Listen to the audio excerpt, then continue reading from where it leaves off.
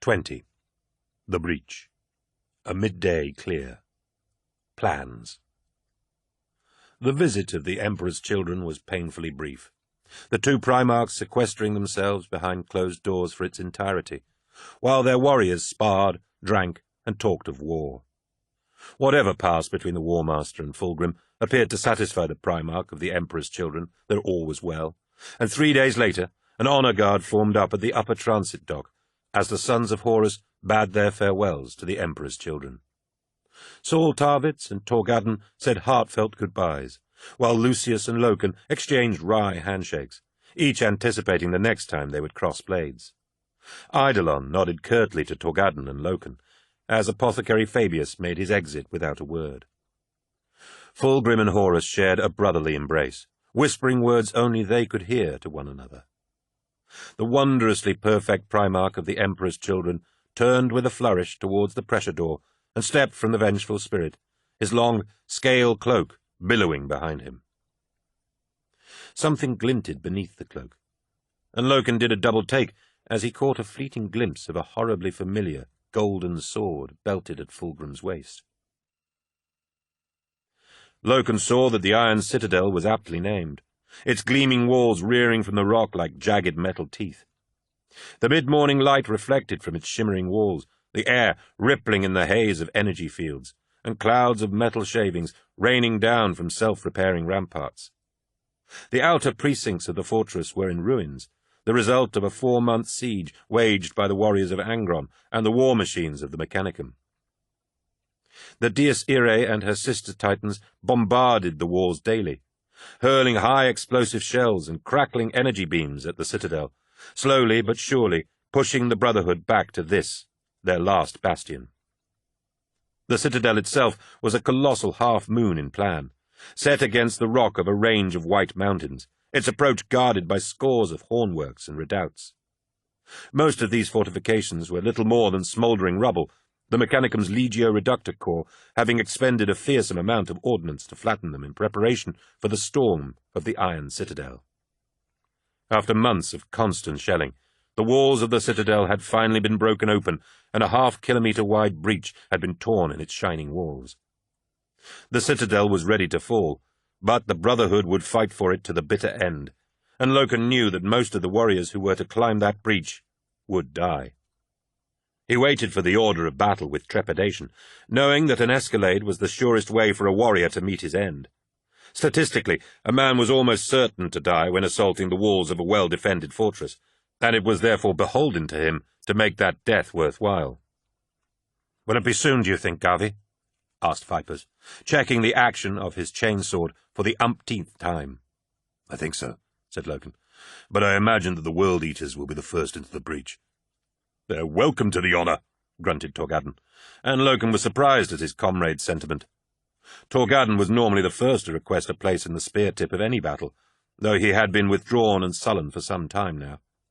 He would not be drawn on the reasons why, but Loken knew it had to do with Aximand and Abaddon.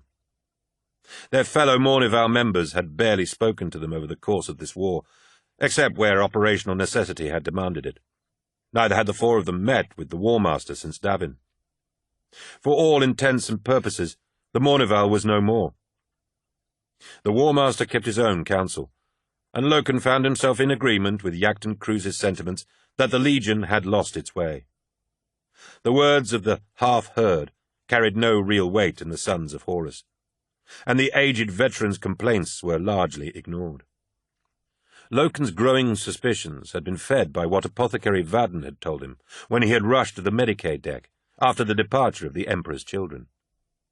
He had found the apothecary in the midst of surgery, ministering to the Legion's wounded, the tiled floor slicked with congealed blood.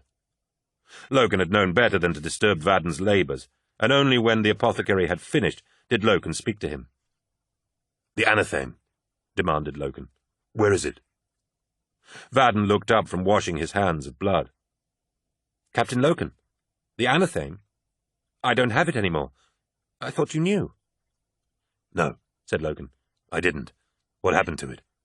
I told you to tell no one that it was in your possession." "And nor did I," said Vadden angrily. "He already knew I had it." "He?" asked Loken. Who are you talking about? The apothecary of the Emperor's children. Fabius, said Vadden. He came to the Medicae deck a few hours ago and told me he had been authorized to remove it. A cold chill seized Loken as he asked, Authorized by whom? By the War Master, said Vadden. And you just gave it him? Asked Loken. Just like that? What was I supposed to do? Snarled Vadden. This Fabius had the War Master's seal. I had to give it to him. Loken took a deep, calming breath, knowing that the apothecary would have had no choice when presented with the seal of Horus. The months of research Vadden had performed on the weapon had, thus far, yielded no results, and with its removal from the vengeful spirit, any chance of uncovering its secrets was lost forever. A crackling voice in Loken's helmet shook him from his sour memory of the second theft of the anatheme, and he focused on the order of battle streaming through his headset. Sure enough, the World-Eaters were going in first, a full assault company led by Angron himself, and supported by 2 companies of the Sons of Horus, the 10th and the 2nd, Loken and Torgadden's companies. Torgadden and Loken shared an uneasy glance. To be given the honor of going into the breach seemed at odds with their current status within the Legion, but the order was given, and there was no changing it now. Army regiments would follow to secure the ground the Astartes won, and Hector Varvarus himself would lead these detachments. Loken shook hands with Torgadden and said, See you on the inside, Tarek. Try not to get yourself killed, Garvey, said Torgadden. Thanks for the reminder, said Loken. And here was me thinking that was the point. Don't joke, Garvey, said Torgadden. I'm serious. I think we're going to need each other's support before this campaign is over. What do you mean? Never mind, said Torgadden. We'll talk more once this citadel is ours, eh? Yes, we'll share a bottle of victory wine in the ruins of the Brotherhood's citadel. Torgadden nodded and said, You're buying, though. They shook hands once more, and Torgadden jogged away to rejoin his warriors and ready them for the bloody assault. Loken watched him go, wondering if he would see his friend alive again to share that drink. He pushed such defeatism aside as he made his way through his own company to pass out orders and offer words of encouragement. He turned as a huge cheer erupted from further down the mountains, seeing a column of warriors clad in the blue and white armor of the World-Eaters, marching towards the approaches to the breach. The assaulters of the World-Eaters were hulking warriors equipped with mighty chain axes and heavy jump packs. They were brutality distilled, and concentrated violence moulded them into the most fearsome close combat fighters Loken had ever seen. Leading them was the Primarch Angron. Angron, the Bloody One, the Red Angel. Loken had heard all these names and more for Angron, but none of them did justice to the sheer brutal physicality of the Primarch of the World-Eaters. Clad in an ancient suit of gladiatorial armor, Angron was like a warrior from some lost heroic age.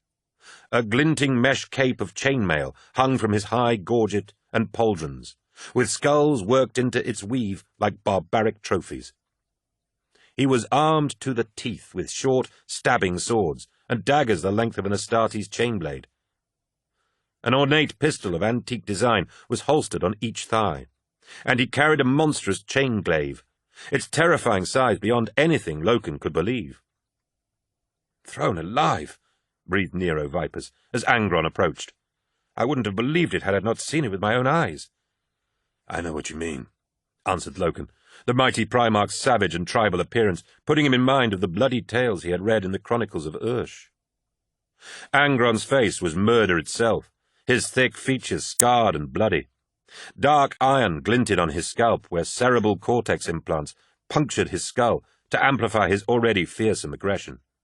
The implants had been grafted to Angron's brain when he had been a slave, centuries before, and though the technology to remove them was available, he had never wanted them removed.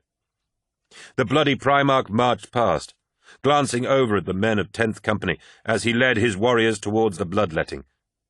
Loken shivered at the sight of him, seeing only death in his heavy-lidded eyes, and he wondered what terrible thoughts must fill Angron's violated skull. No sooner had the Primarch of the World-Eaters passed than the bombardment began, the guns of the Legio Mortis launching rippling salvos of rockets and shells into the breach. Loken watched as Angron delivered his assault orders with curt chops of his glaive, and felt a momentary pity for the Brotherhood warriors within the citadel. Though they were his sworn enemies, he did not envy them the prospect of fighting such a living avatar of blood and death. A terrifying war cry sounded from the World-Eaters, and Loken watched as Angron led his company in a crude ritual of scarification. The warriors removed their left gauntlets and slashed their axes across their palms, smearing the blood across the faceplates of their helmets as they chanted canticles of death and bloodshed. "I almost feel sorry for the poor bastards in the citadel," said Vipers, echoing Loken's earlier thoughts. "Pass the word to stand ready," he ordered. "We move out when the World-Eaters reach the crest of the breach." He held out his hand to Nero Vipers and said, "Kill for the living, Nero." "Kill for the dead," answered Vipers.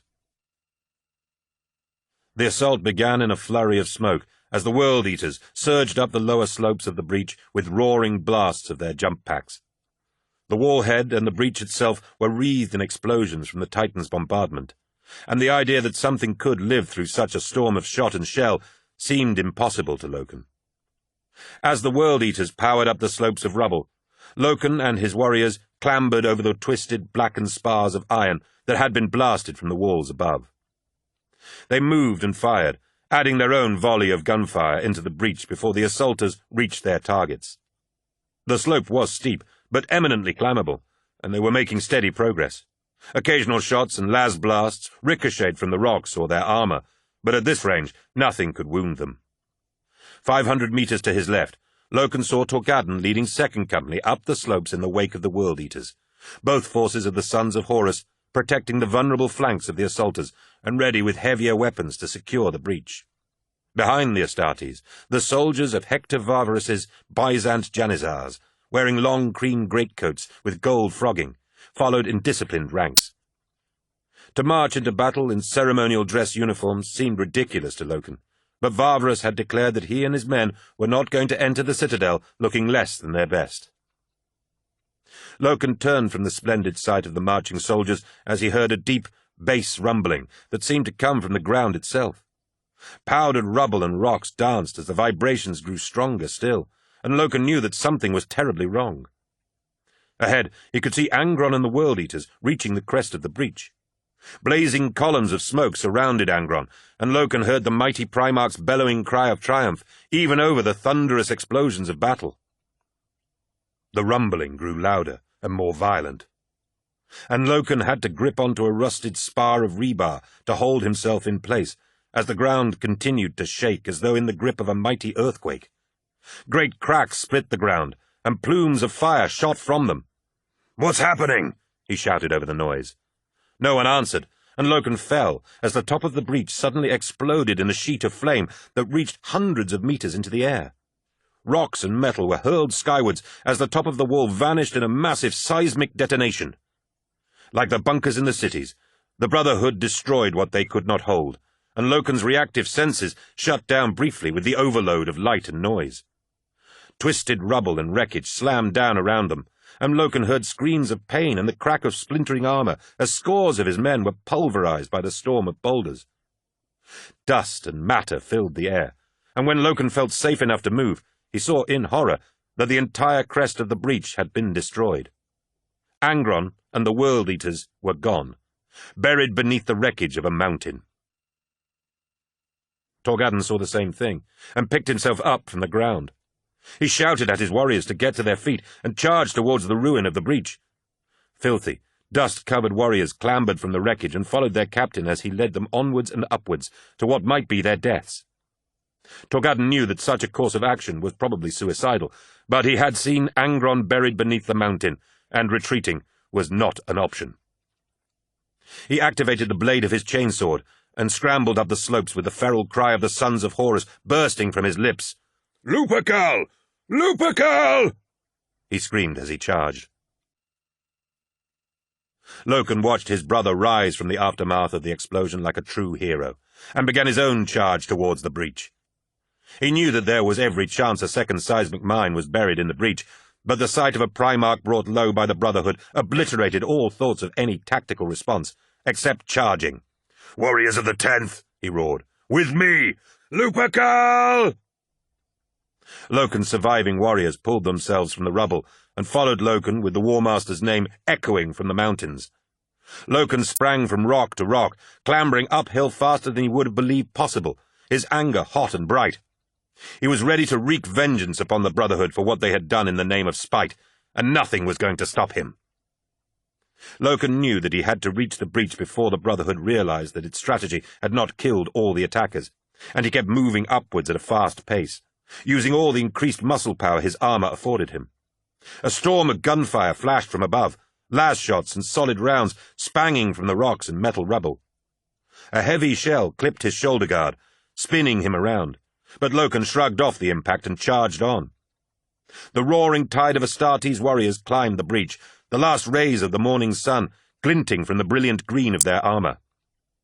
To see so many warriors in battle was magnificent, an unstoppable wave of death that would sweep away all resistance in a storm of gunfire and blades.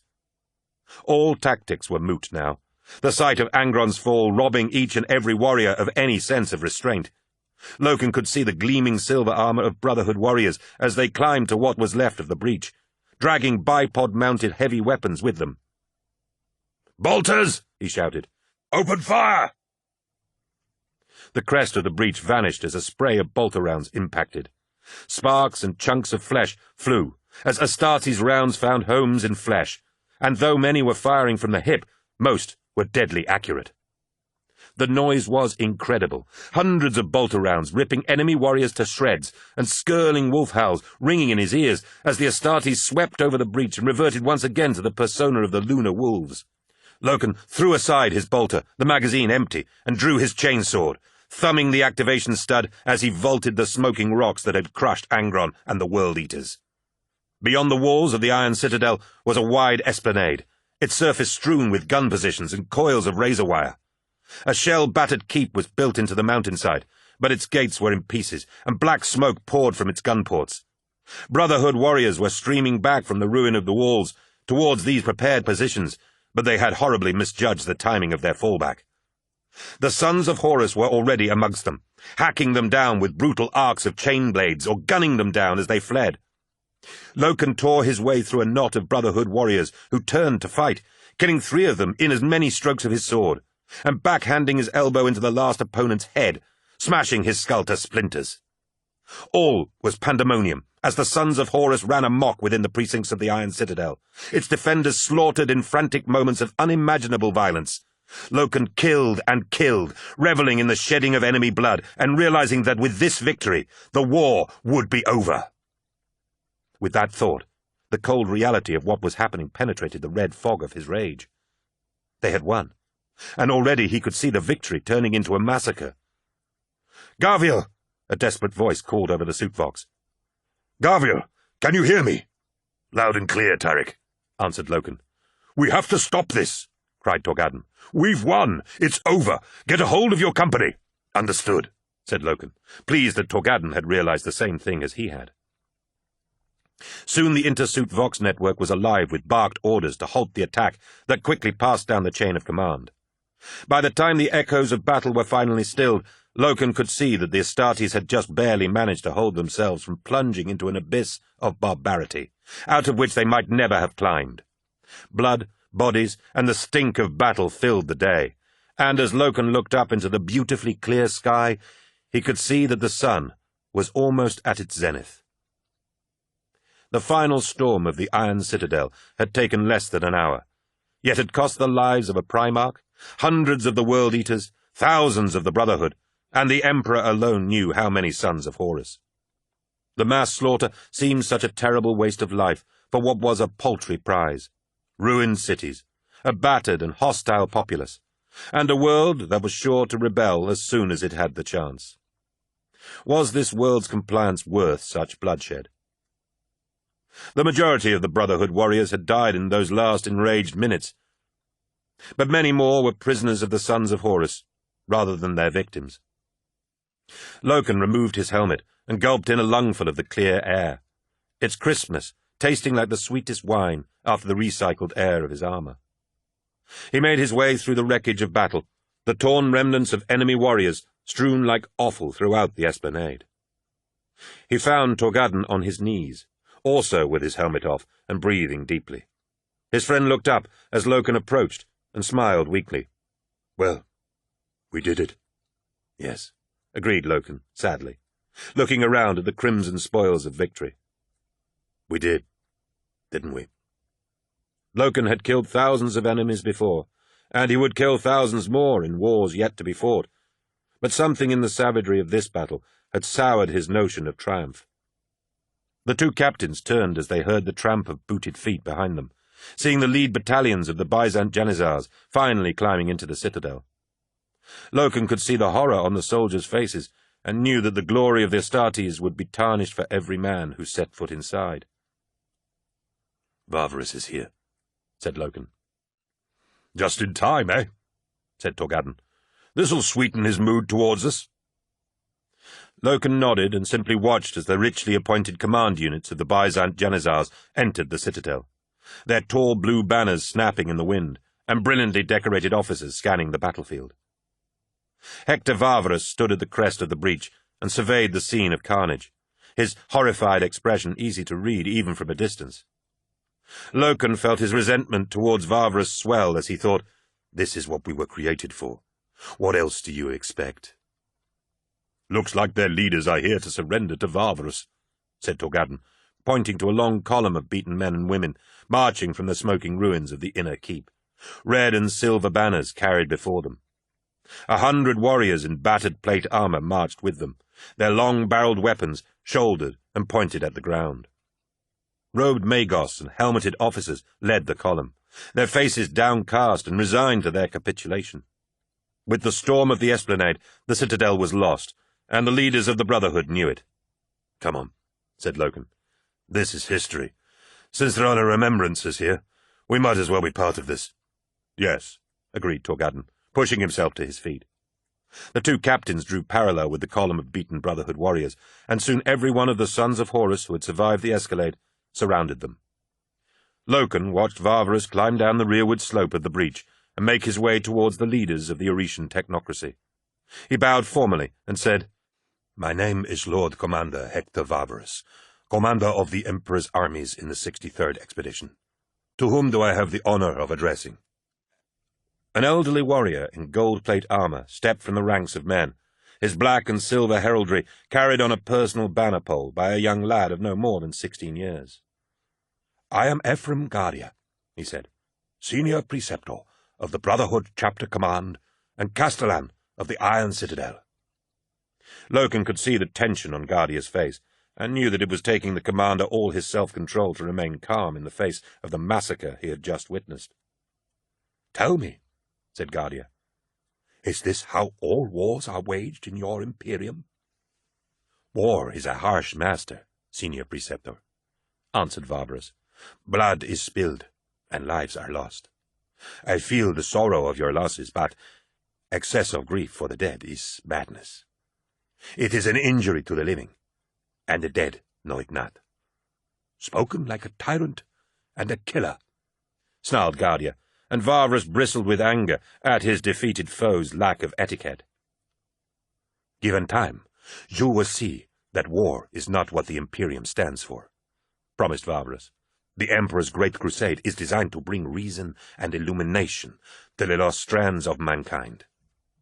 I promise you that this unpleasantness will soon be forgotten as we go forward into a new age of peace." Guardia shook his head and reached into a pouch at his side. "I think you are wrong. But you have beaten us, and my opinion means nothing anymore." He unrolled a sheet of parchment and said, "I shall read our declaration to you, Varvarus. All my officers have signed it, and it will stand as a testament to our attempts to defy you." Clearing his throat, Guardia began to read. "We fought your treacherous war master to preserve our way of life, and to resist the yoke of imperial rule. It was, in truth, not for glory, nor riches, nor for honor that we fought, but for freedom, which no honest man could ever wish to give up. However, the greatest of our warriors cannot stand before the savagery of your war, and rather than see our culture exterminated, we surrender this citadel and our worlds to you. May you rule in peace more kindly than you make war." Before Varvarus could react to the senior preceptor's declaration, the rubble behind him shifted and groaned, cracks splitting the rock and metal as something vast and terrible heaved upwards from beneath the ground. At first Loken thought that it was the second seismic charge he had feared, but then he saw that these tremors were far more localized. Janizars scattered, and men shouted in alarm as more debris clattered from the breach. Loken gripped the hilt of his sword as he saw many of the Brotherhood warriors reach for their weapons. Then the breach exploded with a grinding crack of ruptured stone, and something immense and red erupted from the ground with a bestial roar of hate and bloodlust. Soldiers fell away from the red giant, hurled aside by the violence of his sudden appearance. Angron towered over them, bloody and enraged, and Loken marveled that he could still be alive after thousands of tons of rock had engulfed him. But Angron was a Primarch, and what, save for an anatheme, could lay one such as him low? "Blood for Horus!" shouted Angron, and leapt from the breach. The Primarch landed with a thunderous impact that split the stone beneath him, his chainglaive sweeping out and cleaving the entire front rank of Brotherhood warriors to bloody ruin. Ephraim Guardia died in the first seconds of Angron's attack, his body cloven through the chest with a single blow.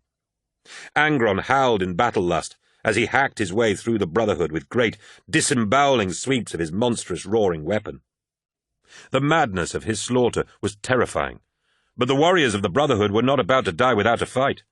Loken shouted, "No! Stop!" But it was already too late. The remainder of the Brotherhood shouldered their weapons and began firing on the sons of Horus and the rampaging Primarch. "Open fire!" shouted Loken, knowing he had no choice. Gunfire tore through the ranks of the Brotherhood, the point-blank firefight a lethal firestorm of explosive bolter rounds. The noise was deafening and horrifyingly brief, as the Brotherhood were mercilessly gunned down by the Astartes or hacked apart by Angron. Within seconds, it was over, and the last remnants of the Brotherhood were no more. Desperate cries for medics sounded from the command units of the Janizars, and Loken saw a group of bloody soldiers on their knees around a fallen officer, his cream greatcoat drenched in blood. The gold of his medals gleamed in the cold midday light, and as one of the kneeling soldiers shifted position, Loken realized the identity of the fallen man. Hector Varvarus lay in a spreading pool of blood, and even from a distance Loken could see that there would be no saving him. The man's body had been ripped open from the inside, the gleaming ends of splintered ribs jutting from his chest, where it was clear a bolter round had detonated within him. Loken wept to see this fragile piece broken, and dropped his sword in disgust at what had happened, and at what he had been forced to do. With Angron's senseless attack, the lives of his warriors had been threatened, and he had no other choice but to order the attack.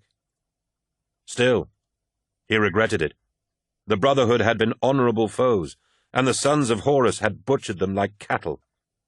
Angron stood in the midst of the carnage, his glaive spraying the warriors nearest him with spatters of blood from the roaring chainblade. The sons of Horus cheered in praise of the World-Eater's Primarch, but Loken felt soul-sick at such a barbaric sight. "That was no way for warriors to die," said Torgadden. "Their deaths shame us all." Loken didn't answer. He couldn't. 21. Illumination. With the fall of the Iron Citadel, the war on Aureus was over. The Brotherhood was destroyed as a fighting force, and though there were still pockets of resistance to be mopped up, the fighting was as good as over. Casualties on both sides had been high, most especially in the army units of the expedition.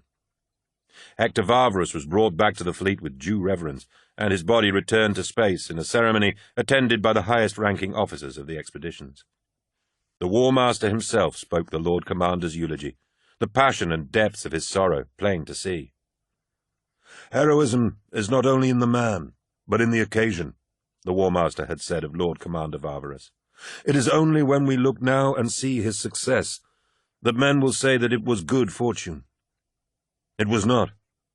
We lost thousands of our best warriors that day, and I feel the loss of every one. Hector Varvarus was a leader who knew that to march with the gods, one must wait until he hears their footsteps sounding through events, and then leap up and grasp the hem of their robes. Varvarus has gone from us, but he would not want us to pause in mourning, for history is a relentless master. It has no present, only the past rushing into the future. To try to hold fast to it is to be swept aside, and that, my friends, will never happen. Not while I am War Master. Those men who fought and bled with Varvarus shall have this world to stand sentinel over, so that his sacrifice will never be forgotten. Other speakers had said their farewells to the Lord Commander, but none with the War Master's eloquence. True to his word, Horus ensured that army units that had been loyal to Varvarus were appointed to minister the worlds he had died to make compliant. A new imperial commander was installed, and the martial power of the fleet began the time-consuming process of regrouping in preparation for the next stage of the crusade. Carcass's billet stank of ink and printing fumes, the crude mechanical bulk printer working overtime to print enough copies of the latest edition of The Truth Is All We Have. Though his output had been less prolific of late, the Bondsman No. 7 box was nearly empty. Ignace Carcassy remembered wondering, a lifetime ago it seemed, whether or not the lifespan of his creativity could be measured in the quantity of paper he had left to fill.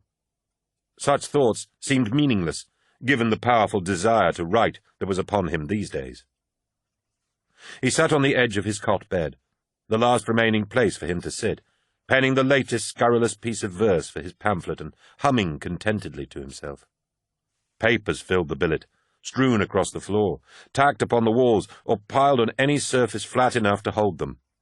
Scribbled notes, abandoned odes, and half-finished poems filled the space, but such was the fecundity of his muse that he didn't expect to exhaust it any time soon.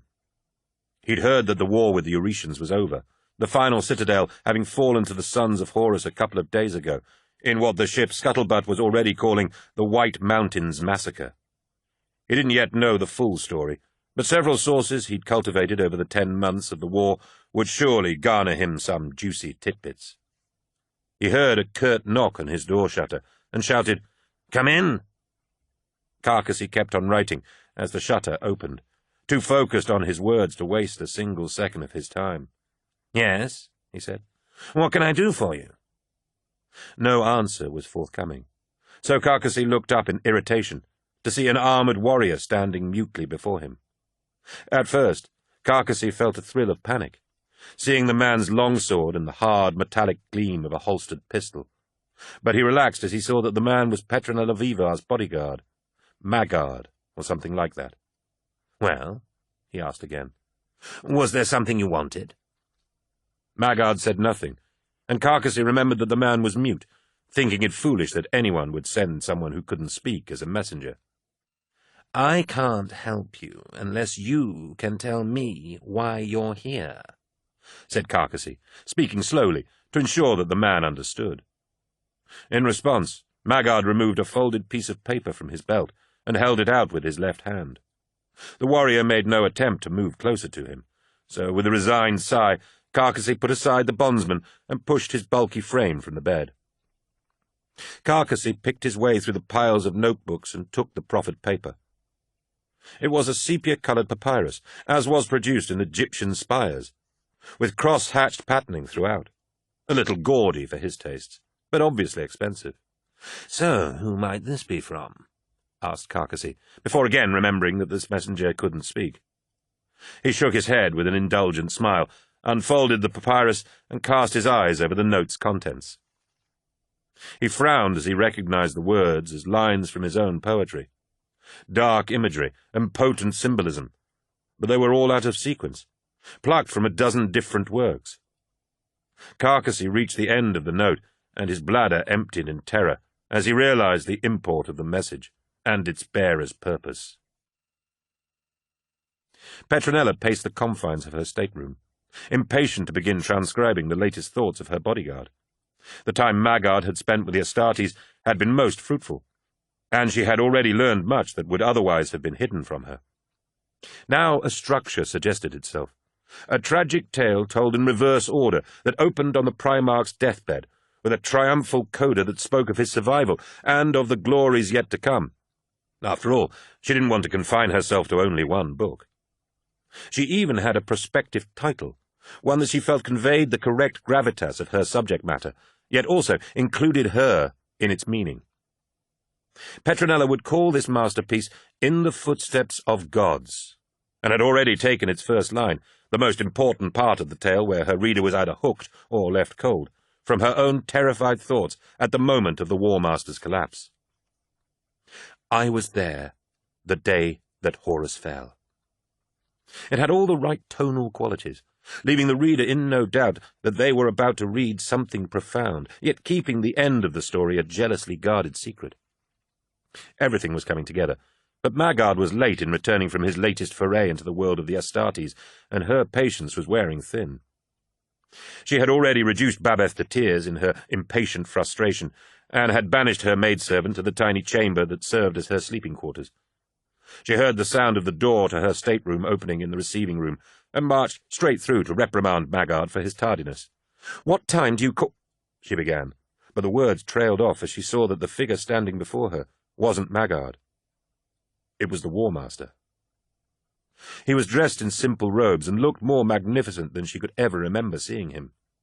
A fierce anima surrounded him, and she found herself unable to speak as he looked up, the full force of his personality striking her. Standing at the door behind him was the hulking form of First Captain Abaddon. Horus looked up as she entered, and nodded to Abaddon, who closed the door at his back. "Miss Viva," said the War Master. It took an effort of will on Petronella's part for her to find her voice. "Yes, my lord," she stammered, horrified at the mess of her stateroom, and that the War Master should see it so untidy. She must remember to punish Babeth for neglecting her duties. I wasn't expecting—" Horus held up his hand to soothe her concerns, and she fell silent. "I know I have been neglectful of you," said the War Master. "You have been privy to my innermost thoughts, and I allowed the concerns of the war against the technocracy to command my attention." "My lord, I never dreamed you gave me such consideration," said Petronella. "You would be surprised," smiled Horus. "Your writing goes well?" "Very well, my lord," said Petronella. "I have been prolific since we last met." "May I see?" asked Horus. "Of course," she said, thrilled that he should take an interest in her work. She had to force herself to walk, not run, into her writing room, indicating the papers stacked on her escritoire. "It's all a bit of a jumble, but everything I've written is here," beamed Petronella. "I would be honoured if you would critique my work. After all, who is more qualified?" "Quite," agreed Horus, following her to the escritoire and taking up her most recent output. His eyes scanned the pages, reading and digesting the contents quicker than any mortal man ever could. She searched his face for any reaction to her words, but he was as unreadable as a statue, and she began to worry that he disapproved. Eventually, he placed the papers back on the escritoire and said, "It is very good. You are a talented documentarist." "Thank you, my lord," she gushed, the power of his praise like a tonic in her veins. "Yes," said Horus, his voice cold. "It's almost a shame that no one will ever read it." Maggard reached up and grabbed the front of Carcassie's robe, spinning him around and hooking his arm around the poet's neck. Carcassie struggled in the powerful grip, helpless against Maggard's superior strength. "Please," he gasped, his terror making his voice shrill. "No, please don't." Maggard said nothing, and Carcassie heard the snap of leather as the warrior's free hand popped the stud on his holster. Carcassie fought, but he could do nothing, the crushing force of Maggard's arm around his neck, robbing him of breath and blurring his vision. Carcassie wept bitter tears as time slowed. He heard the slow rasp of the pistol sliding from its holster and the harsh click as the hammer was drawn back. He bit his tongue. Bloody foam gathered in the corners of his mouth. Snot and tears mingled on his face. His legs scrabbled on the floor. Papers flew in all directions. Cold steel pressed into his neck. The barrel of Maggard's pistol jammed tight under his jaw. Carcassie smelled the gun oil. He wished. The hard bang of the pistol shot echoed deafeningly in the cramped billet. At first, Petronella wasn't sure she'd understood what the War Master meant. Why wouldn't people be able to read her work? Then she saw the cold, merciless light in Horace's eyes. "My lord, I'm not sure I understand you," she said, haltingly. "Yes, you do." "No," she whispered, backing away from him. The War Master followed her, his steps slow and measured. "When we spoke in the Apothecarian, I let you look inside Pandora's box, Miss Viva, and for that I am truly sorry. Only one person has a need to know the things inside my head, and that person is me. The things I have seen and done, the things I am going to do." "Please, my lord," said Petronella, backing out of her writing-room and into the receiving-room. "If you are unhappy with what I've written, it can be revised, edited. I would give you approval on everything, of course." Horace shook his head, drawing closer to her with every step. Petronella felt her eyes filled with tears, and she knew that this couldn't be happening. The War Master would not be trying to scare her. They must be playing some cruel joke on her. The idea of the Astartes making a fool of her stung Petronella's wounded pride, and the part of her that had snapped angrily at the War Master upon their first meeting rose to the surface. "I am the Palatina Maioria of House Carpinus, and I demand that you respect that," she cried, standing firm before the War Master. "You can't scare me like this." "I'm not trying to scare you," said Horace, reaching out to hold her by the shoulders. "You're not?" asked Petronella, his words filling her with relief. She'd known that this couldn't be right, that there had to be some mistake. "No," said Horace, his hand sliding towards her neck. "I am illuminating you." Her neck broke with one swift snap of his wrist. The Medicae cell was cramped, but clean and well-maintained. Mercedes Ollerton sat by the bed and wept softly to herself, tears running freely down her coal dark skin. Kyril Sinderman sat with her, and he too shed tears as he held the hand of the bed's occupant. Euphrates Keeler lay unmoving, her skin pale and smooth, with a sheen to it that made it look like polished ceramic. Since she had faced the horror in Archive Chamber 3, she had lain unmoving and unresponsive in this Medicae bay. Sinderman had told Mercedes what had happened, and she found herself torn between wanting to believe him and calling him delusional. His talk of a demon, and of Euphrates standing before it with the power of the Emperor pouring through her, was too fantastical to be true, wasn't it? She wondered if he'd told anyone else of it. The apothecaries and medics could find nothing physically wrong with Euphrates Keeler, save for the eagle-shaped burn on her hand that refused to fade. Her vital signs were stable, and her brainwave activity registered normal. No one could explain it, and no one had any idea how to wake her from this coma-like state. Mercedes came to visit Euphrates as often as she could, but she knew that Sinderman came every day, spending several hours at a time with her. Sometimes they would sit together, talking to Euphrates, telling her of the events happening on the planets below, the battles that had been fought, or simply passing on ship gossip. Nothing seemed to reach the Imagist, and Mercedes sometimes wondered if it might not be a kindness to let her die. What could be worse for a person like Euphrates than being trapped by her own flesh, with no ability to reason, to communicate or express herself? She and Sinderman had arrived together today, and each instantly knew that the other had been crying. The news of Ignace Carcass's suicide had hit them all hard, and Mercedes still couldn't believe how he could have done such a thing. A suicide note had been found in his billet, which was said to have been composed in verse. It spoke volumes of Ignace's enormous conceit that he made his last goodbye in his own poetry. They had wept for another lost soul, and then they sat on either side of Euphrates' bed, holding each other's and Keeler's hands as they spoke of better times. Both turned as they heard a soft knock behind them. A thin-faced man, wearing the uniform of the Legio Mortis and an earnest face, stood framed in the doorway. Behind him, Mercedes could see that the corridor was filled with people. "Is it all right if I come in?" he asked. Mercedes Ollerton said, "Who are you?" "My name's Titus Cassar, Moderati Primus of the Dies Irae. I've come to see the saint." They met in the observation deck, the lighting kept low, and the darkness of space leavened only by the reflected glare of the planets they had just conquered. Loken stood with his palm against the armoured viewing bay, believing that something fundamental had happened to the sons of Horus and Aureus, but not knowing what. Torgadden joined him moments later, and Loken welcomed him with a brotherly embrace, grateful to have so loyal a comrade. They stood in silence for some time, each lost in thought as they watched the defeated planets turn in space below them. The preparations for departure were virtually complete, and the fleet was ready to move on, though neither warrior had any idea of where they were going. Eventually, Torgadden broke the silence. "So, what do we do?" "I don't know, Tarik," replied Loken. "I really don't." "I thought not," said Torgadden, holding up a glass test tube with something in it that reflected soft light with a golden gleam. "This won't help, then." "What is it?" asked Loken.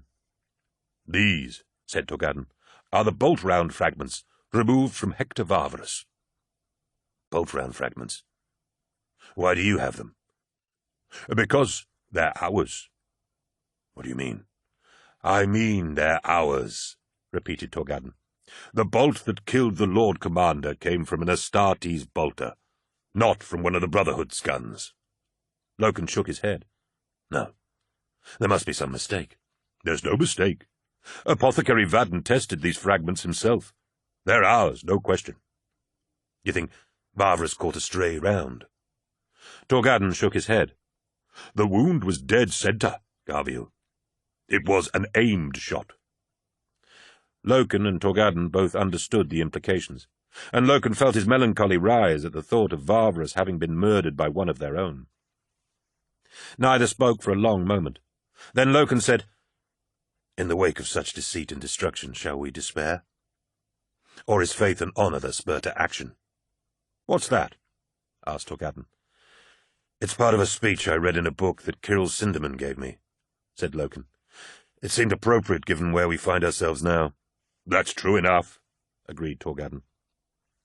"What are we becoming, Tarik?" asked Loken. "I don't recognize our legion anymore. When did it change?" "The moment we encountered the technocracy." "No," said Loken. "I think it was on Davin. Nothing's been the same since then. Something happened to the sons of Horus there. Something vile and dark and evil." "Do you realize what you're saying?" "I do," replied Loken. "I'm saying that we have to uphold the truth of the Imperium of mankind, no matter what evil may assail it." Torgadden nodded. "The Mournival Oath." "Evil has found its way into our legion, Tarik, and it's up to us to cut it out. Are you with me?" asked Loken. "Always," said Torgadden, and the two warriors shook hands in the old Terran way. The War Master's sanctum was dimly lit, the cold glow of the bridge instruments the only source of illumination. The room was full, the core of the War Master's officers and commanders gathered around the table. The War Master sat at his customary place at the head of the table, while Aximand and Abaddon stood behind him, their presence a potent reminder of his authority. Malakhurst, Regulus, Erebus, Princeps Turnit of the Legio Mortis, and various other hand-picked army commanders filled out the rest of the gathering. Satisfied that everyone who needed to be there had arrived, Horus leaned forwards and began to speak. "My friends, we begin the next phase of our campaign among the stars soon, and I know that you're all curious as to where we travel next. I will tell you, but before I do, I need every one of you to be aware of the magnitude of the task before us." He could see he had everyone's attention, and continued. "I am going to topple the Emperor from his throne on Terra, and take his place as the master of mankind."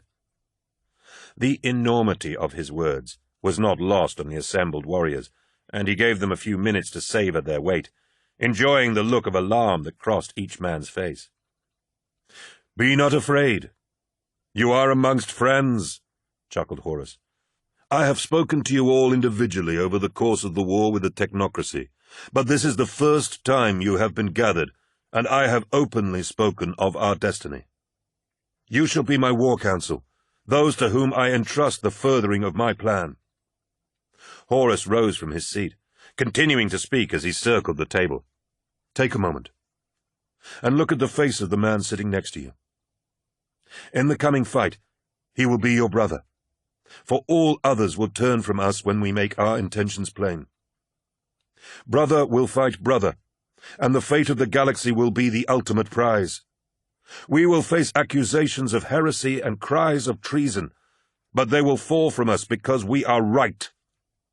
Make no mistake about that. We are right, and the Emperor is wrong. He has sorely misjudged me if he thinks I will stand by while he abandons his realm in his quest for godhood and leaves us amid the destruction of his rampant ambition. The Emperor commands the loyalty of millions of soldiers and hundreds of thousands of Astartes warriors. His battle fleets reach across the stars from one side of the galaxy to the other. The 63rd Expedition cannot hope to match such numbers or resources. You all know this to be the case. But even so, we have the advantage." "What advantage is that?" asked Malachhurst, exactly on cue. "We have the advantage of surprise. No one yet suspects us of having learned the Emperor's true plan, and in that lies our greatest weapon." "But what of Magnus?" asked Malachhurst urgently. "What happens when Leman Russ returns him to Terra?" Horus smiled. "Calm yourself, Mal. I have already contacted my brother Russ and illuminated him with the full breadth of Magnus's treacherous use of demonic spells and conjurations. He was suitably angry, and I believe I have convinced him that to return Magnus to Terra would be a waste of time and effort." Malachhurst returned Horus's smile. "Magnus will not leave Prospero alive." "No," agreed Horus. "He will not." "What of the other legions?" asked Regulus. "They will not sit idly by while we make war upon the Emperor. How do you propose to negate them?" "A worthy question, Adept," said Horus, circling the table to stand at his shoulder. "We are not without allies ourselves. Fulgrim is with us, and he now goes to win Ferrus Manus of the Iron Hands over to our cause. Lorgar, too, understands the necessity of what must be done, and both bring the full might of their legions to my banner." "That still leaves many others," pointed out Erebus. "Indeed it does, Chaplain. But with your help, others may join us. Under the guise of the Chaplain Edict, we will send emissaries to each of the legions to promulgate the formation of warrior lodges within them. From small beginnings, we may win many to our cause." "That will take time," said Erebus. Horus nodded. "It will, yes, but it will be worth it in the long term. In the meantime, I have dispatched mobilization orders to those legions I do not believe we can sway. The Ultramarines will muster at Calth to be attacked by Cor Phaeron of the Word-Bearers, and the Blood Angels have been sent to the Cygnus Cluster, where Sanguinius shall be mired in blood. Then we make a swift, decisive stroke on Terra." "That still leaves other legions," said Regulus. "I know," answered Horus. "But I have a plan that will remove them as a threat to us once and for all. I will lure them into a trap from which none will escape. I will set the Emperor's Imperium ablaze, and from the ashes will arise a new master of mankind." "And where will you set this trap?" asked Malachhurst. "A place not far from here," said Horus. "The Istvan system."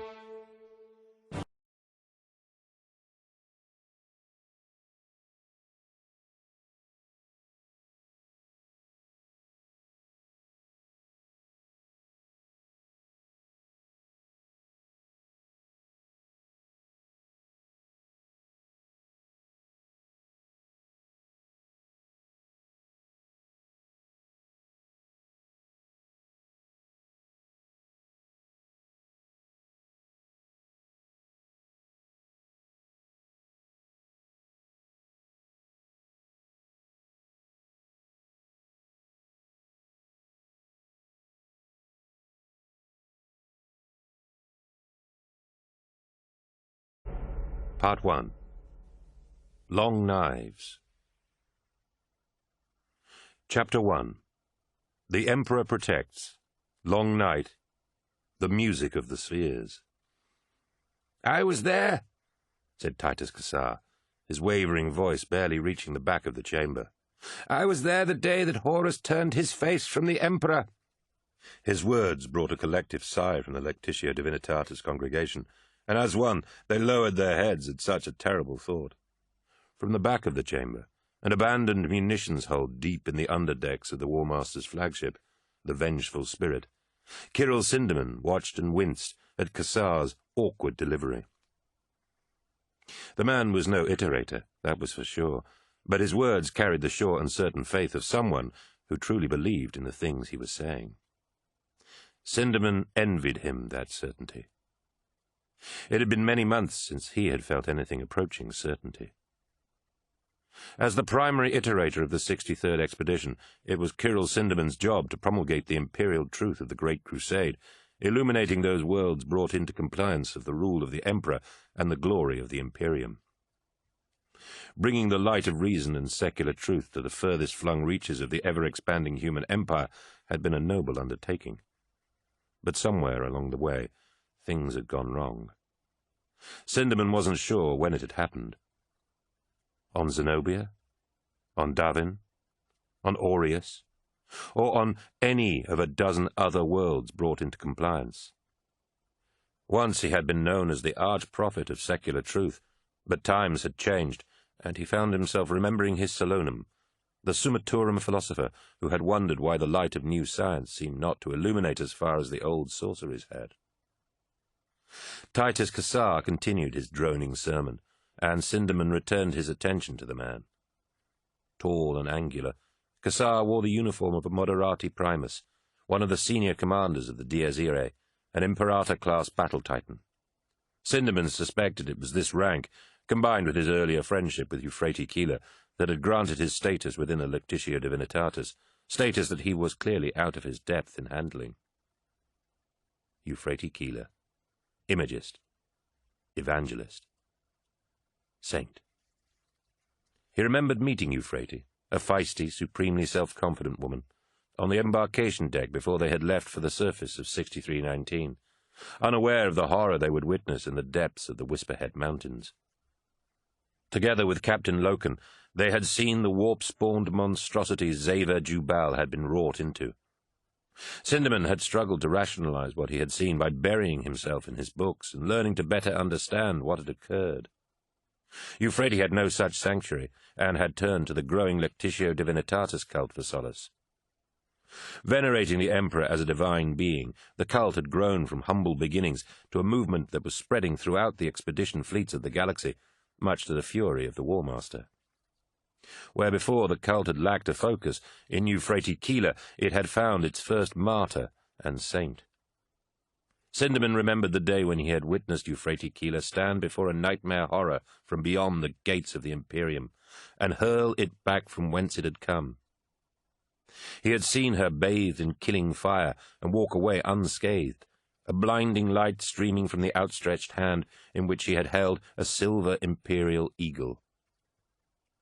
Others had seen it too. Ingmei Singh, mistress of the fleet's astropaths, and a dozen of the ship's armsmen. Word had spread fast, and Euphrates had become overnight a saint in the eyes of the faithful, and an icon to cling to on the frontier of space. He was unsure why he had even come to this meeting. Not a meeting, he corrected himself, but a service, a religious sermon, for there was a very real danger of recognition. Membership of the Lectitio Divinitatis was forbidden, and if he were discovered, it would be the end of his career as an iterator. "Now we shall contemplate the word of the Emperor," continued Cassar, reading from a small leather chapbook. Sinderman was reminded of the Bondsman No. 7 books, in which the late Ignace Carcassy had written his scandalous poetry. Poetry that had, if Mercety Ollerton's suspicions were correct, caused his murder. Sinderman thought that the writings of the Lectitio Divinitatis were scarcely less dangerous. "We have some new faithful among us," said Cassar, and Sinderman felt every eye in the chamber turn upon him. Used to facing an entire continent's worth of audience, Sinderman was suddenly acutely embarrassed by their scrutiny. "When people are first drawn to adoration of the Emperor, it is only natural that they should have questions," said Cassar. They know the Emperor must be a god, for he has godlike powers over all human species. But aside from this, they are in the dark. This, at least, Sindamin agreed with. Most importantly, they ask, if the Emperor truly is a god, then what does he do with his divine power? We do not see his hand reaching down from the sky, and precious few of us are blessed with visions granted by him. So, does he not care for the majority of his subjects? They do not see the falsehood of such a belief. His hand lies upon all of us, and every one of us owes him our devotion. In the depths of the warp, the Emperor's mighty soul does battle with the dark things that would break through and consume us all. On Terra, he creates wonders that will bring peace, enlightenment, and the fruition of all our dreams to the galaxy. The Emperor guides us, teaches us, and exhorts us to become more than we are, but most of all, the Emperor protects. The Emperor protects, said the congregation in unison. The faith of the Lectitio Divinitatus, the divine word of the Emperor, is not an easy path to follow. Where the imperial truth is comforting in its rigorous rejection of the unseen and the unknown, the divine word requires the strength to believe in that which we cannot see. The longer we look upon this dark galaxy and live through the fires of its conquest, the more we realize that the Emperor's divinity is the only truth that can exist. We do not seek out the divine word. Instead, we hear it and are compelled to follow it. Faith is not a flag of allegiance or a theory for debate. It is something deep within us, complete and inevitable. The Lectitio Divinitatis is the expression of that faith, and only by acknowledging the divine word can we understand the path the Emperor has laid before mankind. Fine words, thought Sindamin. Fine words. Poorly delivered, but heartfelt. He could see that they had touched something deep inside those who heard it. An orator of skill could sway entire worlds with such words and force of belief. Before Kassar could continue, Sindamin heard sudden shouts coming from the maze of corridors that led into the chamber. He turned as a panicked woman hurled the door behind him open with a dull clang of metal. In her wake, Sindamin could hear the hard bangs of bolter rounds. The congregation started in confusion, looking to Kassar for an explanation, but the man was as nonplussed as they were. "They found you!" yelled Sindamin, realizing what was happening. "Everyone, get out!" shouted Kassar. "Scatter!" Sindamin pushed his way through the panicking crowd to the front of the chamber and towards Kassar. Some members of the congregation were producing guns, and from their martial bearing Sindamin guessed they were Imperial Army troopers. Some were clearly ship's crewmen, and Sindamin knew enough of religion to know that they would defend their faith with violence if they had to. "Come on, Iterator, it's time we got out of here," said Kassar, dragging the venerable Iterator towards one of the many access corridors that radiated from the chamber. Seeing the worry on his face, Kassar said, "Don't worry, Kirill, the Emperor protects." "I certainly hope so," replied Sindamin breathlessly. Shots echoed from the ceiling, and bright muzzle flashes strobed from the walls. Sindamin threw a glance over his shoulder and saw the bulky armoured form of Astartes entering the chamber. His heart skipped a beat at the thought of being the enemy of such warriors. Sindamin hurriedly followed Kassar into the access corridor and through a set of blast doors, their path twisting through the depths of the ship. The Vengeful Spirit was an immense vessel, and he had no idea of the layout of this area, its walls grim and industrial compared to the magnificence of the upper decks. "Do you know where you're going?" wheezed Sindamin, his breath coming in hot, agonized spikes, and his ancient limbs already tiring from exertion he was scarcely used to. "Engineering," said Kassar. "It's like a maze down there, and we have friends in the engine crew. Damn! Why can't they just let us be?" "Because they are scared of you," said Sindamin, "just like I was." "And you are certain of this?" asked Horus, Primarch of the Sons of Horus Legion and War Master of the Imperium, his voice echoing around the cavernous strategium of the Vengeful Spirit. "As certain as I can be," said Ingmei Singh, the 63rd Expedition's mistress of astropaths. Her face was lined and drawn, and her blind eyes were sunken within ravaged eye sockets. The demands of sending hundreds of telepathic communications across the galaxy weighed heavily on her skeletal frame. Astropathic acolytes gathered about her, robed in the same ghostly white as she, and wordlessly whispering muttered doggerel of the ghastly images in their heads. "How long do we have?" asked Horus. "As with all things connected with the warp, it is difficult to be precise," replied Ing-Mei Sing. "Mistress Sing," said Horus coldly, "precision is exactly what I need from you, now more than ever. The direction of the crusade will change dramatically at this news, and if you are wrong, it will change for the worse." "My lord, I cannot give you an exact answer, but I believe that within days the gathering warp storms will obscure the Astronomicon from us," replied Ing-Mei Sing, ignoring the War Master's implicit threat. Though she could not see them, she could feel the hostile presence of the Justaran warriors, the sons of Horus' First Company Terminators, lurking in the shadows of the Strategium. "Within days we shall hardly see it. Our minds can barely reach across the void, and the navigators claim that they will soon be unable to guide us through. The galaxy will be a place of night and darkness." Horus pounded a hand into his fist. "Do you understand what you say? Nothing more dangerous could happen to the crusade." "I merely state what I see, War Master." "If you are wrong." The threat was not idle. No threat the War Master uttered ever was. There had been a time when the War Master's anger would never have led to such an overt threat, but the violence in Horus's tone suggested that such a time had long passed. "If we are wrong, we suffer. It has never been any different." "And my brother Primarchs? What news from them?" asked Horus. "We have been unable to confirm contact with the blessed Sanguinius," replied Ing-Mei Sing. "and Leman Russ has sent no word of his campaign against the Thousand Suns."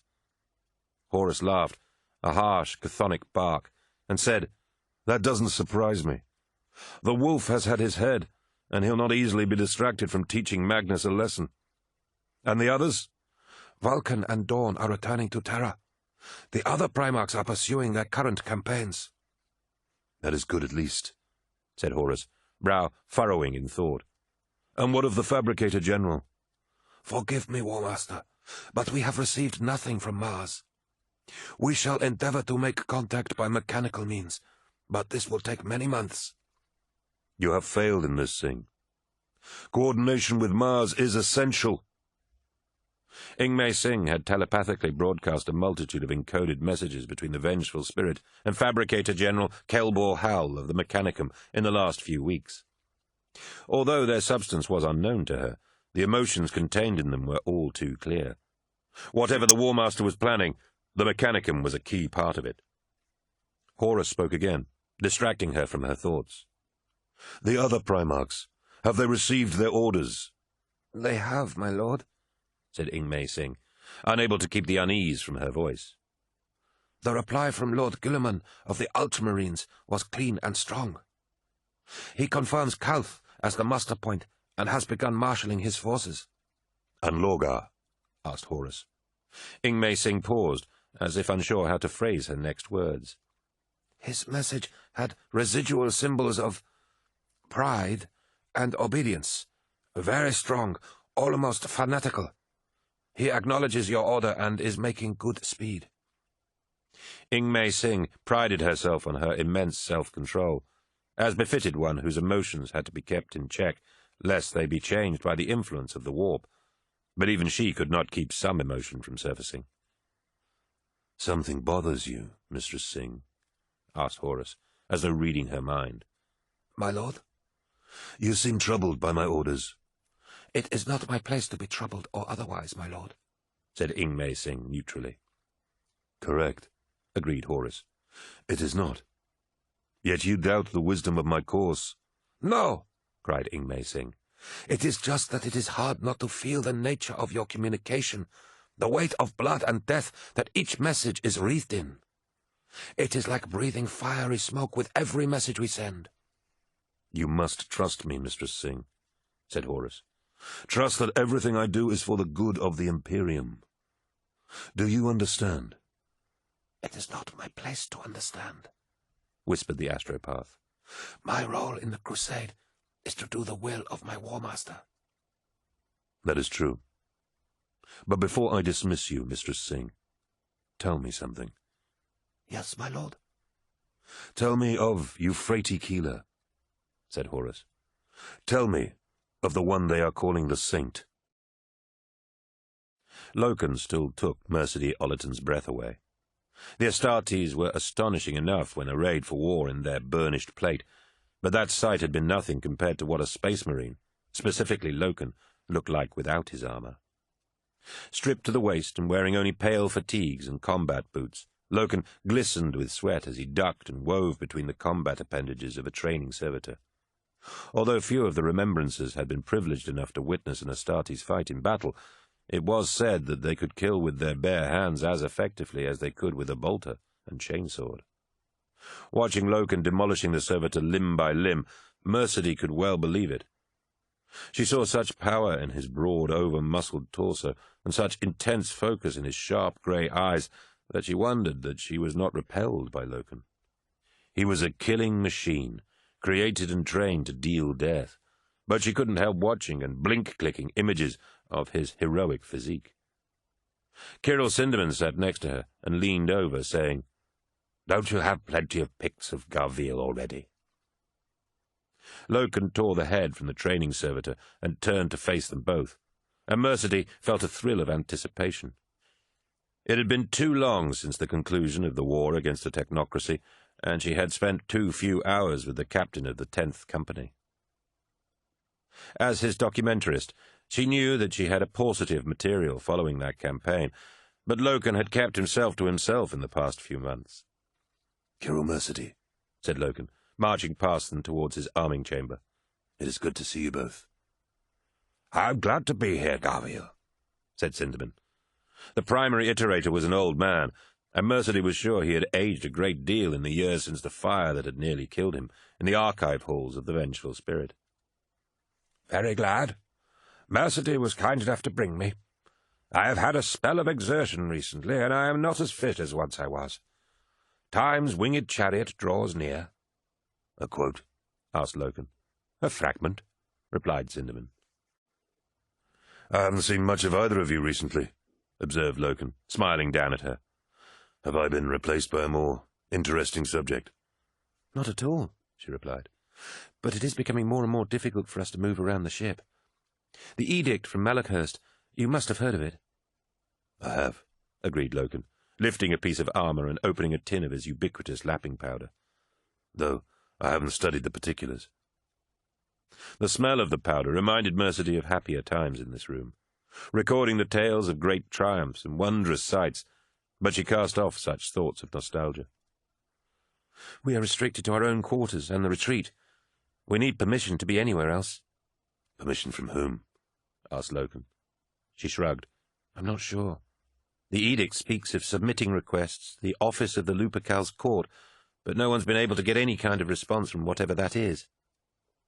"That must be frustrating," observed Loken, and Mercedy felt her anger rise at such an obvious statement. "Well, of course it is. We can't record the Great Crusade if we can't interact with its warriors. We can barely even see them, let alone talk to them." "You made it here," Loken pointed out. "Well, yes. Following you around has taught me how to keep a low profile, Captain Loken. It helps that you train on your own now."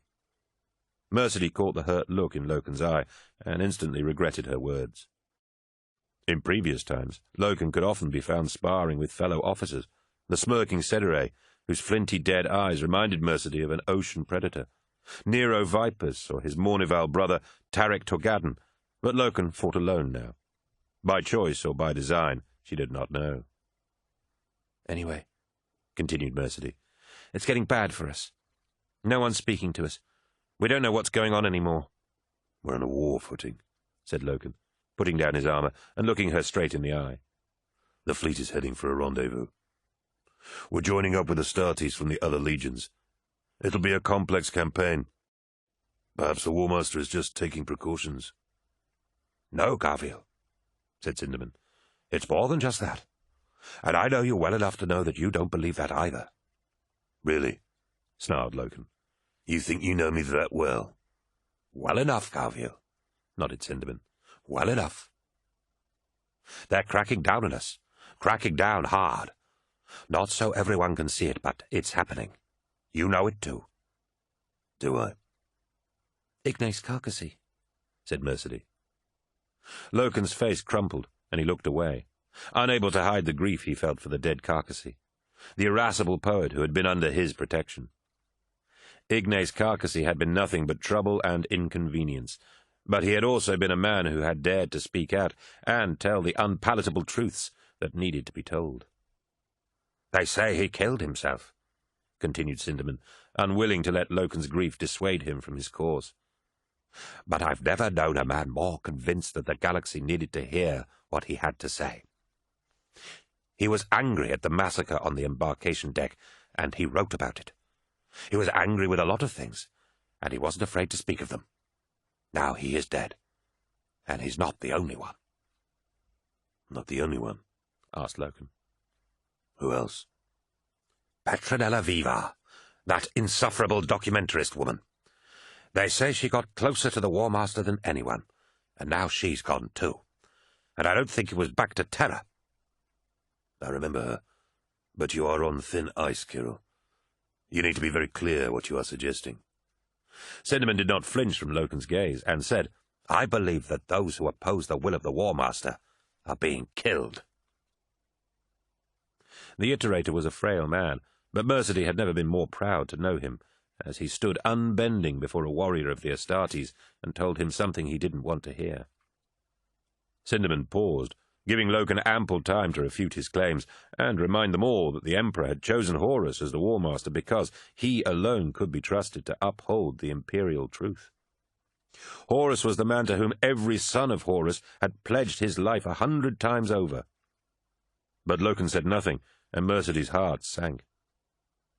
"I have read of it more times than I can remember," continued Cinderman. "The Uranian Chronicles, for example. The first thing those tyrants did was to murder those who spoke out against their tyranny. The overlords of the Indonesic Dark Age did the same thing. Mark my words, the age of strife was made possible when the doubting voices fell silent, and now it is happening here." "You have always taught temperance, Kirill," said Loken, "weighing up arguments and never leaping past them into guesswork. We're at war, and we have plenty of enemies already without you seeking to find new ones. It will be very dangerous for you, and you may not like what you find. I do not wish to see you come to any harm, either of you." "Ha! Now you lecture me, Garville," sighed Cinderman. "So much has changed. You're not just a warrior anymore, are you?" "And you are not just an Iterator?" "No, I suppose not," nodded Cinderman. "An Iterator promulgates the imperial truth, does he not? He does not pick holes in it and spread rumors. But Carcassy is dead, and there are other things." "What things?" asked Loken. "You mean Keeler?" "Perhaps," said Cinderman, shaking his head.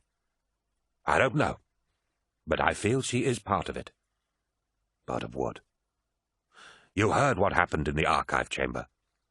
"With Euphrates?" "Yes. There was a fire, and she was badly hurt. She ended up in a coma." "I was there," said Cinderman. "Kirill," said Mercedy, a note of warning in her voice. "Please, Mercedy," said Cinderman. "I know what I saw." "What did you see?" asked Loken. "Lies," replied Cinderman, his voice hushed. "Lies made real. A creature, something from the warp.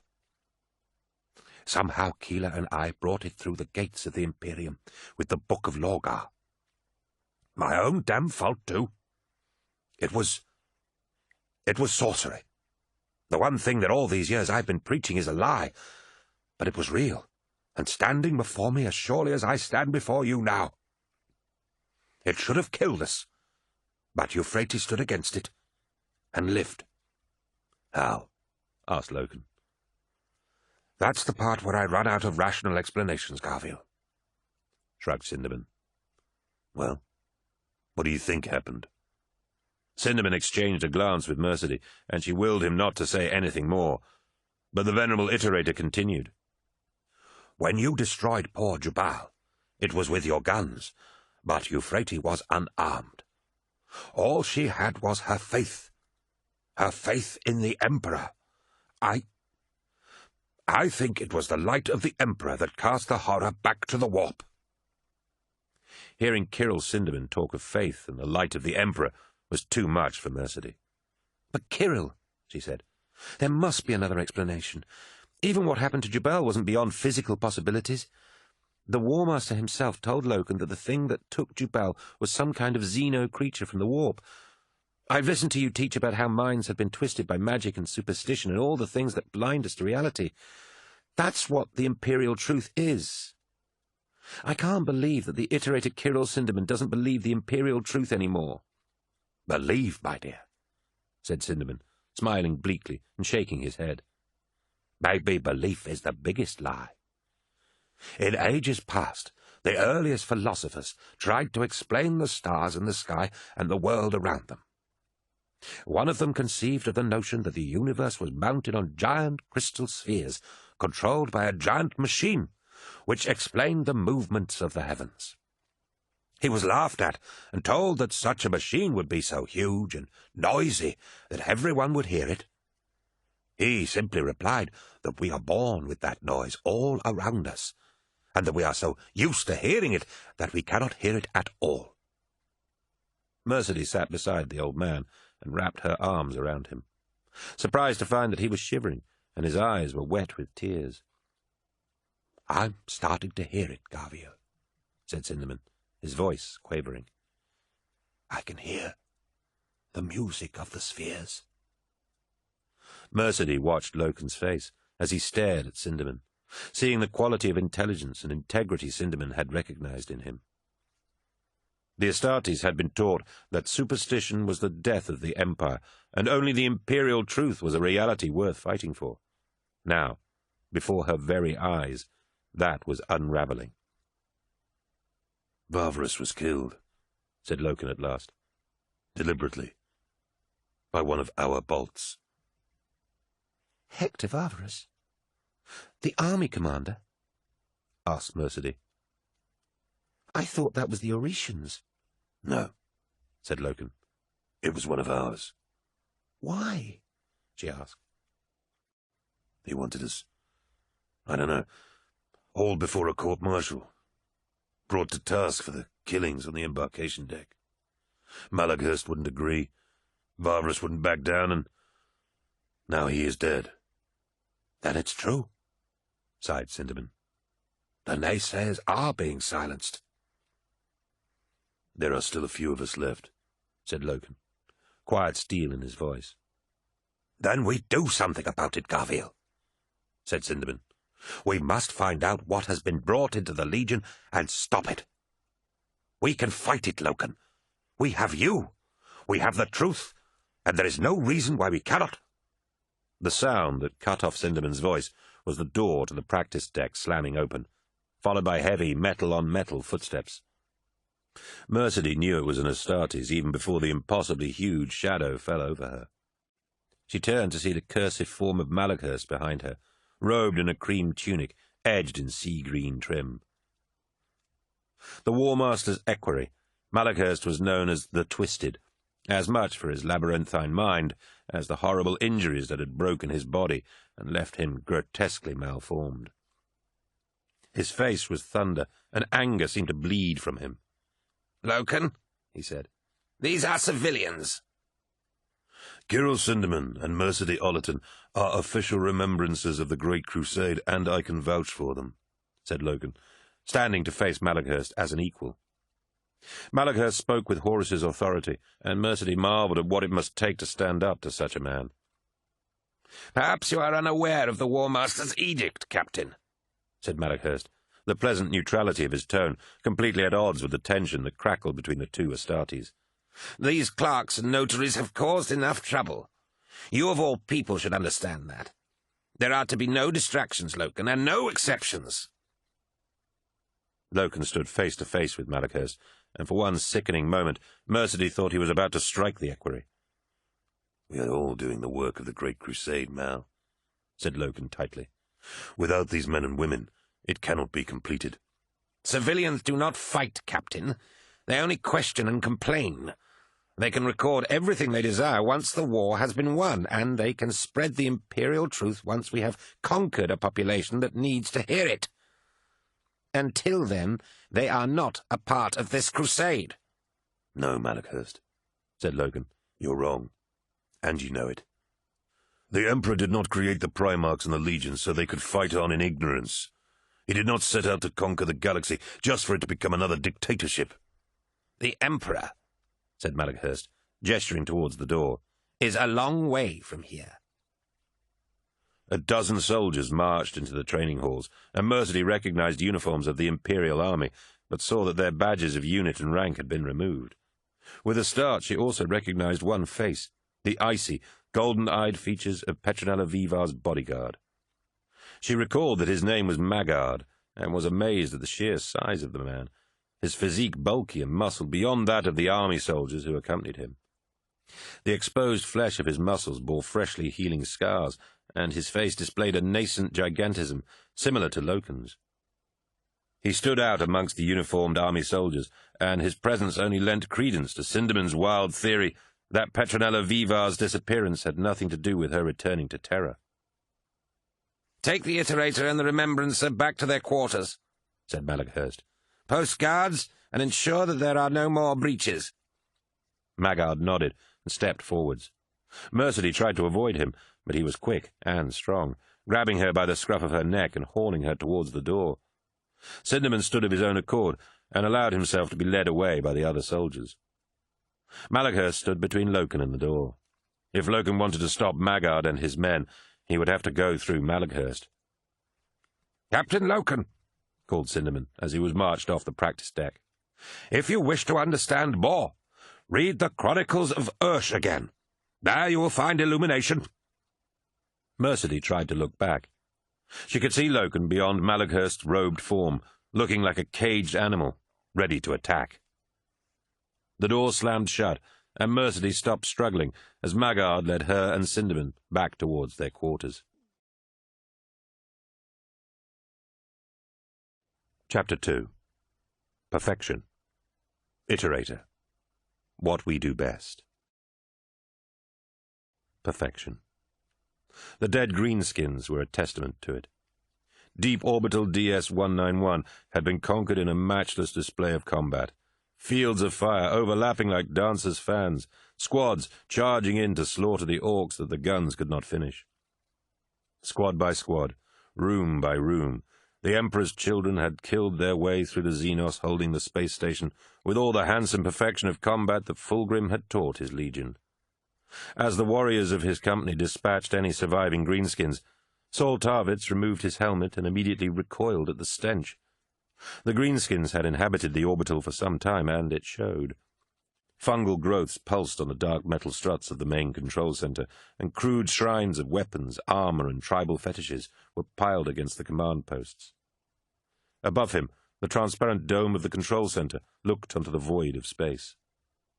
The Kalanides system, a collection of Imperial worlds under attack by the greenskins, was visible amid the froth of stars.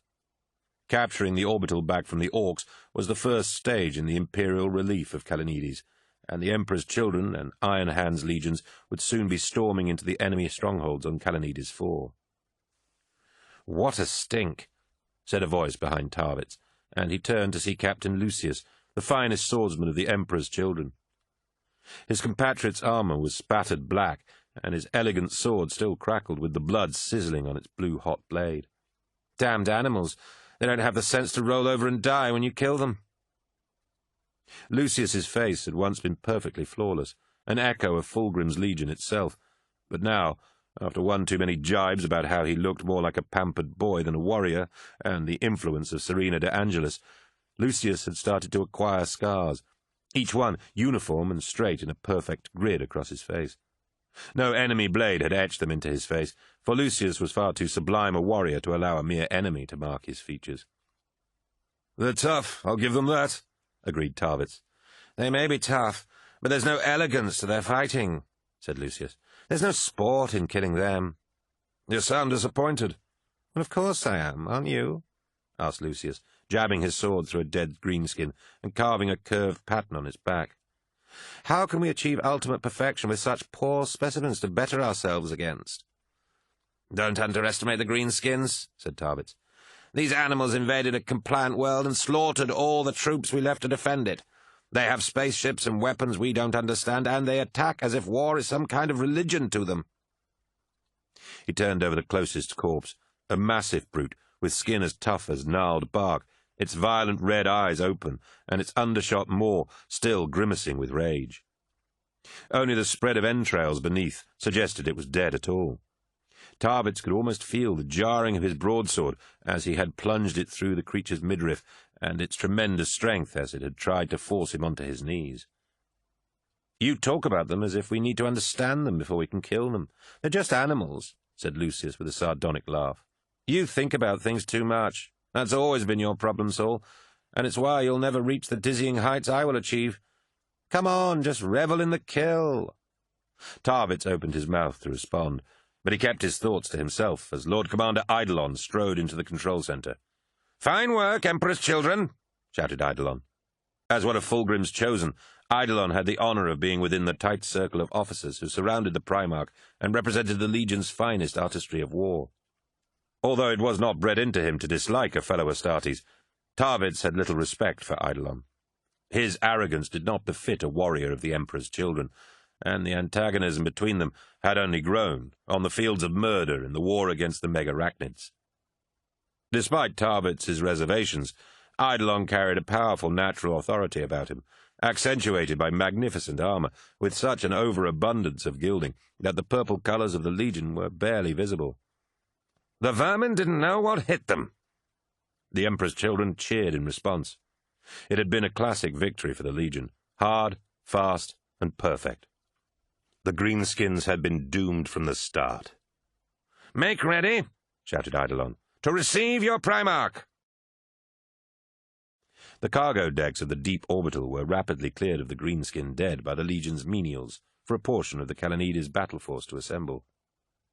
Tarvitz felt his pulse race at the thought of setting eyes on his beloved Primarch once more. It had been too long since the Legion had fought alongside their leader. Hundreds of Emperor's children in perfectly dressed ranks stood to attention, a magnificent army in purple and gold. As magnificent as they were but a poor imitation of the incredible warrior who was father to them all. The Primarch of the Emperor's children was awe-inspiring, his face pale and sculpted, framed by a flowing mane of albino white hair. His very presence was intoxicating, and Tarvitz felt a fierce pride fill him at the sight of this incredible, wondrous warrior. Created to echo a facet of war, Fulgrim's art was the pursuit of perfection through battle, and he sought it as diligently as an imagist strove for perfection through his Picts. One shoulder of his golden armor was worked into a sweeping eagle's wing, the emblem of the Emperor's children, and the symbolism was a clear statement of Legion pride. The Palatine Aquila was the Emperor's personal symbol, and he had granted the Emperor's children alone the right to bear that same heraldry, symbolically proclaiming Fulgrim's warriors as his most adored Legion. Fulgrim wore a golden-hilted sword at his hip, said to have been a gift from the War Master himself, a clear sign of the bond of brotherhood between them. The officers of the Primarch's inner circle flanked him. Lord Commander Eidolon, Apothecary Fabius, Chaplain Charmosian, and the massive dreadnought body of ancient Rylanor. Even these heroes of the Legion were dwarfed by Fulgrim's physical size and his sheer charisma. A line of heralds, chosen from among the young initiates who were soon to complete their training as Emperor's children, fanned out in front of Fulgrim, playing a blaring fanfare on their golden trumpets to announce the arrival of the most perfect warrior in the galaxy. A thunderous roar of applause swelled from the assembled Emperor's children as they welcomed their Primarch back to his Legion. Fulgrim waited graciously for the applause to die down. More than anything, Tarvitz aspired to be that awesome golden figure in front of them, though he knew he had already been designated as a line officer and nothing more. But Fulgrim's very presence filled him with the promise that he could be so much better if he was only given the chance. His pride in his Legion's prowess caught light as Fulgrim looked over the assembled warriors and the Primarch's dark eyes shone as he acknowledged each and every one of them. "My brothers," called Fulgrim, his voice lilting and golden, "this day you have shown the accursed greenskin what it means to stand against the children of the Emperor." More applause rolled around the cargo decks, but Fulgrim spoke over it, his voice easily cutting through the clamour of his warriors. "Commander Eidolon has wrought you into a weapon against which the greenskin had no defence. Perfection, strength, resolve. These qualities are the cutting edge of this legion, and you have shown them all here today. This orbital is in Imperial hands once more, as are the others the greenskins had occupied in the futile hope of fending off our invasion. The time has come to press home this attack against the greenskins and liberate the Kalanides system. My brother Primarch, Ferrus Manus of the Iron Hands, and I shall see to it that not a single alien stands upon land claimed in the name of the Crusade." Expectation was heavy in the air as the Legion waited for the order that would send them into battle with their Primarch. "But most of you, my brothers, will not be there," said Fulgrim. The crushing disappointment Tarvitz felt was palpable, for the Legion had been sent to the Kalanides system with the assumption that it would lend its full strength to the destruction of the invading Xenos. "The Legion will be divided," continued Fulgrim, raising his hands to stem the cries of woe and lamentation that his words provoked. "I will lead a small force to join Ferrus Manus and his Iron Hands at Kalanides 4. The rest of the Legion will rendezvous with the War Master's 63rd expedition at the Istvan system. These are the orders of the War Master and of your Primarch. Lord Commander Eidolon will lead you to Istvan, and he will act in my stead until I can join you once more." Tarvitz glanced at Lucius, unable to read the expression on the swordsman's face at the news of their new orders. Conflicting emotions warred within Tarvitz, aching loss to be parted from his Primarch once more, and excited anticipation at the thought of fighting alongside his comrades and the sons of Horus. "Commander, if you please," said Fulgrim, gesturing Eidolon to step forwards. Eidolon nodded and said, "The War Master has called upon us to aid his legion in battle once more. He recognizes our skills, and we welcome this chance to prove our superiority. We are to halt a rebellion in the Istvan system, but we are not to fight alone. As well as his own legion, the War Master has seen fit to deploy the Death Guard and World Eaters." A muttered gasp spread around the cargo bay at the mention of such brutal legions. Eidolon chuckled. "I see some of you remember fighting alongside our brother Astartes. We all know what a grim and artless business war becomes in the hands of such men, so I say this is the perfect opportunity to show the War Master how the Emperor's chosen fight." The Legion cheered once more, and Tarvitz knew that whenever the Emperor's children had a chance to prove their skill and artistry, especially to the other legions, they took it. Fulgrim had turned pride into a virtue, and it drove each warrior of his legion to heights of excellence that no other could match. Torgadon had called it arrogance, and on the surface of murder, Tarvitz had tried to dissuade him of that notion, but hearing the boastful cries of the Emperor's children around him, he wasn't sure that his friend had been wrong after all. "The War Master has requested our presence immediately," shouted Eidolon through the cheering. "Although Istvan is not far distant, the conditions in the warp have become more difficult, so we must make all haste. The strike cruiser Andronius will leave for Istvan in 4 hours.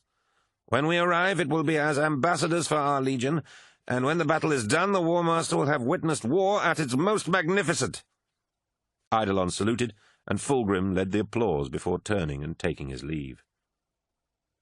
Tarvitz was stunned. To commit such a force of Astartes was rare, and he knew that whatever foe they would face on Istvan must be mighty indeed. Even the thrill of excitement he felt at this opportunity to prove themselves before the War Master was tempered by a sudden, nagging sense of unease. 4 legions? Asked Lucius, echoing his own thoughts as the squads fell out to make ready for the journey to join the 63rd expedition. "For one system? That's absurd." "Careful, Lucius. You veer close to arrogance," Tarvitz pointed out. "Are you questioning the War Master's decision?" "Questioning, no," said Lucius defensively. "But come on. Even you have to admit it's a sledgehammer to crack a nut. Possibly, conceded Tarvitz. but for the Istvan system to rebel, it must have been compliant at one stage. What's your point? My point, Lucius, is that the Crusade was supposed to be pushing ever outwards, conquering the galaxy in the name of the Emperor. Instead, it is turning back on itself to patch up the cracks. I can only assume that the War Master wants to make some kind of grand gesture to show his enemies what rebellion means. Ungrateful bastards, spat Lucius. Once we're done with Istvan, they'll beg us to take them back. With 4 legions sent against them, replied Tarvitz, I don't think there'll be many Istvanians left first to take back. Come, Saul, said Lucius, walking ahead of him. Did you lose your taste for battle against the Greenskins? A taste for battle? Tarvitz had never considered such an idea. He had always fought because he wanted to become more than he was, to strive for perfection in all things. For longer than he could remember, he had devoted himself to the task of emulating the warriors of the Legion who were more gifted and more worthy than he. He knew his station within the Legion, but knowing one's station was the first step to bettering it. Watching Lucius's arrogant swagger, Tarvitz was reminded of how much his fellow captain loved battle. Lucius loved it without shame or apology, seeing it as the best way to express himself, weaving between his enemies and cutting a path of bloody ruin through them with his flashing sword. It just concerns me, said Tarvitz. What does? Asked Lucius, turning back to face him. Tarvitz could see the hastily masked exasperation on the swordsman's face. He had seen that expression more and more on Lucius's scarred features recently, and it saddened him to know that the swordsman's ego and rampant ambition to rise within the ranks of the Emperor's children would be the undoing of their friendship. That the Crusade has to repair itself at all. Compliance used to be the end of it, not now. Don't worry, smiled Lucius. Once a few of these rebel worlds get a decent killing, this will all be over, and the Crusade will go on. Rebel worlds. Who ever thought to hear such a phrase? Tarvitz said nothing as he considered the sheer numbers of Astartes that would be converging on the Istvan system. Hundreds of Astartes had fought on deep orbital DS-191, but more than 10,000 Emperor's children made up the Legion, most of whom would be journeying to Istvan III. That in itself was enough for several war zones. The thought of 4 legions arrayed in battle sent shivers up Tarvitz's spine. What would be left of Istvan when 4 legions had marched through the system? Could any depth of rebellion really justify that? I just want victory, said Tarvitz, the words sounding hollow, even to him. Lucius laughed, but Tarvitz couldn't tell if it was in agreement or mockery. Being confined to his quarters was the most exquisite torture for Kirill Sinderman. Without the library of books he was used to consulting in Archive Chamber 3, he felt quite adrift. His own library, though extensive by any normal standards, was a paltry thing next to the arcana that had been destroyed in the fire. How many priceless, irreplaceable tomes had been lost in the wake of the warp beast he and Euphrates had conjured from the pages of the Book of Lorgar? It did not bear thinking about, and he wondered how much the future would condemn them for the knowledge that had been lost there. He had already filled thousands of pages with those fragments he could remember from the books he had consulted. Most of it was fragmentary and disjointed. He knew that the task of recalling everything he had read was doomed to failure, but he could no more conceive of giving up than he could stop his heart from beating. His gift, and the gift of the Crusade, to the ages yet to come, was the accumulated wisdom of the galaxy's greatest thinkers and warriors. With the broad shoulders of such knowledge to stand upon, who knew what dizzying heights of enlightenment the Imperium might reach? His pen scratched across the page, recalling the philosophies of the Hellenic writers and their early debates on the nature of divinity. No doubt many would think it pointless to transcribe the writings of those long dead, but Sinderman knew that to ignore the past was to doom the future to repeat it. The text he wrote spoke of the ineffable inscrutability of false gods, and he knew that such mysteries were closer to the surface than he cared to admit. The things he had seen and read since 6319 had stretched his skepticism to the point where he could no longer deny the truth of what was plainly before him, and which Euphrates Keeler had been trying to tell them all. Gods existed, and in the case of the Emperor, moved amongst them. He paused for a moment as the full weight of that thought wrapped itself around him like a comforting blanket. The warmth and ease such simple acceptance gave him was like a panacea for all the ills that had troubled him this last year, and he smiled as his pen idly scratched across the page before him without his conscious thought. Sinderman started as he realized that the pen was moving across the page of its own volition. He looked down to see what was being written. "She needs you." Cold fear gripped him, but even as it rose, it was soothed, and a comforting state of love and trust filled him. Images filled his head unbidden. The War Master, strong and powerful in his newly forged suit of black plate armor, the amber eye glowing like a coal from the furnace. Claws slid from the War Master's gauntlets, and an evil red glow built from his gorget, illuminating his face with a ghastly demonic light. "No!" breathed Sinderman, feeling a great and unspeakable horror fill him at this terrible vision. But no sooner had this image filled his head than it was replaced by one of Euphrates Keeler lying supine on her Medicae bed. Terrified thoughts were banished at the sight of her, and Sinderman felt his love for this beautiful woman fill him as a pure and wondrous light. Even as he smiled in rapture, the vision darkened and yellowed talons slid into view, tearing at the image of Euphrates. Sinderman screamed in sudden premonition. Once again he looked at the words on the page, marveling at their desperate simplicity. "She needs you." Someone was sending him a message. The Saint was in danger. Coordinating a Legion's assets, its Astartes, its spacecraft, staff and accompanying Imperial Army units, was a truly Herculean task. Managing to coordinate the arrival of 4 legions in the same place at the same time was an impossible task. Impossible for anyone but the War Master.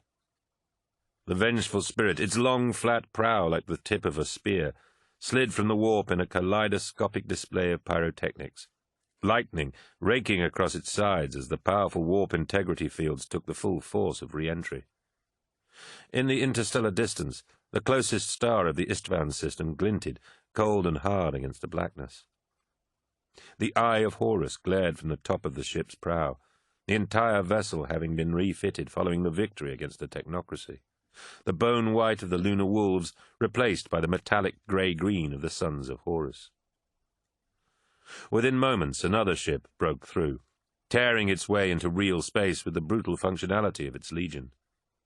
Where the vengeful spirit had a deadly grace to it, the newcomer was brutish and ugly, its hull a drab gunmetal grey, its only decoration a single brazen skull on its prow.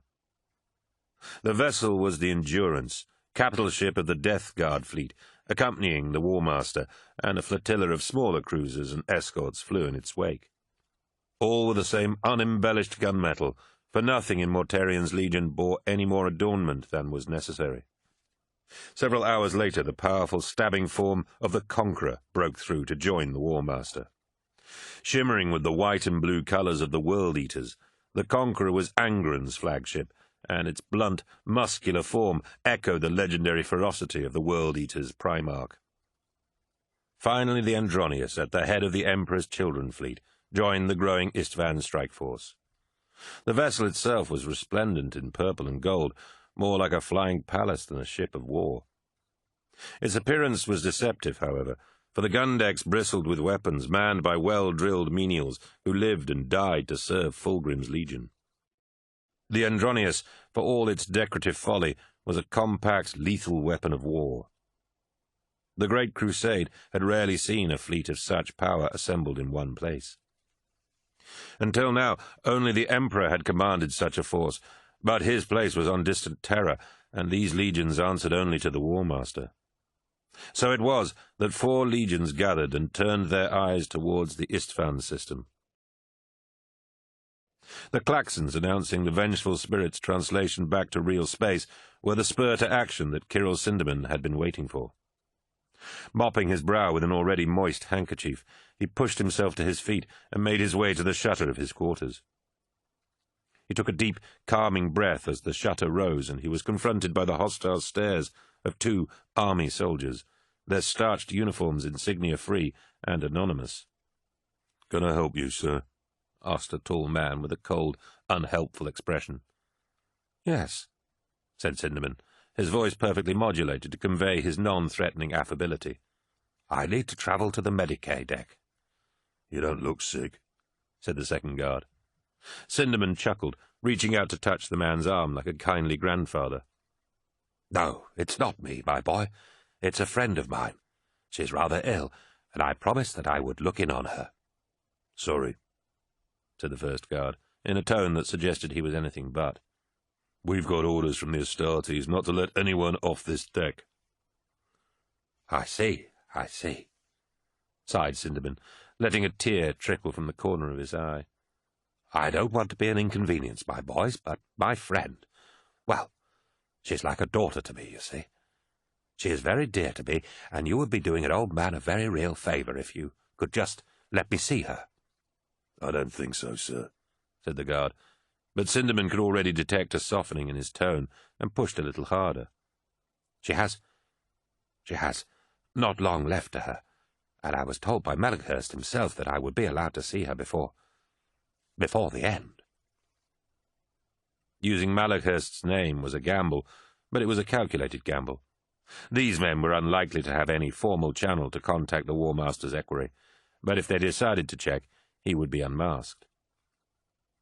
Cinderman kept his voice low and soft as he played the grandfatherly role, utilizing every trick he had learned as an iterator, the precise timbre of his voice, the frailty of his posture, keeping eye contact and empathy with his audience. "Do you have children, my boy?" asked Cinderman, reaching out to clasp the guard's arm. "Yes, sir, I do." "Then you understand why I have to see her?" pressed Cinderman, risking the more direct approach and hoping that he had judged these men correctly. "You're just going to the Medicaid deck?" asked the guard. "No further," promised Cinderman. "I just need some time to say my goodbyes to her. That's all." "Please?" The guards exchanged glances, and Cinderman fought to keep the smile from his face, as he knew he had them. The first soldier nodded, and they moved aside to let him pass. "Just the Medicaid deck, old man," said the guard, scrawling on a chit that would allow him passage through the ship to the Medicaid deck and back.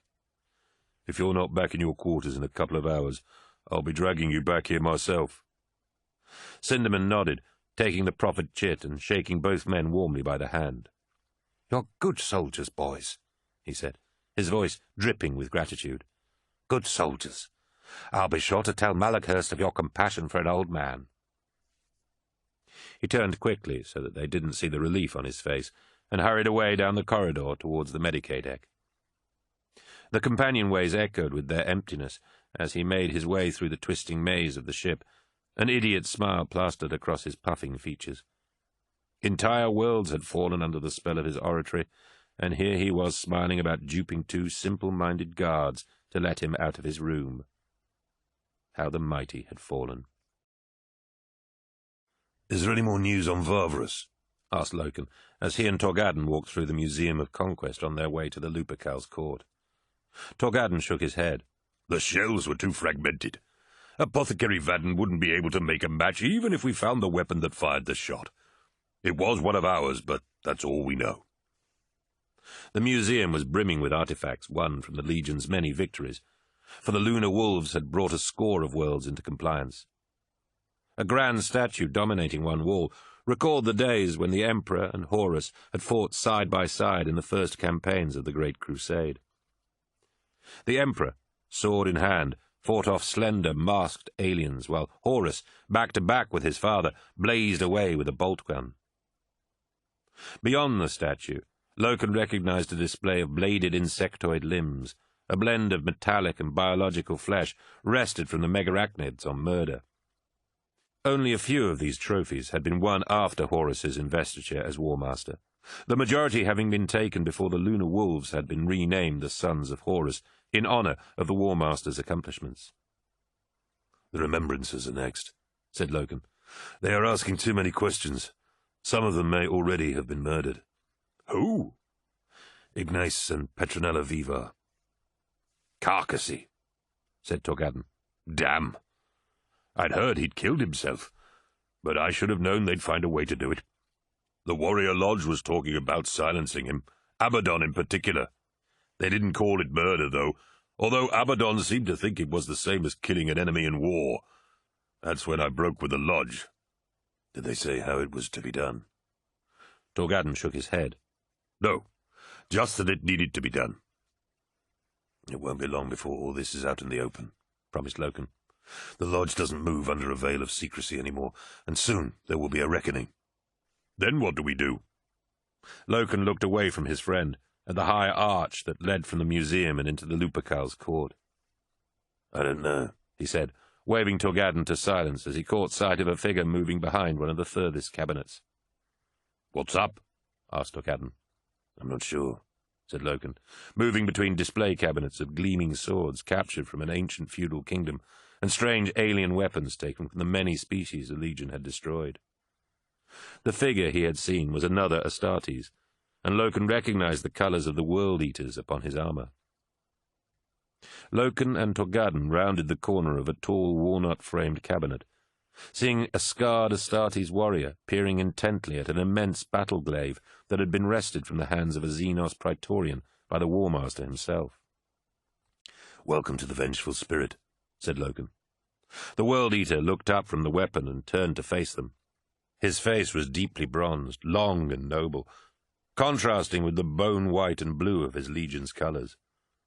"Greetings," he said, bringing his forearm across his armored chest in a martial salute. "Khan, 8th Assault Company of the World-Eaters." "Loken of the 10th, replied Loken. "Torgadden of the 2nd, nodded Torgadden. "Impressive, this," said Khan, looking around him. "Thank you," said Loken. "The War Master always believed we should remember our enemies. If we forget them, we shall never learn." He pointed at the weapon Khan had been admiring. "We have the preserved corpse of the creature that carried this weapon somewhere around here. It's the size of a tank." "Angron has his share of trophies too," said Khan, "but only from foes that deserve to be remembered." "Should we not remember them all?" "No," said Khan firmly.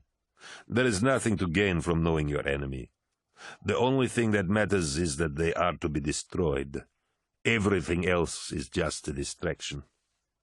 "Spoken like a true World-Eater," said Torgadden. Khan looked up from the weapon with an amused sneer. "You seek to provoke me, Captain Torgadden, but I already know what other legions think of the World-Eaters." "We were on Aureus," said Loken. "You are butchers." Khan smiled. "Ha! Honesty is rare these days, Captain Loken." "Yes, we are, and we are proud because we are good at it. My Primarch is not ashamed of what he does best, so neither am I." "I trust you're here for the conclave?" asked Loken, wishing to change the subject. "Yes, I serve as my Primarch's equerry." Torgadden raised an eyebrow. "Tough job." "Sometimes," admitted Khan. "Angron cares little for diplomacy." "The War Master believes it is important." "So I see. But all legions do things differently," laughed Khan, clapping Loken on his shoulder guard. "As one honest man to another, your own legion has as many detractors as admirers. Too damn superior, the lot of you." "The War Master has high standards," said Loken. "So does Angron, I assure you," said Khan, and Loken was surprised to hear a note of weariness in Khan's voice. "The Emperor knew that sometimes the best course of action is to let the World-Eaters do what we do best. The War Master knows it too. Otherwise, we would not be here.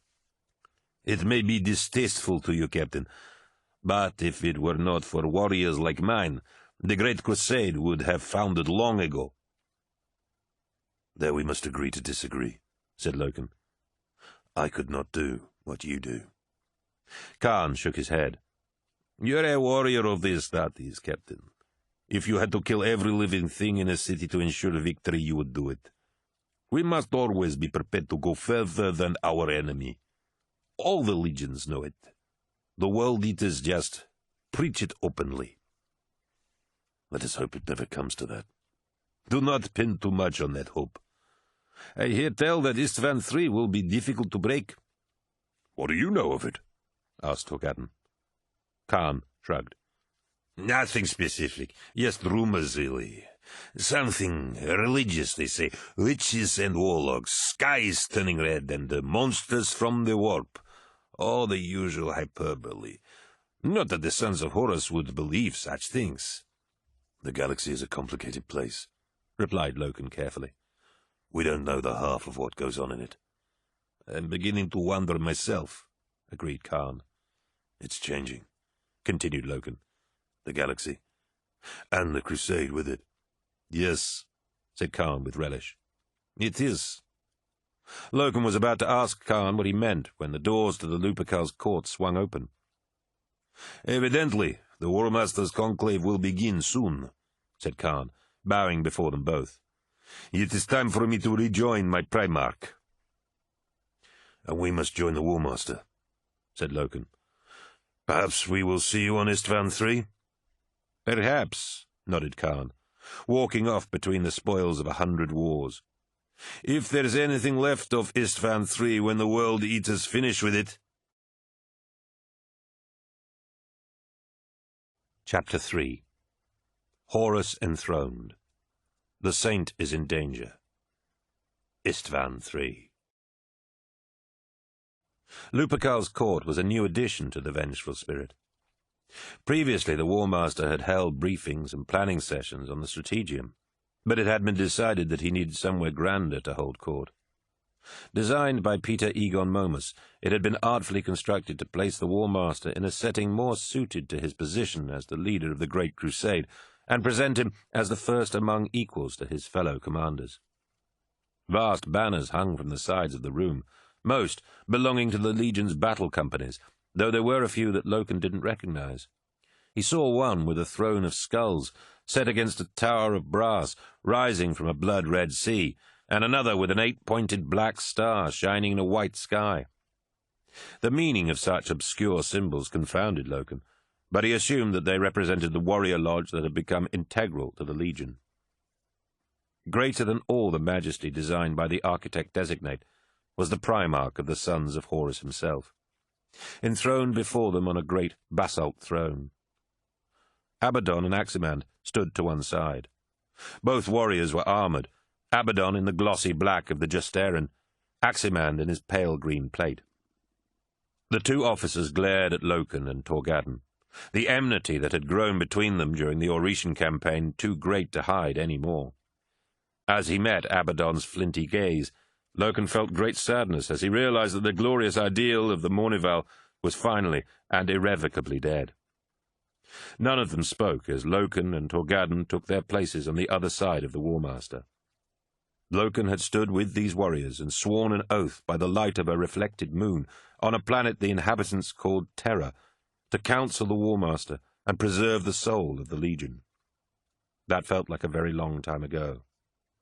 Loken, Torgadden, said Horus, and even after all that had happened, Loken felt honored to be so addressed. Your role here is simply to observe and remind our Legion brothers of the solidity of our cause. Do you understand? Yes, my War Master, said Torgadden. Loken, asked the War Master. Loken nodded and took his allotted position. Yes, War Master. He felt the War Master's penetrating eyes boring into him, but kept his gaze fixed firmly on the arches that led into the Lupercal's court, as the doors beneath one of them slid open. The tramp of feet sounded, and a blood-red angel of death emerged from the shadows. Loken had seen the Primarch of the World Eaters before, but was still awed by his monstrous physical presence. Angron was huge, easily as tall as the War Master, but also massively broad, with wide, hulking shoulders like some enormous beast of burden. His face was scarred and violent, his eyes buried deep in folds of angry red scar tissue. Ugly cortical implants jutted from his scalp, connected to the collar of his armor by ribbed cables. The Primarch's armor was ancient and bronze, like that of a feral world god, with heavy metal plates over mail and twin chain axes strapped to his back. Loken had heard that Angron had once been a slave before the Emperor had found him, and that his masters had forced the implants on him to turn him into a psychotic killer for their fighting pits. Looking at Angron, Loken could well believe it. Angron's equerry, Khan, flanked the terrifying Primarch, his expression neutral where his master's was thunder. "Horus," said Angron, his voice rough and brutal. "I see the War Master welcomes his brother like a king. Am I your subject now?" "Angron," replied Horus, unperturbed, "it is good that you could join us." "And miss all this prettiness? Not for the world," said Angron, his voice loaded with the threat of a smouldering volcano. A second delegation arrived through another of the arches, arrayed in the purple and gold of the Emperor's children. Led by Eidolon in all his magnificence, a squad of Astartes with glittering swords marched alongside the Lord Commander, their battle gear as ornate as their leaders. "War Master, the Lord Fulgrim sends his regards," stated Eidolon formally and with great humility. Loken saw that Eidolon had learned the ways of a practiced diplomat since he had last spoken to the War Master.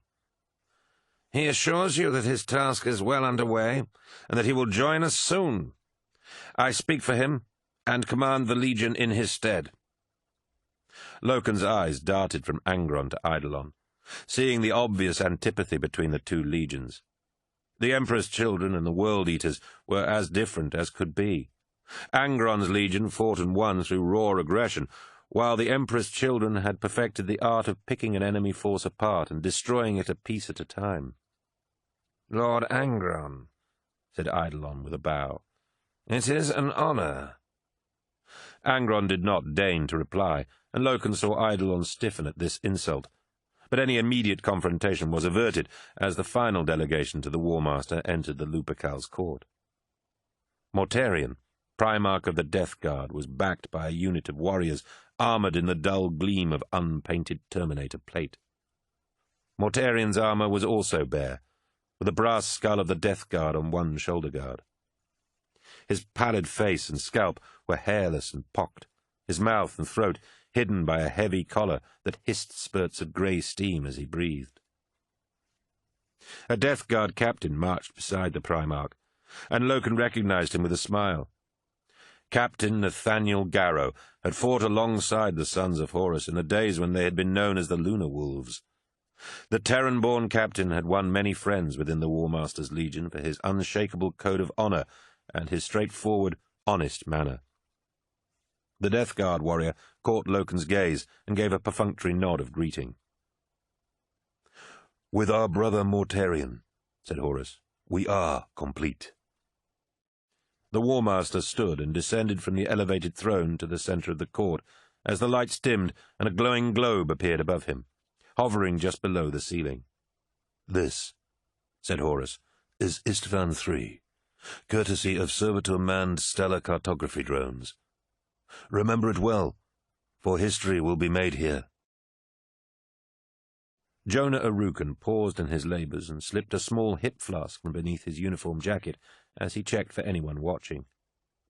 The hangar bay was bustling with activity, as it always seemed to be these days, but no one was paying him any attention. The days when an Imperator Titan being made ready for war would pause even the most jaded war-maker in his tracks were long past, for there were few here who had not seen the mighty form of the Dies Irae being furnished for battle scores of times already. He took a hit from the flask and looked up at the old girl. The Titan's hull was scored and dented with wounds the Mechanicum servitors had not yet had time to patch, and Jonah patted the thick plates of her leg armour affectionately. "Well, old girl," he said, "you've certainly seen some action, but I still love you." He smiled at the thought of a man being in love with a machine, but he'd love anything that had saved his life as often as the Dies Irae had. Through the fires of uncounted battles they had fought together, and as much as Titus Cassar denied it, Jonah knew that there was a mighty heart and soul at the core of this glorious war machine. Jonah took another drink from his flask as his expression turned sour, thinking of Titus and his damned sermons. Titus said he felt the light of the Emperor within him, but Jonah didn't feel much of anything any more. As much as he wanted to believe in what Titus was preaching, he just couldn't let go of the skeptical core at the center of his being. To believe in things that weren't there, that couldn't be seen or felt. Titus called it faith, but Jonah was a man who needed to believe in what was real, what could be touched and experienced. Princeps Turnit would discharge him from the crew of the Dies Irae if he knew he had attended prayer meetings back on Darwin, and the thought of spending the rest of the crusade as a menial, denied forever the thrill of commanding the finest war machine ever to come from the forges of Mars, sent a cold shiver down his spine. Every few days, Titus would ask him to come to another prayer meeting, and the times he said yes, they would furtively make their way to some forsaken part of the ship to listen to passages read from the Lectitio Divinitatis. Each time he would sweat the journey back for fear of discovery and the court-martial that would no doubt follow. Jonah had been a career Titan crewman since the day he had first set foot aboard his inaugural posting, a warhound Titan called the Venator, and he knew that if it came down to a choice, he would choose the Dies Irae over the Lectitio Divinitatis every time. But still, the thought that Titus might be right continued to nag at him. He leaned back against the Titan's leg, sliding down until he was sitting on his haunches with his knees drawn up to his chest. "Faith," he whispered.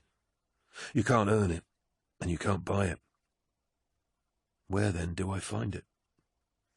"Well," said a voice behind and above him, "you can start by putting that flask away and coming with me." Jonah looked up and saw Titus Cassar, resplendent as always in his parade-ready uniform, standing in the arched entrance to the Titan's leg bastions. "Titus," said Jonah, hurriedly stuffing the hip flask back into his jacket. "What's up?" "We have to go," said Titus urgently. "The saint is in danger." Maggard stalked along the shadowed companionways with the vengeful spirit at a brisk pace, marching at double time with the vigor of a man on his way to a welcome rendezvous. His hulking form had been steadily growing over the last few months, as though he was afflicted with some hideous form of rapid gigantism. But the procedures the War Master's apothecaries were performing on his frame were anything but hideous. His body was changing, growing and transforming beyond anything the crude surgeries of House Carpenters had ever managed. Already he could feel the new organs within him, reshaping his flesh and bone into something greater than he could ever have imagined, and this was just the beginning. His Curlium blade was unsheathed, shimmering with a strange glow in the dim light of the corridor. He wore fresh white robes, his enlarging physique already too massive for his armor. Legion artificers stood ready to reshape it once his flesh had settled into its new form, and he missed its reassuring solidity enclosing him. Like him, his armor would be born anew, forged into something worthy of the War Master and his chosen warriors. Maggard knew he was not yet ready for such inclusion, but he had already carved himself a niche within the sons of Horus. He walked where the Astartes could not, acted where they could not be seen to act, and spilled blood where they needed to be seen as peacemakers.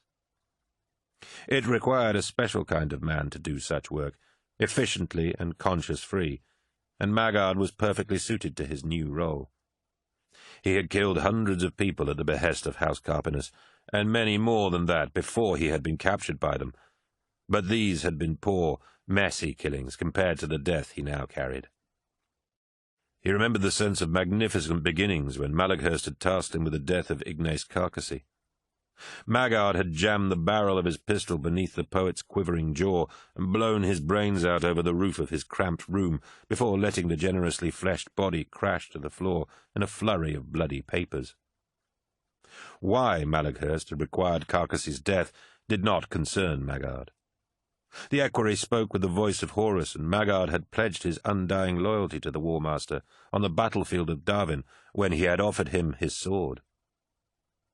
Later, whether in reward or as part of his ongoing designs, the War Master had killed his former mistress, Petronella Vivar, and for that Maggard was forever in his debt. Whatever the War Master desired, Maggard would move heaven or hell to see it done. Now he had been ordered to do something wondrous. Now he was going to kill a saint. Sinderman beat his middle finger against his chin in a nervous tattoo as he tried to look as if he belonged in this part of the ship. Deck crew in orange jumpsuits and ordnance officers in yellow jackets threaded past him as he awaited his accomplices in this endeavour. He clutched the chit the guard had given him tightly, as though it were some kind of talisman that would protect him if someone challenged him. Come on, he whispered. Where are you? It had been a risk contacting Titus Cassar, but he had no one else to turn to. Mercedy did not believe in the Lectitio Divinitatis, and in truth he wasn't sure he did yet. But he knew that whatever or whoever had sent him the vision of Euphrates Keeler had meant him to act upon it. Likewise, Garviel Locum was out of the question, for it was certain that his movements would not escape notice. Iterator, hissed a voice from beside him, and Sinderman almost cried aloud in surprise. Titus Cassar stood beside him, an earnest expression creasing his slender face. Another man stood behind him, similarly uniformed in the dark blue of a Titan crewman. Titus, breathed Sinderman in relief. I wasn't sure you'd be able to come. We won't have long before Princeps Turnit notices we are not at our posts, but your communications said the Saint was in danger. She is, confirmed Sinderman. Grave danger. How do you know? Asked the second man. Cassar's brow twisted in annoyance. I'm sorry, Kirill. This is Jonah Arukin, my fellow Moderati on the Dies Irae. He is one of us. I just know, said Sinderman. I saw, I don't know, a vision of her lying on her bed, and I just knew that someone intended her harm. A vision, breathed Cassar. Truly you are one of the chosen of the Emperor. No, hissed Sinderman. I'm really not. Now, come on. We don't have time for this. We have to go now. Where? Asked Jonah Arukin. The Medicae deck, said Sinderman, holding up his chit. We have to get to the Medicae deck. The surface of the shimmering globe above Horus resolved into continents and oceans, overlaid with the traceries of geophysical features, plains, forests, seas, mountain ranges, and cities. Horus held up his arms, as if supporting the globe from below, like some titan from the ancient myths of old Earth. This is Istvan III, he repeated. A world brought into compliance 13 years ago by the 27th Expeditionary Force of our brother Korax. And he wasn't up to the job, snorted Angron. Horus shot Angron a dangerous look. There was some resistance, yes, but the last elements of the aggressive faction were destroyed by the Raven Guard at the Red Earth Valley. The battle site flared red on the globe, nestled among a mountain range on one of Istvan III's northern continents. The Remembrancer Order was not yet foisted upon us by the Council of Terra, but a substantial civilian contingent was left behind to begin integration with the Imperial Truth. Are we to assume that the Truth didn't take? Asked Eidolon. Mortarion? Prompted Horus, gesturing to his brother Primarch. 4 months ago, the Death Guard received a distress signal from Istvan III, said Mortarion. It was weak and old. We only received it because one of our supply ships joining the fleet at Arcturus dropped out of the warp for repairs. Given the age of the signal and the time it took for it to be relayed to my command, it is likely that it was sent at least 2 years ago. What did it say? Asked Angron. In reply, the holographic image of the globe unfolded into a large flat plane, like a pict screen hovering in the air, black, with just a hint of shadowy movement. A shape moved on the screen, and Loken realized it was a face, a woman's face, orange lit by a candle flame that provided the only light. She appeared to be in a small, stone-walled chamber. Even over the poor quality of the signal, Loken could tell that the woman was terrified, her eyes wide and her breathing rapid and shallow. She gleamed with sweat. The insignia on her collar, said Torgadon, is from the 27th expedition. The woman adjusted the device she was using to record the image, and sound flooded into the Lupercal's court. Crackling flames, distant yelling and gunfire. "It's revolution," said the woman, her voice warped by static. "Open revolt. These people, they've rejected it all. We tried to integrate them. We thought the war singers were just some primitive superstition, but it was much more. It was real. Pral has gone mad, and the war singers are with him." The woman suddenly looked around at something off-screen. "No!" she screamed desperately, and opened fire with a weapon previously held out of view. Violent muzzle flashes lit her, and something indescribable flailed against the far wall as she emptied her weapon into it. "They're closer. They know we're here, and I think I'm the last one." The woman turned back to the screen. "It's madness. Complete madness down here. Please. I don't think I'm going to get through this. Send someone, anyone, just make this stop." A hideous, atonal keening sound blared from the pict screen. The woman grabbed her head, her screams drowned by the inhuman sound. The last frames jerked and fragmented, freeze-framing through a series of gruesome images. Blood in the woman's frenzied eye, a swirling mass of flesh and shattered stone, and a mouth locked open, blood on teeth. Then blackness. "There have been no further communications from Istvan III," concluded Mortarion, filling the silence that followed. "The planet's astropaths have either been compromised or they are dead." "The name Pral refers to Vardus Pral," said Horus. "The governor left behind to command Istvan III in the name of the Imperium, ensure compliance, and manage the dismantling of the traditional religious structures that define the planet's autochthonous society. If he is complicit in the rebellion on Istvan III, as this recording suggests, then he is one of our objectives." Loken felt a shiver travel down his spine at the thought of once again facing a population whose imperial official had turned traitor. He glanced over at Torgadon and saw that the similarities with the Darwin campaign were not lost on his comrade. The hollows swelled and returned to the image of Istvan III. "The cultural and religious capital of Istvan is here," said Horus, as the image zoomed in on one of the northern cities, which commanded a large hinterland at the foot of a colossal range of mountains. "The Coral City. This is the source of the distress signal and the seat of Pral's command, a building known as the Precentor's Palace. Multiple spear tips will seize a number of strategic objectives, and with the city in our hands, Istvan will be ours. The first assault will be a combined force made up of Astartes from all legions, with backup from the Titans of the Mechanicum and the Imperial Army. The rest of the planet will then be subjugated by whichever Imperial Army reinforcements can reach us with the warp in its current state." "Why not just bombard them?" asked Eidolon. The sudden silence that followed his question was deafening. Loken waited for the War Master to reprimand Eidolon for daring to question one of his decisions, but Horus only nodded indulgently. "Because these people are vermin, and when you stamp out vermin from afar, some invariably survive. If we are to cut out the problem, we must get our hands dirty and destroy them in one fell swoop. It may not be as elegant as the Emperor's children would wish, but elegance is not a priority for me. Only swift victory." "Of course," said Eidolon, shaking his head. "To think that these fools should be so blind to the realities of the galaxy." "Have no fear, Lord Commander," said Abaddon, descending to stand beside the War Master.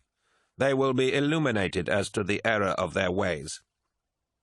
Loken risked a sidelong glance at the first captain, surprised at the respect he heard in his voice. All the previous dealings between the sons of Horus and Eidolon had led him to believe that Abaddon held the arrogant Lord Commander in contempt. What had changed? "Mortarion," continued Horus, "your objective will be to engage the main force of the Coral City's army. If they are anything like they were when the Raven Guard fought them, they will be professional soldiers and will not break easily, even when confronted with Astartes." The hollow zoomed in to show a map of the Coral City, a handsome conurbation with many and varied buildings that ranged from exquisite mansions and basilica to massive sprawls of housing and tangles of industrial complexes. Artfully formed boulevards and thoroughfares threaded a multi-levelled city of millions, most of whom appeared to be housed in sprawling residential districts, workshops and factories. The western edge of the city was highlighted, focusing on the scar-like web of defensive trenches and bunkers along the city's outskirts. The opposite side of the coral city butted up against the sheer cliffs of a mountain range, the natural defences efficiently shielding the city from a conventional land attack. Unfortunately for the coral city, the War Master clearly wasn't planning a conventional land attack. "It appears that a sizable armed force is manning these defences," said Horus. "It looks as if they have excellent fortifications and artillery. Many of these defences were added after compliance to protect the seat of imperial governance on Istvan, which means they're ours, and they will be strong. It will be ugly work engaging and destroying this force, and there is still much about the Coral City's military we do not know." "I welcome this challenge, War Master," said Mortarion. "This is my legion's natural battlefield." Another location lurched into focus, a spectacular conglomeration of arches and spires, with dozens of labyrinth-like wings and additions, surrounding a magnificent central dome faced in polished stone. The city's crowning glory, the structure looked like a jewelled brooch set in the twisted mass of the coral city. "The Precentor's Palace," said Eidolon, appreciatively. "And your legion will take it," said Horus, "along with the World Eaters." Again, Loken caught Eidolon's glance at Angron, the Lord Commander unable to conceal the distaste he felt at the thought of fighting alongside such a barbaric legion. If Angron was aware of Eidolon's scornful glance, he gave no sign of it. "The palace is one of Praal's most likely locations," said Horus. "Therefore, the palace is one of our most important objectives. The palace must be taken, the Coral City's leadership destroyed, and Praal killed. He is a traitor, so I do not expect or wish him to be taken alive." Finally, the Hollow zoomed in on a curious mass of stonework some way east of the Precentor's Palace. To Loken's untutored eye, it looked like a collection of church spires or temples, sacred buildings heaped one on top of one another over the centuries. "This is the Siren Hold, and my sons of Horus will lead the attack on it," said Horus. "Coral City's revolt appears to be religious in nature, and the Siren Hold was the spiritual heart of the city. According to Korax's reports, this was the seat of the old pagan religion that was supposed to have been dismantled. It is presumed that it still exists, and that the leadership of that religion will be found here. This is another likely location for Vardis Praal, so again, I do not require prisoners, only destruction." For the first time, Loken saw the battlefield he would soon be fighting on. The Siren Hold looked like difficult ground to take. Massive, complicated structures creating a confusing multi-levelled warren with plenty of places to hide. Dangerous ground.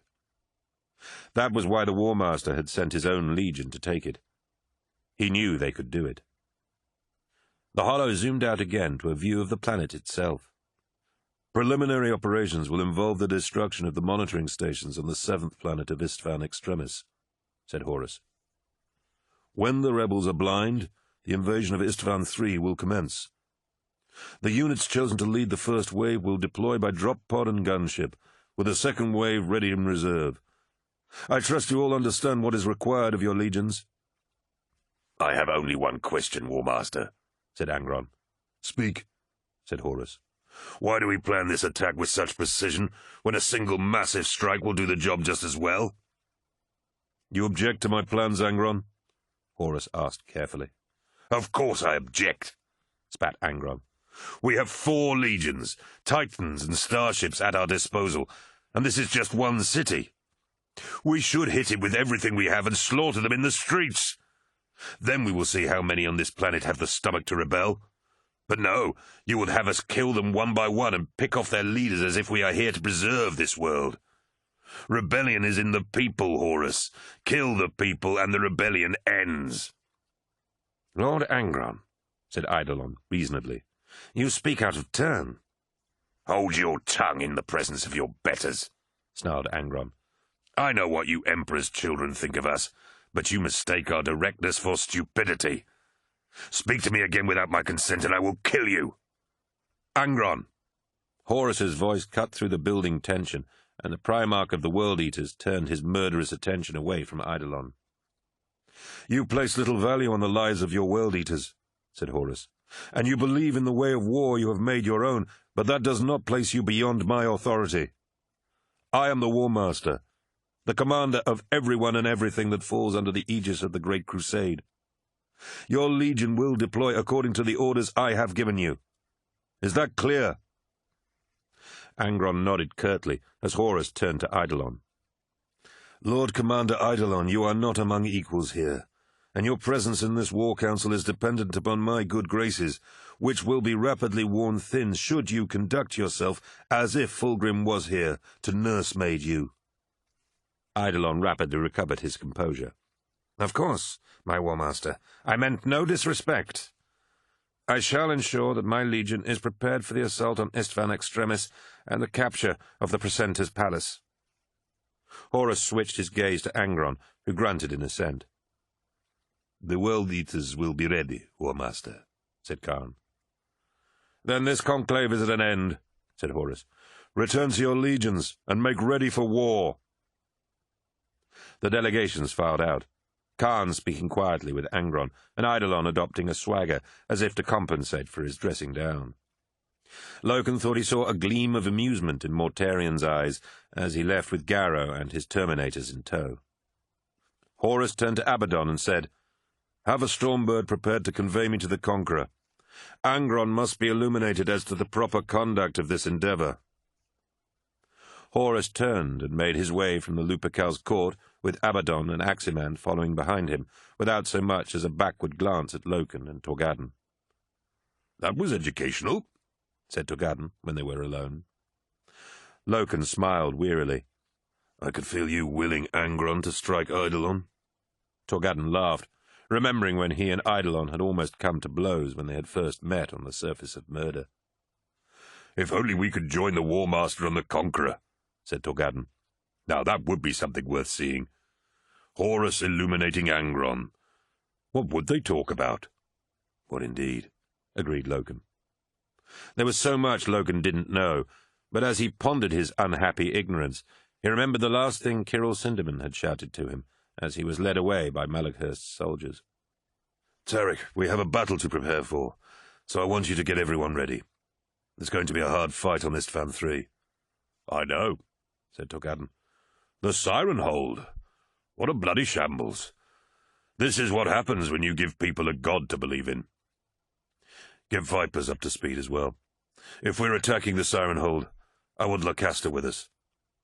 Of course, nodded Torgadon. Sometimes I think you and Nero are the only people I can trust anymore. What are you going to be doing? I have some reading to catch up on, said Loken. Chapter 4. Sacrifice. A single moment. Keep her safe. Wherever Erebus walked, shadows followed in his wake. Flickering whisperers were his constant companions, invisible creatures that lurked just beyond sight and ghosted in his shadow. The whisperers flitted from Erebus and gathered in the shadowed corners of the chamber, a stone-walled lodge built in the image of the temple room of the Delphos, where Akshub had cut his throat. Deep in the heart of the vengeful spirit, the lodge temple was low, close and hot, lit by crackling fire that burned in a pit in the middle of the room. Flames threw leaping shapes across the walls. "My War Master," said Erebus, "we are prepared." "Good," replied the War Master. "It has cost us a great deal to reach this point, Erebus. For all our sakes it had better be worth it. But mostly for yours." "It will be, War Master," assured Erebus, paying no heed to the threat. "Our allies are keen to finally speak to you directly." Erebus stooped to stare into the fire, the flames reflecting from his shaven, tattooed head and in the metal trim of his armor. As confident as he sounded, he allowed himself a moment of pause. Dealing with creatures from the warp was never straightforward, and should he fail to meet the War Master's expectations, then his life would be forfeit. The War Master's presence filled the lodge, armoured as he was in a magnificent suit of obsidian Terminator armour, gifted to him by the Fabricator General himself. Sent from Mars to cement the alliance between Horus and the Mechanicum of Mars, the armour echoed the colours of the elite Justarin, but it far surpassed them in ornamentation and power. The amber eye upon the breastplate stared from the armour's torso and shoulder plates, and on one hand Horus sported a monstrous gauntlet with deadly blades for fingers. Erebus lifted a book from beside the fire and rose to his feet, reverently turning the ancient pages until he came to a complex illustration of interlocking symbols. "We are ready. I can begin once the sacrifice is made." Horus nodded and said, "Adept, join us." Moments later, the bent and robed form of Adept Regulus entered the warrior lodge. The representative of the Mechanicum was almost completely mechanized, as was common among the higher echelons of his order. Beneath his robes, his body was fashioned from gleaming bronze, steel, and cables. Only his face showed, if it could be called a face, with large augmetic eyepieces and a vocabulator unit that allowed the adept to communicate. Regulus led the ghostly figure of Ing-Mei Sing, her steps fearful and her hands flitting, as if swatting at a swarm of flies. "This is unorthodox," said Regulus, his voice like steel wire on the nerves. "Adept," said the War Master, "you are here as the representative of the Mechanicum. The priests of Mars are essential to the crusade, and they must be a part of the new order. You have already pledged your strength to me, and now it is time you witness the price of that bargain." "War Master," began Regulus, "I am yours to command." Horus nodded and said, "Erebus, continue." Erebus stepped past the War Master and directed his gaze towards Ing-Mei Sing. Though the astropath was blind, she recoiled as she felt his eyes roaming across her flesh. She backed against one wall, trying to shrink away from him, but he grasped her arm in a crushing grip and dragged her towards the fire. "She is powerful," said Erebus. "I can taste her." "She is my best," said Horus. "That is why it has to be her," said Erebus. "The symbolism is as important as the power. A sacrifice is not a sacrifice if it is not valued by the giver." "No, please," cried Ing-Mei Sing, twisting in his grip as she realized the import of the word-bearer's statement. Horus stepped forwards and tenderly took hold of the astropath's chin, halting her struggles and tilting her head upwards so that she would have looked upon his face had she but eyes to see. "You betrayed me, Mistress Sing," said Horus. Ing-Mei Sing whimpered, nonsensical protests spilling from her terrified lips. She tried to shake her head, but Horus held her firm and said, "There is no point in denying it. I already know everything. After you told me of Euphrates-Kila, you sent a warning to someone, didn't you? Tell me who it was, and I will let you live. Try to resist, and your death will be more agonizing than you can possibly imagine." "No," whispered Ing-Mei Sing. "I am already dead. I know this. So kill me, and have done with it." "You will not tell me what I wish to know." "There is no point," gasped Ing-Mei Sing. "You will kill me whether I tell you or not. You may have the power to conceal your lies, but your serpent does not." Erebus watched as Horus nodded slowly to himself, as if reluctantly reaching a decision. "Then we have no more to say to one another," said Horus sadly, drawing back his arm. He rammed his clawed gauntlet through her chest, the blades tearing through her heart and lungs and ripping from her back in a spray of red.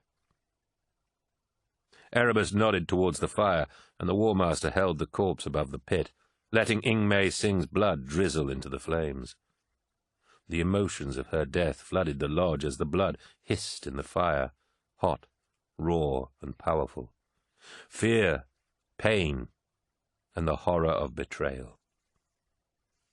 Erebus knelt and scratched designs on the floor, copying them exactly from the diagrams in the book. a star with 8 points that was orbited by 3 circles, a stylized skull, and the cuneiform runes of Colchis. "You have done this before," said Horus. "Many times," said Erebus, nodding towards the fire. "I speak here with my Primarch's voice, and it is a voice our allies respect." "They are not our allies yet," said Horus, lowering his arm and letting the body of Ingmei Singh slide from the claws of his gauntlet. Erebus shrugged and began chanting words from the Book of Lorgar, his voice dark and guttural as he called upon the gods of the warp to send their emissary. Despite the brightness of the fire, the lodge darkened, and Erebus felt the temperature fall, a chill wind gusting from somewhere unseen and unknown.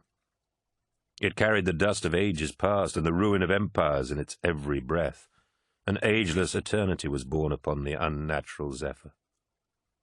"Is this supposed to happen?" asked Regulus. Erebus smiled and nodded without answering, as the air grew icy, the whisperers gibbering in unreasoning fear as they felt the arrival of something ancient and terrible. Shadows gathered in the corners of the room, although no light shone to cast them, and a racing whip of malicious laughter spiraled around the chamber. Regulus spun on hissing bearings as he sought to identify the source of the sounds, his ocular implants whirring as they struggled to find focus in the darkness. Frost gathered on the struts and pipes high above them. Horus stood unmoving as the shadows of the chamber hissed and spat, a chorus of voices that came from everywhere and nowhere. "You are the one your kind calls War Master." Erebus nodded as Horus looked over at him. "I am," said Horus. "War Master of the Great Crusade. To whom do I speak?" "I am Sarkel," said the voice. "Lord of the Shadows." The 3 of them made their way swiftly through the decks of the Vengeful Spirit, heading down towards the tiled environment of the Medicae deck. Sindaman kept the pace as brisk as he could, his breath sharp and painful as they hurried to save the Saint from whatever dark fate awaited her. "What do you expect to find when we reach the Saint, Iterator?" asked Jonah Arukin, his nervous hands fingering the catch on his pistol holster. Sindaman thought of the small Medicae cell where he and Mercedes Ollerton had stood vigil over Euphrates, and wondered that same thought. "I don't know exactly," he said. "I just know we have to help." "I just hope a frail old man and our pistols are up to the job." "What do you mean?" asked Sindaman, as they descended a wide screw stair that led deeper into the ship. "Well, I just wonder how you plan to fight the kind of danger that could threaten the Saint. I mean, whatever it is must be pretty damn dangerous, yes?" Sindaman paused in his descent, as much to catch his breath as to answer Arukin. "Whoever sent me that warning obviously thinks that I can help," he said. "And that's enough for you?" asked Arukin. "Jonah, leave him alone," cautioned Titus Cassar. "No, damn it, I won't," said Arukin. "This is serious, and we could get in real trouble. I mean, this Keeler woman, she's supposed to be all saintly, yes? Then why doesn't the power of the Emperor save her? Why does he need us?" "The Emperor works through his faithful servants, Jonah," explained Titus. "It's not enough to simply believe and await divine intervention to sweep down from the heavens and set the world to rights. The Emperor has shown us the path, and it is up to us to seize this chance to do his will." Sindaman watched the exchange between the 2 crewmen, his anxiety growing with every second that passed. "I don't know if I can do this, Titus," said Arukin. "Not without some proof that we're doing the right thing." "We are, Jonah," pressed Titus. "You must trust that the Emperor has a plan for you." "The Emperor may or may not have a plan for me, but I sure as hell do," snapped Arukin. "I want command of a Titan, and that's not going to happen if we get caught doing something stupid." "Please," cut in Sindaman, his chest hurting with worry for the Saint. "We have to go. Something terrible is coming to harm her, and we have to stop it. I can think of no more compelling an argument than that. I'm sorry, but you'll just have to trust me." "Why should I?" asked Arukin. "You've given me no reason to. I don't even know why I'm here." Listen to me, Mr. Arukin, said Cinderman earnestly. When you live as long and complex a life as I have, you learn that it always comes down to a single moment. A moment in which a man finds out once and for all who he really is. This is that moment, Mr. Arukin. Will this be a moment you are proud to look back on, or will it be one you will regret for the rest of your life? The two Titan crewmen shared a glance, and eventually Arukin sighed and said, "I need my head looked at for this, but all right, let's go save the day." A palpable sense of relief flooded through Cinderman, and the pain in his chest eased. "I am proud of you, Mr. Arukin," he said, "and I thank you. Your aid is most welcome." "Thank me when we save this saint of yours," said Arukin, setting off down the stairs. They followed the stairs down, passing several decks, until the symbol of intertwined serpents around a winged staff indicated they had arrived at the Medicae deck. It had been some weeks since the last casualties had been brought aboard the Vengeful Spirit, and the sterile, gleaming wilderness of tiled walls and brushed steel cabinets felt empty, a warren of soulless glass rooms and laboratories. "This way," said Cinderman, setting off into the confusing maze of corridors, the way familiar to him after all the times he had visited the comatose imagist. Kassar and Arukin followed him, keeping a watchful eye out for anyone who might challenge their presence. At last they reached a nondescript white door, and Cinderman said, "This is it." Arukin said, "Better let us go first, old man." Cinderman nodded and backed away from the door, pressing his hands over his ears as the two Titan crewmen unholstered their pistols. Arukin crouched low beside the door and nodded to Kassar, who pressed the release panel. The door slid aside, and Arukin spun through it with his pistol extended. Kassar was a second behind him, his pistol tracking left and right for targets, and Cinderman awaited the deafening flurry of pistol shots. When none came, he dared to open his eyes and uncover his ears. He didn't know whether to be glad or deathly afraid that they were too late. He turned and looked through the door, seeing the familiar clean and well-maintained Medicae cell he had visited many times. Euphrates lay like a mannequin on the bed, her skin like alabaster and her face pinched and sunken. A pair of drips fed her fluids, and a small bleeping machine drew spiking lines on a green display unit beside her. Aside from her immobility, she looked just as she had the last time he had laid eyes on her. "Just as well we rushed," snapped Arukin. "Looks like we were just in time." "I think you might be right," said Cinderman, as he saw the golden-eyed figure of Maggard come into view at the far end of the corridor, with his sword unsheathed. "You are known to us, War Master," said Sarkel, his voice leaping around the room like a capricious whisper. "It is said that you are the one who can deliver us. Is that true?" "Perhaps," replied Horus, apparently unperturbed by the strangeness of his unseen interlocutor. "My brother Lorgar assures me that your masters can give me the power to achieve victory." "Victory," whispered Sarkel. "An almost meaningless word in the scale of the cosmos. But yes, we have much power to offer you. No army will stand before you, no power of mortal man will lay you low, and no ambition will be denied you if you swear yourself to us." "Just words," said Horus. "Show me something tangible." "Power," hissed Sarkel, the sound rippling around Horus like a slithering snake. "The warp brings power. There is nothing beyond the reach of the gods of the warp." "Gods," replied Horus. "You waste your time throwing such words around. They do not impress me. I already know that your gods need my help, so speak plainly or we are done here."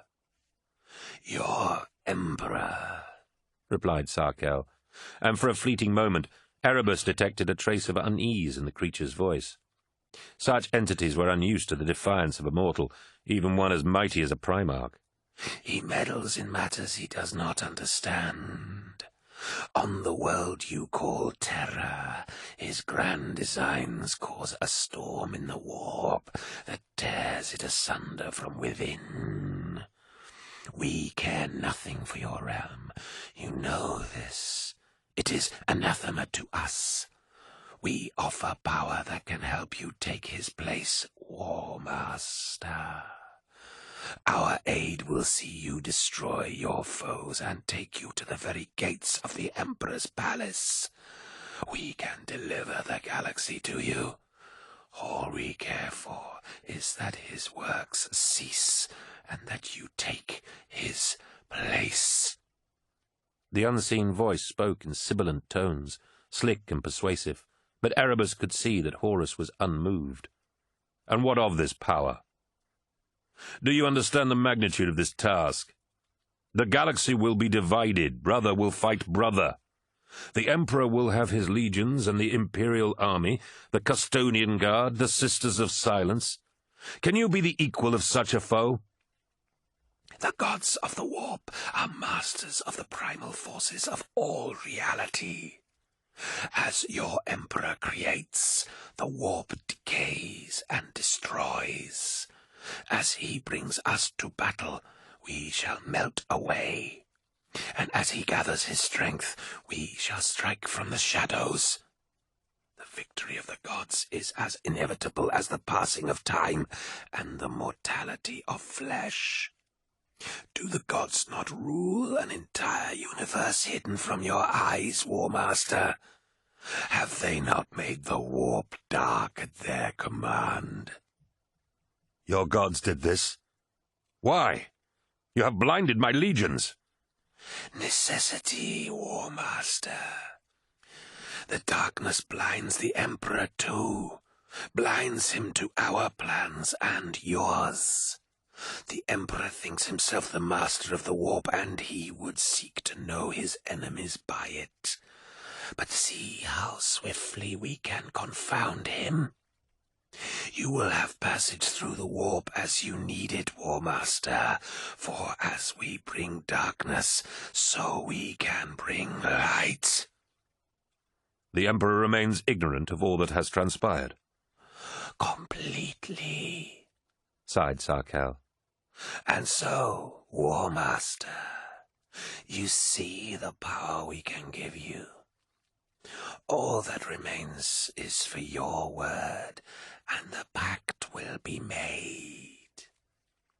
Horus said nothing, as if weighing up the choices before him, and Erebus could sense the growing impatience of the warp creature.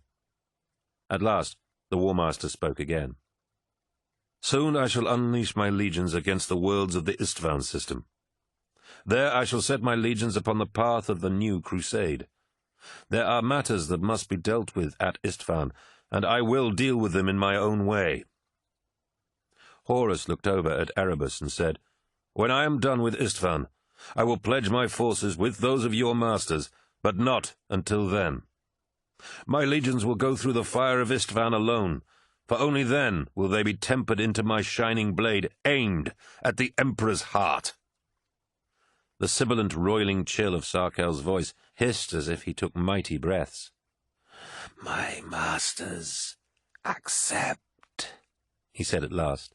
You have chosen well, War Master. The chill wind that had carried the words of the warp entity blew again, stronger this time, its ageless malevolence like the murder of innocence. Its icy touch slid through Erebus, and he drew a cold breath before the sensation faded and the unnatural darkness began to recede, the light of the fire once more illuminating the lodge temple. The creature was gone, and the void of its presence was an ache felt deep in the soul. Was it worth it, War Master? Asked Erebus, releasing the pent-up breath he had been holding. Yes, said Horus, glancing down at Ing-Mei Singh's body. It was worth it. The War Master turned to Regulus and said, Adept, I wish the Fabricator General to be made aware of this. I cannot contact him directly, so you will take a fast ship and make for Mars. If what this creature says is true, you will make good time. Kelbor Hal is to purge his order, and make ready for its part in my new crusade.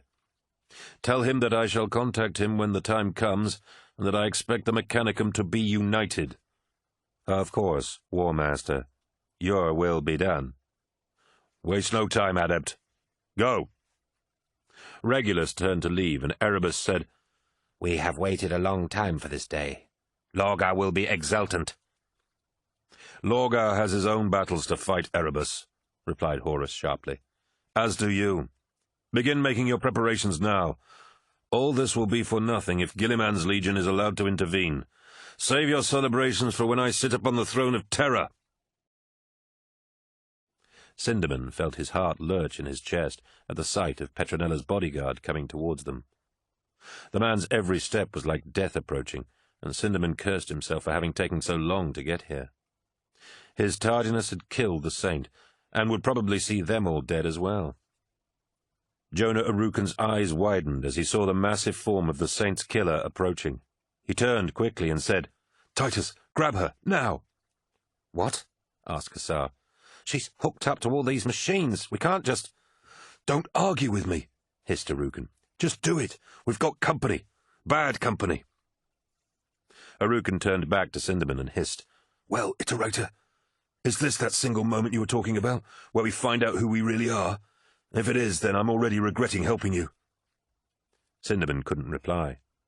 He saw Maggard notice them outside Euphrates' room, and felt a cold, creeping horror as a slow smile spread across the man's features. "I'm going to kill you," the smile said. Slowly. "Don't hurt her," he whispered, the words sounding pathetic in his ears. "Please." He wanted to run, to get far away from the evil smile that promised a silent, agonizing death, but his legs were lead weights, rooted to the spot by some immense power that prevented him from moving so much as a muscle. Jonah Arukan slid from the Medicae cell, with Titus Kassar behind him, the recumbent form of Euphrates in his arms. Dripping tubes dangled from her arms, and Sindaman found his gaze unaccountably drawn to the droplets as they swelled at the ends of the plastic tubes, before breaking free and plummeting to the deck to splash in crowns of saline. Arukan held his pistol out before him, aimed at Maggard's head. "Don't come any closer," he warned.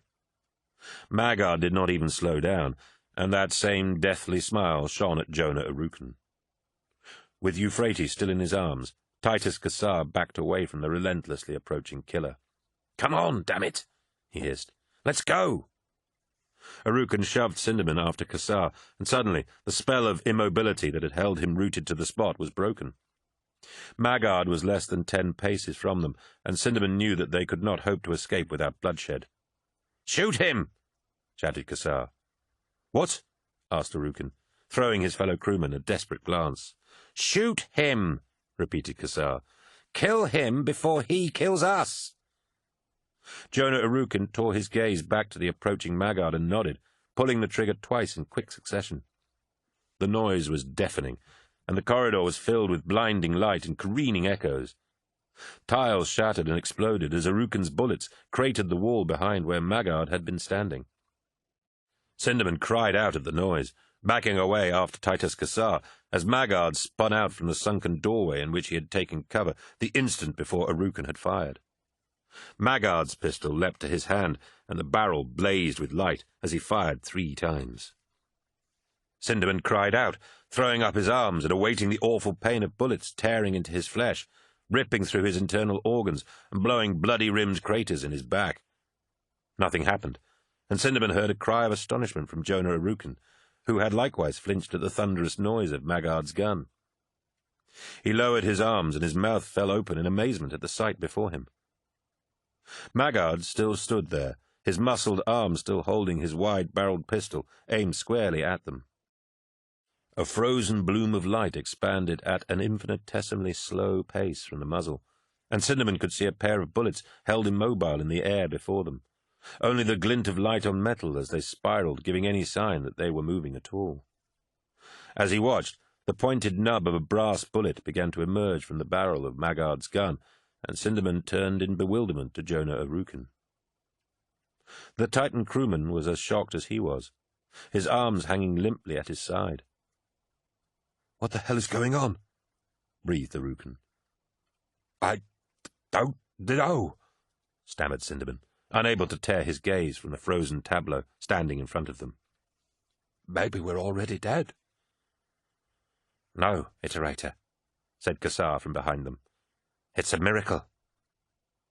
Cinderman turned, feeling as if his entire body was numb, only his heart hammering fit to break his chest.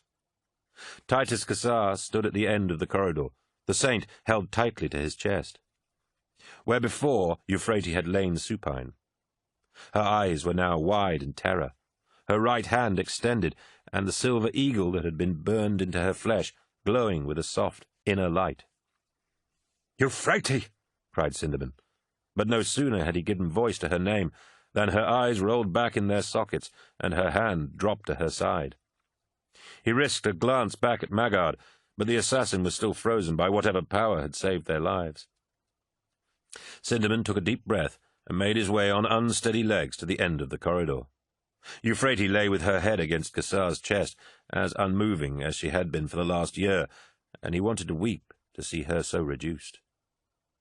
He reached up and ran a hand through Euphrates' hair, her skin hot to the touch. "She saved us," said Kassar, his voice awed and humbled by what he had seen. "I think you might be right, my dear boy," said Cinderman. "I think you might be right." Jonah Arukin joined him, alternating between casting fearful looks at Maggard and Euphrates. He kept his pistol trained on Maggard and said, "What do we do about him?" Cinderman looked back at the monstrous assassin and said, "Leave him. I will not have his death on the saint's hands. What kind of beginning would it be for the Lectitio Divinitatis if the saint's first act is to kill? If we are to found a new church in the name of the Emperor, it will be one of forgiveness, not bloodshed." "Are you sure?"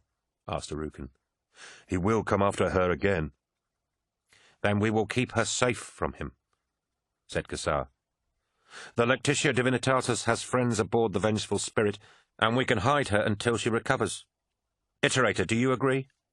"Yes, that's what to do," nodded Cinderman. "Hide her. Keep her safe." Chapter 5. Dark Millennium. War Singer. Loken had not set foot on the Strategium for some time, the construction of the Lupercal's court rendering it largely without function. In any case, an unspoken order had filtered down from the lodge members that Torgadden and Loken were no longer to stand alongside the War Master and act as the Legion's conscience. The isolated Strategium platform was suspended above the industrious hubbub of the vessel's bridge, and Loken leaned over the rail to watch the senior crew of the Vengeful Spirit going about the business of destroying Istvan Extremis. Warriors of the Death Guard and Emperor's children were already in the theatre of war, and the enemies of the War Master would even now be dying. The thought of not being there to share the danger galled Loken, and he wished he could be on that barren rock with his battle brothers, especially since Torgadden had told him that Saul Tarvitz was down there. The last time the sons of Horus and the Emperor's children had met was during the war against the technocracy, and bonds of brotherhood had been re-established between the legions, formally by the Primarchs and informally by their warriors. He missed the times he had stood in the presence of his fellow warriors when the talk had been of campaigns past and yet to come. The shared camaraderie of brotherhood was a comfort that was only realized once it was stripped away. He smiled wryly to himself, whispering, "I even miss your tales of better days, Yakton." Loken turned away from the bridge below and unfolded the piece of paper he had discovered inside the dust jacket of the Chronicles of Ursh. Once again he read the words hurriedly written in Kirill Cinderman's distinctive spidery scrawl on the ragged page of a notebook. "Even the War Master may not deserve your trust. Look for the temple. It will be somewhere that was once the essence of the crusade." Remembering Cinderman's words as he had been forced from the training halls by Malachhurst, Loken had sought out the book from the burnt-out stacks of Archive Chamber 3. Much of the archive was still in ruins from the fire that had gutted the chamber and put Euphrates Keeler in a coma. Servitors and menials had attempted to save as many books as they could, and even though Loken was no reader, he was saddened by the loss of such a valuable repository of knowledge. He had located the Chronicles of Ursh with the barest minimum of effort, as if the book had been specifically placed for him to find. Opening the cover, he realized that it had indeed been left there for him, as Cinderman's note slipped from its pages. Loken wasn't sure exactly what he was looking for, and the idea of a temple aboard the Vengeful Spirit seemed laughable, but Cinderman had been deadly serious when he had implored Loken to seek out the book and his note. It will be somewhere that was once the essence of the crusade. He looked up from the note and cast his eyes around the strategium. The raised platform where the War Master had delivered his briefings, the niches around the edge where Sons of Horus stood as an honor guard, and the vaulted dome of dark steel. Banners hung along the curved wall, indistinct in the gloom, company banners of the Sons of Horus. He hammered his fist against his breastplate as he faced the banner of the 10th. If anywhere was once the essence of the crusade, it was the strategium. The strategium was empty, and it was an emptiness that spoke more of its neglect and its obsolescence than simply the absence of people. It had been abandoned, and the ideals once hammered out here had been abandoned too, replaced with something else, something dark. Loken stood in the center of the strategium and felt an ache in his chest that was nothing to do with any physical sensation. It took him a moment to realize that there was something out of place here, something present that shouldn't be. A smell that he didn't recognize, faint but definitely hanging in the air. At last he recognized the smell as incense, cloying and carrying the familiar scent of hot, dry winds that brought sour fragrances of bitter blossoms. His enhanced senses could pick out the subtle aromas mixed into the incense, its scent stronger as he made his way through the strategium, hoping to pinpoint its source. Where had he smelt this before? He followed the bitter smell to the standard of the 7th, Targost's company. Had the lodge master flown the banner in some ritual ceremony of the warrior lodge? No. The scent was too strong for it to be simply clinging to fabric. This was the aroma of burning incense.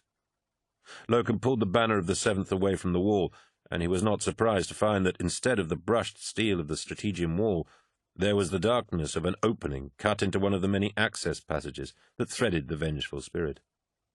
Had this been here when the Mournivel had gathered? He didn't think so. Look for the temple, Cinderman had said, so Loken ducked beneath the banner and through the doorway, letting the banner fall into place behind him. The smell of incense was definitely here, and it had been burned recently, or was still burning. Loken suddenly realized where he had smelled this aroma before, and he gripped the hilt of his combat knife as he remembered the air of Davin, the scents that filled the yurts and seemed to linger in the air, even through rebreathers. The passageway beyond was dark, but Loken's augmented eyesight cut through the gloom to reveal a short passageway, recently constructed, that led to an arched doorway with curved sigils etched into the ironwork surrounding it. Although it was simply a door, Loken felt an unutterable dread of what lay beyond it, and for a moment he almost considered turning back. He shook off such a cowardly notion and made his way forwards, feeling his unease grow with every step he took. The door was closed. A stylized skull mounted at eye level, and Loken felt uncomfortable even acknowledging that it was there, let alone looking at it. Something of its brutal form whispered to the killer in him, telling him of the joys of spilling blood and the relish to be taken in slaughter. Loken tore his eyes from the leering skull and drew his knife, fighting the urge to plunge it into the flesh of anyone waiting behind the door. He pushed it open and stepped inside.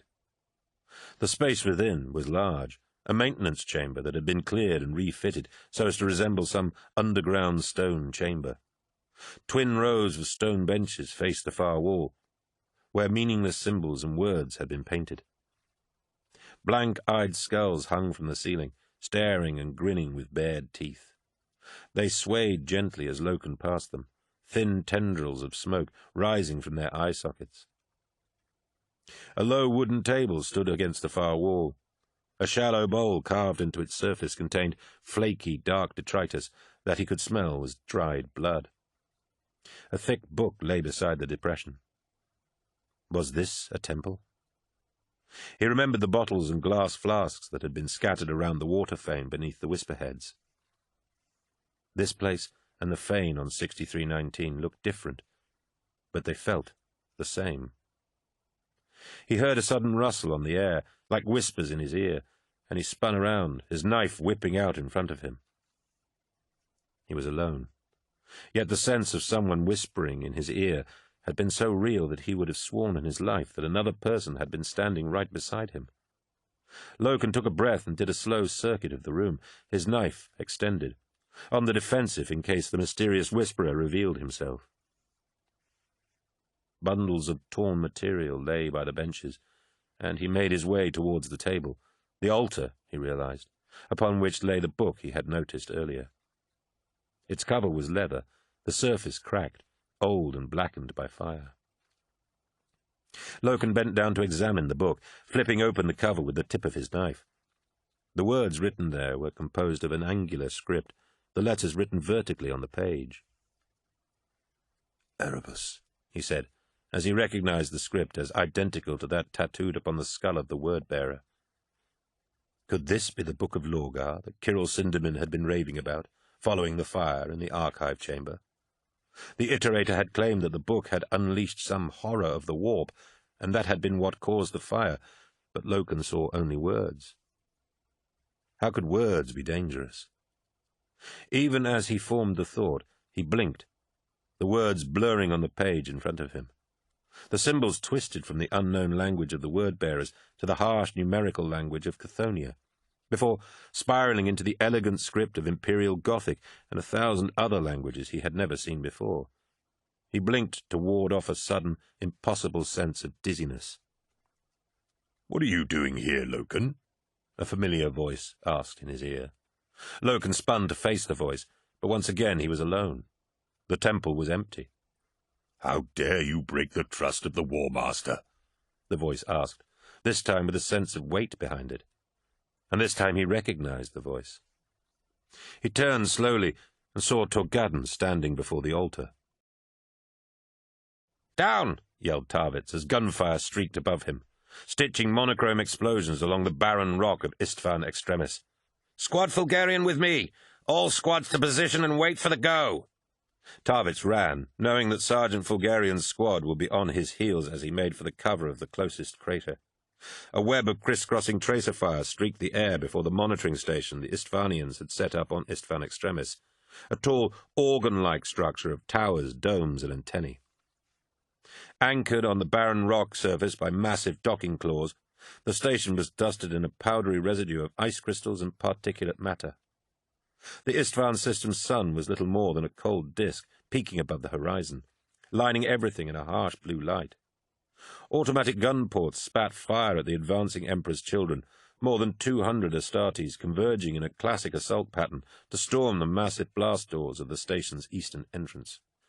Istvan Extremis had little atmosphere to speak of, and was lethally cold.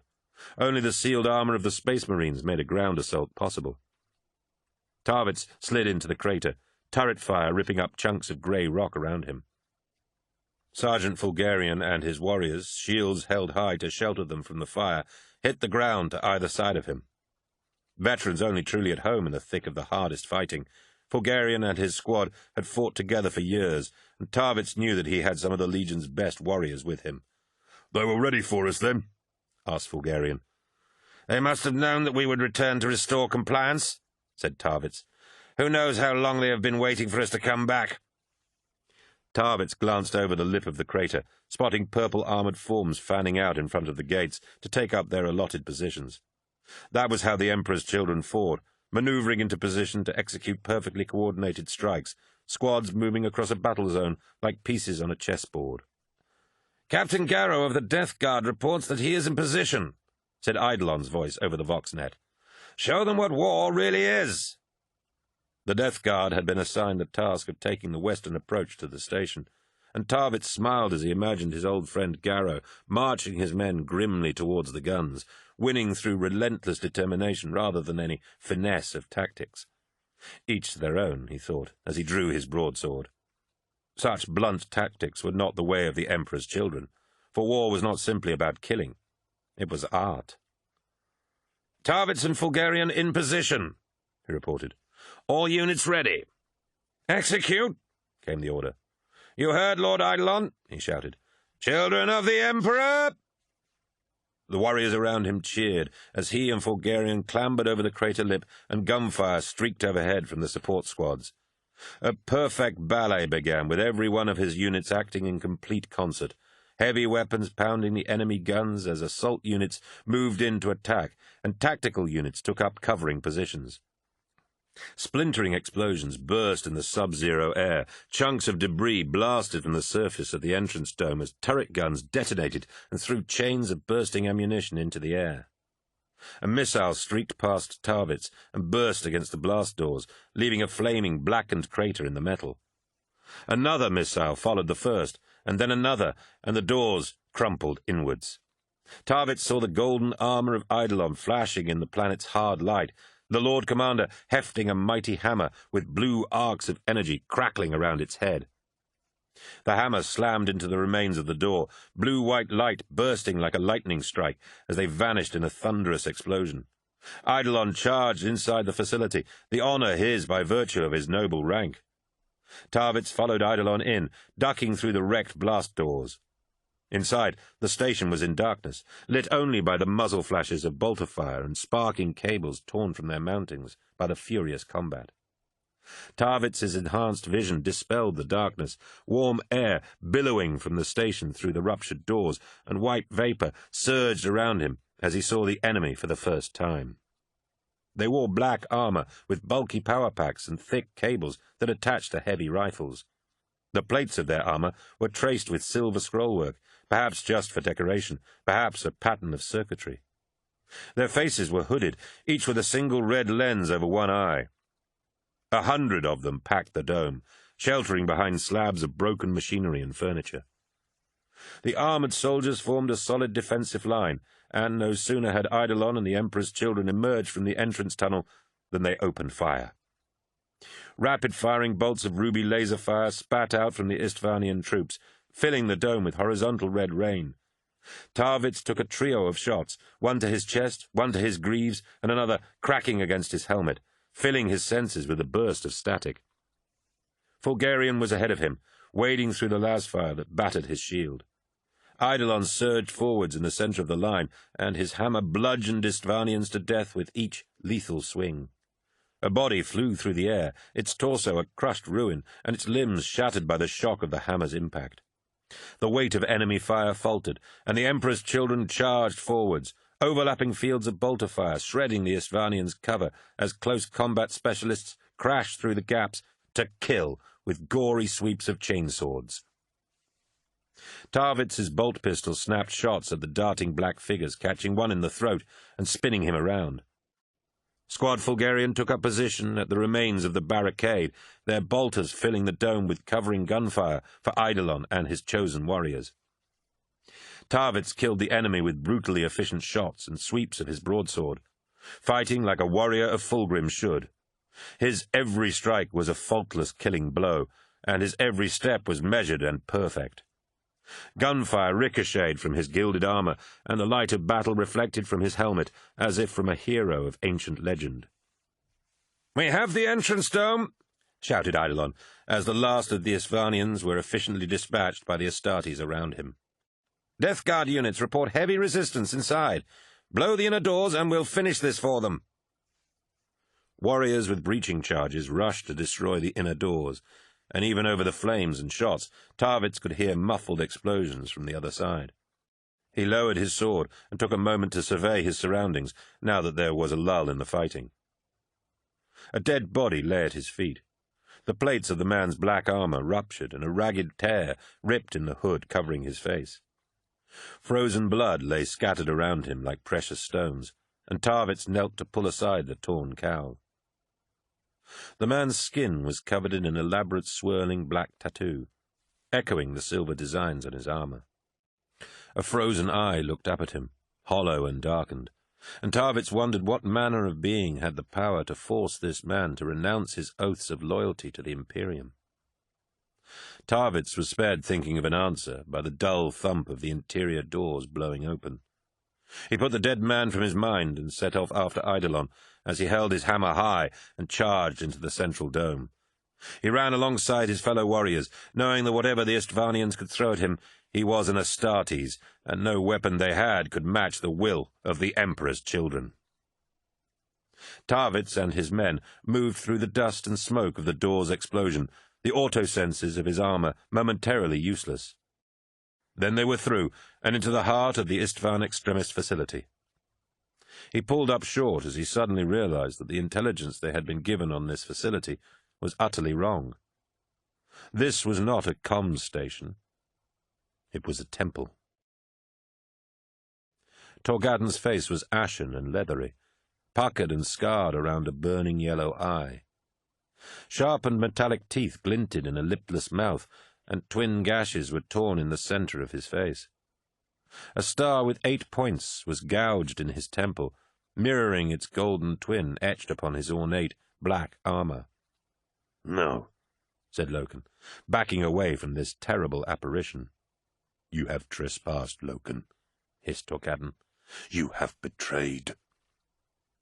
A dry, deathly wind carried Torgadon's words, gusting over him with the smell of burning bodies. As he breathed the noxious wind, a vision of broken steps spread out before Loken, expanses of desolation and plains of rusted machinery like skeletons of extinct monsters. A hive city on the distant horizon split open like a flower, and from its broken, burning petals rose a mighty tower of brass that punctured the pollution-heavy clouds. The sky above was burning, and the laughter of dark gods boomed from the heavens. Loken wanted to scream. This vision of devastation worse than anything he had seen before. This wasn't real. It couldn't be. He did not believe in ghosts and illusions. The thought gave him strength. He wrenched his mind away from the dying world, and suddenly he was soaring through the galaxy, tumbling between the stars. He saw them destroyed, bleeding, glowing plumes of stellar matter into the void.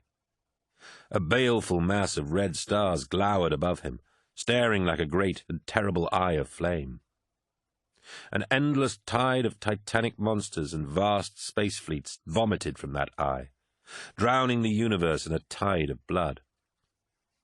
A sea of burning flames spat and leapt from the blood, consuming all in its path, leaving black, barren wasteland in its wake. Was this a vision of some lunatic's hell, a dimension of destruction and chaos where sinners went when they died? Loken forced himself to remember the lurid descriptions from the chronicles of Ursh, the outlandish scenes described by inventions of dark faith. "No," said the voice of Torgadon. "This is no madman's delusion. It is the future." "You're not Torgadon!" shouted Loken, shaking the whispering voice from his head. "You are seeing the galaxy die." Loken saw the sons of Horus in the tide of fiery madness that poured from the red eye, armored in black and surrounded by leaping, deformed creatures. Abaddon was there, and Horus himself, an immense obsidian giant who crushed worlds in his gauntlets. This could not be the future. This was a diseased, distorted vision of the future. A galaxy in which mankind was led by the Emperor could never become such a terrible maelstrom of chaos and death. "You are wrong." The galaxy in flames receded, and Loken scrambled for some solidity, something to reassure him that this terrifying vision could never come to pass. He was tumbling again, his vision blurring until he opened his eyes and found himself in Archive Chamber 3, a place he had felt safe, surrounded by books that rendered the universe down to pure logic and kept the madness locked up in crude pagan epics where it belonged. But something was wrong. The books were burning around him, this purest of knowledge being systematically destroyed to keep the masses ignorant of their truths. The shelves held nothing but flames and ash, the heat battering against Loken as he tried to save the dying books. His hands blistered and blackened as he fought to save the wisdom of ancient times, the flesh peeling back from his bones. The music of the spheres, the mechanisms of reality, invisible and all around. Loken could see it where the flames burned through. The endless churning mass of the warp at the heart of everything, and the eyes of dark forces seething with malevolence. Grotesque creatures cavorted obscenely among heaps of corpses, horned heads and braying, goat-like faces twisted by the mindless artifice of the warp. Bloated monsters, their bodies heaving with maggots and filth, devoured dead stars as a brass-clad giant bellowed an endless war cry from its throne of skulls, and soulless magicians sacrificed billions in a silver city built of lies. Loken fought to tear his sight from this madness. Remembering the words he had thrown in Horus Aximan's face at the Delphos gate, he screamed them aloud once more. "I will not bow to any fane or acknowledge any spirit. I own only the empirical clarity of imperial truth." In an instant, the walls of the dark temple slammed back into place around him, the air thick with incense, and he gasped for breath. Loken's heart pumped wildly, and his head spun, sick with the effort of casting out what he had seen. This was not fear. This was anger. Those who came to this fane were selling out the entire human race to dark forces that lurked unseen in the depths of the warp. Were these the same forces that had infected Zeva Jubal? The same forces that had nearly killed Sindaman in the ship's archive? Loken felt sick as he realized that everything he knew about the warp was wrong. He had been told that there were no such things as gods. He had been told that there was nothing in the warp but insensate, elemental power. He had been told that the galaxy was too sterile for melodrama. Everything he had been told was a lie.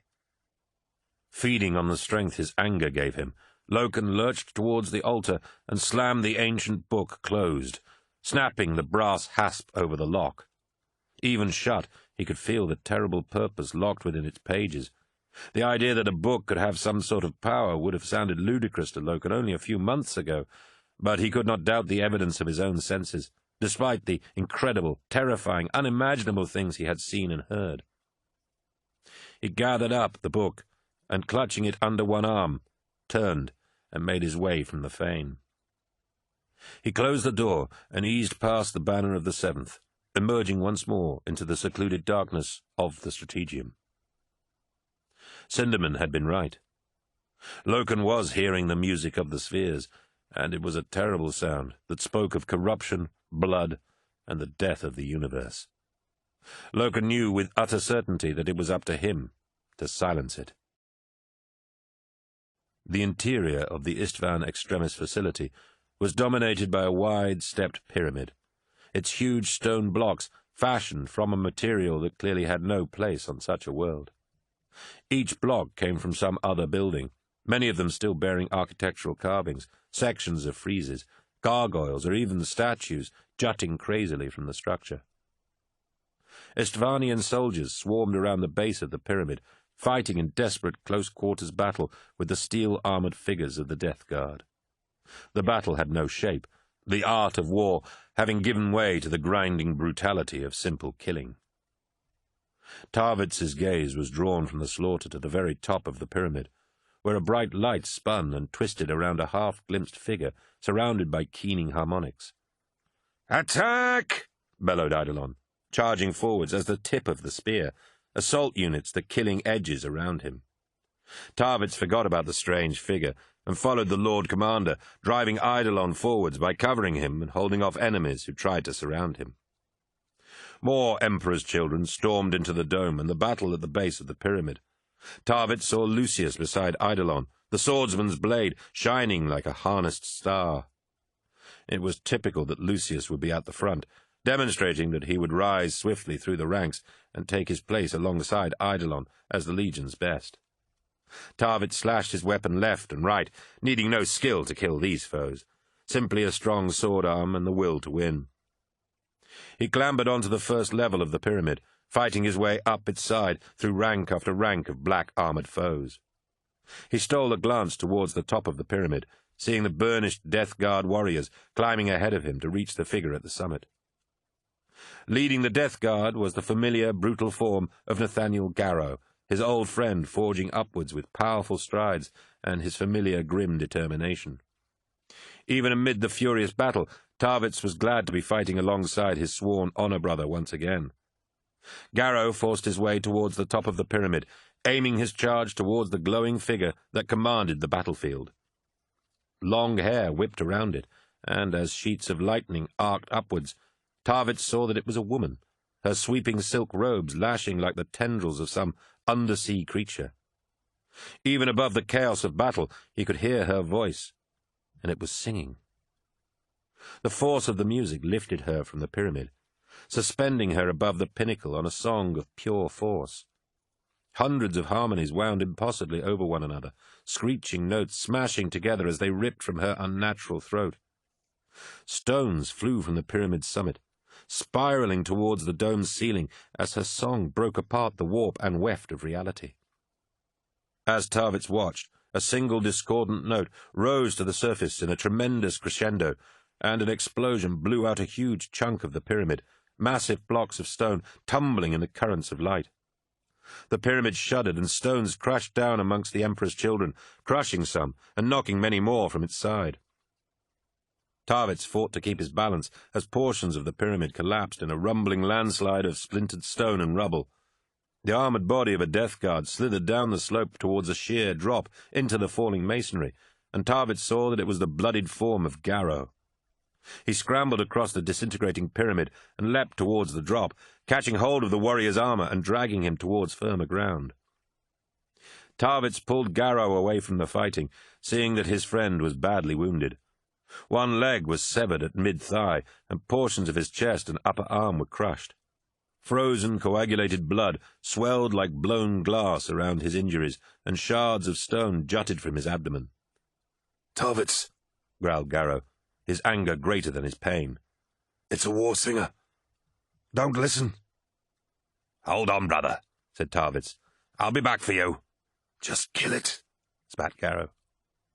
Tarvitz looked up, seeing the war singer closer as she drifted towards the Emperor's children. Her face was serene, and her arms were open as if to welcome them. Her eyes closed as she drew the terrible song from her. Yet more blocks of stone were lifting from the pyramid around the Emperor's children. Tarvitz saw one warrior, Captain Odovakar, the bearer of the Legion banner, dragged from his feet and into the air by the war singer's chorus. His armor jerked as if torn at by invisible fingers, sparking sheets of ceramite peeling back as the war singer's power took it apart. Odovakar came apart with it, his helmet ripping free and trailing glittering streamers of blood and bone as it took his head off. As Odovakar died, Tarvitz was struck by the savage beauty of the song, a song he felt she was singing just for him. Beauty and death were captured in its discordant notes, the wonderful peace that would come if he just gave himself up to it and let the music of oblivion take him. War would end, and violence wouldn't even be a memory. Don't listen to it. Tarvitz snarled, and his bolt pistol kicked in his hand as he fired at the war singer, the sound of the shots drowned by the cacophony. Shells impacted against a sheath of shimmering force around the war singer, blooms of white light exploding around her as they detonated prematurely. More and more of the Astartes, Emperor's children and Death Guard both, were being pulled up into the air and sonically dismembered, and Tarvitz knew they didn't have much time before their cause was lost. The surviving Istvanian soldiers were regrouping, storming up the pyramid after the Astartes. Tarvitz saw Lucius among them, swords slashing black-armored limbs from bodies as they fought to surround him. Lucius could look after himself, and Tarvitz forced himself onwards, struggling to keep his footing amid the chaos of the war singer's wanton destruction. Gold gleamed ahead of him, and he saw Eidolon's armor shining like a beacon in the war singer's light. The Lord Commander bellowed in defiance and pulled himself up the last few levels of the pyramid as Tarvitz climbed to join him. The war singer drew a shining call of light around her, and Eidolon plunged into it, the glare becoming opaque like a shining white shell. Tarvitz's pistol was empty, so he dropped it, taking a two-handed grip on his sword and following his Lord Commander into the light. The deafening shrieks of the war singer filled his head with deathly unmusic, rising to a crescendo as he penetrated the veil of light. Eidolon was on his knees, his hammer lost, and the war-singer hovering over him. Her hands stretched out in front of her as she battered Eidolon with waves of force strong enough to distort the air. Eidolon's armor warped around him, his helmet ripped from his head in a wash of blood, but he was still alive and fighting. Tarvitz charged, screaming, "For the Emperor!" The war-singer saw him and smashed him to the floor with a dismissive flick of her wrist. His helmet cracked with the force of the impact, and for a moment his world was filled with the awful beauty of the war-singer's song. His vision returned in time for him to see Eidolon lunging forwards. His charge had brought Eidolon a momentary distraction, the harmonics of her song redirected for the briefest moment.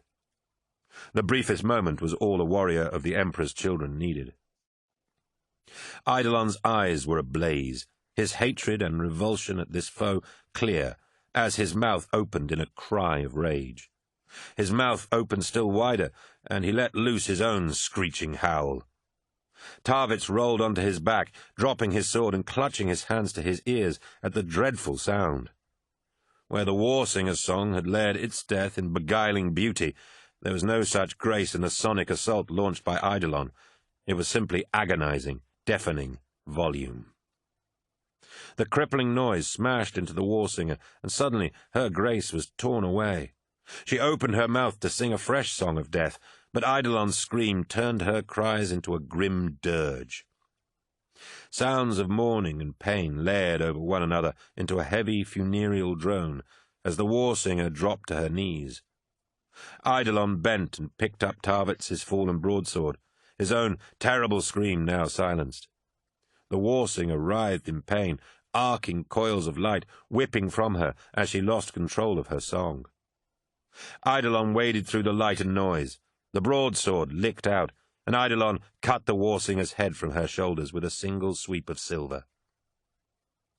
Finally, the war-singer was silent. Tarvitz clung to the crumbling summit of the pyramid and watched as Eidolon raised the sword in victory, still trying to understand what he had seen. The war-singer's monstrous harmonies still rang in his head, but he shook them off as he stared in disbelief at the Lord Commander. Eidolon turned to Tarvitz and dropped the broadsword beside him. "A good blade," he said. "My thanks for your intervention." "How?" was all Tarvitz could muster, his senses still overcome with the deafening shriek Eidolon had unleashed. "Strength of will, Tarvitz," said Eidolon. "That's what it was. Strength of will. The bitch's damn magic was no match for a pair of warriors like us, eh?" "I suppose not," said Tarvitz, accepting a hand up from Eidolon. The dome was suddenly, eerily silent. The Estvanians who still lived were slumped where they had fallen at the war-singer's death, weeping and rocking back and forth like children at the loss of a parent. "I don't understand," he began, as warriors of the Death Guard started securing the dome. "You don't need to understand, Tarvitz," said Eidolon. "We won. That's what matters. But what you did, what I did was kill our enemies," snapped Eidolon. "Understood?" "Understood," nodded Tarvitz, although he no more understood Eidolon's newfound ability than he did the celestial mechanics of travelling through the warp. Eidolon said, "Kill any remaining enemy troops, then destroy this place," before turning and making his way down the shattered pyramid to the cheers of his warriors. Tarvitz retrieved his fallen weapons and watched the aftermath of victory unfolding below him. The Astartes were regrouping, and he made his way back down to where he had left the wounded Garrow. The captain of the Death Guard was sitting propped up against the side of the pyramid, his chest heaving with the effort of breathing, and Tarvitz could see it had taken a supreme effort of will not to let the pain balms of his armor render him unconscious. "Tarvitz, you're alive," said Garrow as he climbed down the last step. "Just about," he said. "More than can be said for you." "This?" sneered Garrow. "I've had worse than this. You mark my words, lad. I'll be up and teaching you a few new tricks in the training cages again before you know it." Despite the strangeness of the battle and the lives that had been lost, Tarvitz smiled. "It's good to see you again, Nathaniel," said Tarvitz, leaning down and taking Garrow's proffered hand. "It has been too long since we fought together." "It has that, by honour, brother," nodded Garrow. "But I have a feeling we will have plenty of opportunities to fight as one before this campaign is over." "Not if you keep letting yourself get injured like this. You need an apothecary." "Nonsense, boy. There's plenty worse than me that need a sore bones first." "You never did learn to accept that you'd been hurt, did you?" smiled Tarvitz. "No," agreed Garrow. "It's not the Death Guard way, is it?" "I wouldn't know," said Tarvitz, waving over an Emperor's Children apothecary, despite Garrow's protests. "You're too barbarous a legion for me to ever understand." "And you're a bunch of pretty boys more concerned with looking good than getting the job done," said Garrow, rounding off the traditional insults that passed for greetings between them. Both warriors had been through too much in their long friendship and saved each other's lives too many times to allow formality and petty differences between their legions to matter. Garrow jerked his thumb in the direction of the summit. "You killed her?" "No," said Tarvitz. "Lord Commander Eidolon did." "Eidolon, eh?" mused Garrow. "Never did have much time for him. Still, if he managed to bring her down, he's obviously learned a thing or two since I last met him." "I think you might be right," said Tarvitz. Chapter 6. The Soul of the Legion. Everything will be different. Abomination. Loken found Abaddon in the observation dome that blistered from the hull of the upper decks of the Vengeful Spirit, the transparent glass looking out onto the barren wasteland of Istvan Extremis. The dome was quiet and dark, a perfect place for reflection and calm, and Abaddon looked out of place, his power and energy like that of a caged beast, poised to attack. "Loken," said Abaddon as he walked into the chamber, "you summoned me here." "I did." "Why?" demanded Abaddon. "Loyalty," said Loken simply. Abaddon snorted. "You don't know the meaning of the word. You have never had it tested." "Like you did on Darwin." "Ah," sighed Abaddon. "So that is what this is about. Don't think to lecture me, Loken. You couldn't have taken the steps we did to save the War Master." "Maybe I'm the only one who took a stand." "Against what? You would have allowed the War Master to die rather than accept that there might be something in this universe you don't understand." "I'm not here to debate what happened on Darwin," said Loken, already feeling that he had lost control of the conversation. "Then why are you here? I have warriors to make ready, and I won't waste time with you on idle words." "I called you here because I need answers. About this," said Loken, casting the book he had taken from the fane behind the strategium onto the mosaic floor of the observation dome. Abaddon stooped to retrieve the book. In the hands of the first captain it looked tiny, like one of Ignace Carcass's pamphlets. "So you're a thief now," said Abaddon. "Do not dare speak to me of such things, Ezekiel. Not until you have given me answers. I know that Erebus conspired against us. He stole the anatheme from the Interrex and brought it to Darwin. I know it, and you know it." "You know nothing, Loken," sneered Abaddon. "What happens in this crusade happens for the good of the Imperium. The War Master has a plan." "A plan," said Loken. "And this plan requires the murder of innocent people. Hector Varvarus, Ignace Carcassy, Petronella Vivar." "The Remembrancers," laughed Abaddon. "You really care about those people? They are lesser people, Loken, beneath us.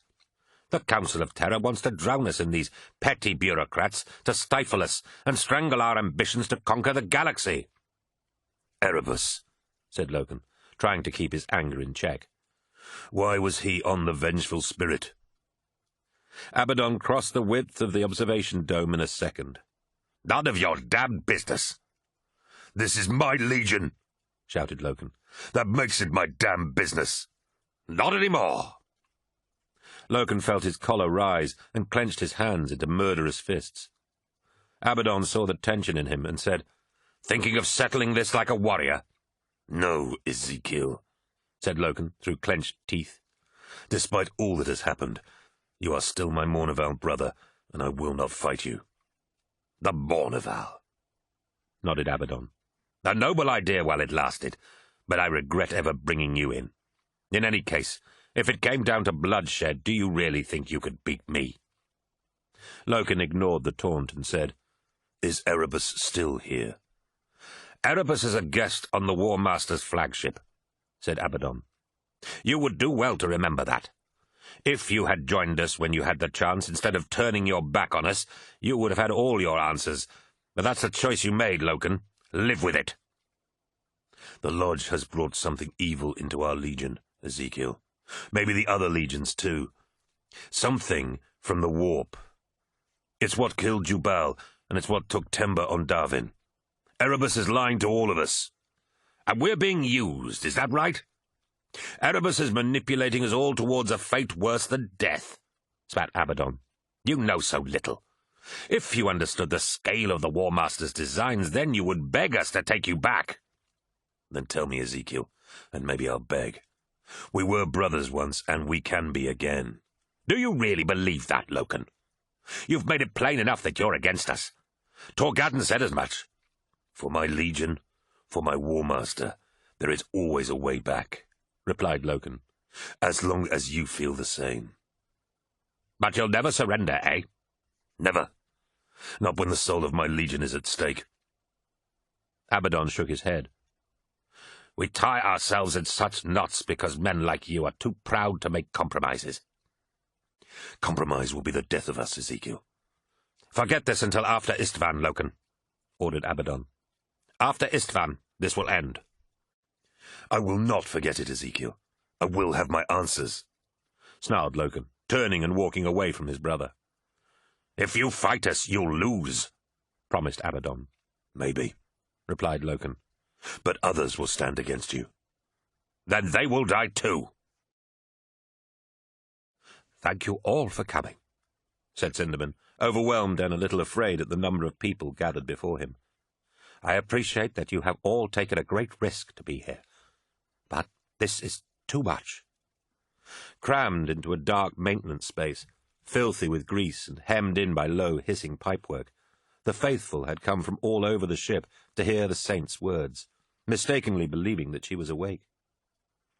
Amongst the crowd, Cinderman saw the uniforms of Titan crewmen, fleet maintenance workers, medical staff, security personnel, and even a few Imperial Army troopers.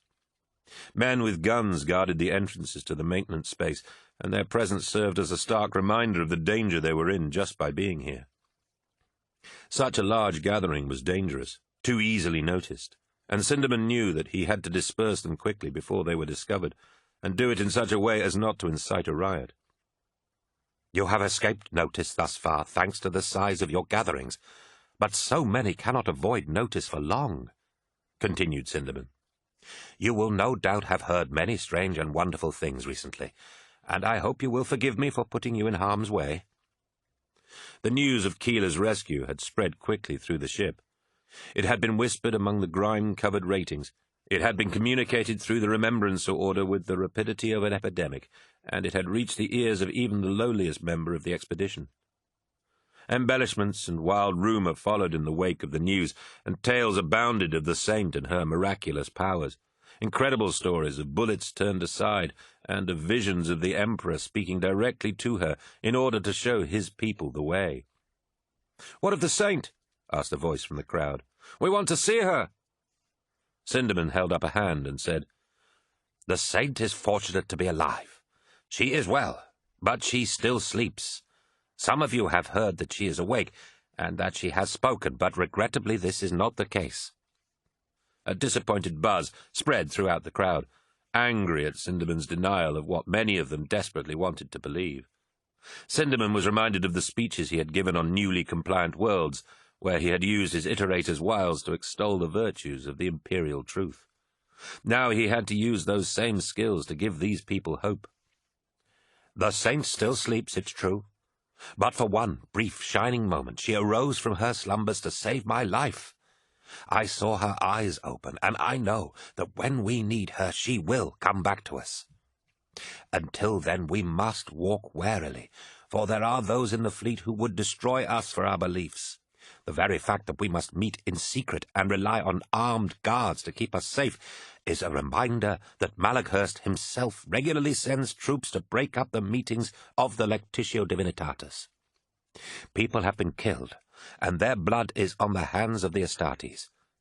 Ignes Carcassy, Emperor rest his soul, knew the dangers of an unchecked Astartes before any of us realized their hands were around our throats. Once, I could not believe in such things as saints. I had trained myself to accept only logic and science, and to cast aside religion as superstition. Magic and miracles were impossible, simply the invention of ignorant people struggling to understand their world. It took the sacrifice of the saint to show me how arrogant I was. I saw how the Emperor protects, but she has shown me that there is so much more than that. For, if the Emperor protects his faithful, who protects the Emperor? Sindaman let the question hang. "We must," said Titus Cassar, pushing his way towards the front of the crowd and turning to address them. Sindaman had placed Cassar in the crowd with specific instructions on when to speak, a basic ploy of the iterators to reinforce their message. "We must protect the Emperor, for there is no one else," said Cassar. The Moderati looked back at Sindaman. "But we must stay alive in order to do so. Is that not right, Iterator?" "Yes," said Sindaman. "The faith that this congregation has displayed has caused such fear in the higher echelons of the fleet that they are trying to destroy us. The Emperor has an enemy here. Of that I am sure. We must survive, and we must stand against that enemy when it finally reveals itself." Worried and angry murmurings spread through the crowd as the deadly nature of the threat sank in. "Faithful friends," said Sindaman, "the dangers we face are great, but the saint is with us, and she needs shelter. Shelter we can best achieve alone, but watch for the signs, and be safe. Spread the word of her safety." Cassar moved through the congregation, instructing them to return to their posts. Reassured by Sindaman's words, they gradually began to disperse. As he watched them go, Sindaman wondered how many of them would live through the coming days. The gallery of swords ran the length of the Andronius, like the ship's gilded spine. Its roof was transparent, and the space beneath was lit by the fire of distant stars. Hundreds of statues lined the gallery, heroes of the Emperor's children, with gemstone eyes and stern expressions of judgment. The worth of a hero was said to be measured by how long he could meet their gaze while walking the length of the gallery of swords beneath their unforgiving eyes. Tarvitz held his head high as he entered the gallery, though he knew he was no hero, simply a warrior who did his best. Chapter masters and commanders from long ago glared at him, their names and noble countenances known and revered by every warrior of the Emperor's children. Entire wings of the Andronius were given over to the fallen battle brothers of the Legion, but it was here that every warrior hoped to be remembered. Tarvitz had no expectation of his visage ending up here, but he would strive to end his days in a manner that might be considered worthy of such an honor. Even if such a lofty goal was impossible, it was something to aspire to. Eidolon stood before the graven image of Lord Commander Teliosa, the hero of the Madrivain campaign, and even before Tarvitz drew near, he turned to face him. "Captain Tarvitz," said Eidolon, "I have rarely seen you here." "It is not my natural habitat, Commander," replied Tarvitz. "I leave the heroes of our legion to their rest." "Then what brings you here now?" "I would speak with you, if you would permit me." "Surely your time is better spent attending to your warriors, Tarvitz. That is where your talents lie." "You honor me by saying so, Commander, but there is something I need to ask you." "About?" "The death of the war singer." "Ah." Eidolon looked up at the statue towering over them, the hollow eyes regarding them with a cold, unflinching gaze. "She was quite an adversary. Absolutely corrupt. But that corruption gave her strength." "I need to know how you killed her." "Captain? You speak as if to an equal." "I saw what you did, Commander," Tarvitz pressed. "That scream. It was I don't know, some power I've never heard of before." Eidolon held up a hand. I can understand why you have questions, and I can answer them. But perhaps it would be better for me to show you. Follow me. Tarvitz followed the Lord Commander as they walked further down the gallery of swords, turning into a side passage with sheets of parchment pinned along the length of its walls. Accounts of glorious actions from the Legion's past were meticulously recorded on them, and novices of the Legion were required to memorize the many different battles before their elevation to full Astartes. The Emperor's children did more than just remember their triumphs.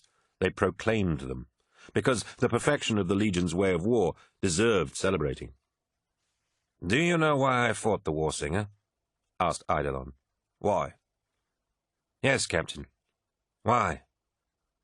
"Because that is how the Emperor's children fight." "Explain."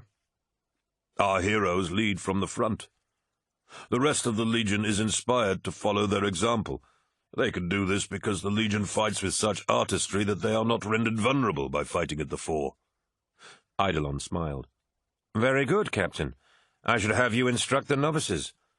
And you yourself, would you lead from the front?" Sudden hope flared in Tarvitz's breast. "Of course. Given the chance, I would. I had not thought you considered me worthy of such a role." "You are not, Tarvitz. You are a file officer and nothing more," said Eidolon, crushing his faint hope that he had been about to be offered a way of proving his mettle as a leader and a hero. "I say this not as an insult," Eidolon continued, apparently oblivious to the insult it clearly was. "Men like you fulfill an important role in our Legion. But I am one of Fulgrim's chosen. The Primarch chose me and elevated me to the position I now hold. He looked upon me and saw in me the qualities needed to lead the Emperor's children. He looked upon you and did not. Because of this, I understand the responsibilities that come with being Fulgrim's chosen in a way that you cannot, Captain Tarvitz." Eidolon led him to a grand staircase that curved downwards into a large hall, tiled with white marble. Tarvitz recognized it as one of the entrances to the ship's apothecarium, where the injured from Istvan Extremis had been brought only a few hours before. "I think you underestimate me, Lord Commander," said Tarvitz. "But understand that for the sake of my men I must know." "For the sake of our men we all make sacrifices," snapped Eidolon. "For the chosen those sacrifices are great. Foremost among these is that fact that everything is secondary to victory." "Commander, I don't understand."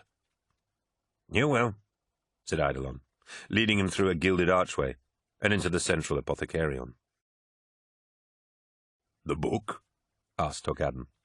"The book," repeated Loken. "It's the key. Erebus is on the ship. I know it." The ashen darkness of Archive Chamber 3 was one of the few places left on the vengeful spirit where Loken felt at home, remembering many a lively debate with Kyril Sinderman in simpler times. Loken had not seen the Iterator for weeks, and he fervently hoped that the old man was safe, that he had not fallen foul of Malaghurst or his faceless soldiers. "Abaddon and the others must be keeping him safe," said Torgadden. Loken sighed. "How did it come to this? I would have given my life for Abaddon.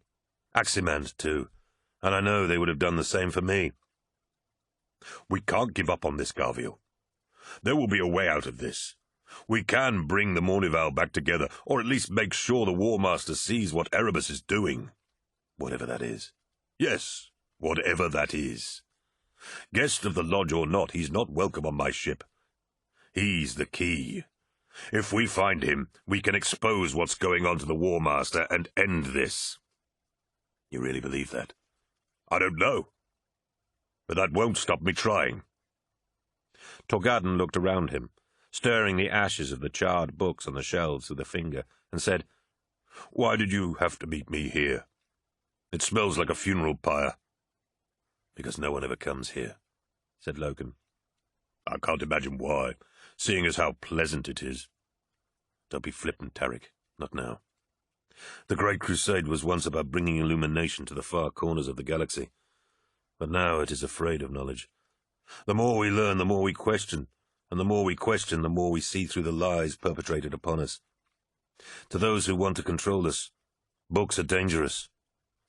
"Iterator Loken," laughed Torgadden. "You've enlightened me." I had a good teacher, said Loken, again thinking of Kirill Sinderman, and the fact that everything he had been taught to believe was being shaken to its core. And there's more at stake here than a split between Astartes. It's philosophy, ideology, religion even, everything. Kirill taught me that this kind of blind obedience is what led to the Age of Strife. We've crossed the galaxy to bring peace and illumination, but the cause of our downfall could be right here amongst us. Torgadden leaned over, put a hand on his friend's shoulder. Listen, we're about to go into battle on Istvan III, and the word from the Death Guard is that the enemy is led by some kind of psychic monsters that can kill with a scream. They're not the enemy because they read the wrong books or anything like that. They're the enemy because the War Master tells us they are. Forget about all this for a while. Go and fight. That'll put some perspective on things. Do you even know if we'll be headed down there? The War Master's picked the squads for the spear tip. We're in it, and it looks as if we'll be in charge, too. Really? After all that's happened?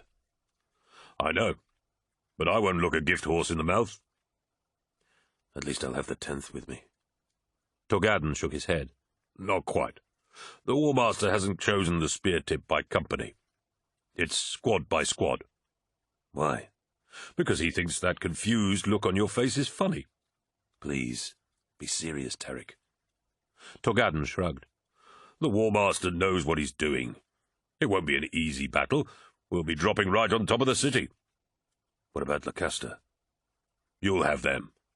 I don't think you could have held Vipers back anyway. You know what he's like. He'd have stowed away on a drop pod if he'd been left out. He's like you. He needs to clear his head with a good dose of fighting. After Istvan, things will get back to normal. Good. I'll feel a lot better with Lacaster backing us up. Well, it's true that you need the help, smiled Torgadden. Loken chuckled, not because Torgadden was actually funny, but because even after everything he was still the same, a person that he could trust and a friend he could rely on. You're right, Tarek, said Loken. After Istvan, everything will be different. The central apothecarium gleamed with glass and steel, dozens of medical cells branching off from the circular hub of the main laboratory. Tarvitz felt a chill travel the length of his spine as he saw Captain Odovakar's ruined body suspended in a stasis tank, waiting for its gene seed to be harvested. Eidolon marched through the hub and down a tiled corridor that led into a gilded vestibule, dominated by a huge mosaic depicting Fulgrim's victory at Tarsus, where the Primarch had vanquished the deceitful Eldar despite his many grievous wounds. Eidolon reached up and pressed one of the enamelled chips that formed Fulgrim's belt, standing back as the mosaic arced upwards, revealing a glowing passageway and winding spiral staircase beyond. The lack of ornamentation was a contrast to the rest of the Andronius, and Tarvitz saw a cold blue glow emanating from whatever lay below as he made his way down the stairs. As they reached the end of their descent, Eidolon turned to him and said, "This, Captain Tarvitz, is your answer." The blue light shone from a dozen ceiling-high translucent cylinders that stood against the sides of the room. Each was filled with liquid with indistinct shapes suspended in them, some roughly humanoid, some more like collections of organs or body parts. The rest of the room was taken up by gleaming laboratory benches covered in equipment, some with purposes he couldn't even begin to guess at. He moved from tank to tank, repulsed as he saw that some were full of monstrously bloated flesh that was barely contained by the glass. "What is this?" asked Tarvitz in horror at such grotesque sights. "I fear my explanations will be insufficient," said Eidolon, walking towards an archway leading into the next room. Tarvitz followed him, peering more closely at the cylinders as he passed. One contained an Astartes-sized body, but not a corpse, more like something that had never been born, its features sunken and half-formed. Another cylinder contained only a head, but one which had large, multifaceted eyes, like an insect. As he looked closer, Tarvitz realized with sick horror that the eyes had not been grafted on, for he saw no scars, and the skull had reshaped itself to accommodate them. They had been grown there. He moved on to the last cylinder, seeing a mass of brains linked by fleshy cables held in liquid suspension, each one with extra lobes bulging like tumours. Tarvitz felt a profound chill coming from the next room, its walls lined with refrigerated metal cabinets. He briefly wondered what was in them, but decided he didn't want to know, as his imagination conjured all manner of deformities and mutations. A single operating slab filled the centre of the room, easily large enough for an Astartes warrior to be restrained upon, with a chirurgeon device mounted on the ceiling above. Neatly cut sections of muscle fibre were spread across the slab. Apothecary Fabius bent over them, the hissing probes and needles of his narthecium embedded in a dark mass of glistening meat. "Apothecary," said Eidolon, "the captain wishes to know of our enterprise." Fabius looked up in surprise, his long, intelligent face framed by a mane of fine blonde hair. Only his eyes were out of place, small and dark, set into his skull like black pearls. He wore a floor-length Medicae gown, blood streaking its pristine whiteness with runnels of crimson. "Really?" said Fabius. "I had not been made aware that Captain Tarvitz was among our esteemed company." "He is not," said Eidolon. "Not yet, anyway." "Then why is he here?" "My own alterations have come to light."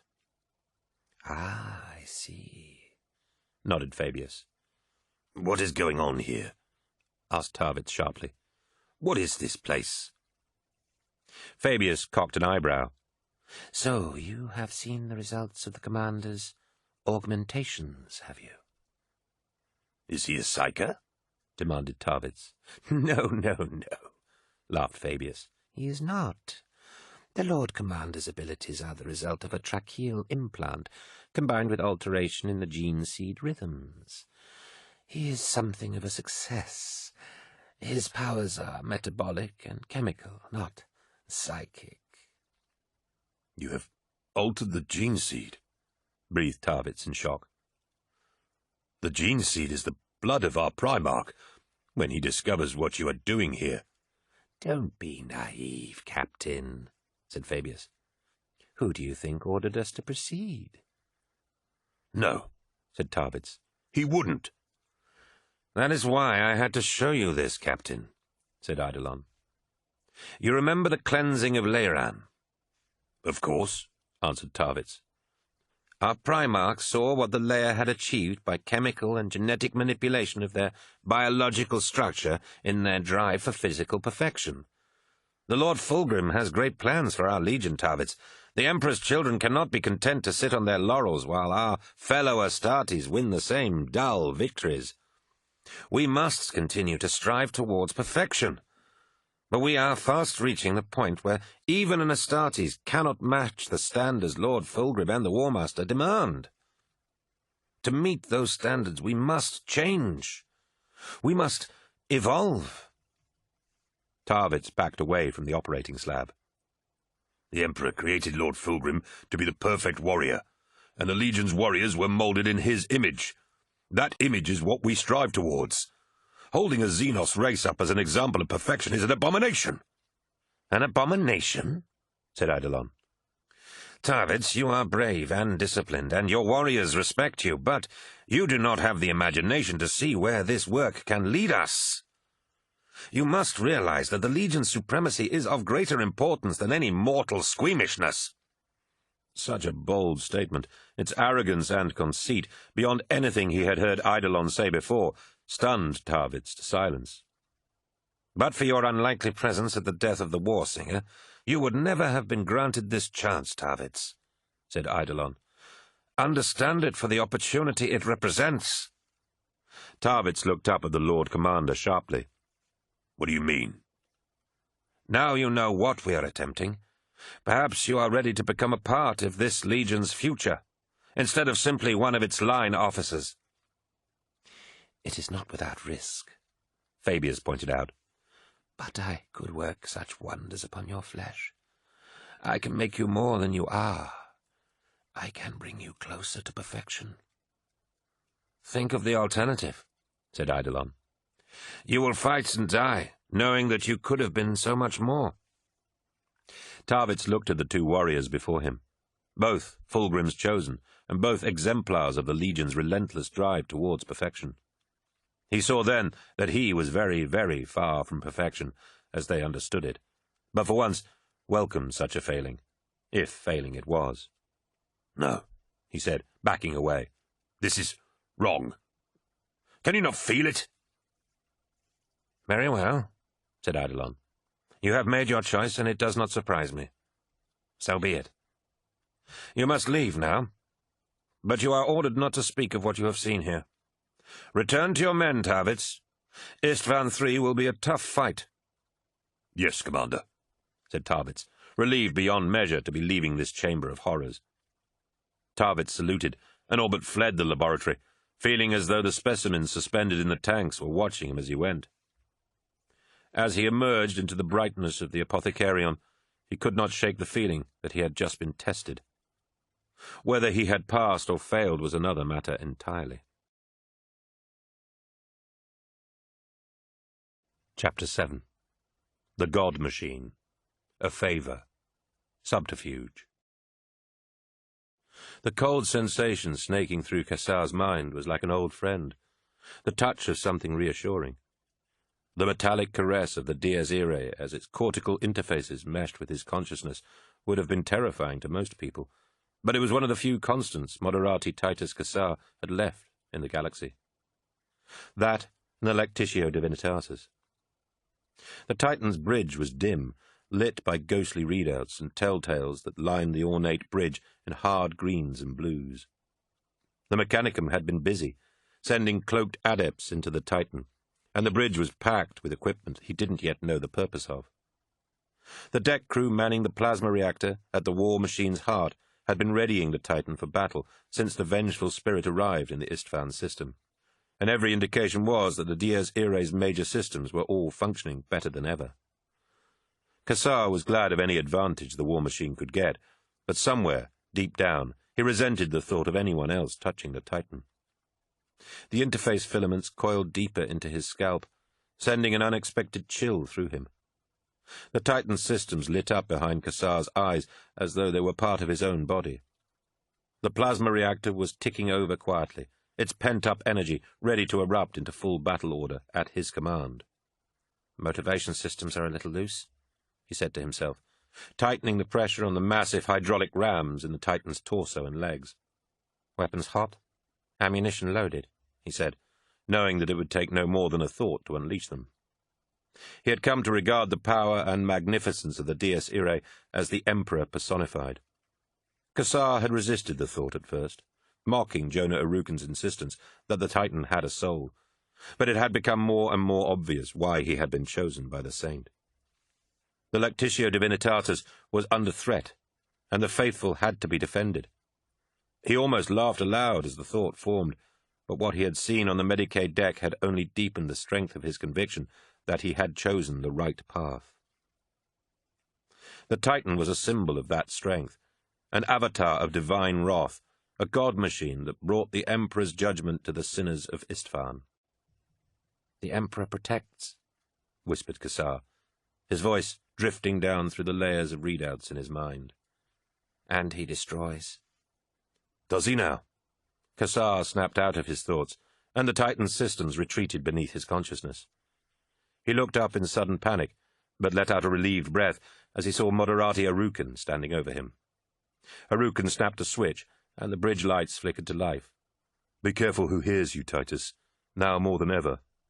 "I was running through pre-battle checks," said Cassar. "Of course you were, Titus. If Princeps Turnit hears you say things like that, you'll be for it." "My thoughts are my own, Jonah. Not even the Princeps can deny me that." "You really believe that? Come on, Titus. You know full well this cult stuff isn't welcome. We were lucky on the Medicaid deck, but this is bigger than you and me, and it's getting too dangerous." "We can't back away from it now," said Cassar. "Not after what we saw." "I'm not even sure what I saw," said Arukan defensively. "You're joking, surely." "No," insisted Arukan. "I'm not. Look, I'm telling you this because you're a good man, and the Dies Irae will suffer if you're not here. She needs a good crew, and you're part of it. Don't change the subject, said Cassar. We both know that what we saw on the Medicaid deck was a miracle. You have to accept that before the Emperor can enter your heart. Listen. I've been hearing some scuttlebutt on the deck, Titus, said Arukin, leaning closer. Turnet's been asking questions about us. He's asking about how deep this runs, as though we're part of some hidden conspiracy. It's as if he doesn't trust us anymore. Let him come. You don't understand. When we're in battle, we're a good team. And if we get, thrown in a cell or worse, that team gets broken up, and there isn't a better crew for the Dies Irae than us. Don't let this saint business break that up. The crusade will suffer for it. My faith won't allow me to make compromises, Jonah. Well, that's all it is, snapped Arukin. Your faith. No, said Titus, shaking his head. It's your faith too, Jonah. You just don't know it yet. Arukin didn't answer, and slumped into his own command chair, nodding at the readouts in front of Cassar. How's she looking? Good. The reactor is ticking over smoothly, and the targeting is reacting faster than I've seen it in a while. The Mechanicum adepts have been tinkering, so there are a few more bells and whistles to play with. You say that as if it's a bad thing, Titus. The Mechanicum know what they're doing. Anyway, the latest news is that we've got 12 hours to go before the drop. We're going in with the Death Guard on support duties. Princeps Turnet will brief us in a few hours, but it's basically pounding the ground and scaring the shit out of the enemy. Sound good? It sounds like battle. It's all the same thing for the Dies Irae when the bullets are flying, said Arukin. This reminds me of why I was so proud, said Loken, looking at the spear tip assembling on the Vengeful Spirit's embarkation deck. Joining the Mournival, and just to be a part of this. I'm still proud, said Torgadden. This is my legion. That hasn't changed. Loken and Torgadden, fully armoured and ready for the drop, stood at the head of a host of Astartes. More than a third of the legion was there, thousands of warriors arrayed for war. Loken saw veterans alongside newly inducted novices, assault warriors with chainswords and bulky jump packs, and devastators hefting heavy bolters and las cannons. Sergeant Lacoste was speaking with his communications squad, making sure they understood the importance of keeping a link with the Vengeful Spirit once they were down in the Choral City. Apothecary Vadden was checking and rechecking his medical gear, the Narthesium gauntlet with its cluster of probes and the reductor that would harvest gene seed from the fallen. Yacton Cruz, who had been a captain for so long that he was as old as an Astartes could be and still count himself a warrior, was lecturing some of the more recent inductees on the past glories of the Legion that they had to live up to. "I'd be happier with the 10th, said Loken, returning his attention to his friend. "And I with the 2nd, replied Torgadden. "But we can't always have what we want." "Garvey!" called a familiar voice. Loken turned and saw Nero Vipers approaching them, leaving the veterans of Lacaster to continue their preparations for the drop. "Nero," said Loken. "good to have you with us."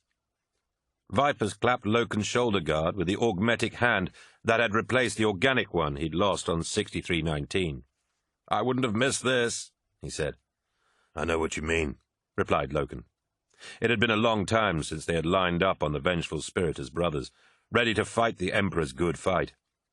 Nero Vipers and Loken were the oldest of friends, back from the barely remembered blur of training, and it was reassuring to have another familiar face alongside him.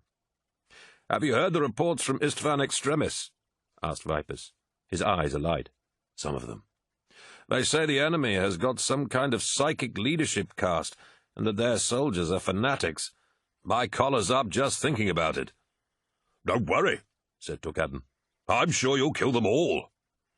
"It's like Davin again," said Vipers, baring his teeth in a grimace of anticipation. "It's not like Davin," said Loken. "There's nothing at all like Davin." "What do you mean?" "It's not a bloody swamp for a start," interjected Torgadden.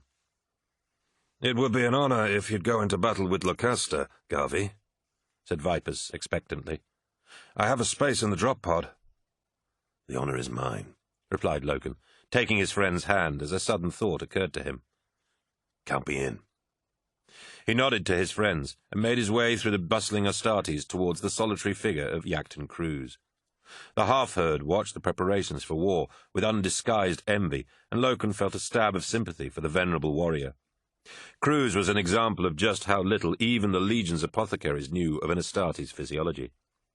His face was as battered and gnarled as ancient oak, but his body was as wolf-tough, honed by years of fighting, and not yet made weary by age. An Astartes was functionally immortal, meaning that only in death did duty end, and the thought sent a chill down Loken's spine. "Loken," acknowledged Cruz as he saw him approach.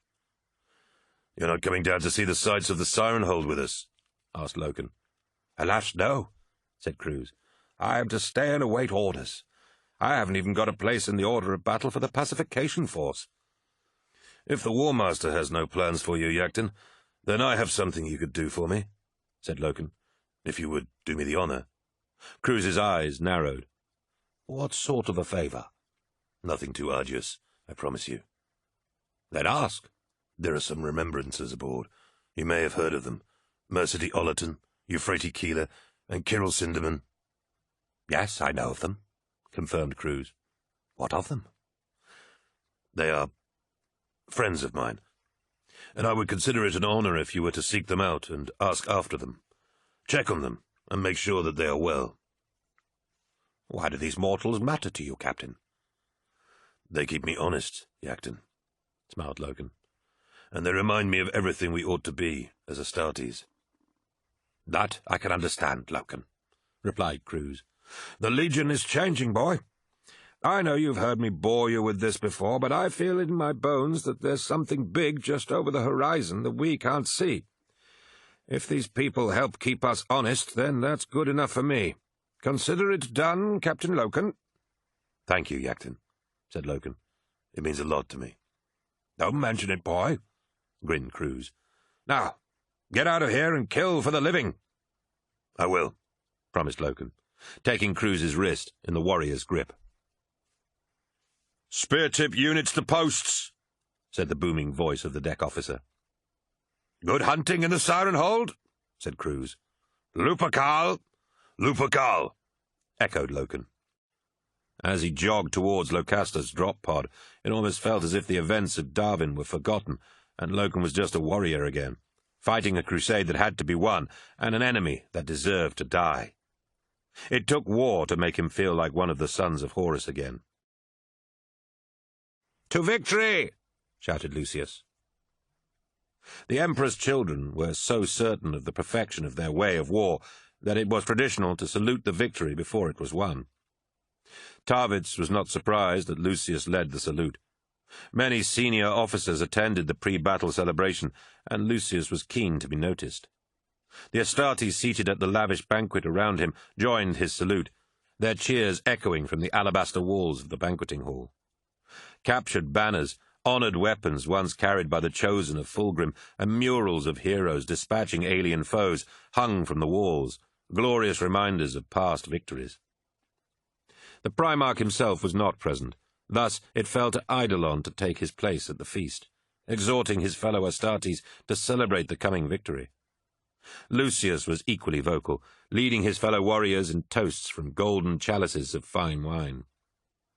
Tarvitz set down his goblet and rose from the table. "Leaving already, Tarvitz?" sneered Eidolon.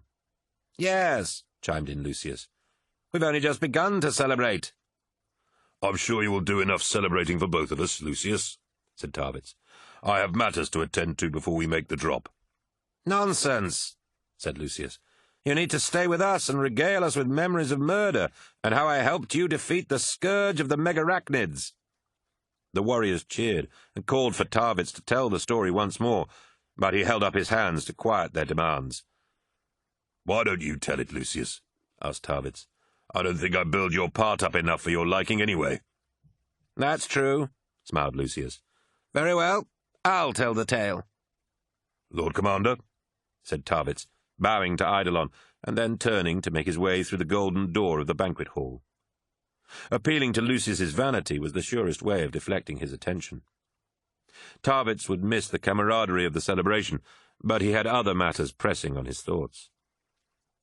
He closed the door to the banqueting hall as Lucius began the tale of their ill-fated expedition to murder, though its horrifying beginnings had somehow become a great triumph, largely thanks to Lucius, if past retellings were anything to go by. The magnificent processional at the heart of the Andronius was quiet, the droning hum of the vessel reassuring in its constancy. The ship, like many in the Emperor's Children fleet, resembled some ancient palace of terror, reflecting the Legion's desire to infuse everything with regal majesty. Tarvitz made his way through the ship, passing wondrous spaces that would make the shipwrights of Jupiter weep with awe, until he reached the Hall of Rites, the circular chamber where the Emperor's children underwent the oaths and ceremonies that tied them to their legion. Compared to the rest of the ship, the hall was dark, but it was no less magnificent. Marble columns supporting a distant domed ceiling, and ritual altars of marble glittering in pools of shadow at its edges. Fulgrim's chosen had pledged themselves to the Primarch's personal charge here, and he had accepted his appointment as captain before the altar of service. The Hall of Rites replaced opulence with gravity, and seemed designed to intimidate with the promise of knowledge hidden from all but the Legion's most exalted officers. Tarvitz paused on the threshold, seeing the unmistakable shape of ancient Rylanor, his dreadnought body standing before the altar of devotion. "And, said Rylanor in his artificial voice. Tarvitz cautiously approached the ancient, his blocky outline resolving into a tank-like sarcophagus supported on powerful piston legs. The dreadnought's wide shoulders mounted an assault cannon on one arm and a huge hydraulic fist on the other. Rylanor's body rotated slowly on its central axis to face Tarvitz, turning from the book of ceremonies that lay open on the altar. "Captain Tarvitz, why are you not with your warriors?" asked Rylanor. His ocular circuits regarded Tarvitz without emotion. "They can celebrate well enough without me," said Tarvitz. "Besides, I have sat through one too many renditions of Lucius's tales to think I'll miss much." "It is not to my taste either," said Rylanor, a grating bark of electronic noise sounding from the dreadnought's Vox unit. At first Tarvitz thought the ancient had developed a fault, until he realized that the sound was Rylanor's laughter. Rylanor was the Legion's Ancient of Rites, and when not on the battlefield he oversaw the ceremonies that marked the gradual ascent of an Astartes from novice to chosen of Fulgrim. Decades before, Rylanor had been wounded beyond the skill of the Legion's apothecaries while fighting the duplicitous Eldar, and had been interred in a dreadnought war machine that he might continue to serve. Along with Lucius and Tarvitz, Rylanor was one of the senior officers being sent down to take the Choral City's palace complex.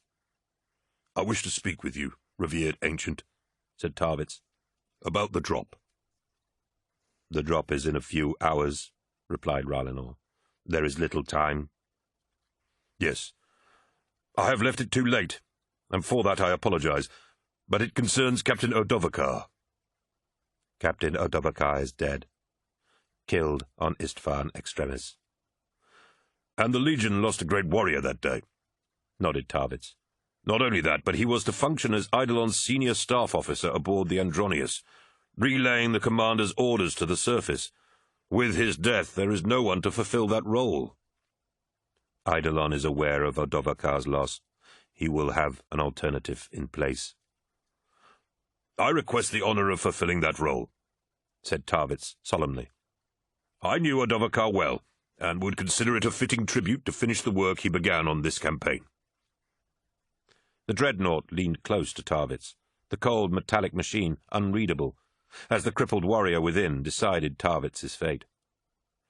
"You would renounce the honor of your place in the spear tip to take over his duties." Tarvitz looked into Rylanor's optics, struggling to keep his expression neutral. Rylanor had seen everything the Legion had gone through since the beginning of the Great Crusade, and was said to be able to perceive a lie the instant it was told. His request to remain aboard the Andronius was highly unusual, and Rylanor would surely be suspicious of his motives for not wanting to go into the fight. But when Tarvitz had learned that Eidolon was not leading the spear tip personally, he knew there had to be a reason. The Lord Commander never passed up the opportunity to flaunt his martial prowess, and for him to appoint another in his stead was unheard of. Not only that, but the deployment orders Eidolon had issued made no sense. Instead of the normal, rigorously regimented order of battle that was typical of an Emperor's Children assault, the units chosen to make the first attack appeared to have been picked at random. The only thing they had in common was that none were from chapters led by Eidolon's favoured Lord Commanders. For Eidolon to sanction a drop without any of the warriors belonging to those Lord Commanders was unheard of and grossly insulting. Something felt very wrong about this drop, and Tarvitz couldn't shake the feeling that there was some grim purpose behind the selection of these units. He had to know what it was. Rylanor straightened and said, "I shall see to it that you are replaced. This is a great sacrifice you make, Captain Tarvitz. You do the memory of Udovakar much honour with it." Tarvitz fought to hide his relief, knowing that he had taken an unthinkable risk in lying to Rylanor. He nodded and said, "My thanks, Ancient." "I shall join the troops of the Spear-Tip," said the Dreadnought. "Their feasting will soon be complete, and I must ensure that they are ready for battle." "Bring perfection to the Coral City," said Tarvitz. "Guide us well," replied Rylanor, his voice loaded with unspoken meaning. Tarvitz was suddenly certain that the Dreadnought wanted Tarvitz to remain on the ship. "Do the Emperor's work, Captain Tarvitz," ordered Rylanor. Tarvitz saluted and said, "I will," as Rylanor set off across the Hall of Rites towards the banquet, his every step heavy and pounding. Tarvitz watched him go, wondering if he would ever see the Ancient again. The dormitories tucked into the thick walls running the length of the gantry were dark and hot, and from the doorway Mercedy could see down into the engine compartment, where the crew were indistinguishable sweating figures who worked in the infernal heat and ruddy glow of the plasma reactors. They hurried across gangways that stretched between the titanic reactors and clambered along massive conduits that hung like spider-webs in the hellish gloom. She dabbed sweat from her brow at the heat and close confines of the engine space, unused to the searing air that stole away her breath and left her faint. "Mercedy," said Cinderman, coming to meet her along the gantry. The Iterator had lost weight, his dirty robes hanging from his already spare frame, but his face was alight with the relief and joy of seeing her. The two embraced in a heartfelt hug, both grateful beyond words to see each other. She felt tears pricking her eyes at the sight of the old man, unaware until this moment of how much she had missed him. "Kyril, it's so good to see you again," she sobbed. "You just vanished. I thought they'd got to you. I didn't know what had happened to you." "Hush, Mercedy," said Cinderman. "It's all right. I'm so sorry I couldn't send word to you at the time. You must understand that had I a choice, I would have done everything I could to keep you out of this, but I don't know what to do anymore. We can't keep her down here forever." Mercedy looked through the doorway of the dormitory room they stood outside, wishing she had the courage to believe, as Kyril did. "Don't be ridiculous, Kyril. I'm glad you made contact. I thought Malakhurst or Maggard had killed you." "Maggard very nearly did," said Cinderman. "But the Saint saved us." "She saved you?" asked Mercedy. "How?" "I don't know, exactly. But it was just like in the archive chamber. The power of the Emperor was in her. I saw it, Mercedy, just as sure as you're standing here before me. I wish you could have seen it." "I wish that too," she said, surprised to find that she meant it. She entered the dormitory and stared down at the still form of Euphrates Keeler on the thin cot bed, looking for all the world as if she was simply sleeping. The small room was cramped and dirty, with a thin blanket spread on the deck beside the bed. Winking starlight streamed in through a small porthole vision block, something greatly prized this deep in the ship, and without asking she knew that someone had happily volunteered to give up their prized room for the use of the Saint and her companion. Even down here in the dark and the stink, faith flourished. "I wish I could believe," said Mercedy, watching the rhythmic rise and fall of Euphrates' chest. Cinderman said, "You don't?" "I don't know," she said, shaking her head. "Tell me why I should. What does believing mean to you, Kyril?" He smiled and took her hand. It gives me something to hold on to. There are people on this ship who want to kill her. And somehow, don't ask me how, I just know that I need to keep her safe. Are you not afraid? She asked. Afraid, he said. I've never been more terrified in my life, my dear. But I have to hope that the Emperor is watching over me. That gives me strength and the will to face that fear. You are a remarkable man, Kira. I'm not remarkable, Mercedy, said Cinnamon, shaking his head. I was lucky. I saw what the saint did, so faith is easy for me. It's hardest for you have seen nothing. You have to simply accept that the Emperor is working through Euphrates, but you don't believe, do you? Mercedy turned from Cinnamon and pulled her hand from his, looking through the porthole at the void of space beyond. No, I can't. Not yet. A white streak shot across the porthole like a shooting star. Another followed it, and then another. What's that? She asked. Cinnamon leaned over to get a better look through the porthole. Even through his exhaustion, she could see the strength in him that she had previously taken for granted, and she blink-clicked the image, capturing the defiance and bravery she saw in his features. "Drop pods," he said, pointing at a static gleaming object, stark against the blackness and closer to Istvan III. Tiny sparks began raining from its underside towards the planet below. "I think that's the Andronius, Fulgrin's flagship," said Cinnamon. "Looks like the attack we've been hearing about has begun. Imagine how it would be if we could watch it unfolding." Euphrates groaned, and the attack on Istvan III was forgotten as they slid across to sit beside her. Mercedy saw Cinnamon's love for her clearly as he mopped her brow, her skin so clean that it practically shone. For the briefest moment, Mercedy saw how people could believe Euphrates was miraculous. Her body, so pale and fragile, yet untouched by the world around her. Mercedy had known Keeler as a gutsy woman, never afraid to speak her mind or bend the rules to get the magnificent picts for which she was rightly famed. But now she was something else entirely. "Is she coming round?" asked Mercedy. "No," said Cinnamon sadly. "She makes noises, but she never opens her eyes. It's such a waste. Sometimes I swear she's on the brink of waking, but then she sinks back down into whatever hell she's going through in her head."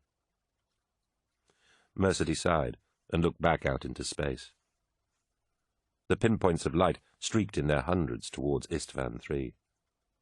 As the spear tip was driven home, she whispered, "Loken." The coral city was magnificent. Its design was a masterpiece of architecture, light and space, so wondrous that Peter Egan Momus had begged the War Master not to assault so brutally. Older by millennia than the Imperium that had come to claim it in the name of the Emperor, its precincts and thoroughfares were soon to become blood-slick battlefields. While the juggernaut of compliance had made the galaxy a sterile, secular place, the Coral City remained a city of the gods. The Precentor's Palace, a dizzying creation of gleaming marble blades and arches that shone in the sun, opened like a vast stone orchid to the sky, and the polished granite of the city's wealthiest districts clustered around it like worshippers. Momus had described the palace as a hymn to power and glory, a symbol of the divine right by which Istvan III would be ruled. Further out from the palace, and beyond the architectural perfection of the Coral City, vast, multi-layered residential districts sprawled. Connected by countless walkways and bridges of glass and steel, the avenues between them were wide canyons of tree-lined boulevards in which the citizens of the Coral City lived. The city's industrial heartland rose like climbing skeletons of steel against the eastern mountains, belching smoke as they churned out weapons to arm the planet's armies. War was coming, and every Istvanian had to be ready to fight. But no sight in the Coral City compared to the Siren Hold. Not even the magnificence of the palace outshone the Siren Hold, its towering walls defining the Coral City with their immensity. The brutal battlements diminished everything around them, and the sacred fortress of the Siren Hold humbled even the snow-capped peaks of the mountains, Within its walls, enormous tomb spires reached for the skies, their walls encrusted with monumental sculptures that told the legends of Istvan's mythical past. The legends told that Istvan himself had sung the world into being, with music that could still be heard by the blessed war singers, and that he had borne countless children with whom he populated the first ages of the world. They became night and day, ocean and mountain, 1,000 legends whose breath could be felt in every moment of every day in the Coral City. Darker carvings told of the lost children, the sons and daughters who had forsaken their father and been banished to the blasted wasteland of the 5th planet, where they became monsters that burned with jealousy and raised black fortresses from which to brood upon their expulsion from paradise. War, treachery, revelation, and death all marched around the Siren Hold in endless cycles of myth, the weight of their meaning pinning the Coral City to the soil of Istvan III and infusing its every inhabitant with their sacred purpose. The gods of Istvan III were set to sleep in the Siren Hold, whispering their murderous plots in the nightmares of children and ancients. For a time, the myths and legends had remained as distant as they had always been, but now they walked among the people of the Coral City, and every breath of wind shrieked that the lost children had returned. Without knowing why, the populace of Istvan III had armed and unquestioningly followed the orders of Varda's Prow to defend their city. An army of well-equipped soldiers awaited the invasion they had long been promised was coming in the western marches of the city, where the war singers had sung a formidable web of trenches into being. Artillery pieces parked in the gleaming canyons of the city pointed their barrels westwards, set to pound any invaders into the ground before they reached the trenches. The warriors of the Coral City would then slaughter any that survived in carefully prepared crossfire. The defences had been meticulously planned, protecting the city from attack from the west, the only direction in which an invasion could be launched. Or so the soldiers manning the defences had been told. The first omen was a fire in the sky that came with the dawn. A scattering of falling stars streaked through the blood-red dawn, burning through the sky like fiery tears. The sentries in the trenches saw them falling in bright spears of fire, the first burning object smashing into the trenches amid a plume of mud and flame. At the speed of thought, the word raced around the Coral City that the lost children had returned, that the prophecies of myth were coming true. They were proven right when the drop pods burst open and the Astartes of the Death Guard Legion emerged, and the killing began.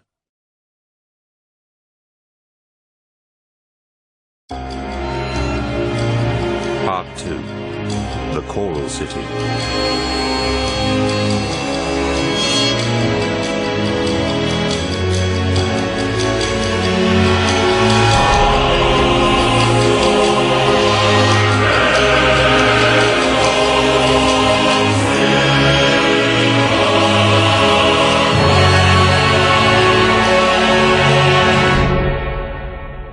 Chapter 8.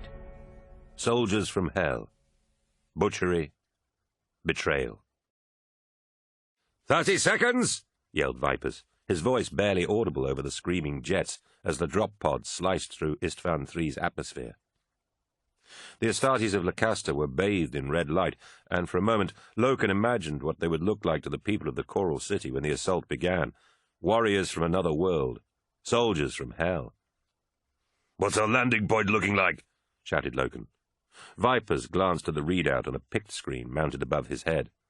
"Rifting! We'll hit the target, but off-center. I hate these things. Give me a Stormbird any day." Loken didn't bother replying, barely able to hear Nero as the atmosphere thickened beneath the drop pod and the jets on its underside kicked in. The drop pods shuddered and began heating up as the enormous forces pushing against it turned to fire and noise. He sat through the last few minutes while everything around him was noise, unable to see the enemy he was about to fight, and relinquishing control over his fate until the drop pod hit. Nero had been right when he said he had preferred an assault delivered by Stormbird, the precise surgical nature of an airborne assault far preferable to a warrior than this hurtling descent from above. But the War Master had decided that the spear tip would be deployed by drop pod, reasoning, rightly Loken admitted, That thousands of Astartes smashing into the defenders' midst without warning would be more psychologically devastating. Loken ran through the moment the drop pod would hit in his mind, preparing himself for when the hatch charges would blow open. He gripped his bolter tightly and checked for the 10th time that his chainsword was in its scabbard at his side. Loken was ready. 10 seconds, Lacosta! shouted Vipers. Barely a second later, the drop pod impacted with such force that Loken's head snapped back, and suddenly the noise was gone, and everything went black. Lucius killed his first foe without even breaking stride. The dead man's armor was like glass, shimmering and iridescent, and his halberd's blade was fashioned from the same reflective substance. A mask of stained glass covered his face, the mouth represented by leading and filled with teeth of gem-like triangles. Lucius slid his sword clear, blood smoking from its edge, as the soldier slumped to the floor. A curved arch of marble shone red in the dawn's early light above him, and a swirl of dust and debris drifted around the drop pod he had just leapt from. The precentor's palace stood before him, vast and astonishing, a stone flower with the spire at its centre like a spectacular twist of overlapping granite petals. More drop pods hammered into the ground behind him. The plaza around the palace's north entrances, the main objective of the Emperor's children. A nearby drop pod blew open. An ancient Rylanor stepped from its red-lit interior, his assault cannon already cycling and tracking for targets. "Nausicaa!" yelled Lucius. "To me!" Lucius saw a flash of coloured glass from inside the palace, movement beyond the sweeping stone panels of the entrance hall. More palace guards reacted to the sudden, shocking assault, but contrary to what Lucius had been expecting, they weren't screaming or begging for mercy. They weren't even fleeing, or standing stock still, numb with shock. With a terrible war cry, the palace guard charged, and Lucius laughed, glad to be facing a foe with some backbone. He levelled his sword and ran towards them, Squad Nausicaa following behind him, weapons at the ready. 100 palace guardians ran at them, resplendent in their glass armour. They formed a line before the Astartes, levelled their halberds, and opened fire. Searing needles of silver filled the air around Lucius, gouging the armour of his shoulder guard and leg. Lucius lifted his sword arm to shield his head, and the needles spat from the glowing blade of his sword. Where they hit the stone around the entrance, it bubbled and hissed like acid. One of the Nausicaa fell beside Lucius, one arm molten and his abdomen bubbling. "Perfection and death!" cried Lucius, running through the white-hot silver needles. The Emperor's children and the palace guard clashed with a sound like a million windows breaking, the terrible screaming of the halberd guns giving way to the clash of blade against armour and point-blank bolter fire. Lucius's first sword blow hacked through a halberd shaft and tore through the throat of the man before him. Sightless glass eyes glared back at him, blood pumping from the guard's ruined throat, and Lucius tore the helm from his foe's head to better savour the sensation of his death. A plasma pistol spat a tongue of liquid fire that wreathed an enemy soldier from head to foot, but the man kept fighting, sweeping his halberd down to cut deep into one of Lucius's men, before another Astartes ripped off his head with a chainsword. Lucius pivoted on one foot from a halberd strike, and hammered the hilt of his sword into his opponent's face, feeling a tight anger that the faceplate held. The guard staggered away from him, and Lucius reversed his grip and thrust the blade through the gap between the glass plates at the guard's waist, feeling the blade's energy field burning through abdomen and spine. These guards were slowing the Emperor's children down, buying precious moments with their lives for something deeper in the palace.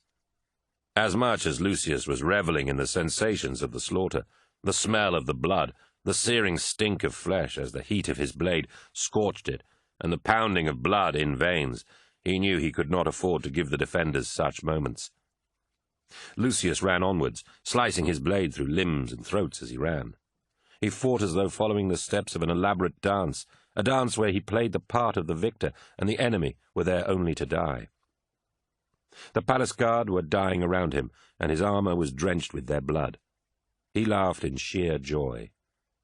Warriors still fought behind him, but Lucius had to press on before the palace guard was able to stall their advance with more men in front of them. "Squad Kimondil! Ritharin! Kill these and then follow me. Fire soared from every direction as the Emperor's children forced their way towards the junction Lucius had reached. The swordsman darted his head past the corner, seeing a vast indoor seascape.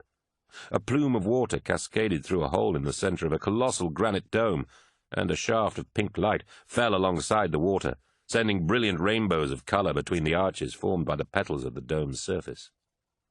Islands rose from the indoor sea that took up most of the dome, each topped by picturesque follies of white and gold. Thousands of palace guards massed in the dome, splashing towards them through the waist-deep sea and taking up positions among the follies. Most wore the glassy armor of the men still dying behind Lucius, but many others were clad in far more elaborate suits of bright silver. Others still were wrapped in long streamers of silk that rippled behind them like smoke as they moved. Rylanor emerged into the dome behind Lucius, his assault cannon smoking, and the chisel-like grips of his power fist thick with blood. "They're massing," spat Lucius. "Where are the damned world-eaters?" "We shall have to win the palace by ourselves," replied Rylanor, his voice grating from deep within his sarcophagus. Lucius nodded, pleased that they would be able to shame the world-eaters. "Ancient, cover us! Emperor's children, break and cover fire! Nausicaa, keep up this time!" Ancient Rylanor stepped out from the junction, and a spectacular wave of fire sheared through the air around him, a storm of heavy-caliber shell casings and oil-soaked fumes streaming from the cannon mounted on his shoulder. His explosive fire shredded the stone of the foremost island's follies, broken and bloodied bodies tumbling from the shattered wreckage. "Go!" shouted Lucius, but the Emperor's children were already charging, their training so thorough that every warrior already knew his place in the complex pattern of overlapping fire and movement that sent the strike force sweeping into the dome. Savage joy lit up Lucius's face as he charged, the thrill of battle and the sensations of killing stimulating his body with wondrous excess. In a swirling cacophony of noise, the perfection of death had come to the Coral City. On the southern side of the palace, a strange, organically formed building clung to the side of the palace like a parasite, its bulging liquid shape more akin to something that had been grown than something built. Its pale marble was threaded with dark veins, and the masses of its battlements hung like ripened fruit. From the expanse of marble monument slabs marking the passing of the city's finest and most powerful citizens, it was clear that this was a sacred place. Known as the Temple of the Song, it was a memorial to the music that Father Istvan had sung to bring all things into existence.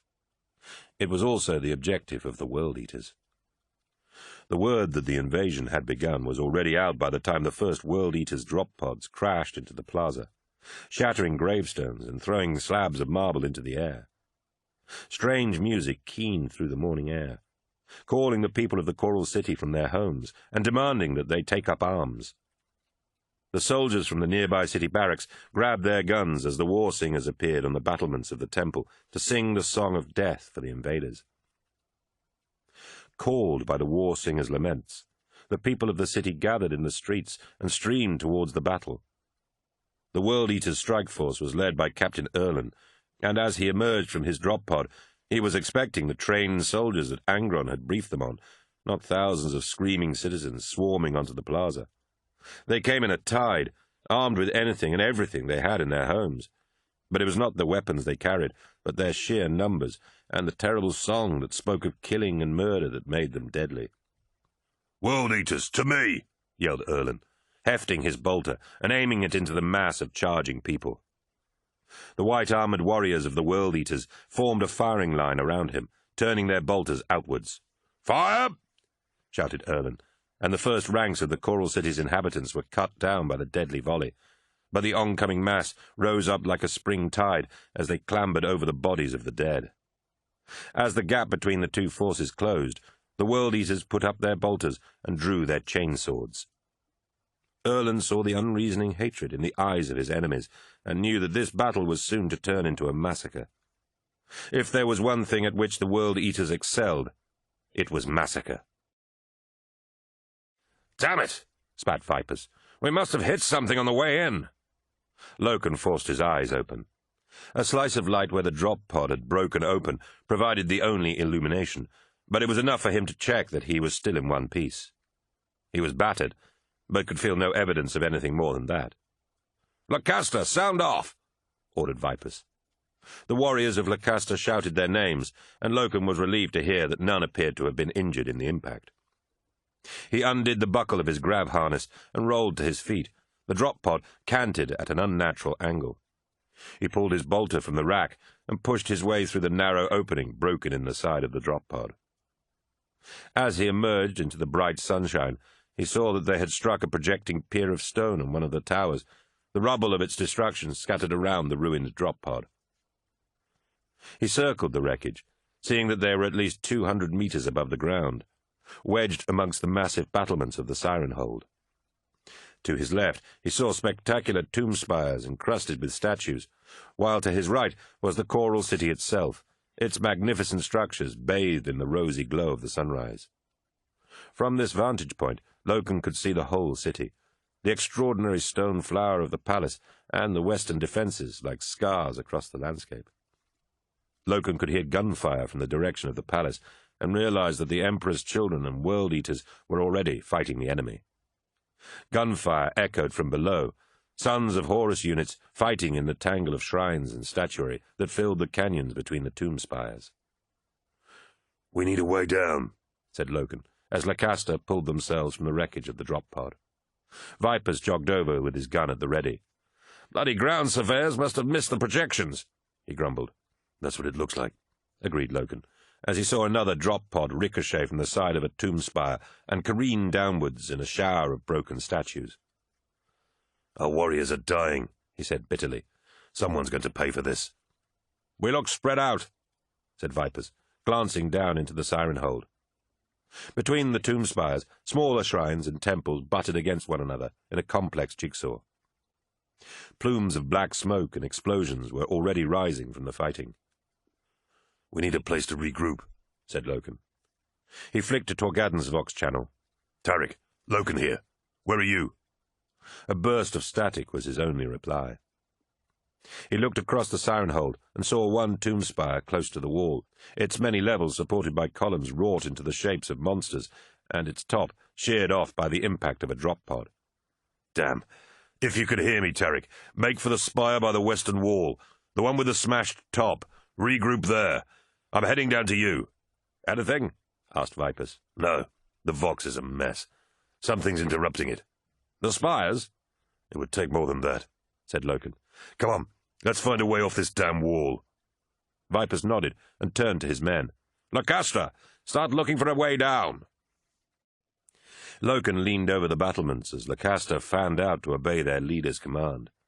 Beneath him he could see the diminutive figures of Astartes fighting black-armored warriors in streaming firefight. He turned away, desperate to find a way down. "Here!" shouted Brother Casto, Lacaster's flamer-bearer. "A stairway!" "Good work," said Loken, making his way over to see what Casto had found. Sure enough, hidden behind a tall, eroded statue of an ancient warrior was a dark stairway cut into the sand-coloured stone. The passageway looked rough and unfinished, the stone pitted and crumbling with age. "Move," said Vipers. "Casto, lead the way." "Yes, Captain," replied Casto, plunging into the gloom of the passageway. Loken and Vipers followed him, the entrance barely wide enough for their armoured bodies. The stairs descended for roughly 10 meters before opening into a wide, low-ceilinged gallery. "The wall must be riddled," said Vipers. "Catacombs," said Loken, pointing to niches cut into the walls that held the mouldering remains of skeletons, some still swaddled in tattered cloth. Casto led them along the gallery, the bodies becoming more numerous the deeper they went, the skeletal remains piled 2 or 3 deep. Vipers snapped around suddenly, bolter up, and finger on the trigger. "Vipers." "I thought I heard something." "We're clear behind," said Loken. "Keep moving and focus. This could—" "Movement," said Casto, sending a blast of orange-yellow fire from his flamer into the darkness ahead of him. "Casto," barked Vipers. "Report. What do you see?" Casto paused. "I don't know. Whatever it was, it's gone now." The niches ahead guttered with flames, hungrily devouring the bare bones. Loken could see that there was no enemy up ahead, only Istvanian dead. "There's nothing there now," said Vipers. "Stay focused, Lacaster, and no jumping at shadows. You are sons of Horus." The squad picked up the pace, shaking thoughts of hidden enemies from their minds as they moved rapidly past the burning grave niches. The gallery opened into a large chamber, Loken guessing that it must have filled the width of the wall. The only light was from the dancing flame at the end of Casto's flamer, the yellow light picking out the massive stone blocks of a tomb. Loken saw a sarcophagus of black granite, surrounded by statues of kneeling people with their heads bowed and hands chained before them. Panels set into the walls were covered in carvings where human forms acted out ceremonial scenes of war. "Casto, move up," said Vipers. "Find us a way down." Loken approached the sarcophagus, running his hand down its vast length. Its lid was carved to represent a human figure, but he knew that it could not be a literal portrait of the body inside. Its face had no features save for a pair of triangular eyes, fashioned from chips of coloured glass. Loken could hear the song from the siren hold outside, even through the layers of stone, a single mournful tone that rose and fell, winding its way from the tomb spires. "War singer," said Loken bitterly. "They're fighting back. We need to get down there." The silver-armoured palace guards started flying. Surrounded by burning arcs of white energy, they leapt over the advancing Emperor's children, gleaming, leaf-shaped blades slicing downwards from wrist-mounted weapons.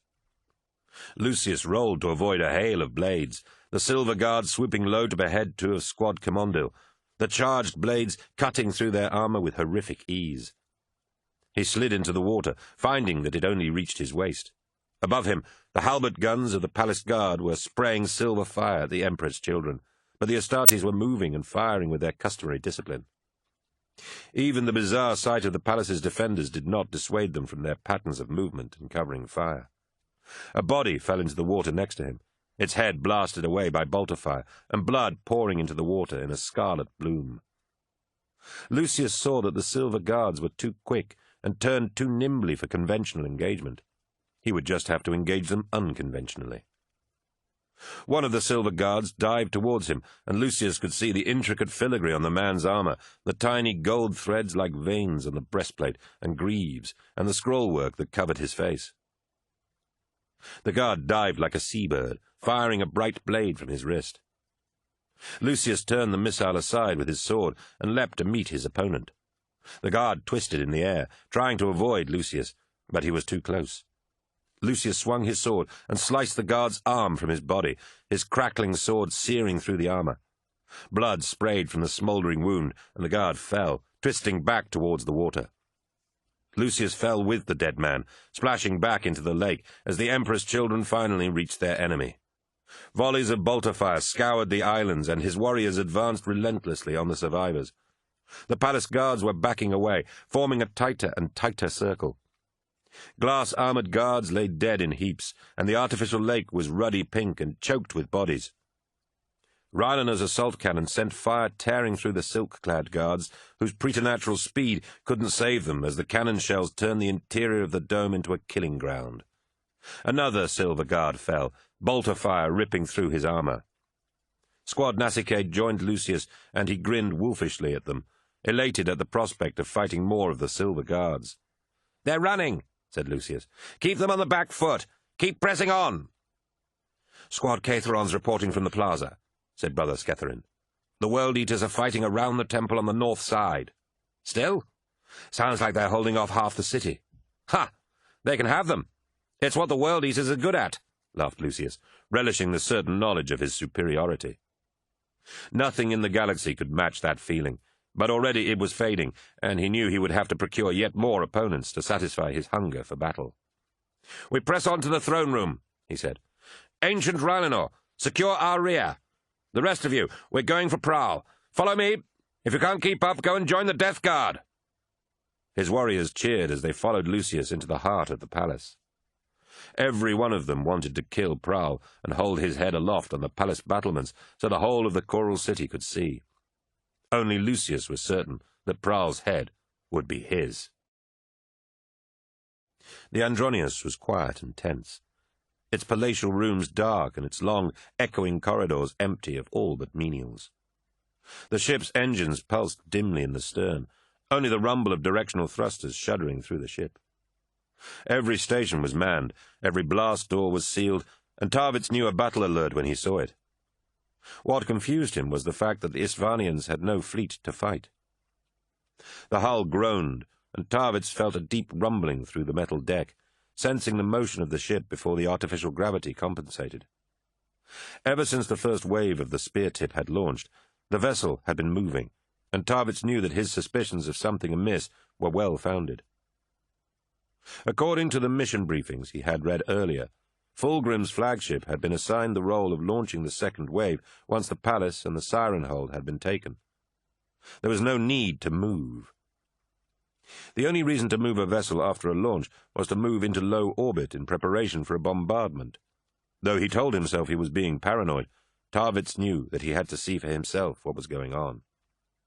He made his way swiftly through the Andronius towards the gun decks, keeping clear of such grand chambers as the Tarsilian amphitheatre and the columned grandeur of the monument hall. He kept to the areas of the ship where his presence would go unchallenged, and where those who might recognize him were unlikely to see him.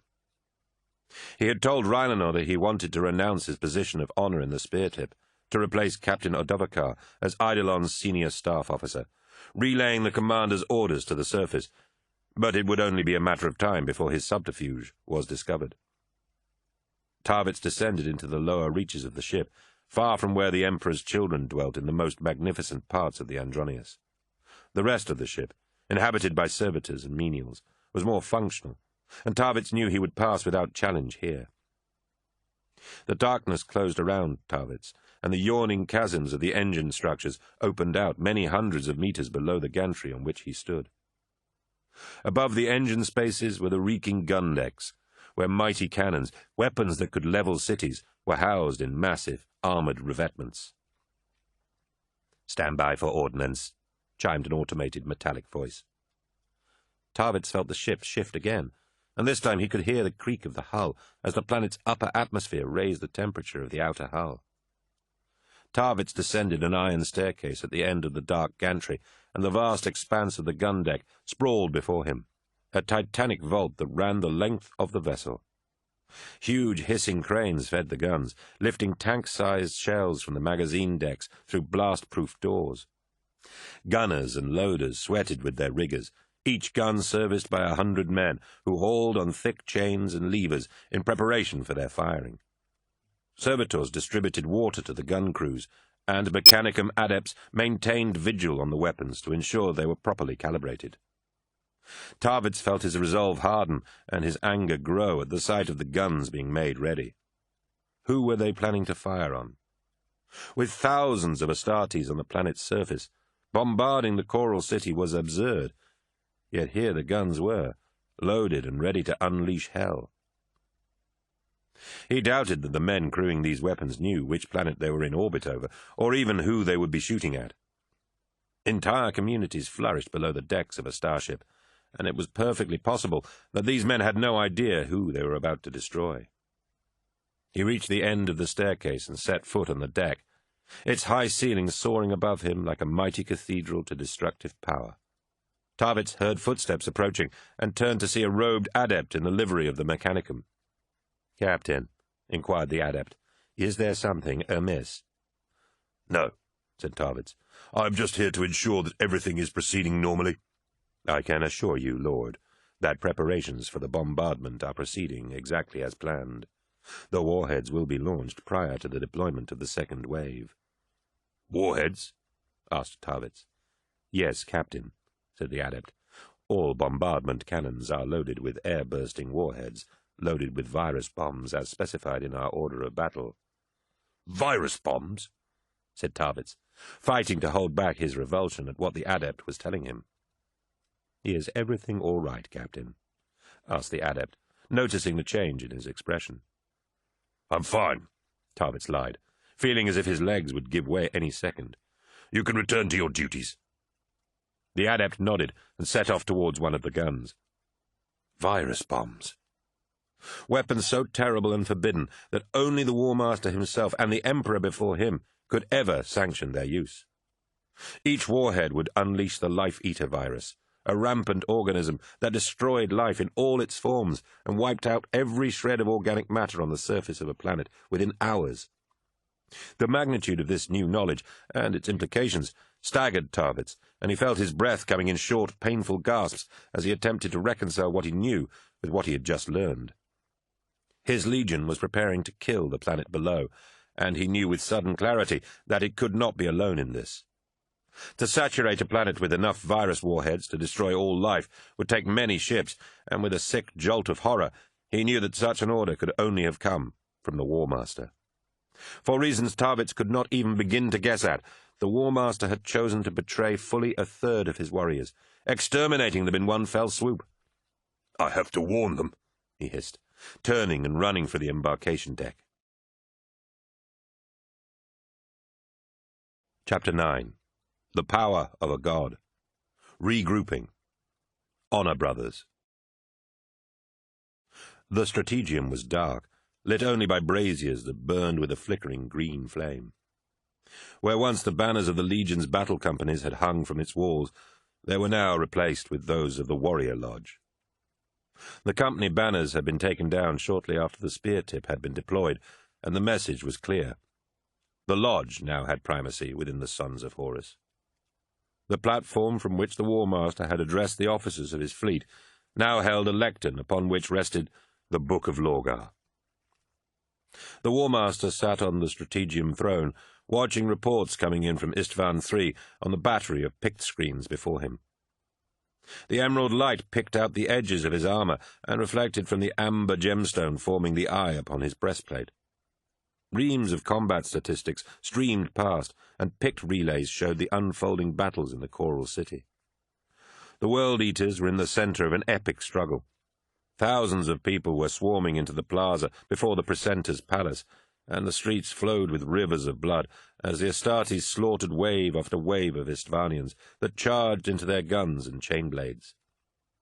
The palace itself was intact, only a few palls of smoke indicating the battle raging through it, as the Emperor's children fought their way through its guards. Vardus Pral would be dead soon, though Horus cared nothing for the fate of Istvan III's rogue governor. His rebellion had simply given Horus the chance to rid himself of those he knew would never follow him on his great march to terror. Horus looked up as Erebus approached. "First Chaplain," said Horus sternly, "matters are delicate. Do not disturb me needlessly." "There is news from Prospero," said Erebus, unperturbed. The shadow whisperers clung to him, darting around his feet and the croziers he wore at his waist. "Magnus?" asked Horus, suddenly interested. "He lives yet," said Erebus, "but not for the lack of effort on the part of the wolves of Fenris." "Magnus lives," snarled Horus. "Then he may yet be a danger." "No," assured Erebus. "The spires of Prospero have fallen, and the warp echoes with the powerful sorcery Magnus used to save his warriors and escape." "Always sorcery," said Horus. "Where did he escape to?" "I do not know yet," said Erebus, "but wherever he goes, the Emperor's dogs will hunt him down." "And he will either join us or die alone in the wilderness," said Horus, thoughtfully. "To think that so much depends on the personalities of so few. Magnus was nearly my deadliest enemy, perhaps as dangerous as the Emperor himself. Now he has no choice but to follow us until the very end. If Fulgrim brings Ferrus Manus into the fold, then we have as good as won." Horus waved dismissively at the view screens depicting the battle in the Coral City. "The Istvanians believe the gods have come to destroy them, and in a way they are right. Life and death are mine to dispense. What is that if not the power of a god?" "Captain Loken, Sergeant Vipers, it is good to see you both," said Sergeant Lacoste, hunkered down in the shattered shell of a shrine to one of Istvan III's ancestors. "We've been trying to raise all the squads. They're all over the place. The spear tip's shattered." "Then we'll reforge it here," replied Loken. Sporadic fire rattled through the valley, so he took cover beside Lacoste. The sergeant's command squad was arrayed around the shrine ruin, bolters trained and occasionally snapping off shots at the shapes that darted through the shadows. Vipers and the survivors of Lacaster huddled in the ruins with them.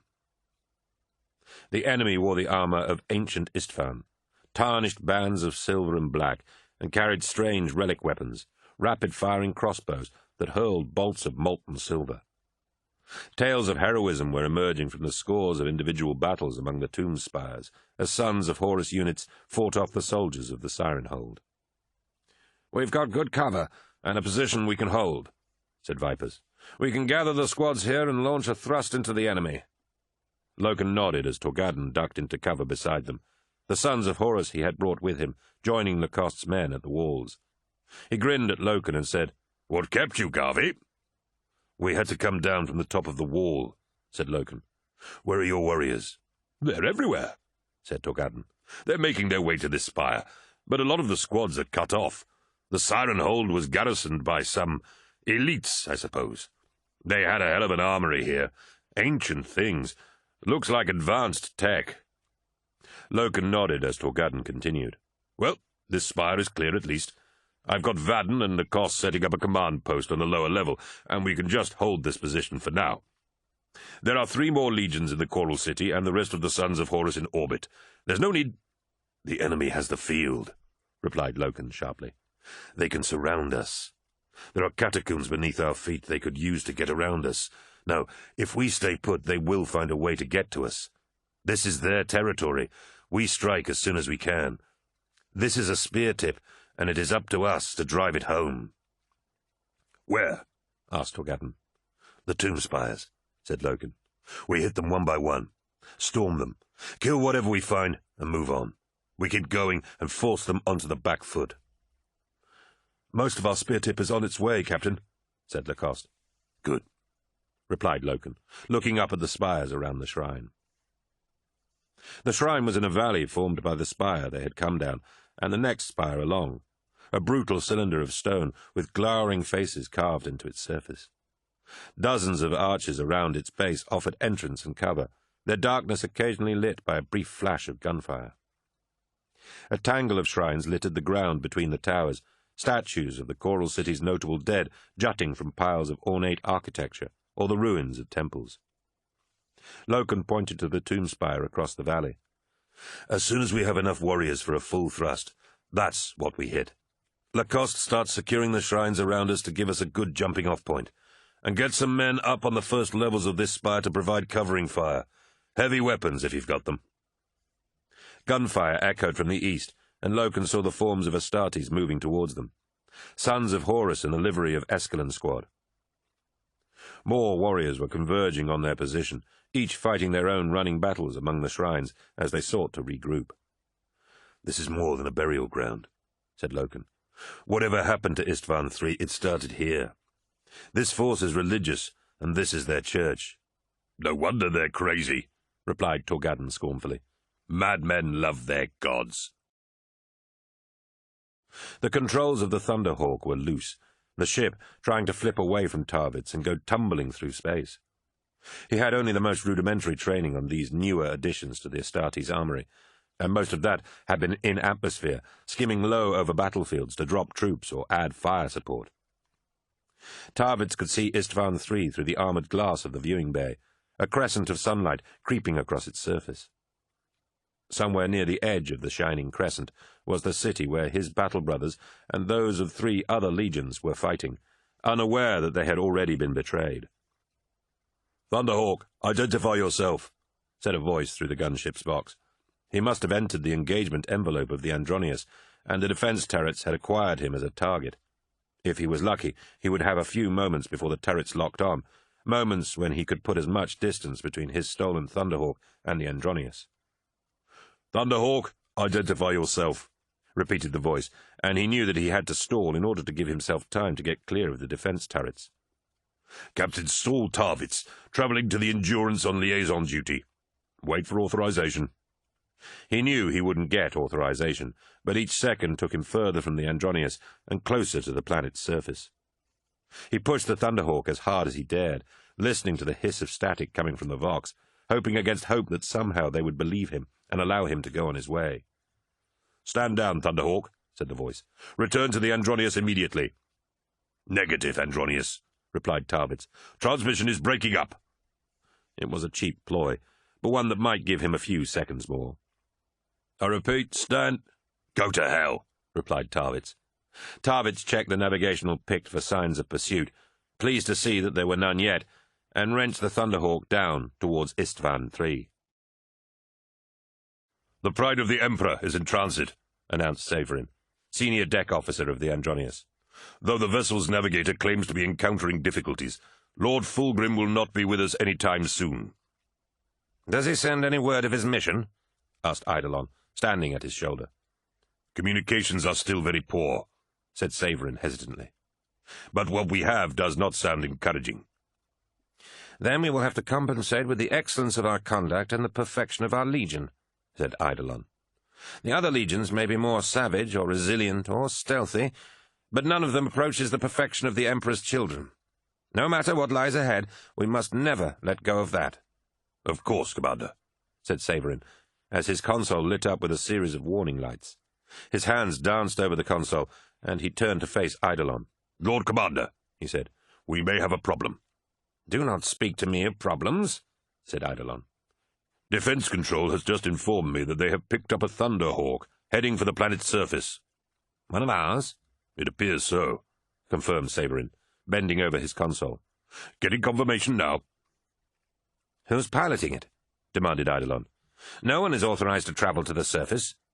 "The last communication with the Thunderhawk indicates that it is Captain Saul Tarvitz." "Tarvitz?" said Eidolon. "Damn him! But he is a thorn in my side." "It's certainly him," said Captain Severin. "It looks like he took one of the Thunderhawks from the planet's side embarkation deck." "Where is he heading?" asked Eidolon. "Exactly." "The Coral City," replied Severin. Eidolon smiled. "He's trying to warn them. He thinks he can make a difference. I thought we could use him, but he's too damn stubborn, and now he's got it into his head that he's a hero. Severin, get some fighters out there and shoot him down. We don't need any complications now." "Aye, sir," nodded Severin. "Fighters launching in 2 minutes." Mercedy rang out the cloth and draped it over Euphrates' forehead. Euphrates moaned and shook, her arms thrashing as if she was throwing a fit. She looked as pale and thin as a corpse. "I'm here," said Mercedy, even though she suspected the comatose imagist couldn't hear her. She didn't understand what Euphrates was going through, and it made her feel so useless. For reasons she didn't quite understand, she had stayed with Kirill Sinderman and Euphrates as they moved around the ship. The vengeful spirit was the size of a city, and it had plenty of places in which to hide. Word of their coming went ahead of them, and wherever they went, grime-streaked engine crewmen or boiler-suited maintenance workers were there to show them to safety, supply them with food and water, and catch a glimpse of the saint. At present they sheltered inside one of the engine housings, a massive hollow tube that was normally full of burning plasma and great thrusting pistons. Now the engine was decommissioned for maintenance, and it made for a good bolt hole, hidden and secret despite its vast dimensions. Sinderman slept on a thin blanket beside Euphrates, and the old man had never looked more exhausted. His thin limbs were spotted and bony, his cheeks sunken and hollow. One of the engine crew hurried up to the nook where Keeler lay on a bundle of blankets and clothes. He was stripped to the waist and covered in grease, a huge and muscular man who was moved to kneel meekly a short distance from the bed of his saint. "Miss Ollerton," he said reverently, "is there anything you or the saint need?" "Water," said Mercedy. "Clean water. And Kirill asked for more paper, too." The crewman's eyes lit up. "He's writing something." Mercedy wished she hadn't mentioned it. "He's collecting his thoughts for a speech," she said. "He's still a literator, after all. If you can find some medical supplies as well, that would be useful. She's dehydrated." "The Emperor will preserve her," said the crewman, worry in his voice. "I'm sure he will. But we have to give him all the help we can," replied Mercedy, trying not to sound as condescending as she felt. The effect the comatose Euphrates had on the crew was extraordinary, a miracle in itself. Her very presence seemed to focus the doubts and wishes of so many people into an iron-strong faith in a distant emperor. "We'll get what we can," said the crewman. "We have people in the commissary and medical suites." He reached forward to touch Euphrates' blanket and murmured a quiet prayer to his emperor. As the crewman left, she whispered her own perfunctory prayer. After all, the emperor was more real than any of the so-called gods the crusade had come across. "Deliver us, Emperor," she said quietly, "from all of this." She looked down sadly and caught her breath as Euphrates stirred and opened her eyes, like someone awakening from a deep sleep. Mercedy reached down slowly, afraid that if she moved too quickly she might shatter this brittle miracle, and took the imagist's hand in hers. "Euphrates," she whispered softly, "can you hear me?" Euphrates Keeler's mouth fell open, and she screamed in terror. "Are you sure?" asked Captain Garrow of the Death Guard, limping on his newly replaced augmetic leg. The gyros had not yet meshed with his nervous system, and, much to his fury, he had been denied a place in the Death Guard spear tip. The bridge of the Eisenstein was open to the workings of the ship, as was typical with the Death Guard fleet, since Mortarion despised ornamentation of any kind. The bridge was a skeletal framework suspended among the ship's guts with massive coolant pipes looming overhead like knots of metallic entrails. The bridge crew bent over a platform inset with cogitator banks, their faces illuminated in harsh greens and blues. "Very sure, Captain," replied the communications officer, reading from the data slate in his hand. "An Emperor's Children Thunderhawk is passing through our engagement zone." Garrow took the data slate from the officer, and sure enough, there was a Thunderhawk gunship passing close to the Eisenstein, a pack of fighters at its heels. "Smells like trouble," said Garrow. "Put us on an intercept course." "Yes, Captain," said the deck officer, turning smartly and heading for the helm. Within moments the engines flared into life, vast pistons pumping through the oily shadows that surrounded the bridge. The Eisenstein tilted as it began a ponderous turn towards the approaching Thunderhawk. The scream hurled Kirill Sinderman from sleep with the force of a thunderbolt, and he felt his heart thudding against his ribs in fright. "What?" he managed, before seeing Euphrates sitting bolt upright in bed and screaming fit to burst her lungs. He scrambled to his feet as Mercedy tried to put her arms around the screaming imagist. Keeler thrashed like a madwoman, and Sinderman rushed over to help, putting his arms out as if to embrace them both. The moment his fingers touched Euphrates, he felt the heat radiating from her, wanting to recoil in pain, but feeling as though his hands were locked to her flesh. His eyes met Mercedes, and he knew from the terror he saw there that she felt the same thing.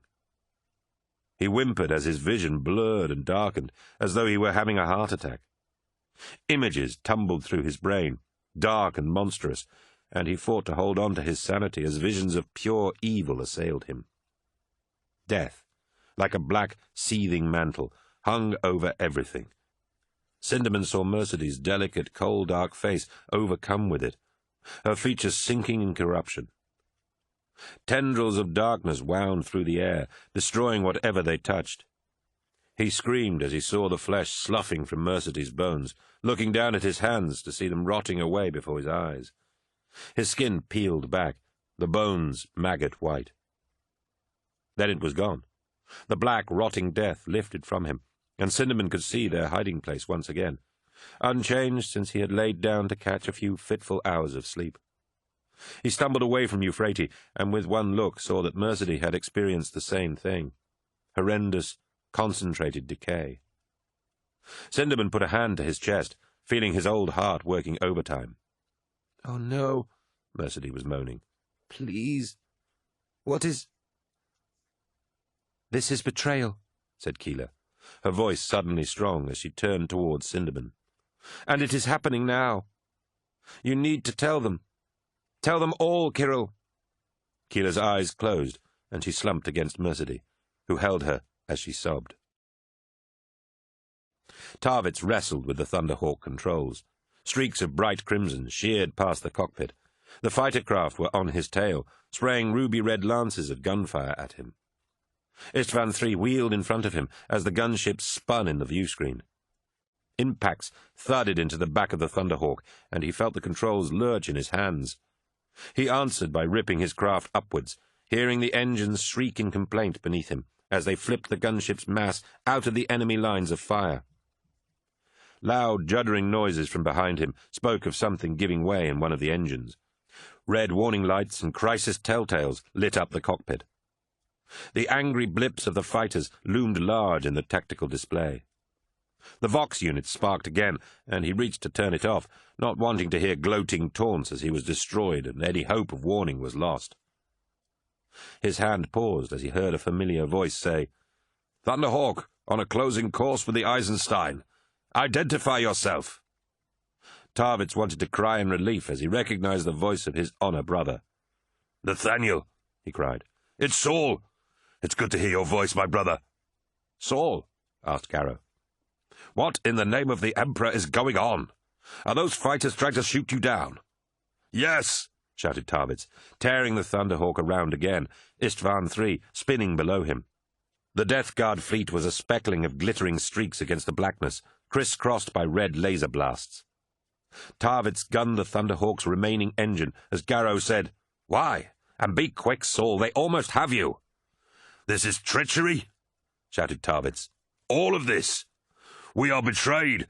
The fleet is going to bombard the planet's surface with virus bombs." "What?" spluttered Garrow, disbelief plain in his voice. "That's insane." "Trust me," said Tarvitz. "I know how it sounds, but as my honor brother I ask you to trust me like you have never trusted me before. On my life, I swear I do not lie to you, Nathaniel." "I don't know, Saul," said Garrow. "Nathaniel!" screamed Tarvitz in frustration. "Ship-to-surface Vox has been shut off, so unless I can get a warning down there, every Astartes on Istvan III is going to die." Captain Nathaniel Garrow could not tear his eyes from the hissing Vox unit, as if seeking to discern the truth of what Saul Tarvitz was saying just by staring hard enough. Beside him, the tactical plot displayed the weaving blips that represented Tarvitz's Thunderhawk and the pursuing fighters.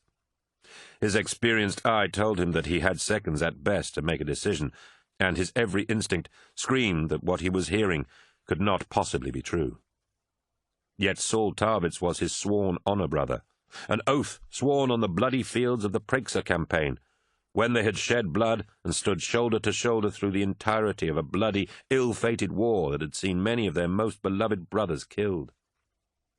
Such a friendship and bond of honor, forged in the hell of combat, was a powerful thing, and Garrow knew Saul Tarvitz well enough to know that he never exaggerated and never, ever lied.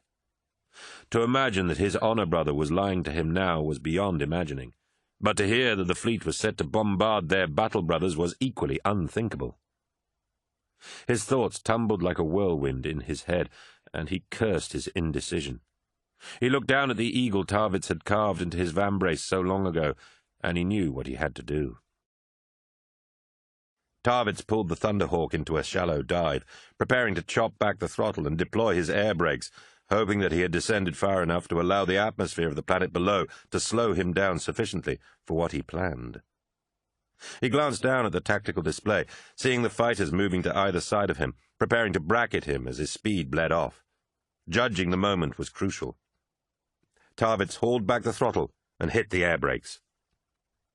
The grav seat harness pulled tight on his chest as he was hurled forwards, and the cockpit was suddenly lit by brilliant flashes, and a terrific juddering seized the gunship. He heard impacts on the hull and felt the Thunderhawk tumble away from his control. He yelled in anger as he realized that those who sought to betray the Astartes had won, that his defiance of their treachery had been in vain. Blooms of fire surged past the cockpit, and Tarvitz waited for the inevitable explosion of his death. But it never came. Amazed, he took hold of the gunship's controls and wrestled with them as he fought to level out his flight. The tactical display was a mess of interference, electromagnetic hash and radioactive debris, clogging it with an impenetrable fog of a massive detonation. He couldn't see the fighters, but with such interference they could still be out there, even now drawing a bead on him. What had just happened? "Saul," said a voice, heavy with sadness, and Tarvitz knew that his honor brother had not let him down. "He's down. The fighters are gone." "Gone? How?" The Eisenstein shot them down on my orders, said Garrow. Tell me, Saul, was I right to do so? For if you speak falsely, then I have condemned myself alongside you. Tarvitz wanted to laugh and wished his old friend was standing next to him, so he could throw his arms around him and thank him for his trust, knowing that Nathaniel Garrow had made the most monumental decision in his life on nothing but what had passed between them moments ago. The depth of trust and the honour Garrow had done him was immeasurable. Yes, he said. You were right to trust me, my friend. Tell me why, asked Garrow. Tarvitz tried to think of something reassuring to tell his old friend, but he knew that nothing he could say would soften the blow of this treachery. Instead, he said, Do you remember what you once told me of terror? Yes, my friend, sighed Garrow. I told you it was old, even back in the day. You told me of what the Emperor built there, said Tarvitz. A whole world, where before there had been nothing, just barbarians and death. You spoke of the scars of the age of strife, whole glaciers burnt away, and mountains levelled. Yes, agreed Garrow. I remember. The Emperor took that blasted planet and he founded the Imperium there. That's what I fight for, to stand against the darkness and build an empire for the human race to inherit. That's what is being betrayed, my friend, said Tarvitz. I will not allow that to happen, Saul. Nor I, my friend, swore Tarvitz. What will you do now? Garrow paused, the question of what to do, now that he had chosen a side, uppermost in his mind. I'll tell the Andronius that I shot you down. The flare of the explosion and the fact that you're in the upper atmosphere should cover you long enough to get to the surface. And after that? The other legions must be warned of what is going on. Only the War Master would have the daring to conceive of such betrayal, and he would not have begun an endeavour of this magnitude without swaying some of his brother Primarchs to join him. Rogaldorn or Magnus would never forsake the Emperor, and if I can get the Eisenstein out of the Istvan system, I can bring them here, all of them. Can you do it? Asked Tarvitz. The War Master will soon realize what you attempt. I have some time before they will suspect, but then the whole fleet will be after me. Why is it the men have to die every time any of us tries to do what is right? Because that's the Imperial truth, said Tarvitz. Can you keep control of the Eisenstein once this gets out? Yes, said Garrow. It will be messy, but enough of the crew are staunch Terrans, and they will side with me. Those who do not will die. The port engine juddered, and Tarvitz knew that he didn't have much time before the gunship gave out beneath him. I have to make for the surface, Nathaniel, said Tarvitz. I don't know how much longer this ship will stay in the air. Then this is where we part, said Garrow, an awful note of finality in his voice. The next time we see one another, it'll be on Terra, said Tarvitz. If we meet again, my brother. We will, Nathaniel, promised Tarvitz. By the Emperor, I swear it. May the luck of Terra be with you, said Garrow, and the Vox went dead. Moments ago he had been on the brink of death, but now he had hoped that he might succeed in preventing the War Master's treachery from unfolding. That's what the Imperial truth meant, he realized at last. It meant hope. Hope for the galaxy. Hope for humanity. Tarvitz gunned the Thunderhawk's engine, fixed its course towards the Precentor's palace, and arrowed it towards the heart of the Choral City. Chapter 10. The Most Precious Truth. Praal. Death's Tomb. The subdeck was packed with people, come to hear the words of the Saint's apostle. Apostle. That was what they called him now, thought Sinterman, and it gave him comfort to know that even in these turbulent times he was still a person that others looked up to. Vanity, he knew, but still. One takes what one can, when circumstances change beyond one's control. Word had spread quickly through the vengeful spirit that he was about to speak, and he glanced nervously around the edges of the subdeck for any sign that word had reached beyond the civilians and remembrances. Armed guards protected the approaches to the subdeck, but he knew that if the Astartes, or Maggard and his soldiers, came in force, then not all of them would escape alive. They were taking a terrible risk, But Euphrates had made it very clear that he needed to speak to the masses, to spread the word of the Emperor, and to tell of the imminent treachery that she had seen. Thousands of people stared expectantly at him, and he cleared his throat, glancing over his shoulder to where Mercedy and Euphrates watched him standing at the lectern, raised on a makeshift platform of packing crates. A portable vox-link had been rigged up to carry his words to the very back of the subdeck, though he knew his iterator-trained voice could be heard without any mechanical help. The vox-link was there to carry his words to those who could not attend this gathering, faithful among the technical staff of the ship, having spliced the portable unit into the ship's principal voxcaster network. Cinderman's words would be heard throughout the expedition fleet. He smiled at the crowd and took a sip of water from the glass beside him. A sea of expectant faces stared back at him, desperate to hear his words of wisdom. What would he tell them, he wondered. He looked down at the scribbled notes he had taken over the time he had been sequestered in the bowels of the ship. He looked back over his shoulder at Euphrates, and her smile lifted his heart. He turned back to his notes, the words seeming trite and contrived. He screwed the paper into a ball and dropped it by his side, feeling Euphrates' approval like a tonic in his veins. "My friends," he began, "we live in strange times, and there are events in motion that will shock many of you, as they have shocked me. You have come to hear the words of the saint, but she has asked me to speak to you, that I may tell you of what she has seen and what all men and women of faith must do." His iterator's voice carried the precise amount of gravitas mixed with a tone that spoke to them of his regret at the terrible words of doom he was about to impart. "The War Master has betrayed the Emperor," he said, pausing to allow the inevitable howls of denial and outrage to fill the chamber. Shouted voices rose and fell like waves on the sea, and Cinderman let them wash over him, knowing the exact moment when he should speak. I know, he said. "You think that such a thing is unthinkable, and only a short time ago I would have agreed. But it is true. I have seen it with my own eyes.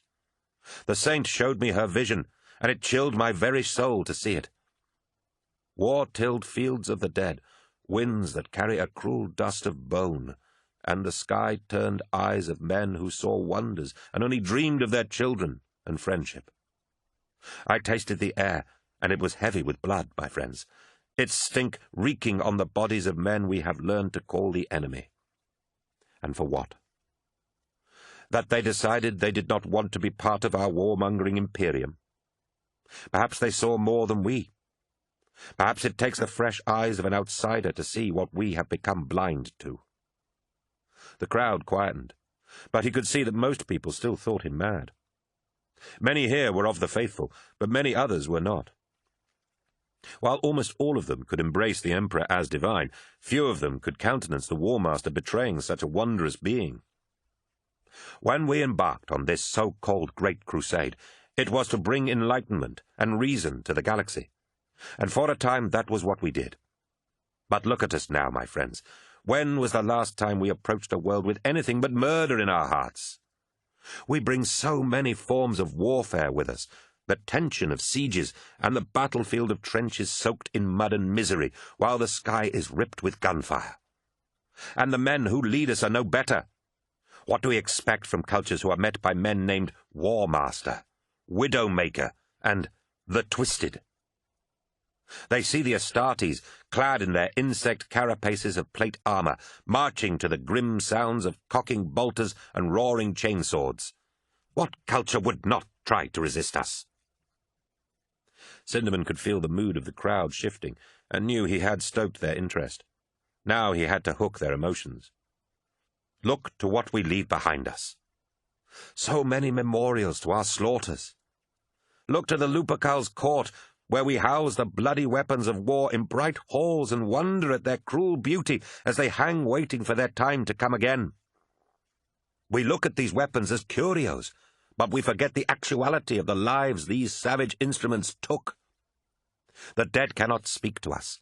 They cannot plead with us to seek peace while the remembrance of them fades and they are forgotten. Despite the ranks of graves, the triumphal arches and eternal flames, we forget them. For we are afraid to look at what they did, lest we see it in ourselves."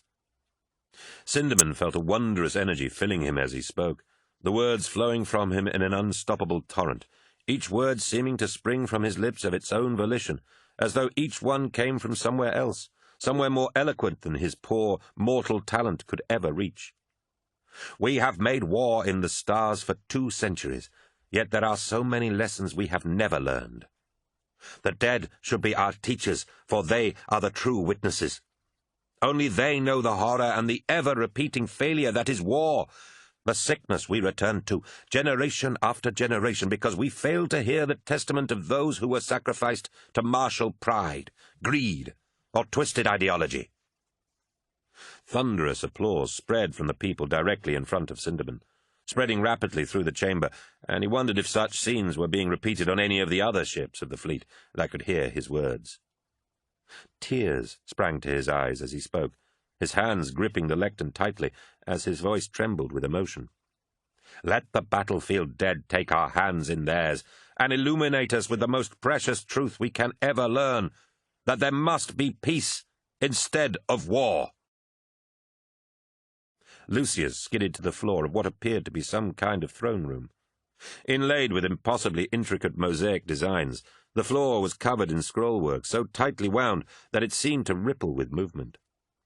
Bolterfire stitched through the room, showering him with broken pieces of mosaic as he rolled into the cover of an enormous harpsichord. Music from the dawn of creation boomed around him, filling the central spire of the precentor's palace. Crystal chandeliers hung from the petals at the center of the great granite flower, shimmering and vibrating in time with the cacophony of battle far below. Instruments filled the room, each one played by a servitor, refitted to play the holy music of the war singers. Huge organs with pipes that reached up through the shafts of milky morning light stood next to banks of gilded bells, and rank upon rank of bronze cages held shaven-headed choristers who sang with blind adulation. Harp strings snapped and twanged in time with the gunfire, and discordant notes boomed as bolter shots ripped through the side of the organ. Storms of weapons fire flew, filling the air with hot metal and death, the battle and the music competing to make the loudest din. Lucius felt his limbs become energized just listening to the crashing volume of the noise, each blaring note and booming shot filling his senses with a desire to do violence. He glanced round the side of the harpsichord, exhausted and elated to have reached so far so quickly. They had fought their way through the palace, killing thousands of the black and silver armored guards, before finally reaching the throne room. From his position of cover, Lucius saw that he was in the second ring of instruments, beyond which lay the precentor's dais. A mighty throne with its back to him sat upon the dais, a confection of gold and emerald set in a ring of lecterns that each held a massive volume of musical notations. Gunfire blew one book apart, and a blizzard of sheet music fluttered around the throne. The palace guard massed on the opposite side of the throne room, surrounding a tall figure in gold armor with a collection of tubes and what looked like loudspeakers fanning out from his back. A storm of silver fire flew, and Lucius saw yet more guards charging in from the other entrances, a ferocious struggle erupting as these new arrivals charged the Emperor's children. "They have courage, I'll give them that," he muttered to himself. Chain blades and bolt pistols rang from armor, and storms of silver fire ripped between the patches of cover offered by the gilded instruments. Each volley tore up the hardwood frames and soared through servitors as they sat at the ornate keyboards or plucked at strings with metal fingers. And still the music played. Lucius glanced behind him. One of the Nasicae fell as he ran to join Lucius. Silver filaments punched through his skull. The body clattered to the floor beside Lucius. Only 3 of Nasicae remained, and they were cut off from their leader. "Ancient Rylanor, engage!" yelled Lucius into the Vox. "Get me cover! Tactical squads, converge on the throne, and draw the palace guard in! Purity and death!" "Purity and death!" echoed the Emperor's children, and with exemplary coordination they surged forward. A silver-armored guard was shredded by bolter fire and flopped broken to the ground. Glass-armored bodies lay shattered and bloody over bullet-scarred instruments. Servitors moved jerkily, still trying to play even though their hands were smoking ruins of bone and wire. The Emperor's children moved squad by squad, volley by volley, advancing through the fire as only the most perfect of legions could. Lucius broke cover and ran into the whirlwind of fire. Silver shards shattered against him. Behind him, Rhinonor's dreadnought body smashed through a titanic bank of drums and bells, the noise of its destruction appalling as Rhinonor opened fire on the enemy. Acrobatic guards, clad in armor wound with long streamers of silk, darted and leapt away from chain blades and bolts like dancers, slashing limbs with monofilament wire blades. Glass-armored guards charged forward in solid ranks, stabbing with their halberds, yet none of the foes was a match for the disciplined countercharges of the Emperor's children. The slick perfection of their pattern-perfect warfare kept its edge, even amid the storm of fire and death that filled the throne room. Lucius ducked and wove through the fire towards the gold-armored figure, shrapnel flashing against the energized edge of his sword blade. The man's armor was ancient, yet gloriously ornate, the equal in finery of a Lord Commander of the Emperor's children. He carried a long spear, its shaft terminated at both ends by a howling ripple of lethal harmonies. Lucius ducked under a swipe of the weapon, stepping nimbly to the side and bringing his sword up towards his opponent's midriff. Faster than he would have believed possible, the spear reversed, and a tremendous blast of noise battered his sword away before it struck. Lucius danced back as a killing wave of sound blared from the tubes and speakers mounted on the Golden Warrior's back, a whole section of the mosaic floor ploughed in a torn gouge by the sound. One of the palace guards fell at Lucius's feet, his chest blown open by Rylander's fire, and another toppled as one of Nassicay sliced off his leg. The Emperor's children surged forwards to help him, but he waved them back. This was to be his kill. He leapt onto the throne pedestal, the Golden Warrior silhouetted in the light streaming from the distant ceiling. The screaming spear came down, and Lucius ducked to avoid it, pushing himself forwards. He stabbed with his sword, but a pitch-perfect note sent his sword plunging towards the floor of the dais instead of its intended target. Lucius hauled his sword clear as the spear stabbed for him again, the musical edge shearing past him and blistering the purple and gilt of his armor. The battle raged ferociously around him, but it was an irrelevance, for Lucius knew that he must surely be fighting the leader of this rebellion. Only Vardus Pral would surround himself with such fearsome bodyguards. Lucius pivoted away from another strike, spinning around behind Pral and shearing his sword through the speaker tubes and loudspeakers upon his back. He felt a glorious surge of satisfaction as the glowing edge cut through the metal with ease. A terrific, booming noise blared from the severed pipes, and Lucius was hurled from the dais by the force of the blast. His armor cracked with the force, and the music leapt in clarity as he felt its power surge around his body in a glorious wash of pure, unadulterated sensation. The music sang in his blood, promising yet more glories, and the unfettered excess of music, light, and hedonistic indulgence. Lucius felt the music in his soul, and knew that he wanted it more than he had wanted anything in his life. He looked up as the Golden Warrior leapt lightly from the throne, seeing the music as swirling lines of power and promise that flowed like water in the air. "Now you die," said Lucius, as the song of death took hold of him. In later moments, they would name it Death's Tomb, and Loken had never felt such disgust at the sights he saw within it. Even Davin's Moon, where the swamps had vomited up the living dead to attack the sons of Horus, had not been this bad. The sound of battle was a hellish music of screaming, rising in terrible crescendos, and the sight was horrendous. Death's Tomb was brimming with corpses, festering in charnel heaps and bubbling with corruption. The tomb spire Loken and the sons of Horus fought within was larger inside than out, the floor sunken into a pit where the dead had been thrown. The tomb was that of death itself. A mausoleum of blood-stained black iron, carved into swirls and scrollwork, dominated the pit, topped with a sculpture of Father Istvan himself, a massive bearded sky god who took away the souls of the faithful and cast the rest into the sky to languish with his lost children. A war-singer perched on Father Istvan's black shoulder, screaming a song of death that jarred at Loken's nerves and sent jangling pain along his limbs. Hundreds of Hispanian soldiers surrounded the pit, firing from the hip as they ran towards the Astartes, driven forward by the shrieking death song. "At them!" yelled Loken, and before he could draw breath again, the enemy was upon them. The Astartes of the spearhead streamed through the many archways leading into the tomb spire, guns blazing as soon as they saw the enemy swarming towards them. Loken fired a fusillade of shots before the two sides clashed. More than 2,000 sons of Horus charged into battle, and Death's tomb became a vast amphitheatre for a great and terrible slaughter, like the arenas of the ancient Romani. "Stay close, back to back, and advance," cried Loken, but he could only hope that his fellow warriors could hear him over the vox. The screaming was deafening. Every Istvanian soldier's mouth jammed open and howling in the shrieking cadences of the war singer's music. Loken cut a gory crescent through the bodies pressing in on him, Vipers matching him stroke for stroke with his long chainsword. Strategy and weapons meant nothing now. The battle was simply a brutal close-quarters fight to the death. Such a contest could have only one outcome. Loathing filled Loken.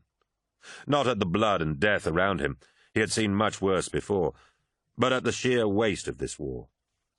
The people he was killing. Their lives could have meant something. They could have accepted the imperial truth and helped forge a galaxy where the human race was united, and the wisdom of the Emperor ushered them towards a future filled with wonders. Instead, they had been betrayed and turned into fanatical killers by a corrupt leader, destined to die for a cause that was a lie. Good lives wasted.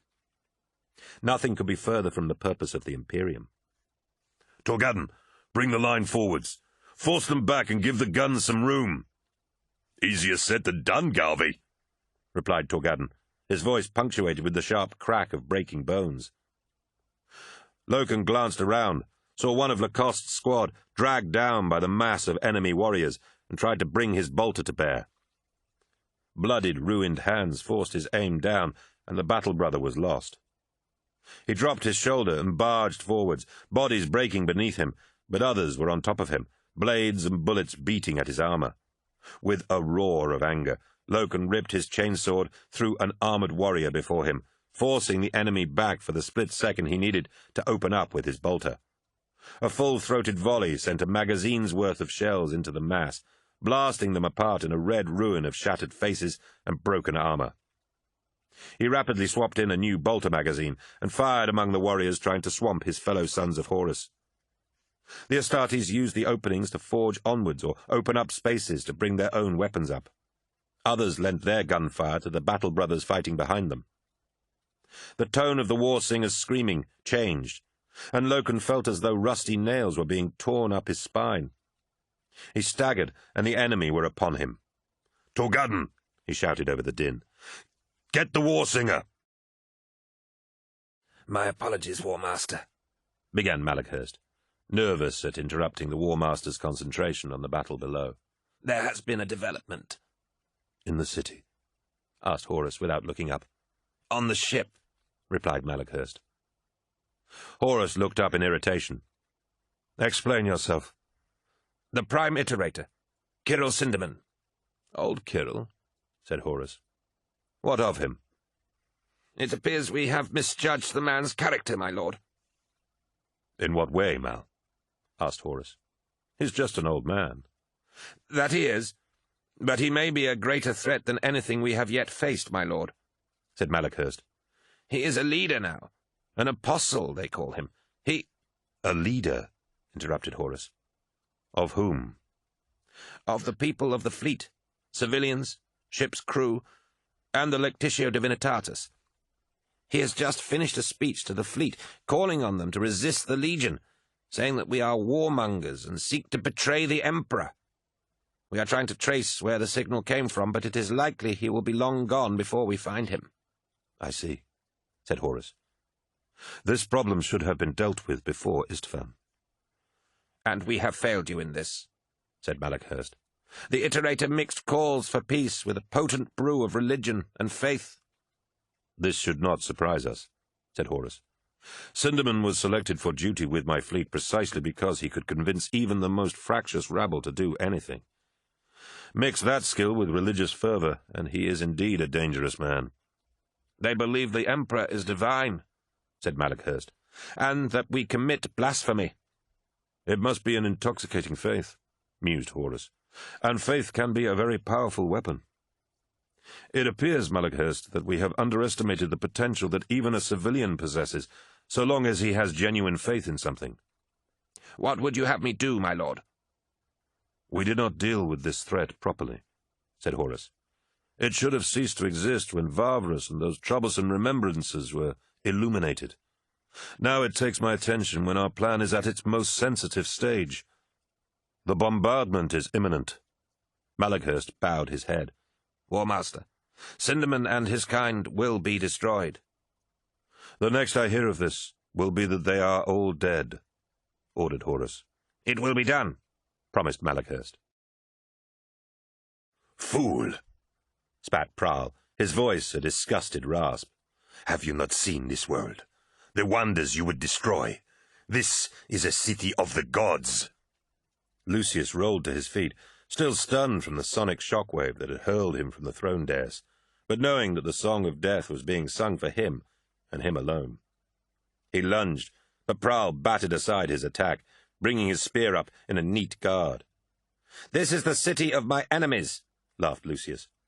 "That is all that matters to me." You are deaf to the music of the galaxy. I have heard far more than you, said Prowl. Perhaps you are to be pitied, for I have listened to the sound of the gods. I have heard their song, and they damn this galaxy in their wisdom. Lucius laughed in Prowl's face. "You think I care? All I want to do is kill you." "The gods have sung what your imperial truth will bring to the galaxy," shrieked Prowl, his musical voice heavy with disdain. It is a future of fear and hatred. I was deaf to the music before they opened me to their song of oblivion. It is my duty to end your crusade. "You can try," said Lucius. "But even if you kill us all, more will come. 100,000 more, 1,000,000, until this planet is dust. Your little rebellion is over. You just don't know it yet." "No, Astartes," replied Prowl. "I have fulfilled my duty and brought you here, to this cauldron of fates. My work is done. All that remains is to blood myself in the name of Father Istvan." Lucius danced away as Prowl attacked once more with the razor-sharp feints of a master warrior. But the swordsman had faced better opponents than this, and prevailed. The song of death rippled behind his eyes, and he could see every move Prowl made before he made it, the song speaking to him on a level he didn't understand, but instinctively knew was power beyond anything he had touched before. He launched a flurry of blows at Prowl, driving him back with each attack, and no matter how skillfully Prowl parried his strikes, each one came that little bit closer to wounding him. The flicker of fear he saw in Prowl's eyes filled him with brutal triumph. The shrieking musical spear blared one last atonal scream before it finally shattered under the energized edge of Lucius's sword. The swordsman pivoted smoothly on his heel and drove his blade two-handed into Prowl's golden chest, the sword burning through his armor, ribs, and internal organs. Prowl dropped to his knees, still alive, his mouth working dumbly as blood sprayed from the massive wound. Lucius twisted the blade, relishing the cracks as Prowl's ribs snapped. He put a foot on Prowl's body and pulled the sword clear, standing triumphant over the body of his fallen enemy. Around him, the Emperor's children slew the remaining palace guards. But with Prowl dead, the song in his blood diminished, and his interest in the fight faded. Lucius turned to the throne itself, already aching for the music to surge through his body once again. The throne's back was to him, and he couldn't see who was seated there. A control panel worked furiously before it, like a monstrously complicated clockwork keyboard. Lucius stepped around the throne and looked into the glassy eyes of a servitor. Its head was mounted on a skinny body of metal armatures, the complex innards stripped out and replaced with brass clockwork. Chattering metal tines reached from the chest cavity to read the music printed in the books mounted around the throne, and the servitor's hands, elaborate 20-fingered constructions of metal and wire, flickered over the control panel. Without Prowl, the music was out of tune and time, its syncopated rhythms falling apart. Lucius knew that this was a poor substitute for what had fueled his battle with Prowl. Suddenly, angry beyond words, Lucius brought his blade down in a glittering arc, shattering the control panel in a shower of orange sparks. The hideous music transformed into a howling death shriek, shaking the stone petals of the palace with its terrible, deafening wail before fading like a forgotten dream. The music of creation ended, and all across Istvan the voices of the gods were silenced. A volley of gunfire caught Loken's attention as he desperately fought the dozens of guards who stabbed at him with their gleaming halberds. Behind him, Torgadden brought the spear tip up into a firing line, and bolter fire battered against the black iron of Death's mausoleum. The war singer was broken like a dying bird against the statue of Father Istvan. The war singer fell, her final scream tailing off as her shattered form cracked against the ornate carvings of Death's mausoleum. "She's down," said Torgadden's voice over the vox, sounding surprised at the ease with which she had been killed. "Who have we lost?" asked Loken, as the enemy soldiers fell back at the war singer's death, suspecting that there was more to this withdrawal than simply her death. Something fundamental had changed on Istvan, but he didn't yet know what. "Most of Squad Chagrat," replied Torgadden, "and plenty of others. We won't know until we get out of here, but there's something else." "What?" asked Loken. "Lacoste says we've lost contact with orbit," said Torgadden. "There's no signal. It's as if the vengeful spirit isn't even up there." "That's impossible," said Loken, looking around for the familiar sight of Sergeant Lacoste. He saw him at the edge of the charnel pit and marched over to him. Torgadden and Vipers followed him, and Torgadden said, "Impossible or not, it's what he tells me." "What about the rest of the strike force?" asked Loken, crouching beside Lacoste. "What about the palace?" "We're having more luck with them," replied Lacoste. "I managed to get through to Captain Erlin of the World Eaters. It sounds like they're outside the palace. It's an absolute massacre over there. Thousands of civilians dead." "In the name of terror," said Loken, imagining the World Eaters' predilection for massacre and the rivers of blood that would be flowing through the streets of the Coral City. "Have they managed to contact anyone in orbit?" "They've got their hands full, Captain," replied Lacoste. "Even if they've managed to raise the Conqueror, they're in no position to relay anything from us. I could barely get anything out of Erlin, other than that he was killing them with his bare hands." "And the palace?" "Nothing. I can't get through to Captain Lucius of the Emperor's Children. The palace has been playing hell with communications ever since they went in. There was some kind of music, but nothing else." "Then try the Death Guard." "They've got the Deus Irae with them. We can use it to relay for us." "I'll try, sir, but it's not looking hopeful." "This was supposed to be over by now," spat Loken.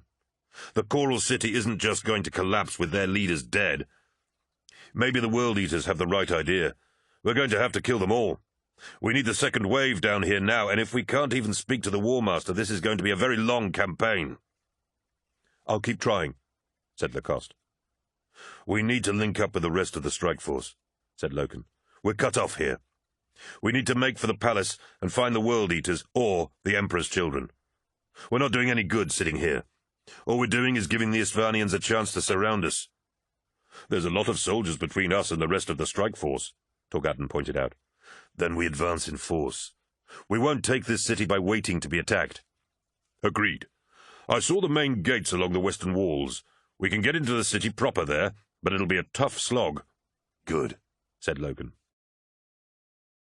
"It's a trap," said Mercedy. "It has to be." "You're probably right," agreed Cinderman. "Of course I'm right," said Mercedy. "Malachurst tried to have Euphrates killed. His pet monster Maggard almost killed you too, remember?" "I remember very well," said Cinnamon. "But think of the opportunity. There will be thousands there, and they couldn't possibly try anything with that many people around. They probably won't even notice we're there." Mercedy looked down her nose at Cinderman, unable to believe that the old iterator was being so dense. Had he not spoken to hundreds of people only hours before of the War Master's perfidy? And now he wanted to gather in a room with him.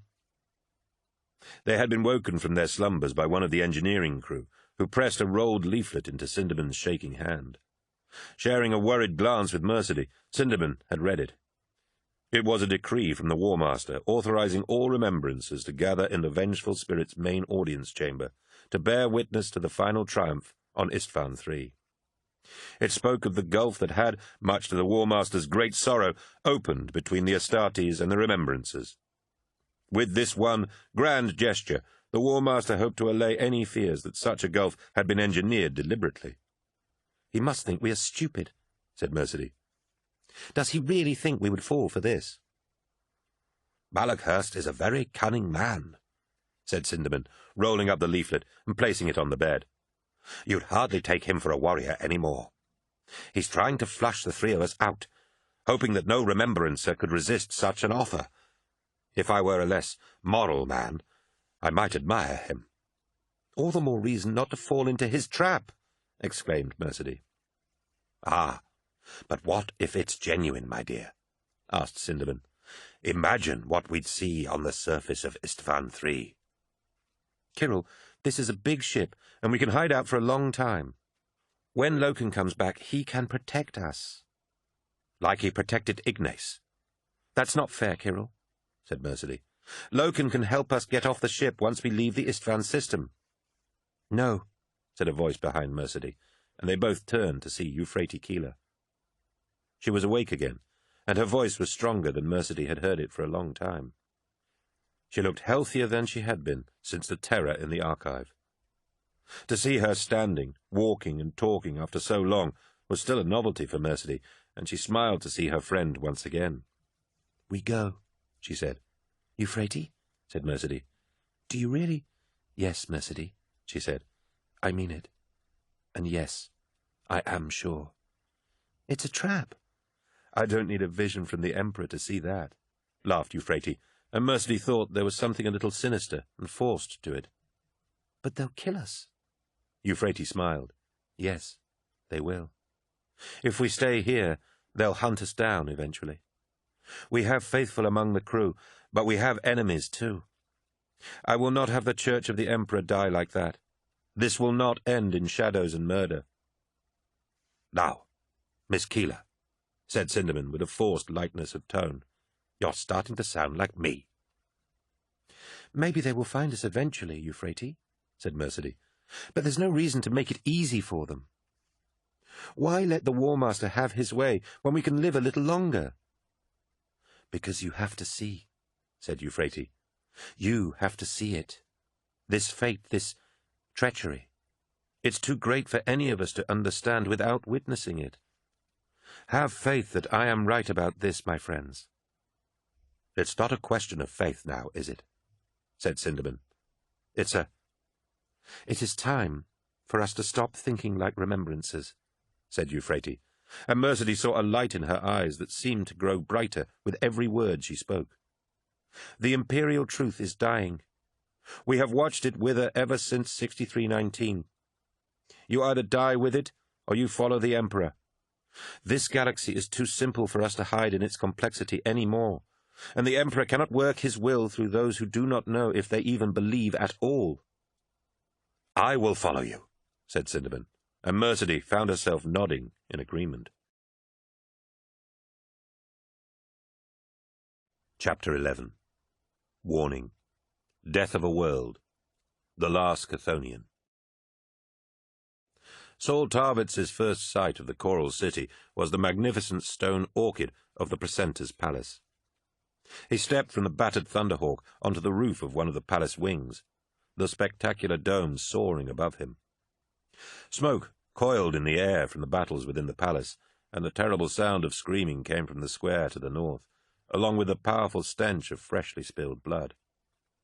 Tarvitz took it in at a glance, the thought hitting him hard that at any moment it would be all gone.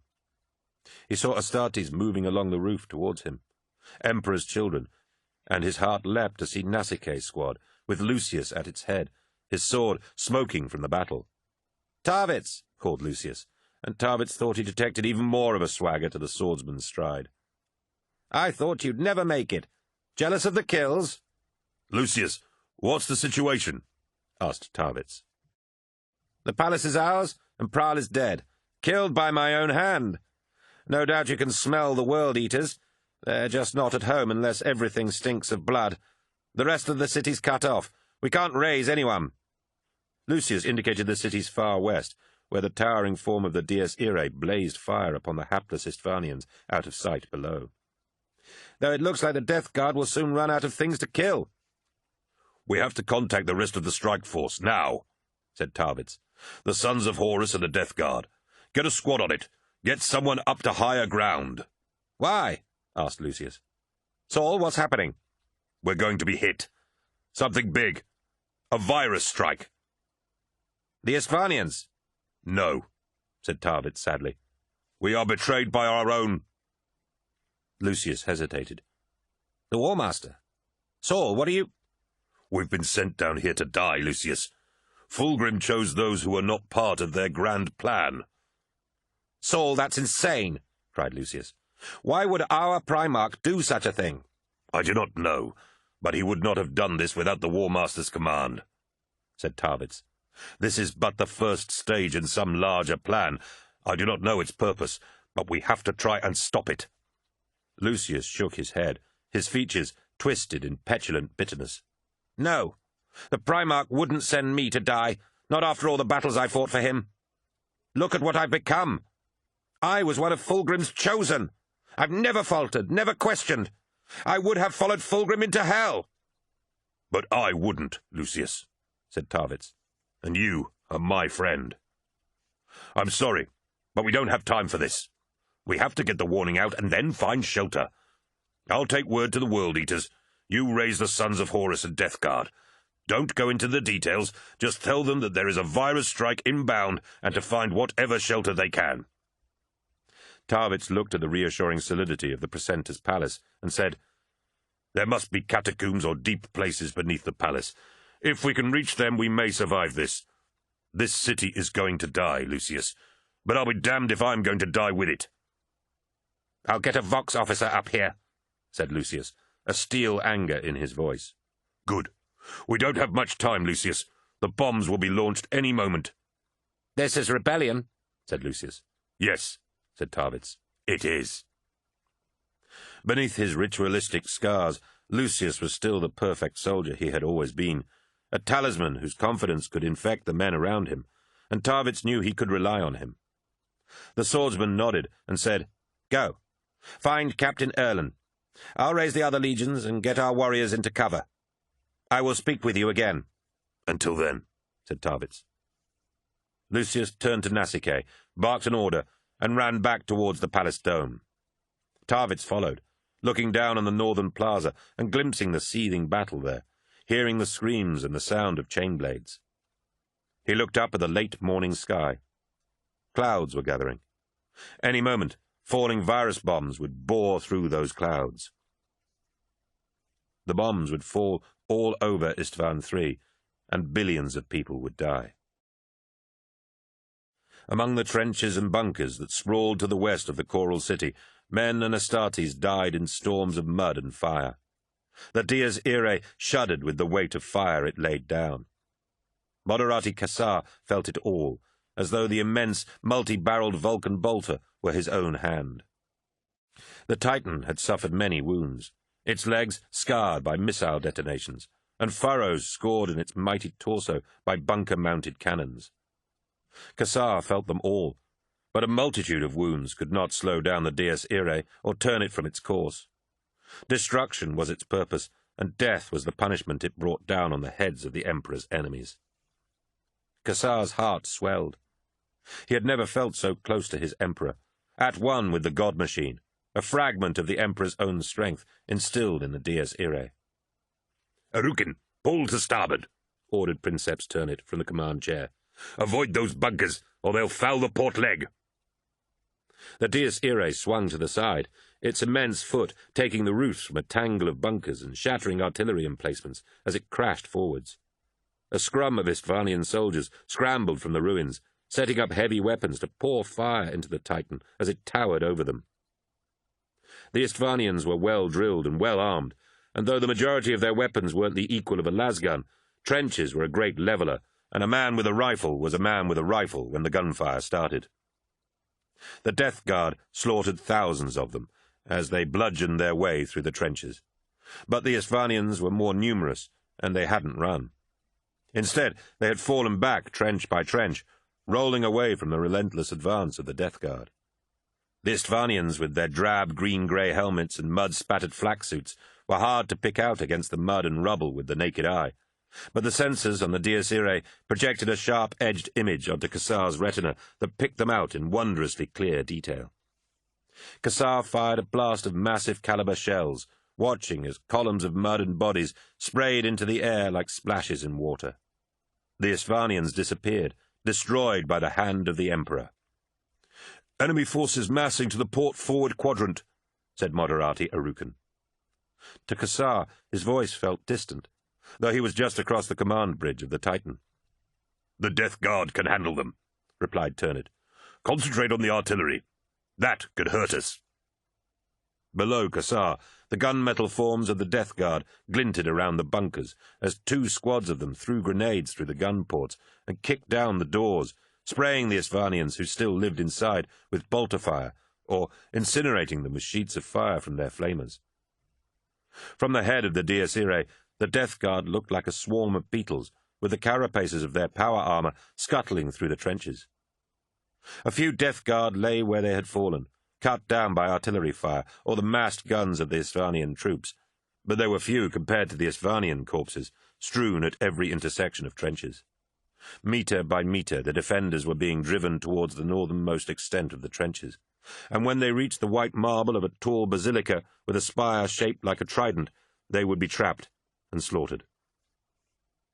Kassar shifted the weapon arm of the Dies Irae to aim at a booming artillery position some 500 metres away, as it belched tongues of flame and threw explosive shells towards the Death Guard lines. "Princeps!" called Kassar. "Enemy artillery moving up on the eastern quadrant." Turnit didn't answer him, too intent on something being said to him on his personal command channel. The Princeps nodded at whatever order he had just received and shouted, "Halt! Arukan! Cease the stride pattern! Kassar, shut off the ammunition feed!" Kassar instinctively switched off the cycling of the weapon that thundered from the Titan's arm, and the shock forced his consciousness back to the command bridge. He no longer looked through the eyes of the Dies Irae, but was back with his fellow officers. "Princeps?" asked Kassar, scanning the readouts. "Is there a malfunction? If there is, I'm not seeing it. The primary systems are reading fine." "It's not a malfunction," replied Turnit sharply. Kassar looked up from the information scrolling across his vision in unfocused columns. "Moderati Kassar," barked Turnit. "How's our weapon temperature?" "Acceptable," said Kassar. "I was going to push it on that artillery." "Close up the coolant ducts and seal the magazine feeds as soon as possible." "Princeps?" said Kassar in confusion. "That will leave us unarmed." "I know that," replied Turnit, as though to a simpleton. "Do it, Arukan. I need us sealed." "Sealed, sir?" asked Arukan, sounding as confused as Kassar felt. "Yes, sealed.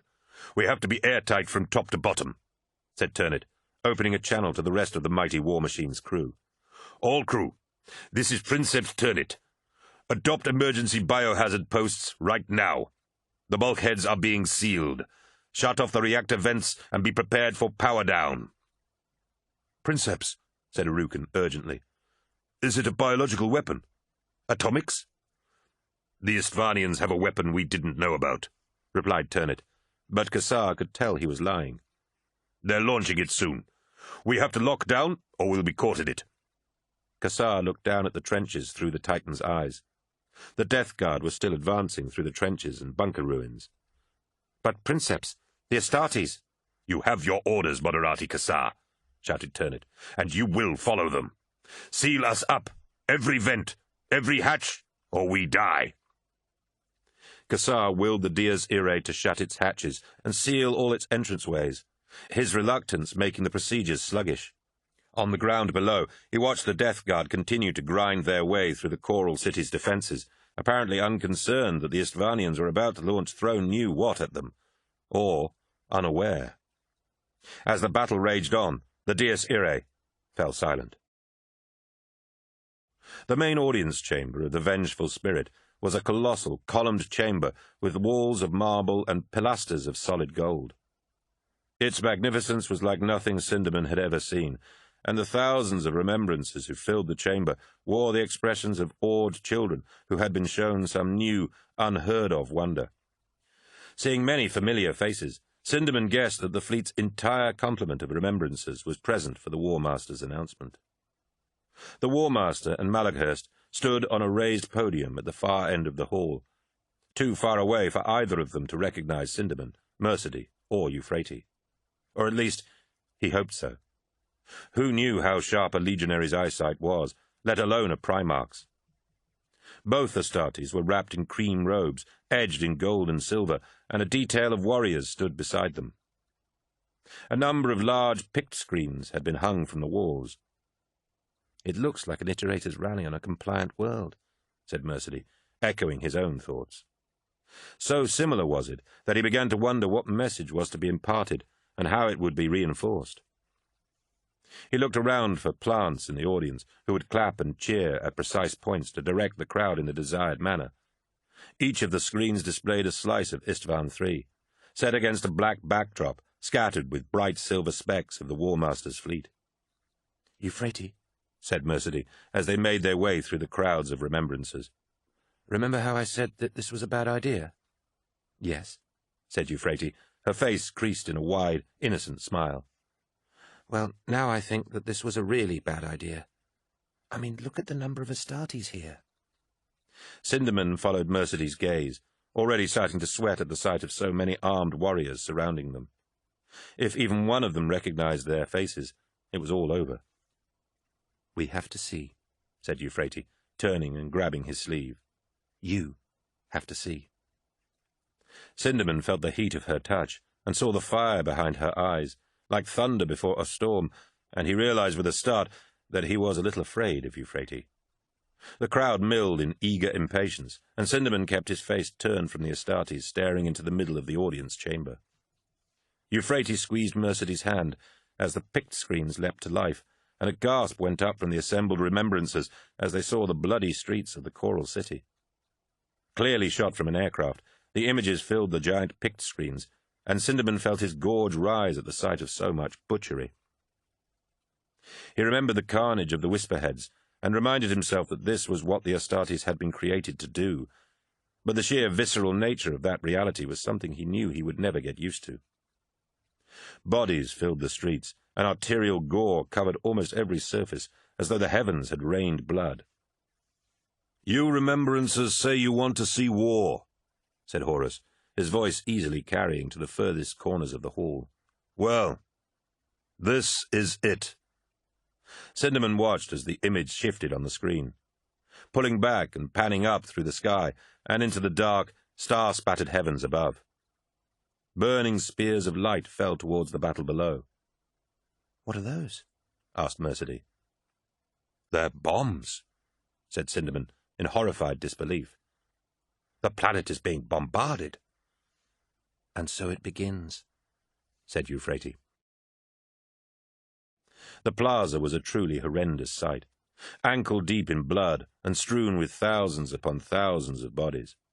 Most were blown open by bolter rounds, but many had been hacked down with chain blades or otherwise torn limb from limb. Tarvitz hurried towards the makeshift strongpoint at its center, the battlements formed from carved-up bodies heaped between the battered forms of fallen drop pods. A world-eater with blood-soaked armor and a scarred face nodded to him as he climbed the gruesome ramp of bodies. The warrior's armor was so drenched in blood that Tarvitz wondered for a moment why he hadn't just painted himself red to begin with. "Captain Erlen," said Tarvitz. "Where is he?" The warrior wasted no breath on words, and simply jerked a thumb in the direction of a warrior with dozens of fluttering oath papers hanging from his breastplate. Tarvitz nodded his thanks and set off through the strongpoint. He passed wounded Astartes who were tended by an apothecary, who looked as if he had fought as hard as any of his patients. Beside him lay two fallen world-eaters, their bodies unceremoniously dumped out of the way. Erlen looked up as Tarvitz approached. The captain's face had been badly burned in some previous battle, and his axe was clotted with so much blood that it better resembled a club. "Looks like the Emperor's children have sent us reinforcements," shouted Erlin, to grunts of laughter from his fellow world-eaters. "One whole warrior! We are blessed. The enemy will run away for sure." "Captain," said Tarvitz, joining Erlin at the barricade of Istvanian dead. "My name is Captain Saul Tarvitz, and I'm here to warn you that you have to get your squads into cover." "Into cover? Unacceptable," said Erlin, nodding towards the far side of the plaza. Shapes moved in their windows and between the mansions. "They're regrouping. If we move now, they will overwhelm us." "The Istvanians have a bioweapon," said Tarvitz, knowing a lie was the only way to convince the World-Eaters. "They're going to fire it. It'll kill everyone and everything in the Coral City." "They're going to destroy their own capital? I thought this place was some kind of church, holy to them." "They've shown how much they value their own," replied Tarvitz quickly, indicating the heaps of dead in front of them. "They'll sacrifice this city to kill us. Driving us from their planet is worth more to them than this city." "So you would have us abandon this position?" demanded Erlin, as if Tarvitz had personally insulted his honor. "How do you know all this?" "I just got here from orbit. The weapon has already been unleashed. If you're above ground when the virus strike hits, you'll die. If you believe nothing else, believe that." "Then where do you suggest we move to?" "Just to the west of this position, Captain," said Tarvitz, stealing a glance at the sky. "The edge of the trench system is thick with bunkers, blast-proof shelters. If you get your men into them, they should be safe." "Should be," snapped Erlin. "That's the best you can offer me." Erlin stared at Tarvitz for a moment. "If you are wrong, the blood of my warriors will be on your hands, and I will kill you for their deaths." "I understand that, Captain," urged Tarvitz. "But we don't have much time." "Very well, Captain Tarvitz," said Erlin. "Sergeant Fleist, left flank. Sergeant Rond, right. World-Eaters, general advance to the west. Blades out." The World-Eaters drew their chain-axes and swords. The blood-stained assault units hurried to the front and stepped over the makeshift barricades of corpses. "Are you coming, Tarvitz?" asked Erlin. Tarvitz nodded, drawing his broadsword and following the World-Eaters into the plaza. Although they were fellow Astartes, he knew he was a stranger among them, as they ran, spitting battle curses and splashing through the dead towards the potential safety of the bunkers. Tarvitz glanced up at the gathering clouds and felt his chest tighten. The first burning streaks were falling towards the city. "It started," said Loken. Lacoste looked up from the field vox. Fire was streaking through the sky towards the Coral City. Loken tried to judge the angle and speed of the falling darts of fire. Some of them would come down between the spires of the siren hold, just like the sons of Horus's own drop pods had done hours earlier, and they would hit in a matter of minutes. "Did Lucius say anything else?" "No," said Lacoste. "Some bioweapon, that was all. It sounded like he ran into a firefight." "Tarek," shouted Loken. "we need to get into cover now, beneath the siren hold. Will that be enough?" "If they dug their catacombs deep enough, then maybe." "And if not?" "From what Lucius said, we'll die." "Then we'd better get a move on." Loken turned to the sons of Horus advancing around him. "Incoming! Get to the siren hold and head down, now!" The closest spire of the siren hold was a towering monstrosity of grotesque writhing figures and leering gargoyle faces, a vision taken from some ancient hell of Istvan's myths. The sons of Horus broke their advance formation and ran towards it. Loken heard the distinctive boom of an airborne detonation high above the city and pushed himself harder as he entered the darkness of the tomb spire. Inside, it was dark and ugly, the floor paved with tortured half-human figures who reached up with stone hands as if through the bars of a cage. "There's a way down," said Torgadden. Loken followed as Astartes ran towards the catacomb entrance, a huge, monstrous stone head with a passageway leading down its throat. As the darkness closed around him, Loken heard a familiar sound drifting from beyond the walls of the siren hold. It was screaming. It was the song of the Coral City's death. The first virus bombs detonated high above the Coral City, the huge explosions spreading the deadly payloads far and wide into the atmosphere. Designed to kill every living thing on the surface of a planet, the viral strains released on Istvan III were the most efficient killers in the War Master's arsenal.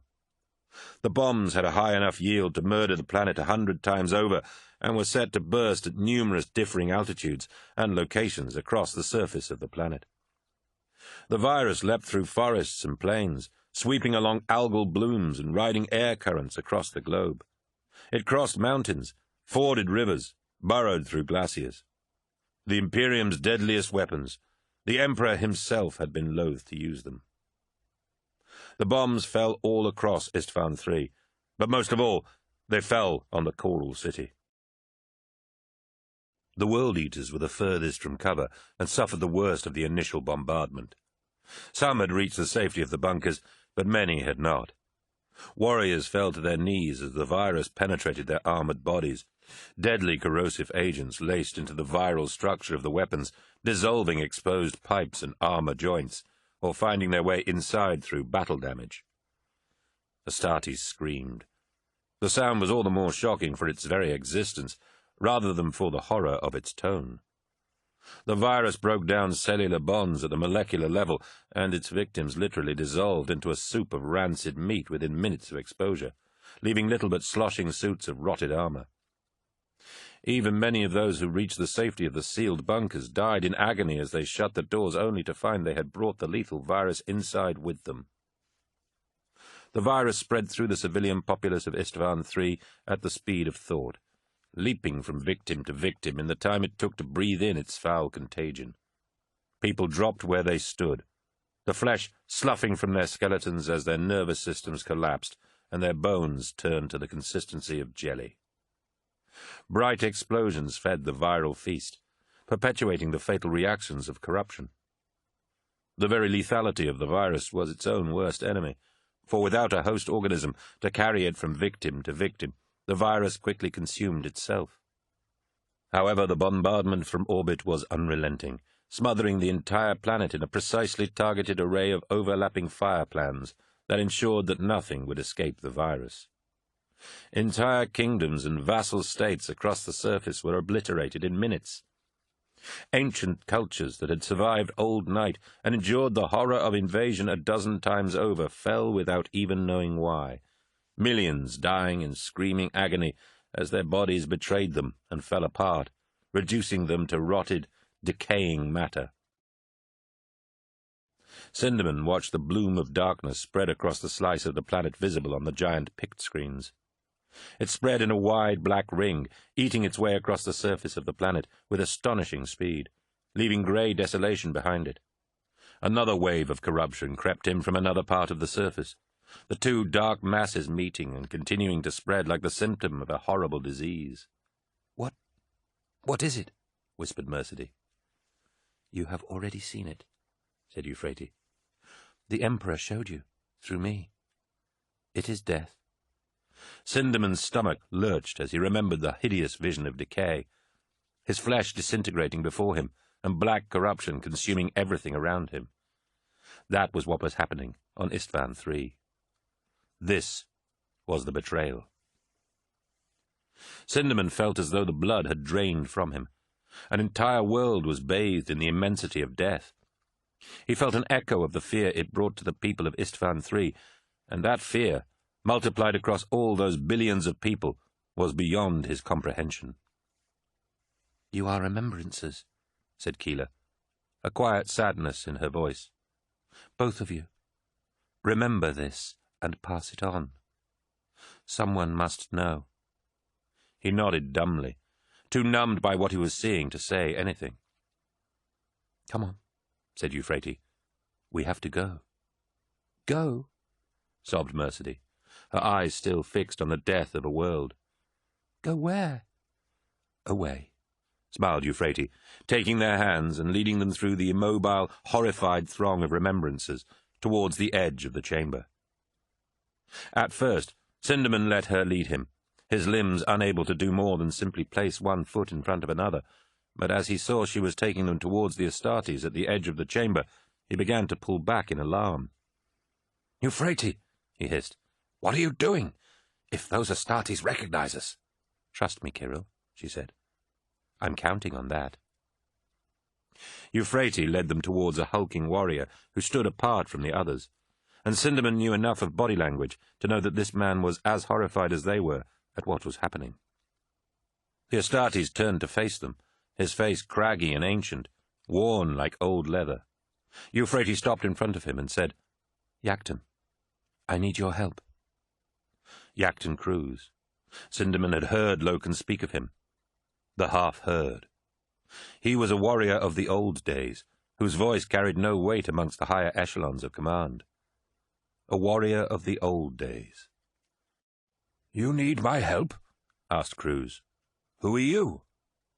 "My name is Euphrates Keeler, and this is Mercedy Ollerton," said Euphrates, as if her introductions in the midst of such carnage were the most normal thing in the world. "And this is Kirill Sindaman." Sindaman could see the recognition in Cruz's face, and he closed his eyes as he awaited the inevitable shout that would see them revealed. "Loken asked me to look out for you," said Cruz. "Loken?" asked Mercedy. "Have you heard from him?" Cruz shook his head, but said, "He asked me to keep you safe while he was gone. I think I know what he meant now." "What do you mean?" asked Sindaman, not liking the way Cruz kept casting wary glances at the armed warriors that lined the walls of the chamber. "Never mind," said Cruz. "Yakton," commanded Euphrates, her voice laden with quiet authority. "Look at me." The craggy-featured Astartes looked down at the slight form of Euphrates, and Sindaman could feel the power and determination that flowed from her. "You are the half-heard no longer," said Euphrates. "Now your voice will be heard louder than any other in your legion. You cling to the old ways, and wish them to return with the fond nostalgia of the venerable. Those days are dying here, Yakton, but with your help we can bring them back again." "What are you talking about, woman?" snarled Cruz. "I want you to remember Chthoniya," said Euphrates, and Sindaman recoiled as he felt an electric surge of energy spark from her, as if her very skin was charged. "What do you know of the planet of my birth?" "Only what I see inside you, Yakton," said Euphrates, a soft glow building behind her eyes and filling her words with promise and seduction. "The honor and the valor from which the lunar wolves were forged. You are the only one who remembers, Yakton. You're the only one left that still embodies what it is to be an Astartes." "You know nothing of me," he said, though Sindaman could see her words were reaching him, breaking down the barriers the Astartes erected between themselves and mortals. "Your brothers called you the half-heard, but you do not take them to task for it. I know this because a Chthonian warrior is honorable and cares not for petty insults. I also know that your counsel is not heard because yours is the voice of a past age, when the great crusade was a noble thing, done not for gain, but for the good of all humankind." Sindaman watched as Cruz's face spoke volumes of the conflict raging within his soul. Loyalty to his legion vied with loyalty to the ideals that had forged it. At last he smiled ruefully and said, "Nothing too arduous," he said. He looked over towards the War Master and Malakhurst. "Come," he said. "Follow me." "Where to?" asked Sindaman. "To safety," replied Cruz. "Loken asked me to look out for you, and that's what I'm going to do. Now be silent and follow me." Cruz turned on his heel and marched towards one of the many doors that led out of the audience chamber. Euphrates followed the warrior, and Sindaman and Mercedy trotted along after her, unsure as to where they were going or why. Cruz reached the door, a large portal of polished bronze guarded by 2 warriors, moving them aside with a chopping wave of his hand. "I'm taking these ones below," he said. "Our orders are that no one is to leave," said one of the guards. "And I am issuing you new orders," said Cruz, a steely determination that Sindaman had not noticed earlier underpinning his words. "Move aside, or are you disobeying the order of a superior officer?" "No, sir," said the warriors, bowing and hauling open the bronze door. Cruz nodded to the guards and gestured that the 4 of them should pass through. Sindaman, Euphrates, and Mercedy left the audience chamber, the door slamming behind them with an awful finality. With the sounds of the dying planet and the gasps of shock suddenly cut off, the silence that enveloped them was positively unnerving. "Now what do we do?" asked Mercedy. "I get us as far away from the vengeful spirit as possible," answered Cruz. "Off the ship?" asked Cinderman. "Yes," said Cruz. "It is not safe for your kind now. Not safe at all." Chapter 12. Cleansing. Let the galaxy burn. God Machine. The screaming of the Coral City's death throes came in tremendous waves, battering against the Precentor's palace like a tsunami. In the streets below and throughout the palace, the people of the Coral City were decaying where they stood, bodies coming apart in torrents of disintegrating flesh. The people thronged in the streets to die, keening their hatred and fear up at the sky, imploring their gods to deliver them. Millions of people screamed at once, and the result was a terrible black-stained gale of death. A war singer soared overhead, trying to ease the agony and terror of their deaths with her songs, but the virus found her too, and instead of singing the praises of Istvan's gods, she coughed out black plumes as the virus tore through her insides. She fell like a shot bird, twirling towards the dying below. A bulky shape appeared on the roof of the Precentor's palace. Ancient Rylanor strode to the edge of the roof, overlooking the scenes of horror below, the viral carnage seething between the buildings. Rylanor's dreadnought body was sealed against the world outside, sealed far more effectively than any Astartes' armor, and the deathly wind swirled harmlessly around him as he watched the city's death unfold. Rylanor looked up towards the sky, where far above, the War Master's fleet was still emptying the last of its deathly payload onto Istvan III. The ancient dreadnought stood alone, the only note of peace in the screaming horror of the Coral City's death. "Good job we built these bunkers tough," said Captain Erlin. The darkness of the sealed bunker was only compounded by the sounds of death from beyond its thick walls. Pitifully few of the World-Eaters had made it into the network of bunkers that fringed the edge of the trench network and barricaded themselves inside. They waited in the dark, listening to the virus killing off the city's population more efficiently than even their chain axes could. Tarvitz waited amongst them, listening to the deaths of millions of people in mute horror. The World-Eaters appeared to be unmoved, the deaths of civilians meaning nothing to them. The screaming was dying down, replaced by a dull moaning. Pain and fear mingled in a distant roar of slow death. "How much longer must we hide like rats in the dark?" demanded Erlin. "The virus will burn itself out quickly," said Tarvitz. "That's what it's designed to do. Eat away anything living and leave a battlefield for the enemy to take." "How do you know?" asked Erlin. Tarvitz looked at him. He could tell Erlin the truth, and he knew that he deserved it. But what good would it do? The World-Eaters might kill him for even saying it. After all, their own Primarch was part of the War Master's conspiracy. "I have seen such weapons employed before," said Tarvitz. "You had better be right," snarled Erlin, sounding far from satisfied with Tarvitz's answer. "I won't cower here for much longer."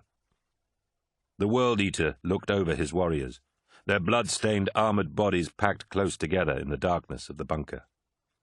He raised his axe and called, "Wraith, have you raised the Sons of Horus?" "Not yet," replied Wraith. Tarvitz could see he was a veteran, with numerous cortical implants blistered across his scalp. "There's chatter, but nothing direct." "So they're still alive?" "Maybe." Erlin shook his head. "They got us. We thought we'd taken this city, and they got us." "None of us could have known," said Tarvitz. "No. There are no excuses." Erlin's face hardened. "The World-Eaters must always go further than the enemy. When they attack, we charge right back at them. When they dig in, we dig them out. When they kill our warriors, we kill their cities. But this time, the enemy went further than we did. We attacked their city, and they destroyed it to take us with them." "We were all caught out, Captain," said Tarvitz. "The Emperor's children, too." "No, Tarvitz. This was our fight. The Emperor's children and the Sons of Horus were to behead the beast, but we were sent to cut its heart out. This was an enemy that could not be scared away or thrown into confusion. The Istvanians had to be killed. Whether the other legions acknowledge it or not, the World Eaters were the ones who had to win this city, and we take responsibility for our failures. It's not your responsibility, said Tarvitz. A lesser soldier pretends that his failures are those of his commanders, said Erlen, and Astartes realizes they are his alone. No, Captain, said Tarvitz. You don't understand. I mean... Got something, said Wraith from the corner of the bunker. The Sons of Horus, asked Erlen. Wraith shook his head. Death Guard. They took cover in the bunkers further west. What did they say? That the virus is dying down. Then we could be out there again soon, said Erlen with relish. If the Istvanians come to take their city back, they'll find us waiting for them. No, said Tarvitz. There's one more stage of the viral attack still to come. What's that? Demanded Erlen. The firestorm, said Tarvitz. You see now, said Horus to the assembled remembrancers. This is war. This is cruelty and death. This is what we do for you, and yet you turn your face from it. Weeping men and women clung to one another in the wake of such monstrous genocide, unable to comprehend the scale of the slaughter that had just been enacted in the name of the Imperium. You have come to my ship to chronicle the Great Crusade, and there is much to be said for what you have achieved, but things change and times move on, continued Horus, as the Astartes warriors along the flank of the chamber closed the doors and stood before them with their bolters held across their chests.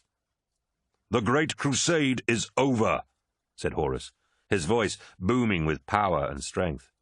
The ideals it once stood for are dead, and all we have fought for has been a lie. Until now.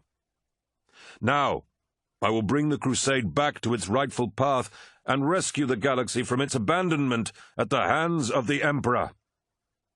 Astonished gasps and wails spread around the chamber at Horus's words, and he relished the freedom he felt in saying them out loud. The need for secrecy and misdirection was no more. Now he could unveil the grandeur of his designs for the galaxy and cast aside his false facade to reveal his true purpose. You cry out, but mere mortals cannot hope to comprehend the scale of my plans, said Horus, savouring the looks of panic that began to spread around the audience chamber. No iterator could have ever had a crowd so completely in the palm of his hand. Unfortunately, this means that there is no place for the likes of you in this new crusade. I am to embark on the greatest war ever unleashed on the galaxy, and I cannot be swayed from my course by those who harbour disloyalty. Horus smiled, the smile of an angelic executioner. Kill them, he said. All of them. Bolter fire stabbed into the crowd at the War Master's order. Flesh burst in wet explosions, and 100 bodies fell in the first fusillade. The screaming began as the crowd surged away from the Astartes who marched into their midst. But there was no escape. Guns blazed and roaring chainswords rose and fell. The slaughter took less than a minute, and Horus turned away from the killing to watch the final death throes of Istvan III.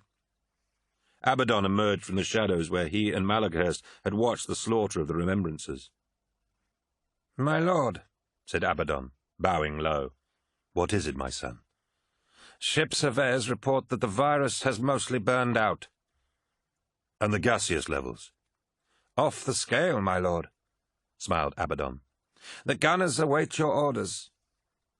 Horus watched the swirling, noxious clouds enveloping the planet below. All it would take was a single spark. He imagined the planet as the frayed end of a fuse that would ignite the galaxy in a searing conflagration and would lead to an inexorable conclusion on Terra. "Order the guns to fire," said Horus, his voice cold. "Let the galaxy burn." "Emperor preserve us," whispered Moderati Cassar, unable to hide his horror and not caring who heard him. The miasma of rancid, putrid gases still hung thickly around the Titan, and he could only dimly see the trenches again, along with the Death Guard emerging from the bunkers. Shortly after the order to seal the Titan had been given, the Death Guard had taken cover, clearly in receipt of the same order as the Dies Irae. The Istvanians had received no such order. The Death Guard's withdrawal had drawn the Istvanian soldiers forwards, and they had borne the full brunt of the bioweapon. Masses of mucus-like flesh choked the trenches, half-formed human corpses looming from them, faces melted, and rot-bloated bodies split open. Thousands upon thousands of Istvanians lay in rotting heaps, and thick streams of sluggish black corruption ran the length of the trenches. Beyond the battlefield, death had consumed the forests that lay just outside the choral city's limits, now resembling endless graveyards of blackened trunks, like scorched skeletal hands. The earth beneath was saturated with biological death, and the air was thick with foul gases released by the oceans of decaying matter. "Report," said Princeps Turnit, re-entering the cockpit from the Titan's main dorsal cavity. "We're sealed," said Moderati Arukin on the other side of the bridge. "The crew's fine, and I have a 0 reading of contaminants." "The virus has burned itself out," said Turnit. "Kassar, what's out there?" Kassar took a moment to gather his thoughts, still struggling with the hideous magnitude of death that he couldn't have ever imagined had he not seen it through the eyes of the Dies Irae. "The Istvanians are gone," he said. He peered through the swirling clouds of gas at the mass of the city to one side of the Titan. "All of them." "The Death Guard?" Kassar looked closer, seeing segments of gunmetal armor partially buried in gory choke points, marking where Astartes had fallen. "Some of them were caught out there," he said.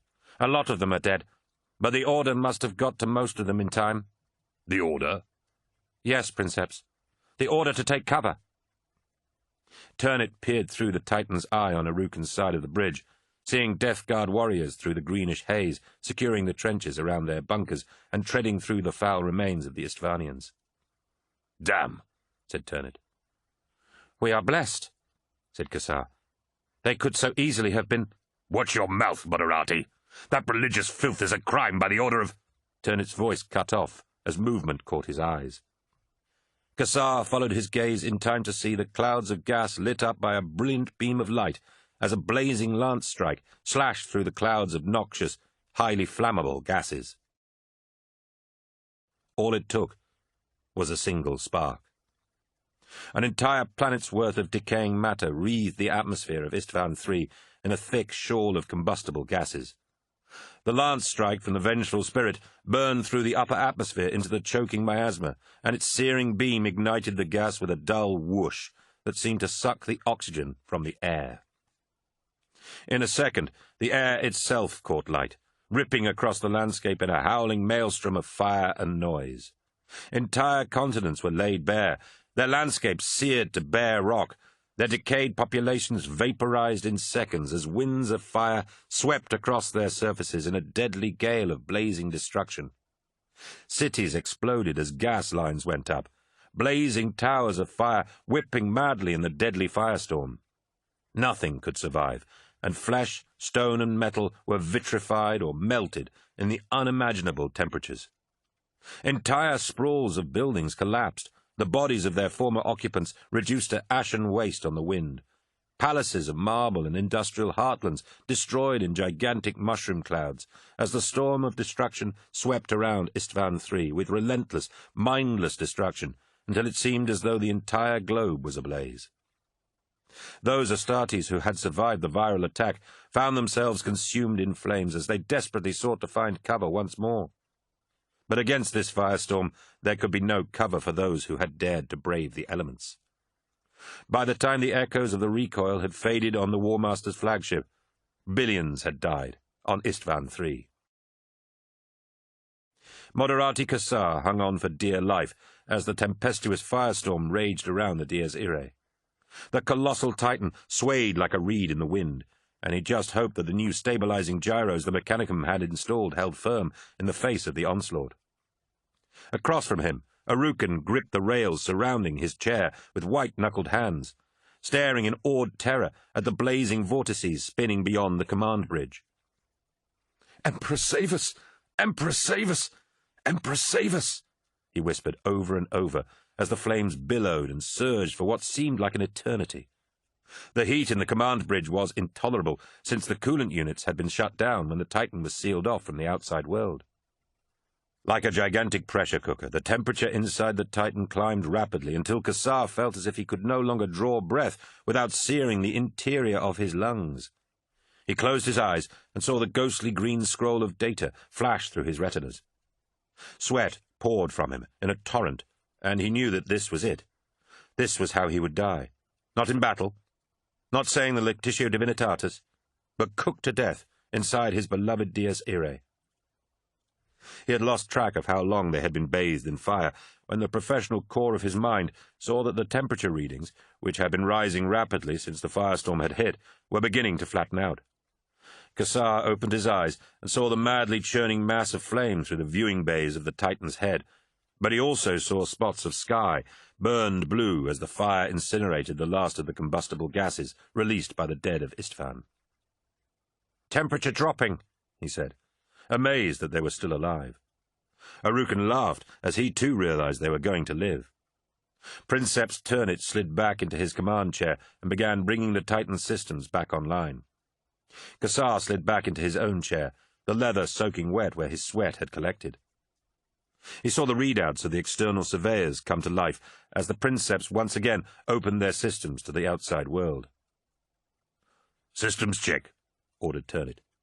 Arukin nodded, mopping his sweat-streaked brow with his sleeve. "Weapons fine, though we'll need to watch our rate of fire, since they're already pretty hot." "Confirmed," said Kassar. "We won't be able to fire the plasma weapons any time soon either. We'll probably blow our arm off if we try." "Understood," said Turnit. "Initiate emergency coolant procedures. I want those guns ready to fire as soon as possible." Kassar nodded, though he was unsure as to the cause of the Princeps' urgency. Surely there could be nothing out there that would have survived the firestorm. Certainly nothing that could threaten a Titan. "Incoming!" called Arukin, and Kassar looked up to see a flock of black specks descending rapidly through the crystal sky, flying low towards the blackened ruins of the burned city. "Arukin, track them!" snapped Turnit. "Gunships," said Arukin. "They're heading for the center of the city. What's left of the palace?" "Whose are they?" "Can't tell yet."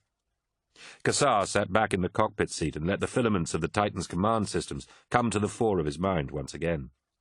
He engaged the Titan's targeting systems, and his vision plunged into the target reticule, zooming in on the formation of gunships disappearing among the crumbling, fire-blackened ruins of the coral city. He saw bone-white colors trimmed with blue, and the symbol of fanged jaws closing over a planet.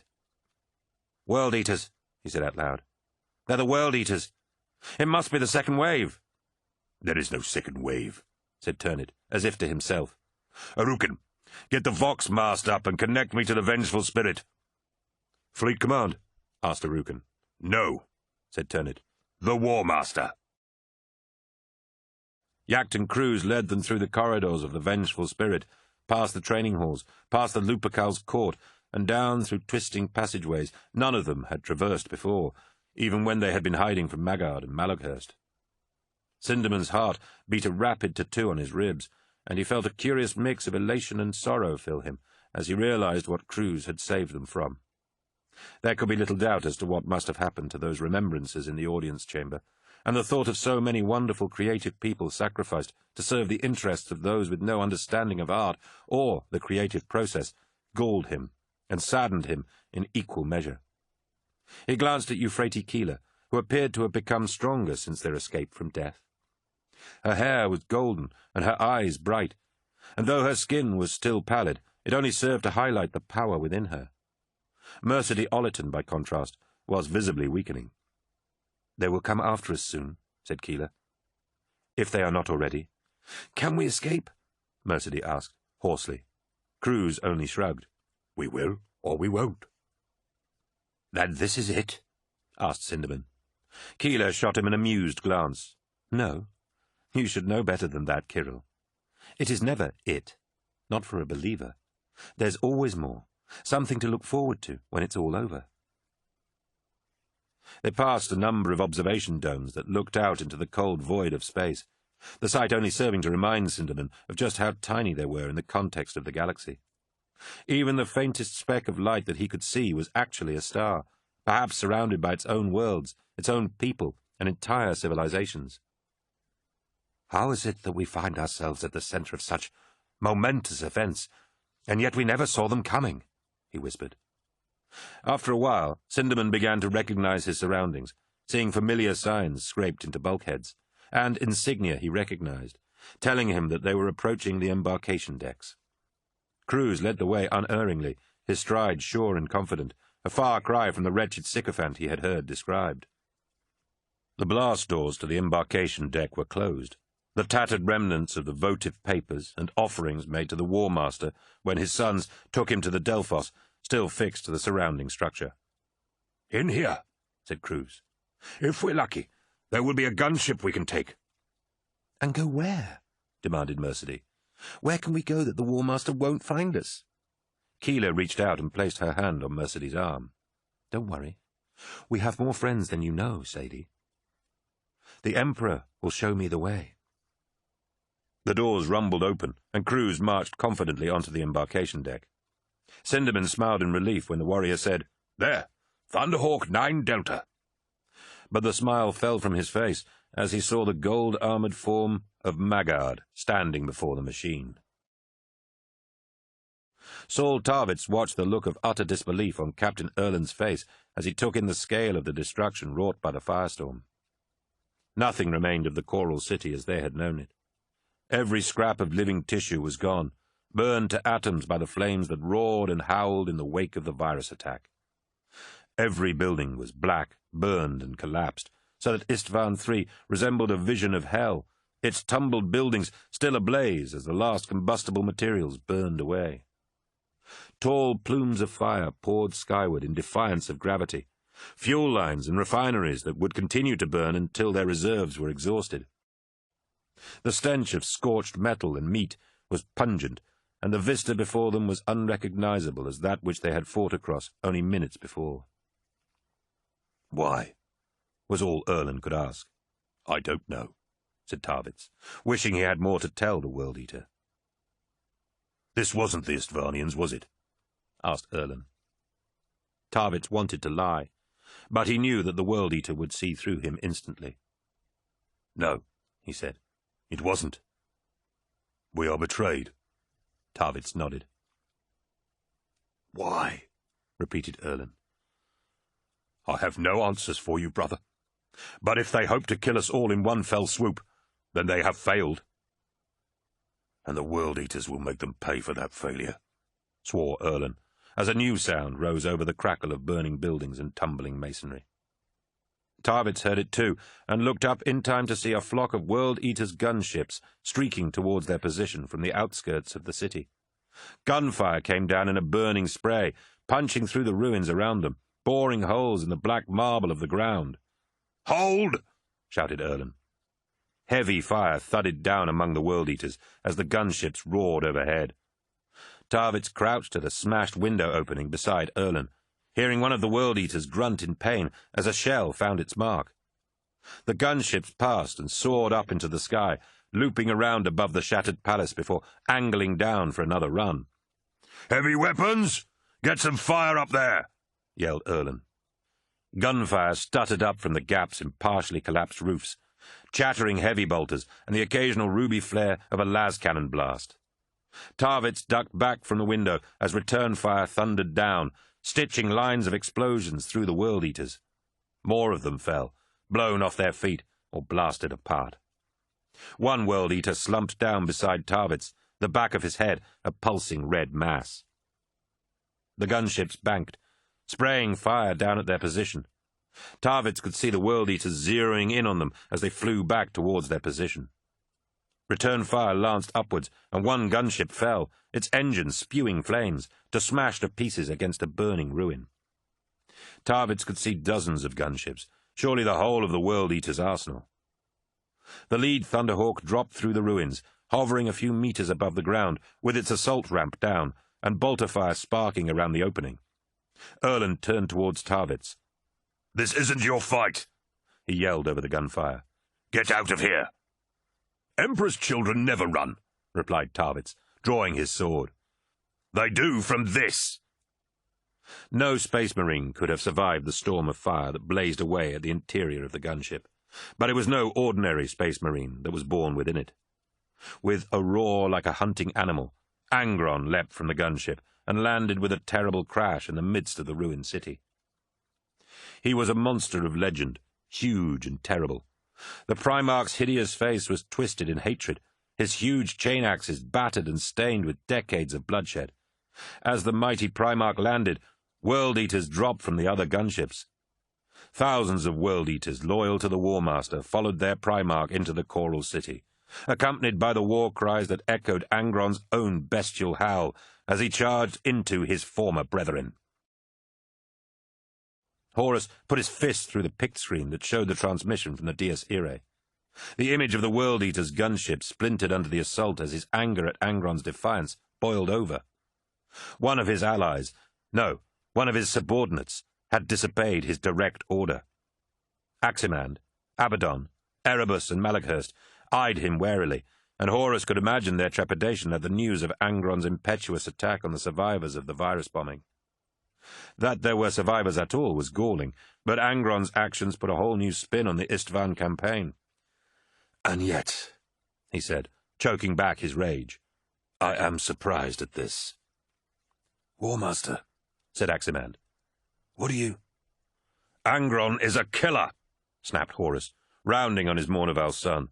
"He solves every problem with raw violence. He attacks first and thinks later, if he thinks at all. And yet I never saw this.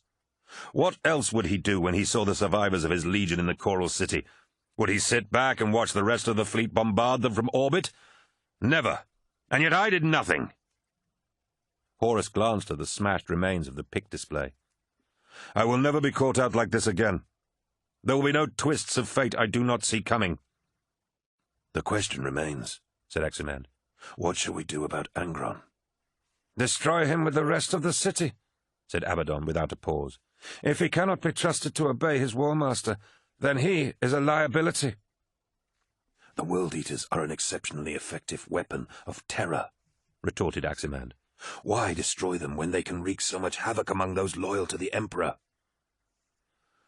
"There are always more soldiers," said Abaddon. "Many will beg to join the War Master. There is no room for those who can't follow orders."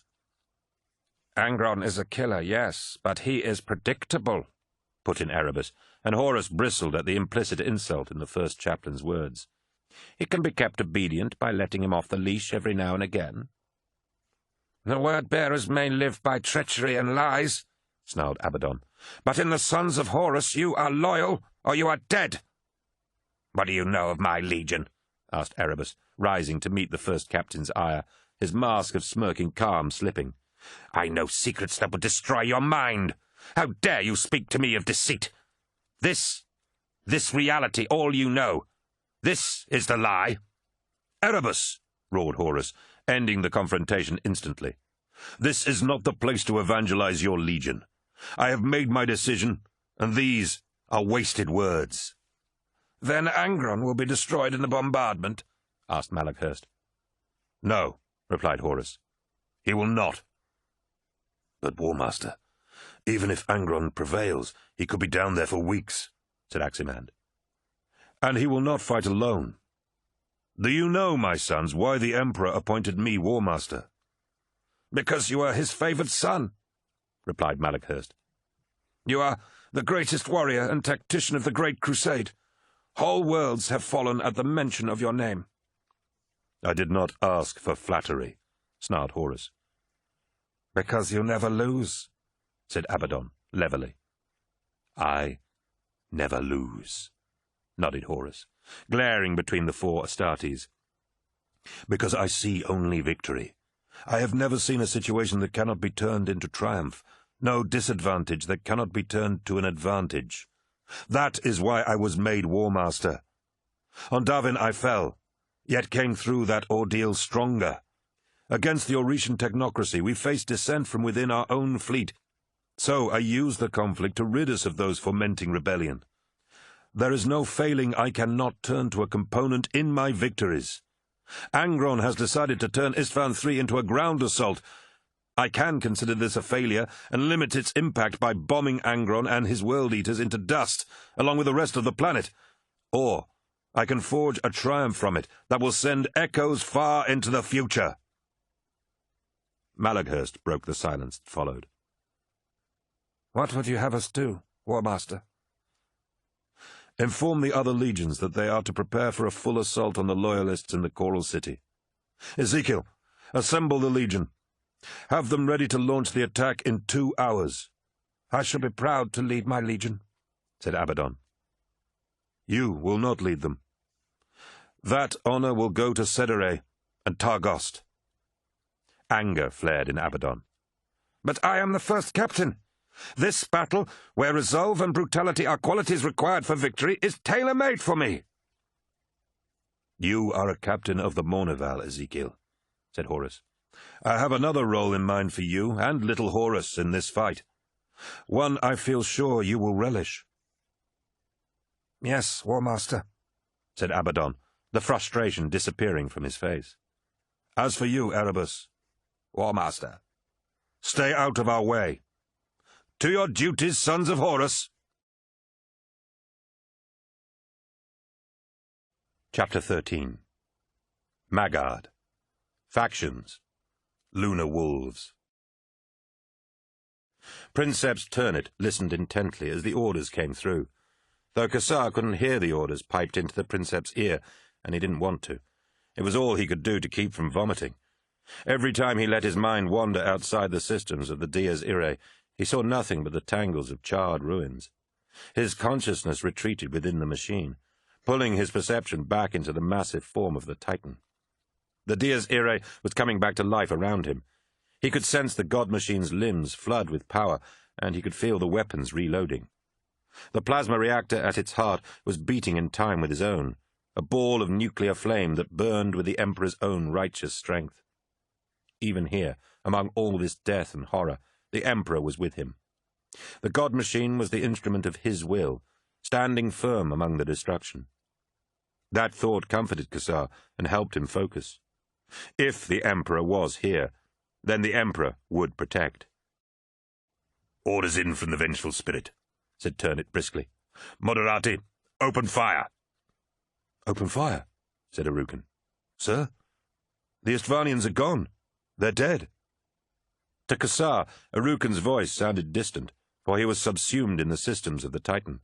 But he heard Turnit's voice as clearly as if he had spoken in his own ear. Not at the Istvanians, replied Turnit.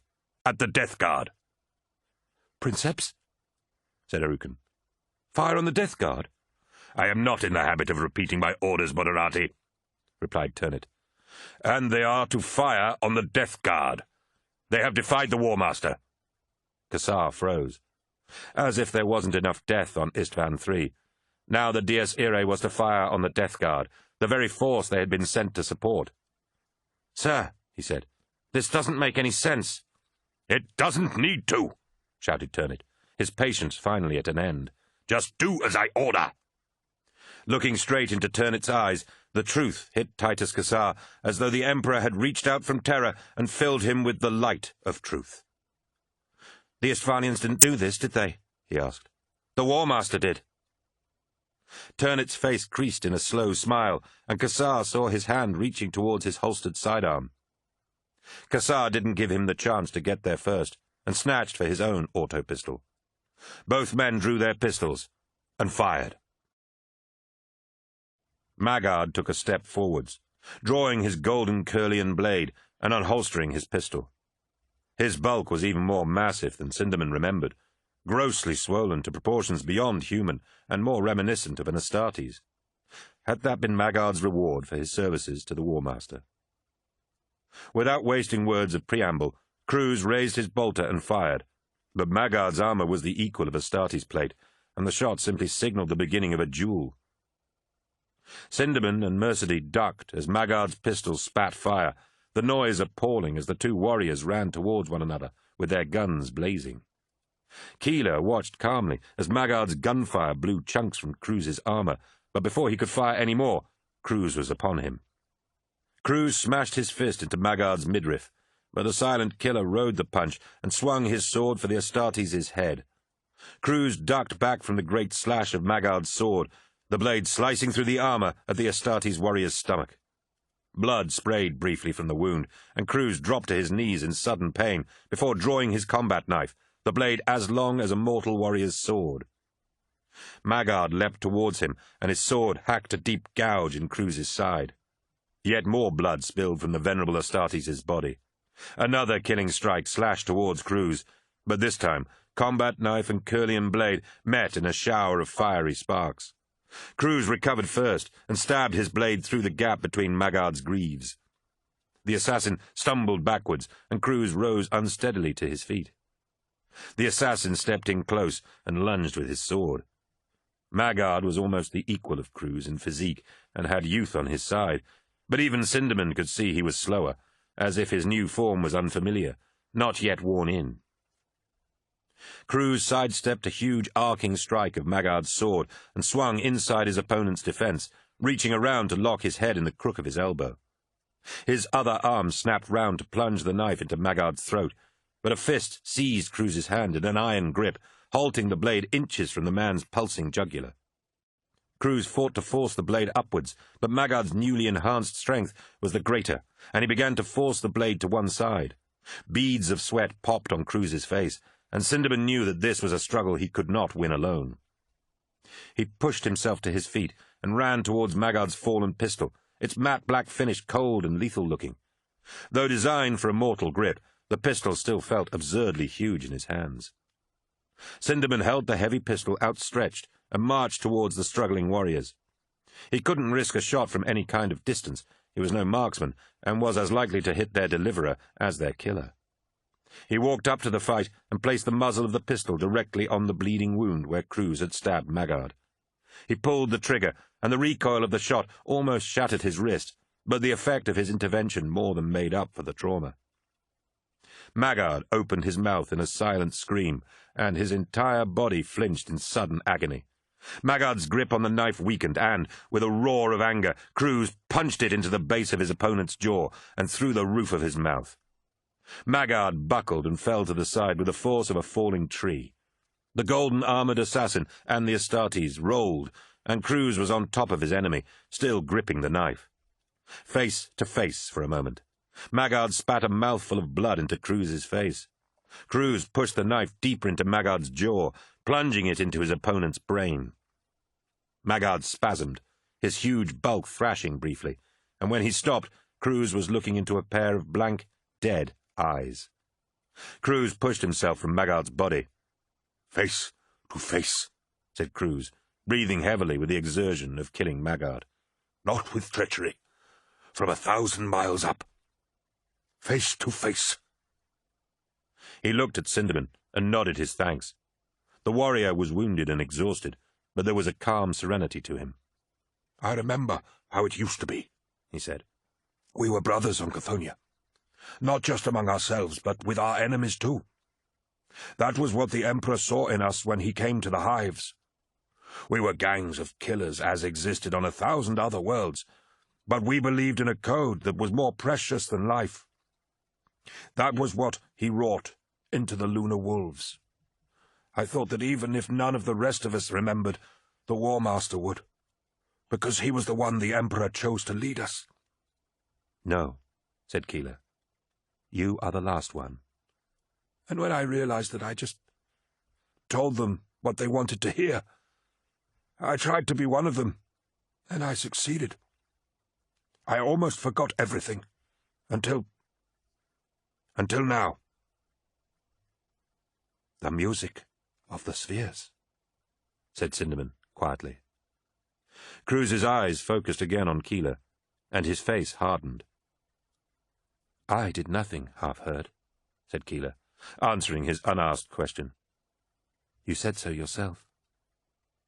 The ways of Chthoniya were the reason the Emperor chose you and your brothers for the lunar wolves. Perhaps it was the Emperor who reminded you."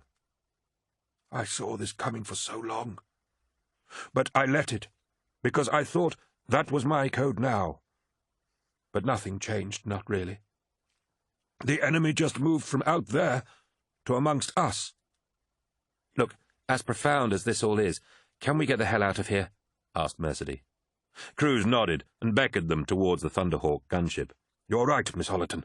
Let's get off this ship. It is dead to me now.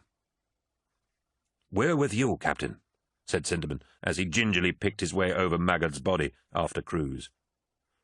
The years seemed to have dropped from him, as if the energy lost in the fight was returning with interest. Sinderman saw a light in his eyes he hadn't seen before.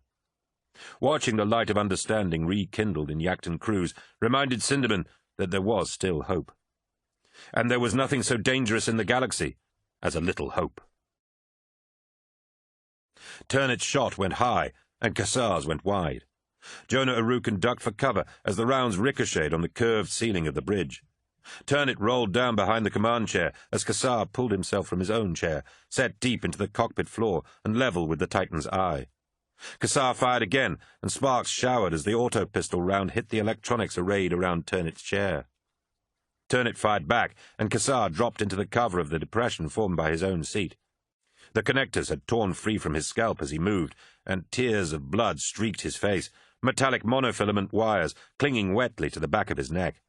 His mind throbbed with the suddenness of being ripped away from the god machine. "Titus!" yelled Arukin. "What are you doing?" "Moderati, surrender, or you will die here," shouted Turnit. "Throw down your weapon and surrender." "This is treachery," shouted Kassar. "Jonah, you know I am right. The War Master did this. He brought death to this city to kill the believers." Turnit fired blindly from behind the elaborate machinery of the command seat. "Believe? You would betray your War Master because of this religion? You're diseased, do you know that? Religion is a sickness, and I should have put you down a long time ago." Kassar thought rapidly. There was only one way out of the cockpit, the doorway that led into the Titan's dorsal cavity, where the plasma generator was located, along with a detail of engineer crewmen who operated it. He couldn't run, for fear of Turnit shooting him dead as he broke from cover. But the same was true of Turnit. They were both trapped. "You knew," said Kassar, "about the bombardment." "Of course I knew. How can you be so ignorant? Don't you even know what's happening on this planet?" "The Emperor is being betrayed," said Kassar. "There is no Emperor," shouted Turnit. "He abandoned us. He left the Imperium that men died to conquer for him. He doesn't care. But the War Master cares. He conquered this galaxy, and it is his to rule. But there are fools who don't understand that. They are the ones who have forced the War Master into this so that he can do what must be done." Kassar's mind reeled. Turnit had betrayed everything the Emperor had built, and the combat within the command bridge struck Kassar as representative of what was happening in the wider conflict. Turnit rose and fired wildly as he ran for the door, both shots smacking into the bridge wall behind Kassar. "I won't let you do this!" yelled Kassar, returning fire. His first shot went wide, but now Princeps Turnit was struggling with the wheel lock of the door. Kassar lined up his shot on Turnit's back. "Titus, don't do it!" shouted Arukin, wrenching the Titan's primary motor controls around. The Titan lurched madly, the whole bridge tipping like the deck of a ship in a storm. Kassar was thrown back against the wall, the opportunity to take his shot gone. Turnit hauled the door open, throwing himself from the Titan's bridge and out of Kassar's firing line. Kassar scrambled to his feet again as the Titan rocked upright. A shape moved in front of him, and he almost fired before realizing it was Jonah Arukin. "Titus, come on," said Arukin. "Don't do this." "I don't have a choice. This is treachery." "You don't have to die." Kassar jerked his head towards the Titan's eye, through which they could still see the Death Guard moving through the death-slicked trenches. "Neither do they. You know I am right, Arukin. You know the War Master has betrayed the Imperium. If we have the Dies Irae, then we can do something about it." Arukin looked from Kassar's face to the gun in his hand. "It's over, Kassar. Just give this up." "With me or against me, Jonah," said Kassar levelly. "The Emperor's faithful or his enemy? Your choice." It had often been said that a Space Marine knew no fear. Such a statement was not literally true. A Space Marine could know fear, but he had the training and discipline to deal with it and not let it affect him in battle. Captain Saul Tarvitz was no exception. He had faced storms of gunfire and monstrous aliens, and even glimpsed the insane predators of the warp, but when Angron charged, he ran. The Primarch smashed through the ruins like a juggernaut. He bellowed insanely, and with one sweep of his chain-axe carved 2 loyal World-Eaters in 2, bringing his offhand axe down to bite through the torso of a third. His traitor world-eaters dived over the rubble, blasting with pistols or stabbing with chain blades. Die!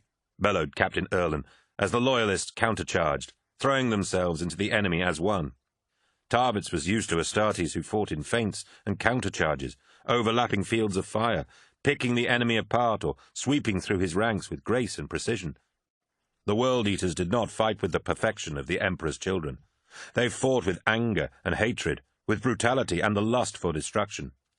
And they fought with more hatred than ever before against their own, against the battle brothers they had warred alongside for years. Tarvitz scrambled back from the carnage. World-Eaters shouldered past him as they charged at Angron, but the butchered bodies lying around showed what fate awaited them. Tarvitz put his shoulder down and hammered through a ruined wall, sprawling into a courtyard where statues stood scarred and beheaded by the day's earlier battles. He glanced behind him. Thousands of World-Eaters were locked in a terrible hurricane of carnage, scrambling to get at one another. At the center of the bloody hurricane was Angron, massive and terrible, as he laid about him with his axes.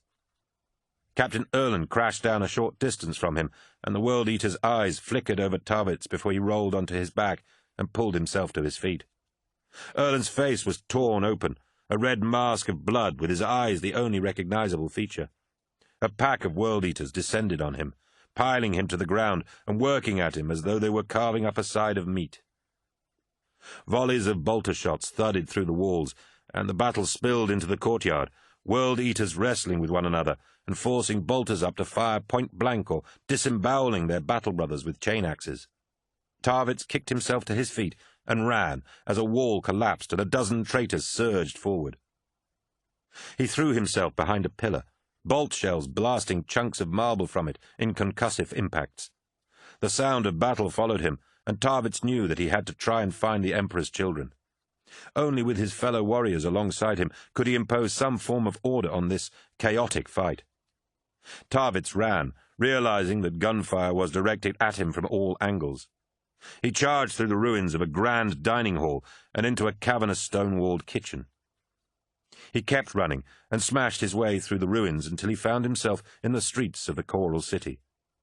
A burning gunship streaked overhead and crashed into a building in an orange plume of flame as gunfire stuttered throughout the ruins he had just vacated, and Angron's roaring cut through the din of battle. The magnificent dome of the Precentor's palace rose above the battle, unfolding across the blackened remains of the city. As Tarvitz made his way through the carnage towards his beloved Emperor's children, he promised that if he was to meet his death on this blasted world, then he would meet it amongst his battle brothers, and in death defy the hatred the War Master had sown amongst them. Loken watched the sons of Horus landing on the far side of the Siren Hold. His Space Marines, he couldn't think of them as sons of Horus anymore, were arrayed around the closest tomb spire in a formidable defensive formation. His heavy weapons commanded the valley of shrines through which attackers would have to advance, and the tactical Marines held hard points of ruins where they would fight on their own terms. But the enemy was not the Istvanian army. They were his brothers. "I thought they'd bomb us," said Torgadden. "They should have done," replied Loken. "Something went wrong." "It'll be Abaddon," said Torgadden. "He must have been itching for a chance to take us on face to face. Horus couldn't have held him back." "Or Sedire," echoed Loken, distaste in his voice. The afternoon sun hung in veils between the shadows cast by the walls and the tomb spires. "I never thought it would end like this, Tarik," said Loken. "Maybe storming some alien citadel, or defending Terra, like something from the epic poems, something romantic, something the Remembrancers could get their teeth into. I never thought it could end defending a hole like this against my own battle brothers."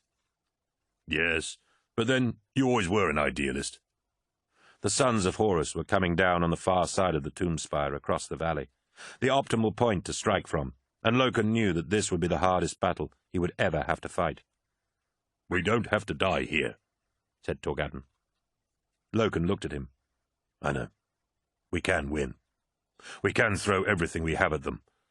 I'll lead them in from the front, and then there's a chance that—" "No," said Torgadden. "I mean we don't have to hold them here."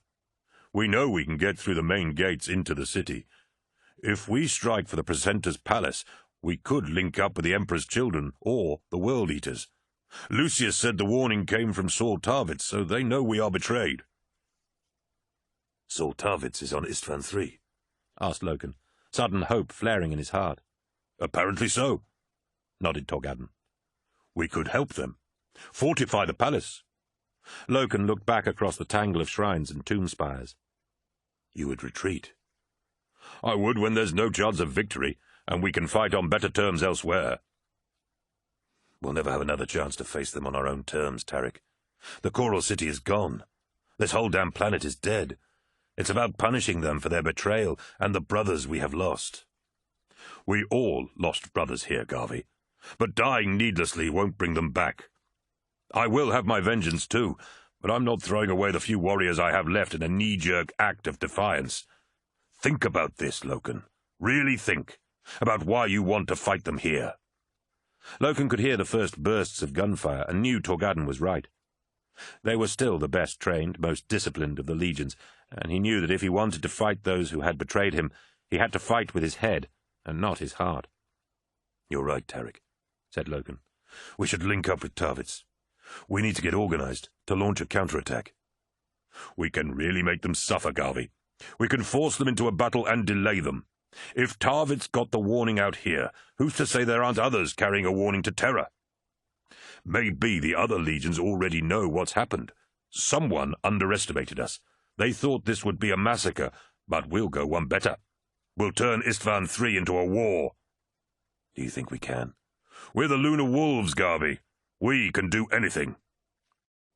Loken took his friend's hand, accepting the truth of his words. He turned to the squads arrayed behind him, scanning the valley through their gun sights. Astartes, he shouted. You all know what has happened, and I share your pain and outrage. But I need you to focus on what we must now do, and not let passion blind you to the cold facts of war. Bonds of brotherhood have been shattered, and we are no longer the sons of Horus. That name has no meaning for us now. We are once again the Lunar Wolves, soldiers of the Emperor. A deafening cheer greeted his words as Loken continued. We are giving the enemy this position and will break through the gates to strike for the palace. Captain Torgadden and I will take the assault units and lead the spear tip. Within moments, the newly rechristened Lunar Wolves were ready to move out, Torgadden barking orders to put the assault squads up front. Loken gathered a body of warriors to him, forming a pocket of resistance in the shadow of the tomb spire. Kill for the living, and kill for the dead, said Torgadden as they prepared to move out. Kill for the living, replied Loken, as the spear tip, numbering perhaps 2,000 Lunar Wolves, moved out across the tombscape of the Siren Hold towards the massive gates. Loken turned back to the valley, seeing the shapes of sons of Horus moving towards him. Larger, darker shapes loomed in the distance, grinding the battle-scarred shrines and statues to dust as they went. Rhino APCs, lumbering land raiders, and even the barrel-shaped silhouette of a dreadnought. He felt he should be filled with sadness at the tragedy of fighting his brothers, but there was no sadness. There was only hatred. Arukun's eyes were hollow, and he was sweating. Kassar was shocked to see his normal, cocky arrogance replaced by fear. Despite that fear, Kassar knew that he could not fully trust Jonah Arukun. "This has to end, Titus," said Arukun. "You don't want to be a martyr, do you?" Martyr? That's a strange choice of words for someone who claims not to believe. A small smile appeared on Arukun's face. "I'm not as stupid as you think, Titus. You're a good man, and a damn good crewman. You believe in things, which is more than most people can manage. So I'd rather you didn't die." Kassar didn't respond to Arukun's forced levity. "Please. I know you're just saying that for the Princep's benefit. I've no doubt he can hear every word." "Probably yes. But he knows that as soon as he opens that door, you'll blow his head off. So I guess you and I can just say what we damn well like." Kassar's grip on the gun relaxed. "You're not in his pocket." "Hey, we've been through some scary shit recently, haven't we?" said Arukun. "I know what you're going through." Kassar shook his head. "No, you don't. And I know what you're trying to do. I can't back down. I'm making a stand in the name of my Emperor. I won't just surrender. Look, Titus, if you believe, then you believe. But you don't have to prove that to anyone. You think I'm doing this for show? Asked Kassar, aiming his gun at Arukun's throat. Arukan held out his hands and walked carefully around the Princeps' command chair to stand across the bridge from him. The Emperor isn't just a figurehead to cling to, said Kassar. He is a god. He has a saint and miracles, and I have seen them, and so have you. Think of all you have seen, and you'll realize you have to help me, Jonah. I saw some odd things, Titus, but— Don't deny them, interrupted Kassar. They happened, as sure as you and I are standing in this war machine. Jonah, there is an emperor, and he is watching over us. He judges us by the choices we make when those choices are hard. The War Master has betrayed us, and if I stand back and let it happen, then I am betraying my emperor. There are principles that must be defended, Arukan. Don't you even see that much? If none of us take a stand, then the War Master will win, and there won't even be the memory of this betrayal. Arukan shook his head in frustration. Kassar, if I could just make you see— You're trying to tell me you haven't seen anything to believe in? Asked Kassar, turning away in disappointment. He looked through the scorched panes of the viewing bay at the assembling death guard. Titus, I haven't believed in anything for a long time, said Arukan. For that I'm truly sorry. And I'm sorry for this too. Kassar turned to see that Jonah Arukan had drawn his pistol and had it aimed squarely at his chest. Jonah, said Kassar, you would betray me. After all we have seen. There's only one thing I want, Titus, and that's command of my own Titan. One day I want to be Princeps Arukan, and that's not going to happen if I let you do this. Kassar said, To know that this whole galaxy is starved of belief, and to think that you might be the only one who believes, and yet to still believe in spite of all that, that is faith, Arukan. I wish that you could understand that. It's too late for that, Titus, said Arukan. I'm sorry. Arukan's gun barked 3 times, filling the bridge with bursts of light and noise. Tarvids could see the battle from the shadow of an entrance arch leading into the precentor's palace. He had escaped the cyclone of carnage that Angron had slaughtered into life to link up with his own warriors in the palace, but the sight of the World-Eater's Primarch was still a vivid red horror in his mind. Tarvids glanced back into the palace, its vaulted hallways strewn with the bodies of the dead palace guard, darkening as late afternoon turned the shadows long and dim. Soon it would be night. Lucius, voxed Tarvids, static howling. Lucius, come in. Saul, what do you see? Gunships and drop pods, too. Our colours, landing just north of here. Has the Primarch blessed us with his presence? Looks like Eidolon, said Tarvids with relish. The Vox was heavy with static, and he knew that the War Master's forces would be attempting to jam their Vox channels without blocking their own. Listen, Lucius, Angron is going to break through here. The loyal World-Eaters down there won't be able to hold him. He's going to head for the palace. Then there will be a battle, deadpanned Lucius. I hope Angron makes it a good fight. I think I might have found a decent fencing opponent at last. You're welcome to him. We need to make this stand count. Start barricading the central dome. We'll move to fortifying the main domes and junctions if Angron gives us that long. Since when did you become the leader here? Asked Lucius petulantly. I was the one who killed Varda's Prowl. Tarvids felt his anger rise at his friend's childishness at such a volatile time, but bit back his anger to say, Get in there and help man the barricades. We don't have long before we'll be in the thick of it. The Thunderhawk sped away from the vengeful spirit, gathering speed as crews kicked in the afterburners. Mercedy felt unutterably light-headed to be off the War Master's ship at last, but the cold realization that they had nowhere to go sobered her, and she saw glinting specks of the fleet all around them. "Now what?" asked Cruz. "We're away, but where to next?" "I told you we were not without friends, did I not, Yacton?" said Euphrates, sitting in the co-pilot's chair beside the Astartes warrior. The warrior gave her a brief sideways look. "Be that as it may, Remembrancer, friends do us little good if we die out here." But what a death it would be, said Keeler, with the trace of a ghostly smile. Cinderman shared a worried glance with her, no doubt wondering if they had overreached themselves in trusting that Euphrates could deliver them to safety out in the dark of space. The old man looked tiny and feeble, and she took his hand in hers. Through the view shield, Mercedy could see a field of glittering lights, starships belonging to the 63rd Expedition, and every one of them hostile.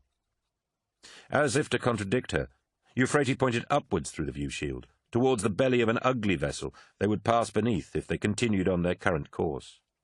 The weak sun of Istvan glinted from its unpainted gunmetal hull.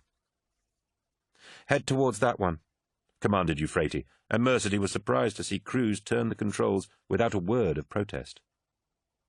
Mercedy didn't know a great deal about spacecraft, but she knew that the cruiser would be bristling with turrets that could pick up the Thunderhawk as it shot past, and could maybe even deploy fighters. "Why are we getting closer?" she asked hurriedly. "Surely we want to head away." "Trust me, Sadie," said Euphrates. "This is the way it has to be." "At least it will be quick," she thought, as the vessel grew larger in the view shield. "It's Death Guard," said Cruz. Mercedy bit her lip and glanced at Cinderman. The old man looked calm and said, "Quite the adventure, eh?" Mercedy smiled in spite of herself. "What are we going to do, Kirill?" asked Mercedy, tears springing from her eyes. "What do we have left to us?" "This is still our fight, Mercedy," said Euphrates, turning from the view shield. "Sometimes that fight must be open warfare. Sometimes it must be fought with words and ideas. We all have our parts to play."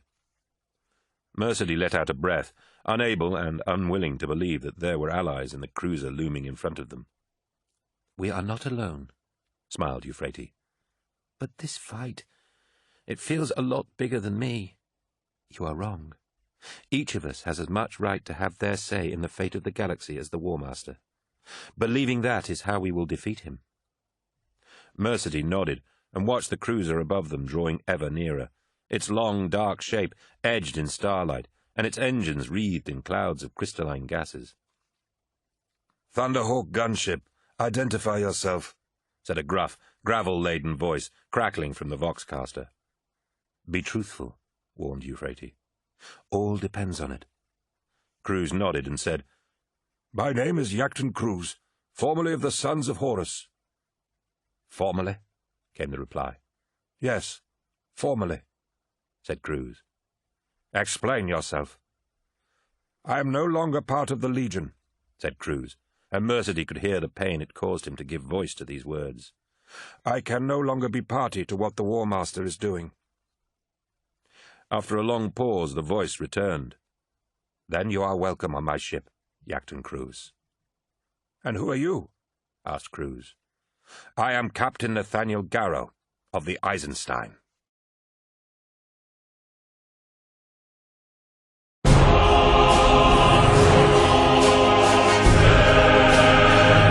Part 3.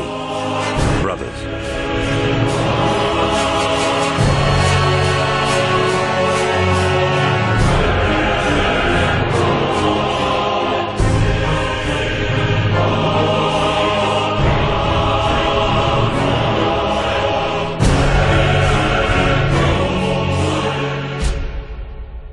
Chapter 14. Until It's Over. Charmosian. Betrayal. "I've lost count of the days," said Loken, crouching by one of the makeshift battlements that looked over the smouldering ruins of the Coral City. "I don't think Istvan III has days and nights any more," replied Saul Tarvitz. Loken looked into the steel-grey sky, a mantle of cloud kicked up by the catastrophic climate change forced on Istvan III by the sudden extinction of almost all life on its surface. A thin drizzle of ash rained, the remains of the firestorm swept up by dry, dead winds a continent away. "They're massing for another attack," said Tarvitz, indicating the tangle of twisted ash-wreathed rubble that had once been a vast mass of tenement blocks to the east of the palace. Loken followed his gaze. He could just glimpse a flash of dirty white armor. "World-eaters." "Who else?" "I don't know if Angron even knows another way to fight." Tarvitz shrugged. "He probably does." He just likes his way better. Tarvitz and Loken had first met on Murder, where the sons of Horus had fought alongside the Emperor's children against hideous, megarachnid aliens. Tarvitz had been a fine warrior, devoid of the grandstanding of his legion that had so antagonized Torgadden. Loken barely remembered the journey back through the Siren Hold, scrambling through shattered tombs and burning ruins. He remembered fighting through men he had once called brother towards the great gates of the Siren Hold, and he had not stopped until he had his first proper sight of the Precentor's palace and its magnificent rose-granite petals. "They'll hit within the hour," said Tarvitz. "I'll move men over to the defences." "It could be a feint," said Loken, vividly remembering the first days of the battle for the palace. "Angron hits one side, Eidolon counterattacks." His first sight of Tarvitz's warriors in battle had resembled a great game, with the Emperor's children as pieces masterfully arranged in feints and countercharges. A lesser man than Saul Tarvitz would have allowed his force to be picked apart by them, but the captain of the Emperor's children had somehow managed to weather 3 days of non-stop attacks. "We'll be ready for it," said Tarvitz, looking down into the depths of the palace. Loken and Tarvitz had climbed into the structure of a partially collapsed dome, one of the many sections of the Precentor's palace that had been ruined during the firestorm and fighting. Sheared sections of granite petals formed the cover behind which Loken and Tarvitz were sheltering, while in the rubble-choked dome below, hundreds of the survivors were manning the defences. Lunar wolves and Emperor's children manned barricades made of priceless sculptures and other artworks that had filled the chambers beneath the dome. Now these monumental sculptures of past rulers lay on their sides, with Astartes crouched behind them. "How much longer do you think we can hold?" asked Loken. "We'll stay until it's over," said Tarvitz. "You said so yourself. Every second we survive, the chance grows that the Emperor hears of this and sends the other legions to bring Horus to justice." "If Garrow makes it," said Loken. "He could be dead already, or lost in the warp." "Perhaps, but I have to hope that Nathaniel made it out," said Tarvitz. "Our job is to hold them off for as long as we can." "That's what worries me. This probably all started when Angron slipped the leash, but the War Master could have just pulled his legions out and bombed this city into dust. He would have lost some of them, but even so. This planet should have been dead a long time ago." Tarvitz smiled. 4 Primarchs, Garviel. That's your answer. 4 warriors not given to backing down. Who would be the first to leave? Angron? Mortarion? If Eidolon's leading the Emperor's children, then he's got a lot to prove alongside the Primarchs, and I have never known Horus show weakness, not when his brother Primarchs might see it." "No," agreed Loken. "The War Master does not back down from a battle once he's committed." "Then they'll have to kill us all," said Tarvitz. "Yes, they will," said Loken grimly. The vox beads in both their helmets chimed, and Torgadden's voice sounded. "Garvey! Saul!" said Torgadden. "I've got reports that the World Eaters are massing. We can hear them chanting, so they'll be coming soon. I've reinforced the eastern barricades, but we need every man down here." "I'll pull my men back from the gallery dome," voxed Tarvitz. "I'll send Garviel to join you." "Where are you going?" asked Loken. "I'm going to make sure the west and north are still covered, and to get some guns on the chapel, too," said Tarvitz, pointing through the ruins of the dome to the strange organic shape of the War Singer's chapel adjoining the palace complex. The survivors had instinctively avoided the chapel, and few of them had even seen inside it. Its very walls were redolent of the corruption that had consumed the soul of the choral city. "I'll take the chapel, and Lucius can take the ground level," continued Tarvitz, turning back to Loken. "I swear that sometimes I think Lucius is actually enjoying this." "A little too much, if you ask me," replied Loken. "You need to keep an eye on him." A familiar dull explosion sounded, and a tower of rubble and smoke burst from the choral city's tortured cityscape to the north of the palace. "Amazing," said Tarvitz, "that there are any Death Guard left alive over there." "Death Guard are tough to kill," replied Loken, heading for the makeshift ladder that led down to the remains of the gallery dome. Despite his words, he knew that it really was amazing. Mortarion, never one to do things with finesse, had simply landed one of his fleet's largest orbital landers on the edge of the western trenches and saturated the defences with turret fire while his Death Guard deployed. That had been the last anyone had heard of the Death Guard in the Coral City. Though from the haphazardly aimed artillery shells that landed daily in the traitors' camps, it was clear that some loyal Death Guard still resisted Mortarian's efforts to exterminate them. "I only hope we live as long," said Tarvitz. "We're running low on supplies and ammunition. Soon we'll start running low on Astartes." "As long as one is alive, Captain, we'll fight," promised Loken. "Horus picked some unfortunate enemies in you and me. We'll make him regret ever taking us on. Then we'll speak again after Angron's been sent scurrying," said Tarvitz. "Until then." Loken dropped down into the dome, leaving Tarvitz alone for a moment to look across the blasted city. How long had it been since he had been surrounded by anything other than the nightmarish place the Coral City had become? 2 months? 3? Ashen skies and smouldering ruins surrounded the palace for as far as the eye could see in all directions, the city resembling the kind of hell the Istvanians themselves might once have believed in. Tarvitz shook the thought from his mind. "There are no hells, no gods, no eternal rewards or punishments," he told himself. Lucius could hear the killing. He could read the sound of it as though it were written down before him like sheet music. He knew the difference between the war cries of a world-eater and those of a son of Horus, and the variance between the tonal quality of a volley of bolter fire launched to support an attack or to defend an obstacle.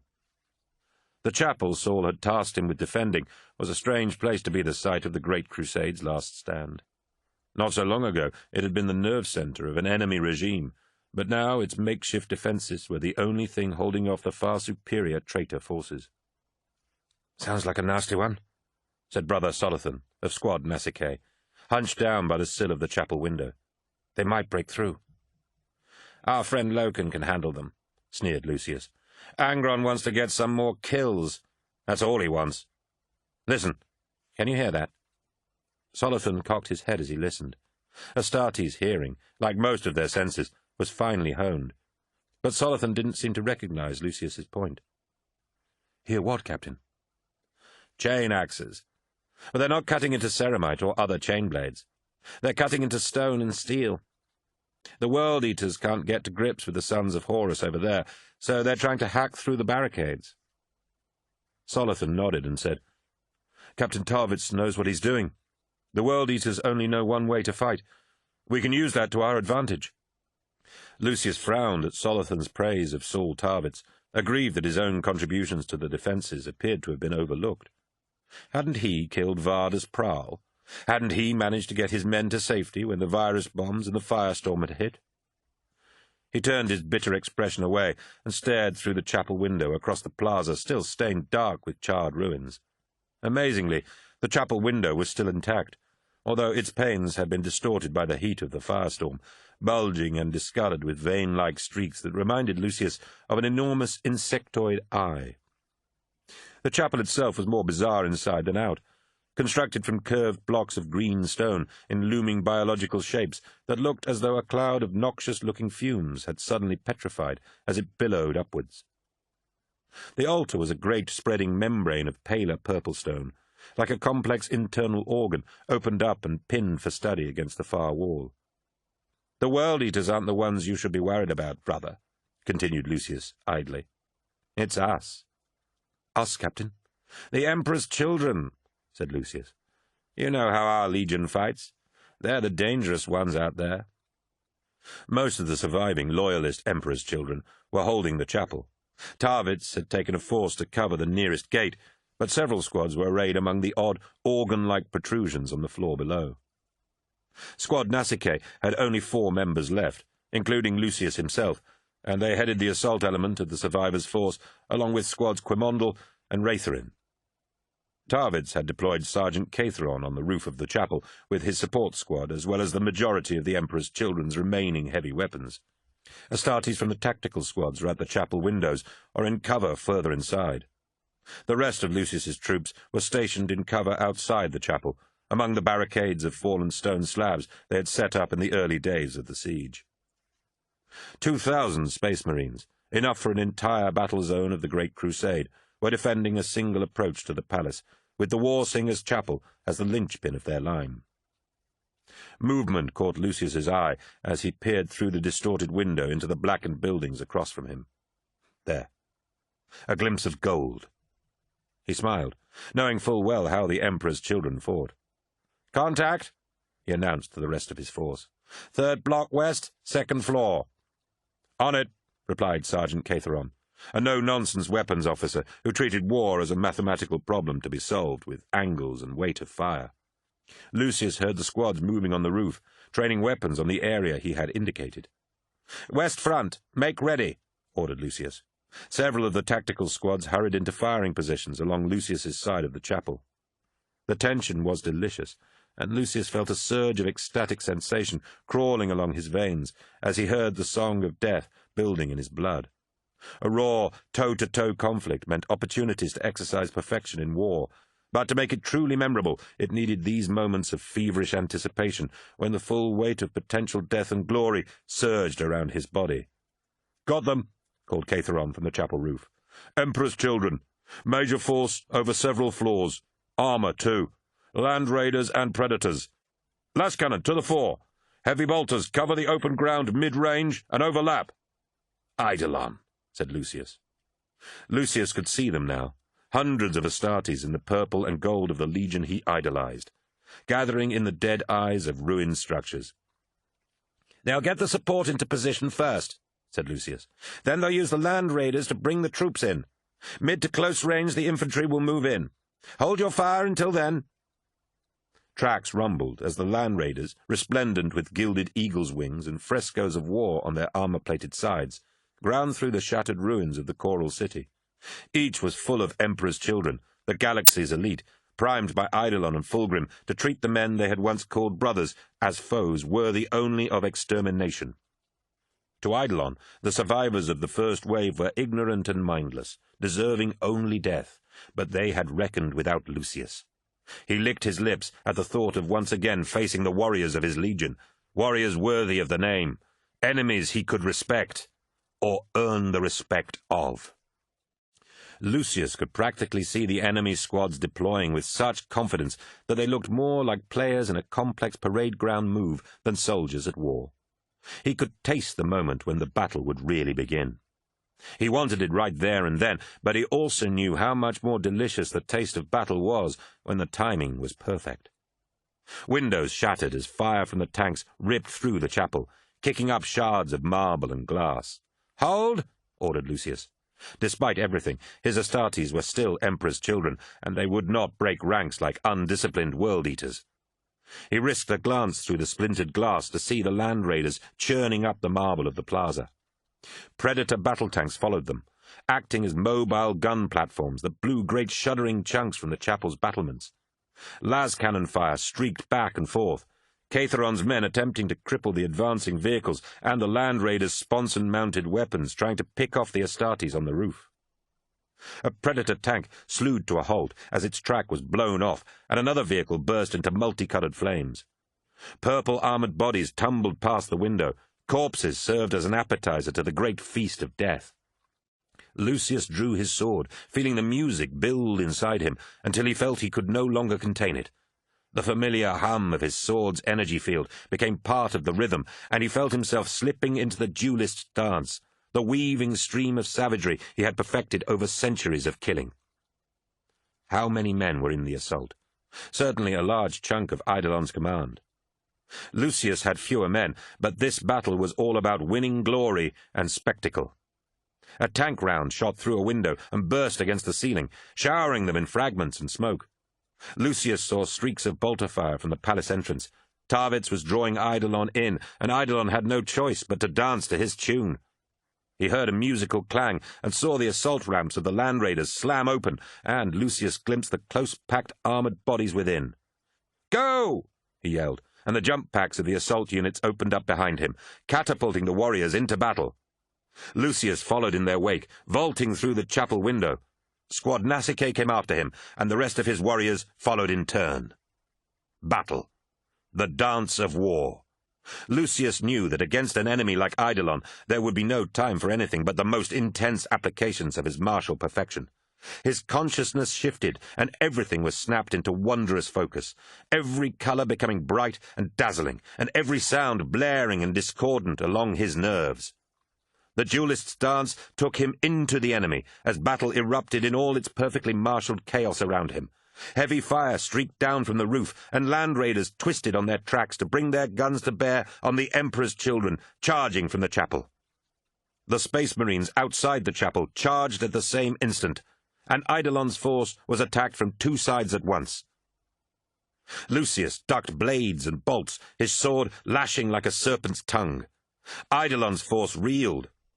Squad Quimondel battled ferociously with the enemy warriors emerging from the nearest land raider. He danced past them, savage joy kicking in his heart, and he rolled under a spray of bolter fire to come up and stab his blade through the abdomen of an enemy sergeant. Death was an end in itself, expressing Lucius's superiority through the lives he took, but he had a higher purpose.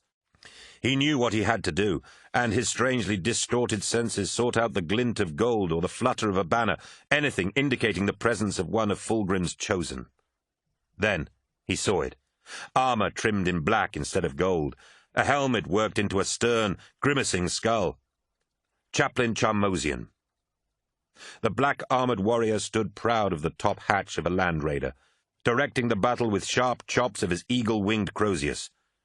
Lucius grinned manically, setting off through the battle to face Charmosian and slay him in a fight worthy of the Legion's epics. "Charmosian!" he yelled, his voice sounding like the most vibrant music imaginable. "Keeper of the Will! I am Lucius, once your brother, now your nemesis!" Charmosian turned his skull helmet towards Lucius and said, "I know who you are." The chaplain clambered from the hatch and stood on top of the land raider, daring Lucius to approach him. Charmosian was a battlefield leader, and to fulfill that role he needed the respect of the Legion, respect that could only be earned fighting from the front.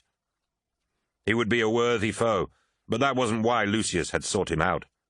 Lucius leapt onto the land raider's track mounting and charged up its glacis until he was face to face with Charmosian. Bolter fire flew in all directions, but it was irrelevant. This was the only battle in Lucius's mind. "We taught you too much pride," said Charmosian, bringing his lethal Crozius around in a strike designed to crush Lucius's chest. He brought his blade up to deflect the Crozius, and the dance entered a new and urgent phase. Charmosian was good, one of the Legion's best, but Lucius had spent many years training for a fight such as this. The chaplain's Crozius was too heavy to block full on, so the swordsman let it slide from his blade as Charmosian swung at him time and time again, frustrating him into putting more strength into his blows. A little longer, a few more moments, and Lucius would have his chance. He loved the way Charmosian hated him, feeling it as something bright and refreshing. Lucius could read the pattern of Charmosian's attacks and laughed as he saw the clumsy intent written over every blow. Charmosian wanted to kill Lucius with one almighty stroke, but his Crozius rose too far, held too long inert as the chaplain gathered his strength. Lucius lunged, his sword sweeping out in a high cut that slashed through the chaplain's upraised arms. The Crozius tumbled to the ground, and Charmosian roared in pain as his arms from the elbows down fell with it. The battle raged around the scene, and Lucius let the noise and spectacle of it fill his overstimulated senses. The battle was around him, and his victory was all that mattered. "You know who I am," said Lucius. "Your last thought is of defeat." Charmosian tried to speak, but before the words were out, Lucius spun his sword in a wide arc, and Charmosian's head was sliced neatly from his shoulders. Crimson sprayed across the gold of the land raider's hull. Lucius caught the head as it spun through the air and held it high so the whole battlefield could see it. Around him, thousands of the Emperor's children fought to the death as Eidolon's force, hit from two sides, reeled against the palace defences and fell back. Tarvitz led the counterstrike, and Eidolon's attack was melting away. He laughed as he saw Eidolon's command tank, a land raider festooned with victory banners, rise up over a knot of rubble as it retreated from the fighting. The Loyalists had won this battle, but Lucius found that he didn't care. He had won his own battle, and pulling Charmosian's head from the skull-faced helmet and throwing it aside, he knew he had what he needed to ensure that the song of death kept playing for him. The War Singers' Chapel was quiet. Hundreds of new bodies lay around it, purple and gold armor scorched and split, runnels of blood gathering between the stained marble tiles. In some places they lay alongside the blackened armor of the World-Eaters who had died in the initial assaults on the Choral City. The palace entrance was heavily barricaded, and in the closest dome of the palace the few apothecaries in the Loyalist force were patching up their wounded. Tarvitz saw Lucius cleaning his sword, alternating between wiping the blade and using its tip to carve new scars on his face. A skull-faced helmet sat beside him. "Is that really necessary?" asked Tarvitz.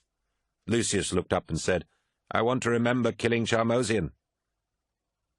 Tarvitz knew he should discipline the swordsman, reprimand him for practices that might be considered barbaric and tribal, but here, amid this betrayal and death, such concerns seemed ridiculously petty. He squatted on the ground next to Lucius, his limbs aching and his armor scarred and dented from the latest battle at the entrance to the palace. "Fair enough," he said, jerking his thumb in the direction of the enemy. "I saw you kill him. It was a fine strike." "Fine," said Lucius. "It was better than fine. It was art.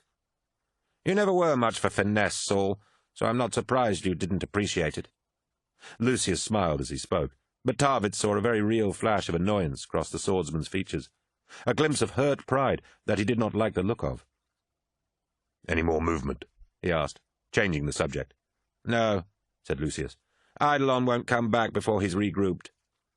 "Keep watching," ordered Tarvitz. "Eidolon could catch us unawares while our guard's down." "He won't breach us," promised Lucius. "Not while I'm here."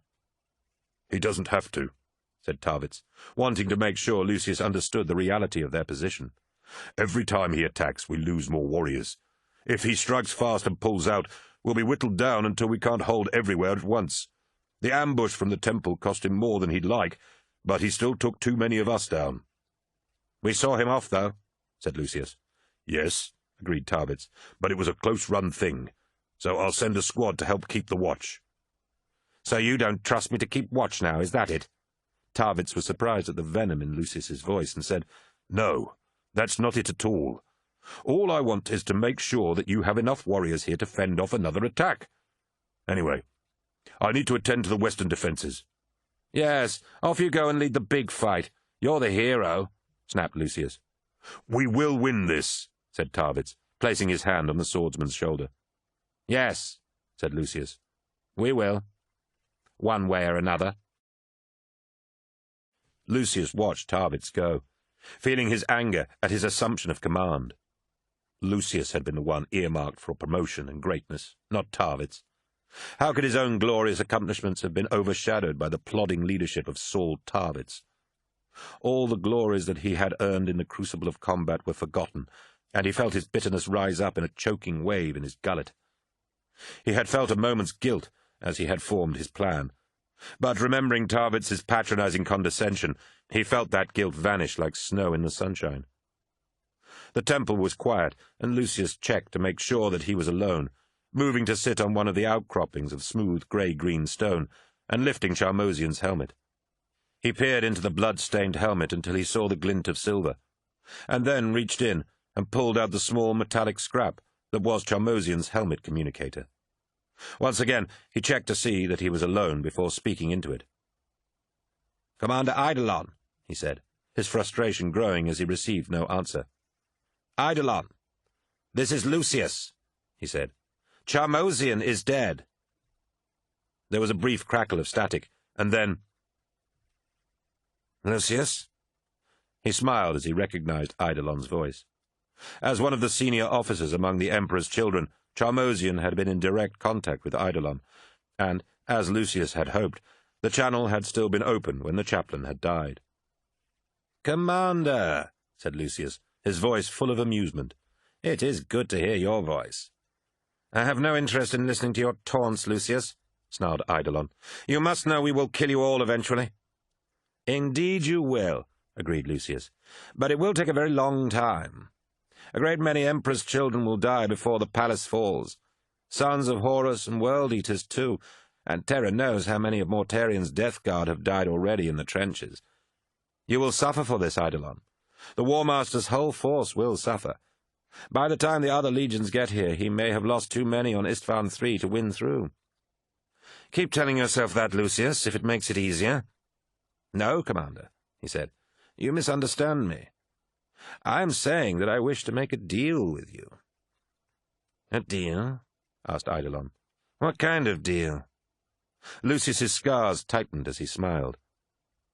I will give you Tarvitz and the Precentor's Palace.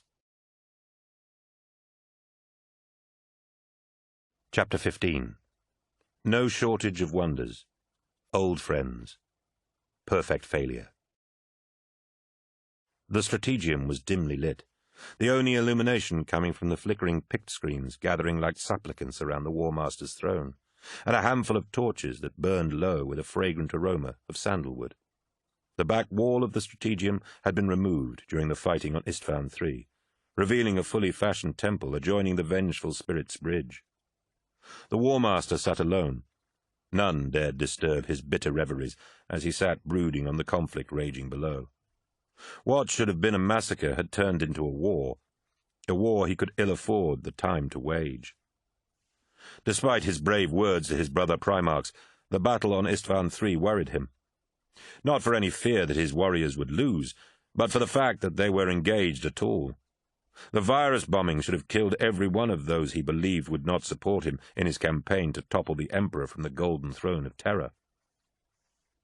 Instead, the first cracks had appeared in what should have been a faultless plan. Saul Tarvitz of the Emperor's Children had taken a warning to the surface, and the Eisenstein. He remembered Malakhurst's fear as he had come to tell him of the debacle with the Remembrancers, the fear that the War Master's wrath would prove his undoing. Malakhurst had limped towards the throne with his hooded head cast down. "What is it, Malakhurst?" Horus had demanded. "They are gone," said Malakhurst. "Sinderman, Ollerton, and Keeler." "What do you mean?" "They are not amongst the dead in the audience chamber," explained Malakhurst. "I checked every corpse myself." "You say they are gone?" asked the War Master at last. "That implies you know where they have gone. Is that the case?" "I believe so, my lord," nodded Malakhurst. "It appears they boarded a Thunderhawk and flew to the Eisenstein." "They stole a Thunderhawk," repeated Horus. "We are going to have to review our security procedures regarding these new craft. First Saul Tarvitz and now these Remembrancers. It seems anyone can steal one of our ships with impunity." "They did not steal it on their own," explained Malakhurst. "They had help." "Help? From whom?" "I believe it was Yacton Cruz. There was a struggle, and Maggard was killed." "Yacton Cruz," laughed Horus mirthlessly. "We have seen no shortage of wonders, but perhaps this is the greatest of them. The half-herd growing a conscience." "I have failed in this, War Master." "It is not a question of failure, Malakhurst. Mistakes like this should never occur. More and more of my efforts are distracted from this battle. Tell me, where is the Eisenstein now?" "It attempted to break through our blockade to reach the system jump point." "You say attempted," noted Horus. "It did not succeed." Malakhurst paused before answering. "Several of our ships intercepted the Eisenstein and heavily damaged it." "But they did not destroy it?" "No, my lord. Before they could do so, the Eisenstein's commander made an emergency jump into the warp, but the ship was so badly damaged that we do not believe it could survive such a translation." "If it does, then the whole timetable of my designs will be disrupted." "The warp is dark, War Master. It is unlikely that—" "Do not be so sure of yourself, Malakhurst," warned Horus. "The Istvan V phase is critical to our success, and if the Eisenstein carries word of our plans to Terra, then all may be lost." "Perhaps, War Master, if we were to withdraw from the Coral City and blockade the planet, we could ensure that the Istvan V phase proceeds as planned." "I am the War Master, and I do not back down from a battle," shouted Horus. "There are goals to be won in the Coral City that you cannot comprehend." Horus was shaken from his memories by the chiming of the communications array fitted into the arm of his throne. "This is the War Master." A holomat installed beneath the floor projected a large square plane on which swirled an image, high above the War Master's temple. The image resolved into the face of Lord Commander Eidolon, evidently inside his command land raider. The sound of distant explosions washed through the static. "War Master," said Eidolon, "I bring news that I feel you should hear." "Tell me," said Horus, "and it had better be good news." "Oh, it is, my lord," said Eidolon. "Well, don't drag this out, Eidolon," warned Horus. "Tell me." "We have an ally inside the palace." "An ally? Who?" "Lucius." The aftermath of a battle was the worst part. An Astartes warrior was used to the tension of waiting for an attack to come, and even the din and pain of battle itself, but Loken never wished for a time without war more than when he saw what was left after the battle had finished. He didn't experience fear or despair in the manner of a mortal man, but he felt sorrow and guilt as they did. Angron's latest attack had been one of the fiercest yet, the Primarch himself leading it, charging through the ruins of the palace dome towards Loken's defences. Thousands of blood-covered world-eaters had followed him, and many of those warriors still lay where they had fallen. Once this place had been part of the palace, a handsome garden with summer houses, ornamental lakes, and a roof that opened up to the sun. Now it was a rubble-strewn ruin. Its roof collapsed, and only an incongruous decorated post, or the splintered remains of an ornamental bridge, remaining of its finery. The bodies of the world-eaters were concentrated on the forward barricade, a line of heaped rubble and metal spikes constructed by the lunar wolves. Angron had attacked it in force, and Torgadon had relinquished it, letting the world-eaters die for it, before his Astartes fell back to the defences at the entrance of the palace's central dome. The ruse had worked, and the world-eaters had been strung out as they charged at Loken's position. Many had died to the guns Tarvitz had stationed above the barricades, and by the time Loken's sword had left its sheath, it was only momentum that kept the world-eaters fighting. Victory was beyond them. Lunar wolves were mixed in with the world-eaters dead, warriors Loken had known for years. Although the sounds of battle had faded, Loken fancied he could still hear echoes of the fighting, chain blades ripping through armour, and volleys of bolter rounds splitting the air. "It was a close-run thing, Garviel," said a voice from behind Loken. "But we did it." Loken glanced round to see Saul Tarvitz emerging from the central dome. Loken smiled as he saw his friend and battle-brother, a man who had come a long way from the line officer he had been back on Murder to command the survivors of Horus's treachery. "Angron will be back," said Loken. "Their ruse failed, though," said Tarvitz. "They don't need to break in, Saul," said Loken. "Horus will whittle us down until there's no one left. Then Eidolon and Angron can just roll over us." "Not forgetting the War Master's sons of Horus," said Tarvitz. Loken shrugged. "There's no need for them to get involved yet. Eidolon wants the glory, and the World-Eaters are hungry for blood. The War Master will happily let the other legions wear us down before they strike." "That's changed," said Tarvitz. "What do you mean?" "I've just had word from Lucius," explained Tarvitz. "He tells me that his communications specialists have broken the Sons of Horus communiques. Some old friends of yours are coming down from the Vengeful Spirit to lead the Legion." Loken turned from the battlefield, suddenly interested. "Who?" "Ezekiel Abaddon and Horus Aximand," said Tarvitz. "Apparently they are to bring the War Master's own wrath down upon the city. The Sons of Horus will be playing their hands soon enough, I think." Abaddon and Aximand, the arch-traitors, men Loken had admired for so long, and the heart of the Mournival. Both warriors stood at Horus's right hand, and possibilities flashed through Loken's mind.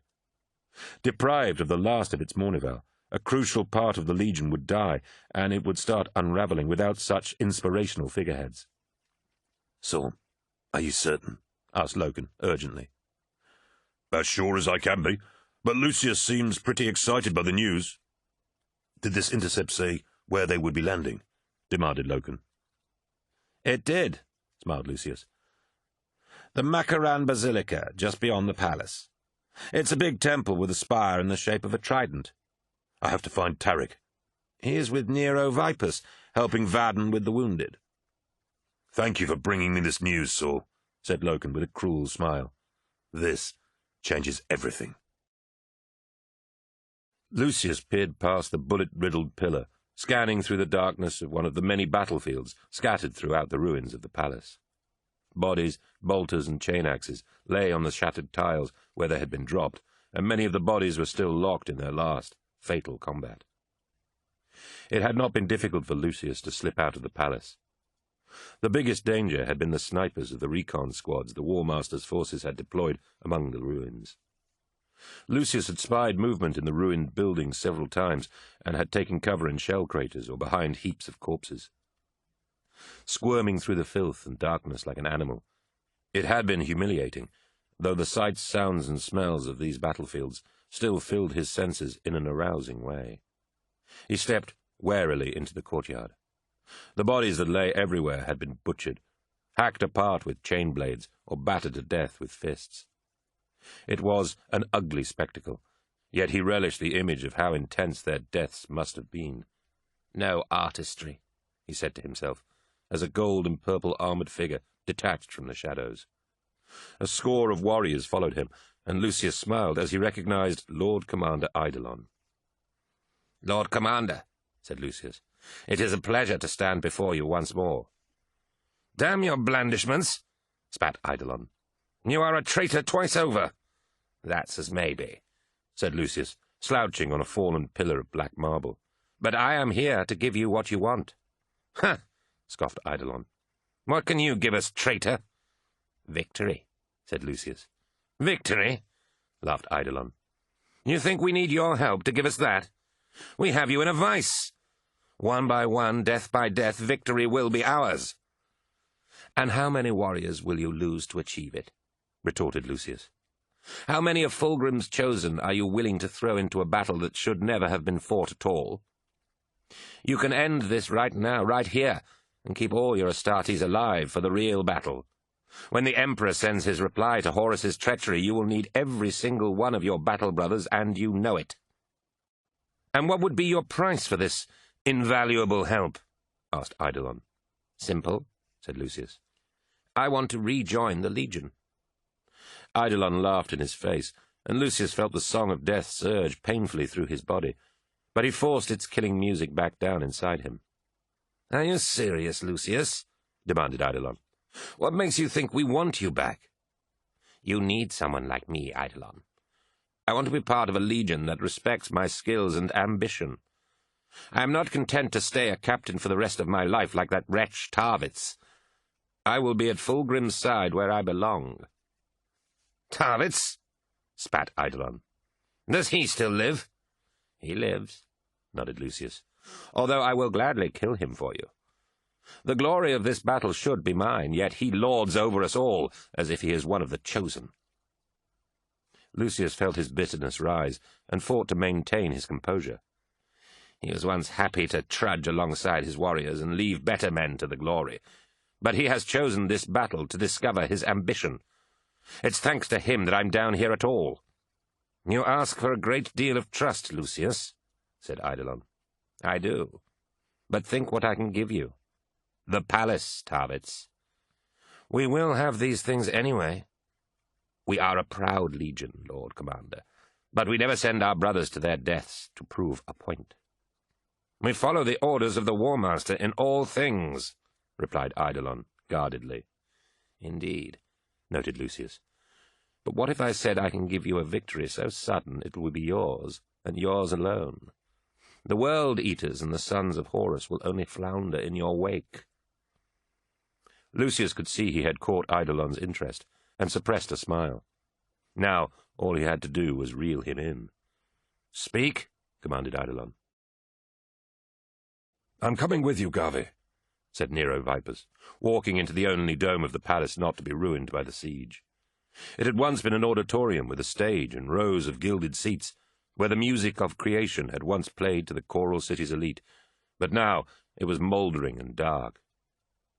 Loken rose from his battle meditation, seeing Vipers standing before him, and said, "I knew you would wish to come, but this is something Tarek and I have to do alone." "Alone?" said Vipers. "That's madness. Ezekiel and little Horus are the best soldiers the Legion has ever had. You can't go up against them alone." Loken placed his hand on his friend's shoulder and said, The palace will fall soon enough, with or without Tarik and me. Saul Tarvitz has done unimaginable things in keeping us all alive as long as he has, but ultimately the palace will fall. Then what's the point of throwing your life away hunting down Ezekiel and little Horus? Demanded Vipers. We only have one goal on Istvan III, Nero, and that's to hurt the War Master. If we can kill the last of the Mournival, then the War Master's plans suffer. Nothing else matters. You said we were supposed to be holding the traitors here, while the Emperor sent the other legions to save us. Is that not true anymore? Are we on our own? Loken shook his head and retrieved his sword from where he had propped it against the wall. I don't know, Nero. Maybe the Emperor has sent the legions to rescue us. Maybe he hasn't. But we have to assume that we're on our own. I'm not going to fight with nothing but blind hope to keep me going. I'm going to make a stand. And that's what I want to do, said Vipers. At my friend's side. No. You need to stay here, said Loken. Your stand must be made here. Every minute you keep the traitors here is another minute for the Emperor to bring the War Master to justice. This killing is Mournival business, Nero. Do you understand?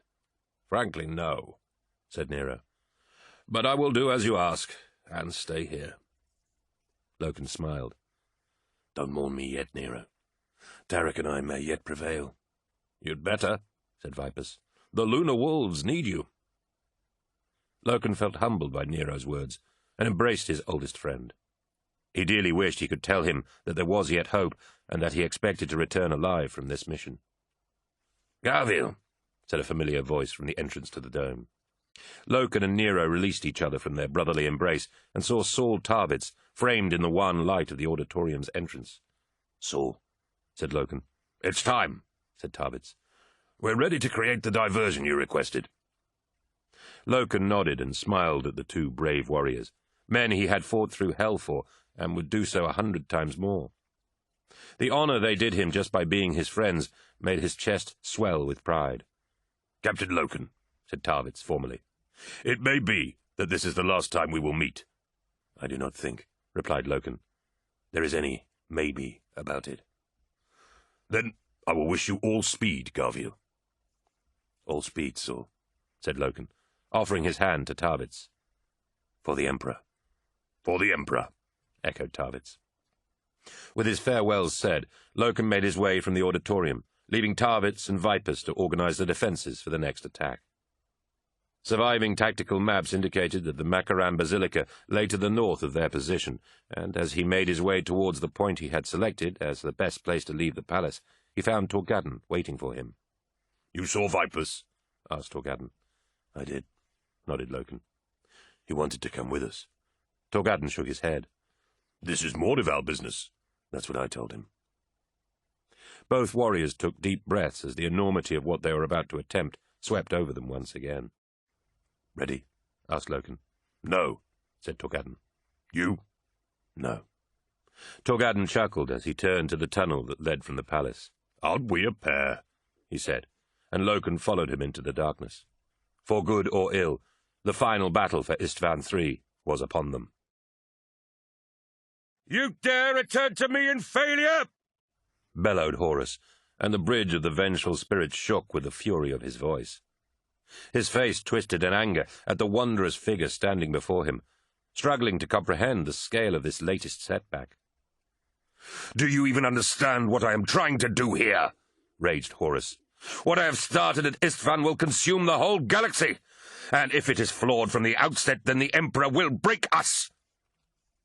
Fulgrim appeared uncowed by his anger, his brother's features betraying an insouciance quite out of character for the Primarch of the Emperor's children.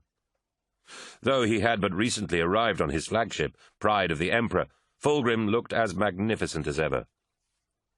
His exquisite armor was a work of art in purple and gold, bearing many new embellishments and finery, with a flowing fur-lined cape swathing his body. More than ever, Horus thought Fulgrim looked less like a warrior and more like a rake or libertine. His brother's long white hair was pulled back in an elaborate pattern of plaits, and his pale cheeks were lightly marked with what appeared to be the beginnings of tattoos. Ferrus Manus is a dull fool who would not listen to reason, said Fulgrim. Even the mention of the Mechanicum's pledge did not— You swore to me that you could sway him. The Iron Hands were essential to my plans. I planned Istvan III with your assurance that Ferrus Manus would join us. Now I find that I have yet another enemy to contend with. A great many of our Astartes will die because of this, Fulgrim. What would you have me do, War Master? Smiled Fulgrim, and Horus wondered where this new, sly, mocking tone had come from. His will was stronger than I anticipated. Or you simply had an inflated opinion of your own abilities. Would you have me kill our brother, War Master? Asked Fulgrim. Perhaps I will, replied Horus, unmoved. It would be better than leaving him to roam free to destroy our plans. As it is, he could reach the Emperor or one of the other Primarchs and bring them all down on our heads before we are ready. Then, if you are quite finished with me, I shall return to my legion, said Fulgrim, turning away. Horus felt his choler rise at Fulgrim's infuriating tone and said, No, you will not. I have another task for you. I am sending you to Istvan V. With all that has happened, the Emperor's response is likely to arrive more quickly than anticipated, and we must be prepared for it. Take a detail of Emperor's children to the alien fortresses there and prepare it for the final phase of the Istvan operation. Fulgrim recoiled in disgust. You would consign me to a role little better than a castellan, as some prosaic housekeeper making it ready for your grand entrance? Why not send for Perturabo? This kind of thing is more to his liking. Perturabo has his own role to play, said Horus. Even now he prepares to lay waste to his homeworld in my name. We shall be hearing more of our bitter brother very soon. Have no fear of that. Then give this task to Mortarion. His grimy foot-sloggers will relish such an opportunity to muddy their hands for you, spat Fulgrim. My legion was the chosen of the Emperor in the years when he still deserved our service. I am the most glorious of his heroes and the right hand of this new crusade. This is a betrayal of the very principles for which I chose to join you, Horus. Betrayal, said Horus, his voice low and dangerous. A strong word, Fulgrim. Betrayal is what the Emperor forced upon us when he abandoned the galaxy to pursue his quest for godhood and gave over the conquests of our crusade to scriveners and bureaucrats.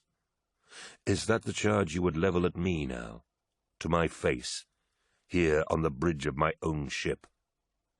Fulgrim took a step back, his anger fading, but his eyes alight with the excitement of the confrontation. Perhaps I do, Horus. Perhaps someone needs to tell you a few home truths now that your precious Mournival is no more. That sword, said Horus, indicating the venom-sheened weapon that hung low at Fulgrim's waist. I gave you that blade as a symbol of my trust in you, Fulgrim. We alone know the true power that lies within it. That weapon almost killed me, and yet I gave it away. Do you think I would give such a weapon to one I do not trust? No, War Master, said Fulgrim. Exactly. The Istvan V phase of my plan is the most critical, said Horus, stoking the dangerous embers of Fulgrim's ego. Even more so than what is happening below us. I can entrust it to no other. You must go to Istvan V, my brother. All depends on its success.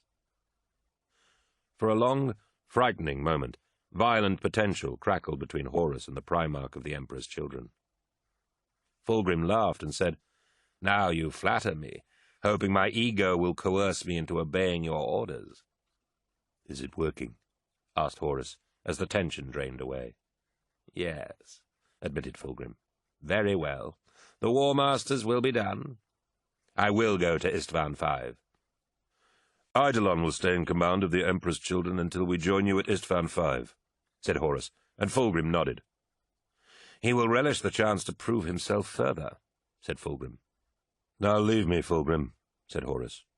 You have work to do. Chapter 16. Enemy Within. The Eightfold Path. Honor must be satisfied. Apothecary Vadden fought to save Castor's life. The upper half of the warrior's armor had been removed, and his bare torso was disfigured by a gory wound. flaps of skin and chunks of muscle blown aside like the petals of a bloody flower by an exploding bolt-around. "Pressure," said Vadden, as he flicked over the settings on his Narthesium gauntlet. Scalpels and syringes cycled as Brother Mathredon, an Emperor's children Astartes who had lost a hand in the earlier fighting and served as Vadden's assistant, kept pressure on the wound. Casto bucked underneath him, his teeth gritted against pain that would kill anyone but an Astartes. Vadden selected a syringe and pushed it into Casto's neck. The vial mounted on the gauntlet emptied, pumping Casto's system with stimulants to keep his heart forcing blood around his ruptured organs. Casto shook, nearly snapping the needle. "Hold him still," snapped Vadden. "Yes," said a voice behind him. "Hold him still. It will make it easier to kill him." Vadden's head snapped up, and he saw a warrior clad in the armor of an Emperor's Children Lord Commander. He carried an enormous hammer, purple arcs of energy playing around its massive head. Behind the warrior, Vadden could see a score of Emperor's Children in purple and gold finery, their armor sheened with lapping powder and oil. Instantly, he knew that these were no loyalists, and felt a cold hand clutch at his chest as he saw that they were undone. "Who are you?" demanded Vadden, though he knew the answer already. "I am your death, traitor," said Eidolon, swinging his hammer and crushing Vadden's skull with one blow. Hundreds of Emperor's children streamed into the palace from the east, on a tide of fire and blood. They fell upon the wounded first, Eidolon himself butchering those who lay waiting for Vadden's ministrations, taking particular relish in killing the loyalist Emperor's children he found there.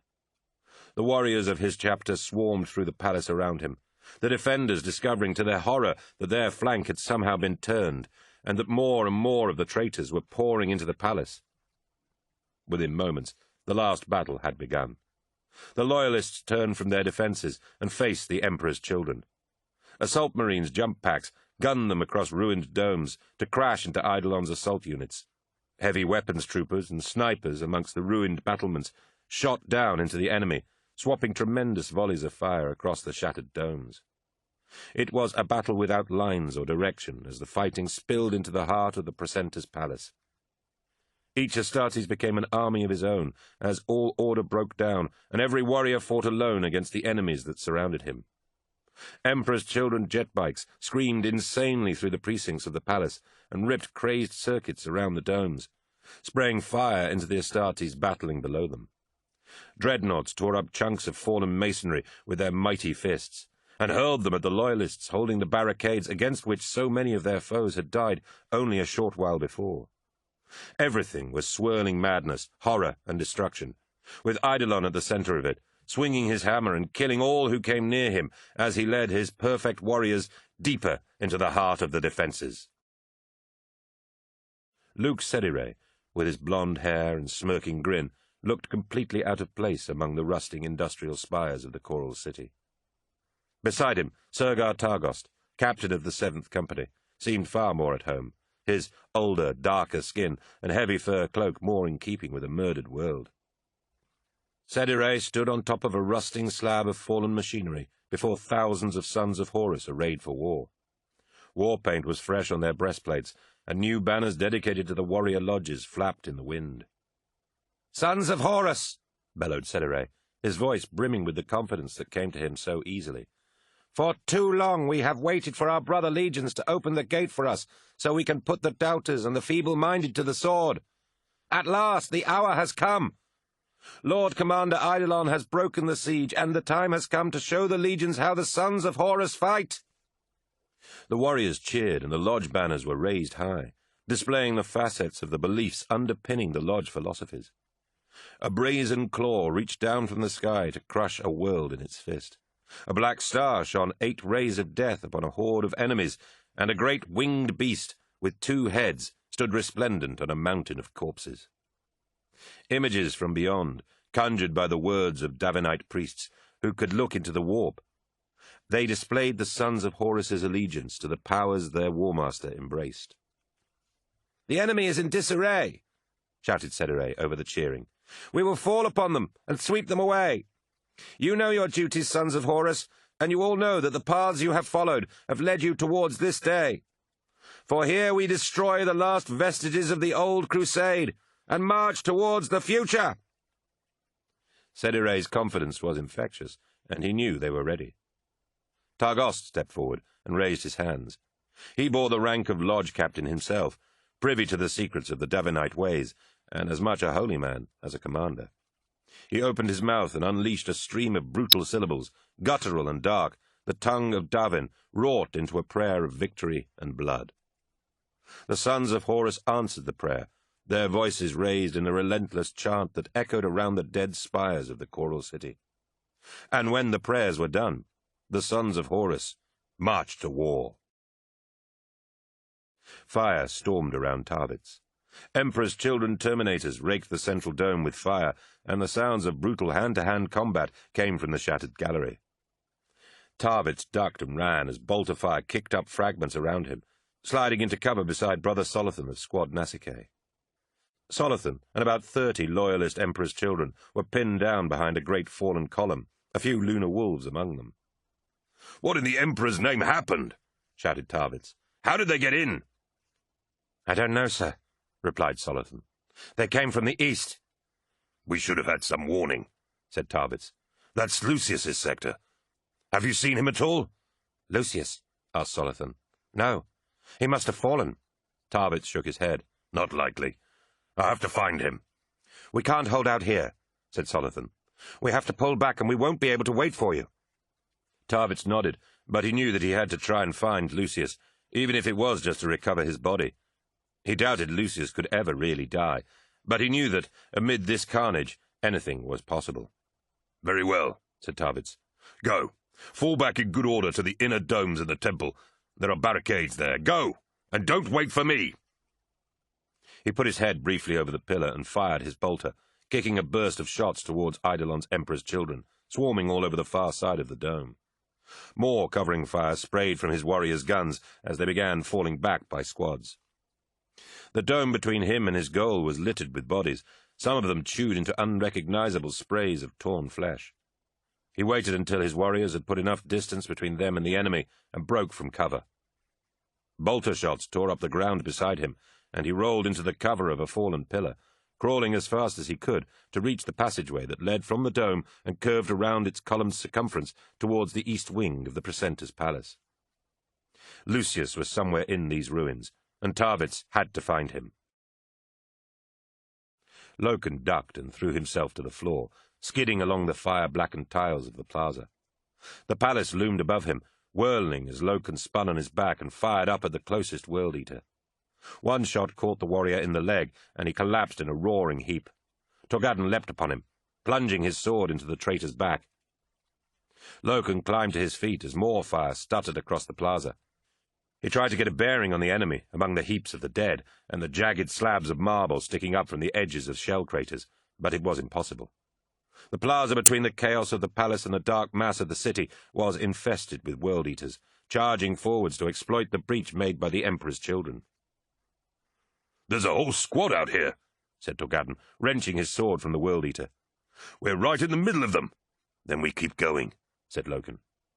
Back on his feet, he reloaded his bolter as they hurried through the wreckage and charnel heaps, scanning the darkness for movement. Torgadden kept close behind him, sweeping his bolter between chunks of tiling or fallen masonry. Fire snapped around them, and the sounds of battle coming from the palace became ever more terrible, the war cries and explosions tearing through the violent night. "Down!" yelled Torgadden, as a burst of plasma fire lanced from the darkness. Loken threw himself to the ground as the searing bolt flashed past him and bored a hole in a slab of fallen stone behind him. A dark shape came at him, and Loken saw the flash of a blade, bringing his bolter up in an instinctive block. He felt chain-blade teeth grinding against the metal of his gun and kicked out at his attacker's groin.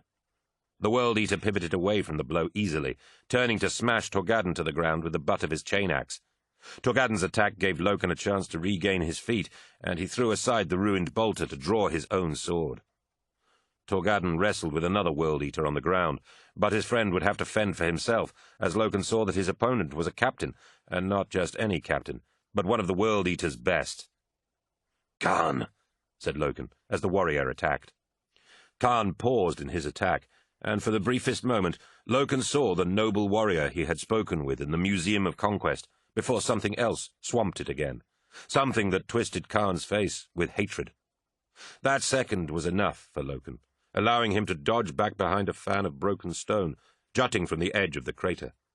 Bullets still carved through the air, and somewhere beyond his sight Torgadden was fighting his own battle, but Loken could not worry about that now. "What happened, Khan?" cried Loken. "What did they turn you into?" Khan screamed an incoherent bellow of rage and leapt towards him with his axe held high. Loken braced his stance and brought his blade up to catch Khan's axe as it slashed towards him, and the two warriors clashed in a desperate battle of strength. "Khan!" said Loken through gritted teeth, as the World Eater forced the chain axe's whirling teeth towards his face. "This is not the man I knew. What have you become?" As their eyes met, Loken saw Khan's soul and despaired. He saw the warrior who had sworn oaths of brotherhood and pledged himself to the crusade, as he himself had done. The warrior who had seen the terrors and tragedies of the crusade as well as its victories. And he saw the dark madness that had swamped that in bloodshed and betrayals yet to be enacted. "I am the Eightfold Path," snapped Khan, his every words punctuated by a froth of blood. "No," shouted Loken, pushing the World Eater away. "It doesn't have to be this way." "It does," said Khan. "There is no way off the path. We must always go further." The humanity drained from Khan's face, and Loken knew that the World Eater was truly gone, and that only in death would this battle end. Loken backed away, fending off a flurry of blows from Khan's axe, until he was forced back against a slab of rubble. His foe's axe buried itself in the stone beside him, and Loken slammed the pommel of his sword into Khan's head. Khan rode the blow and smashed his forehead into Loken's face, grabbing his sword arm and wrestling him to the ground. They struggled in the mud like animals, Khan trying to grind Loken's face into the shattered stone, and Loken trying to throw him off. Loken rolled onto his back as he heard the rumble of an engine like an earthquake, and the glare of floodlights stabbed out and threw Khan's outline into silhouette. Knowing what was coming, Loken hammered his fist into Khan's face over and over again, pushing him upright with a hand clasped around his neck. The World Eater struggled in Loken's grip as the light grew stronger and the roaring form of a land raider crested the ridge of rubble behind them like a monster rising from the deep. Loken felt the huge impact as the land raider's dozer blade slammed into Khan, the sharpened prongs at its base punching through the World Eater's chest. He released Khan's body and rolled to the edge of the crater as the land raider rose up, carrying the struggling Khan with it. The mighty tank crashed back down, and Loken pressed his body into the mud as it ground over him, the roaring of its engine passing inches above him. Then it was over. The tank rumbled onwards, carrying the impaled World Eater before it like some gory trophy. Tanks were all around him, the eye of Horus glaring from their armoured hulls, and Loken recognized the livery they were painted in. The Sons of Horus. For a moment Loken just stared at the force surging towards the palace. Gunfire flared as they drove towards their prize. A hand reached down and grabbed Loken, dragging him, battered and bloody, into cover from the guns of the tanks. He looked up and saw Torgadden, similarly mauled by the encounter with the World Eaters. Torgadden nodded in the direction of the Land Raider. "Was that—" "Khan," nodded Loken. "He's gone. Dead? Maybe. I don't know." Torgadden looked up at the Sons of Horus spear tip, driving for the palace. "I think even Tarvitz might have trouble holding the palace now." "Then we'll have to hurry." "Yes. Stay low, and let's keep out of any more trouble," said Torgadden. "Unless Abaddon and Little Horus aren't challenging enough on their own." "Saul will make them pay for every piece of rubble they capture," said Loken, pulling himself painfully to his feet. Khan had hurt him, but not so much that he couldn't fight. For his sake, let's make that count for something. The two friends forged through the rubble once again, towards the Makaran Basilica, where lay one last chance of a victory, on Istvan III. The sounds of battle echoed from all around him, and Tarvitz hugged the shadows as he made his careful way through the ruins of the east wing of the palace. Squads of Emperor's children swarmed through the palace grounds, sweeping through the shattered domes, and gunfire riddled rooms as they plunged the knife of their attack into the heart of the defences. Here and there he saw squad markings he recognized, and had to fight the ingrained urge to call out to them. But these warriors were the enemy, and there would be no brotherly embrace or comradely welcome were they to discover him.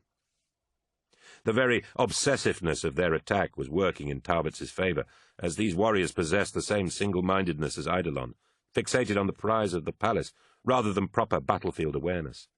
For once, Eidolon's flaws were working in his favour, thought Tarvits, as he ghosted through the strobe-lit wastelands of the palace.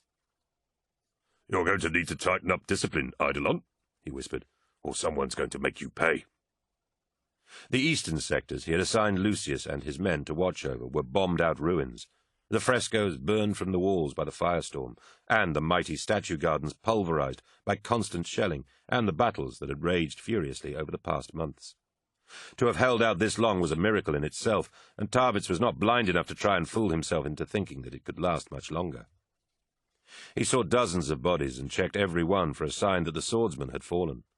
Each body was a warrior he knew, a warrior who had followed him into battle at the palace and trusted that he could lead them to victory. Each set of eyes accused him of their death, but he knew that there was nothing more he could have done. The further eastward he went, the less he encountered the invading Emperor's children, their attack pushing into the center of the Precentor's palace, rather than spreading out to capture its entirety. Trust Eidolon to go for the glory, rather than standard battlefield practice. Give me 100 Space Marines, and I would punish your arrogance, thought Tarvits. Even as the thought occurred to him, a slow smile spread across his face. He had 100 Space Marines. True, they were engaged in battle, but if any force of warriors could disengage from battle in good order and hand over to a friendly force in the middle of a desperate firefight, it was the Emperor's children. He crouched in the shadow of a fallen statue and opened a Vox channel. "Solithan," he hissed, "can you hear me?" Static washed from the Vox bead in his ear, and he cursed at the idea of his plan being undone by something as trivial as a failure of communications. "I hear you, Captain, but we're a little busy right now," said Solithan's voice. "Understood," said Tarvits, "but I have new orders for you. Disengage from the fight and hand over to the Lunar Wolves. Let them take the brunt of the fighting, and gather as many warriors as you can rally to you. Then converge on my position. Sir, take the eastern passages along the servants' wing. That should bring you to me without too much trouble. We have an opportunity to hurt these bastards, Solithan, so I need you to get here with all possible speed." "Understood, sir," said Solithan, signing off. Tarvits froze as he heard a voice say, "It won't do any good, Saul. The Precentor's palace is as good as lost. Even you should be able to see that." He looked up and saw Lucius standing in the center of the dome in front of him, his shimmering sword in one hand and a shard of broken glass in the other. He raised the glass to his face and sliced its razor edge along his cheek, drawing a line of blood from his skin that dripped to the dome's floor. "Lucius," said Tarvits, rising to his feet and entering the dome to meet the swordsman. "I thought you were dead." Bright starlight filled the dome, and Tarvits saw it was filled with the corpses of Emperor's children. Not traitors, but loyalists, and he could see that not one had fallen to a gunshot wound, but had been carved up by a powerful edged weapon. These warriors had been cut apart, and a horrible suspicion began to form in his mind. "Dead?" laughed Lucius. "Me? Remember what Loken said to me when I humbled him in the practice cages?" Wary now, Tarvits nodded. "He said there was someone out there who could beat you." "Do you remember what I told him?" "Yes," replied Tarvits, sliding his hand to the hilt of his broadsword. "You said, 'Not in this lifetime,' didn't you?" "You have a good memory," said Lucius, dropping the bloody shard of glass to the floor. "Who's that latest scar for?" asked Tarvits. Lucius smiled, though there was no warmth to it. "It's for you, Saul." The great forum of the Makaran Basilica was a desert of ashen bone, for as the virus bombs had dropped, thousands of Istvanians had gathered there in the hope that the Parliament House at one end of the forum would receive them. They had thronged the place and died there, their scorched remains resembling an ancient swamp from which rose the columns that bounded the forum on three sides. On the fourth was the Parliament House itself, befouled by black tendrils of ash that reached up from the forum. The building had been the seat of the Coral City's civilian parliament, a counterpart to the nobles who had ruled from the Precentor's palace. But the prominent citizens who had taken shelter inside had died as surely as the horde of civilians outside. Locum pushed through the sea of black bones, his sword ready in his hand as he forged through the thicket of bone. A skull grinned up at him, its burned and empty eye sockets accusing. Behind him, Torgadden covered the forum beyond them. "Wait," said Locum quietly. Torgadden halted and looked round. "Is it them?" "I don't know. Maybe," said Locum, looking up at the Parliament House. Beyond it he could just see the lines of a spacecraft, a stormbird in Sons of Horus colours. Someone landed here, that's for sure. They continued onwards to the edge of the Parliament building, climbing the smooth marble steps. Its great doors had been thick-studded oak, but they had been eaten away by the virus and burned to ash by the firestorm. "Shall we?" asked Torgadden. Locum nodded, suddenly wishing that they had not come here, as a terrible feeling of doom settled on him. He looked at Torgadden and wished he had some fitting words to say to him before they took these last, fateful steps. Torgadden seemed to understand what he was thinking, and said, "Yes, I know. But what choice do we have?" "None," said Locum, marching through the archway and into the Parliament House. The interior of the building had been protected from the worst of the virus bombing and firestorm, only a few tangled, blackened corpses lying sprawled among the dark wood panels and furnishings. The walls of the circular building were adorned with faded frescoes of the choral city's magnificent past, telling the tales of its growth and conquests. The benches and voting tables of the Parliament were arranged around a central stage with a lectern from which the debates were led. On the stage, in front of the lectern, stood Ezekiel Abaddon and Horus Aximand. "You betrayed us," said Tarvitz, the hurt and disappointment almost too much to bear. "You killed your own men and let Eidolon and his warriors into the palace, didn't you?" "I did," said Lucius, swinging his sword in loops around his body as he loosened his muscles in preparation for the fight Tarvitz knew must come next. "And I'd do it again, in a heartbeat." Tarvitz circled the edge of the dome, his steps in time with those of the swordsman. He had no illusions as to the outcome of this fight. Lucius was the preeminent blademaster of the Legion, perhaps all the legions. He knew he could not defeat Lucius, but this betrayal demanded retribution. Honor must be satisfied. "Why, Lucius?" asked Tarvitz. "How can you ask me that, Saul?" demanded Lucius, drawing the circle closer, and, step by step, the distance between the two warriors shrank. "I am only here thanks to my misplaced acquaintance with you. I know what the Lord Commander and Fabius offered you. How could you turn such an opportunity down?"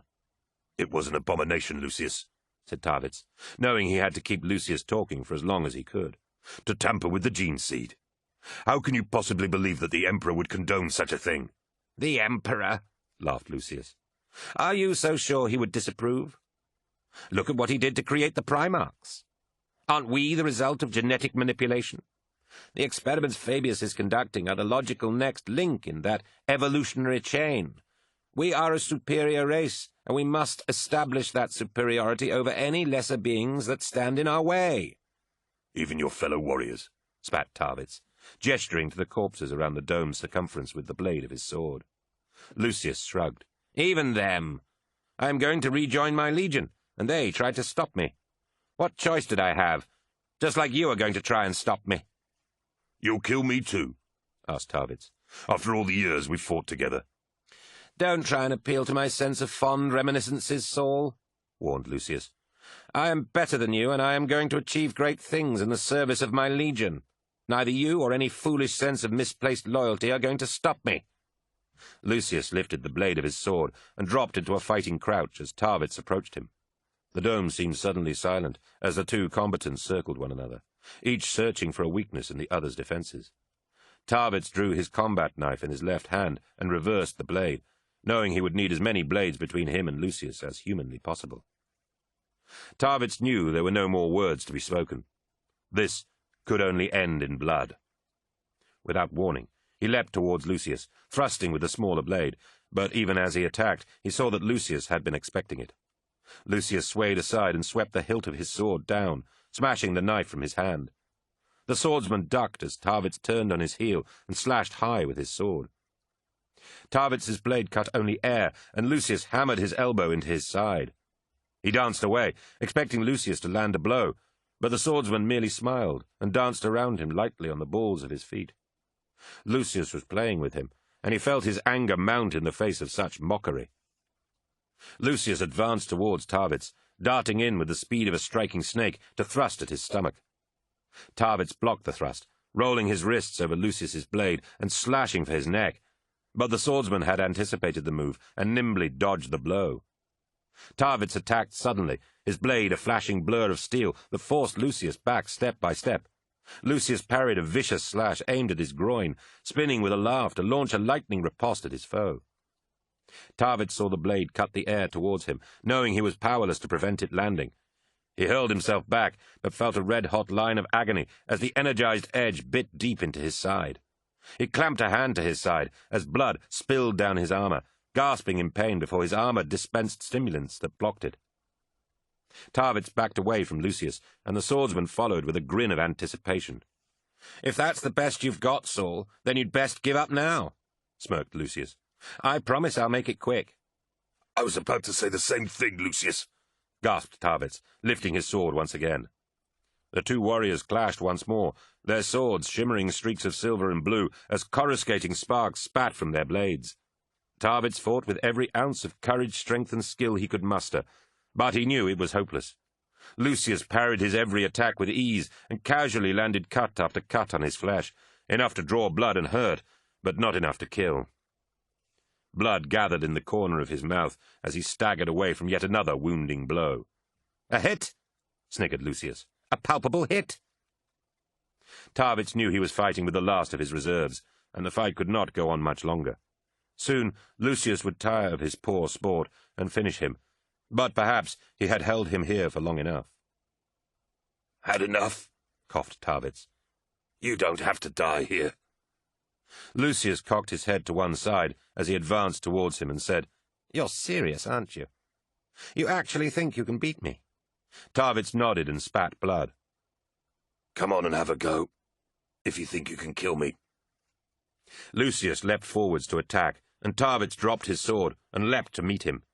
Surprised by such an obviously suicidal move, Lucius was a fraction of a second too late to dodge Tarvitz's attack. The two warriors clashed in the air, and Tarvitz smashed his fist into the swordsman's face. Lucius turned his head to rob the blow of its force, but Tarvitz gave him no chance to right himself as they fell to the floor, and pistoned his fist into his former comrade's face. Lucius's sword skittered away, and they fought with fists and elbows, knees and feet. At such close quarters, skill with a blade was irrelevant, and Tarvitz let his hate and anger spill out in every thunderous hammer blow he landed.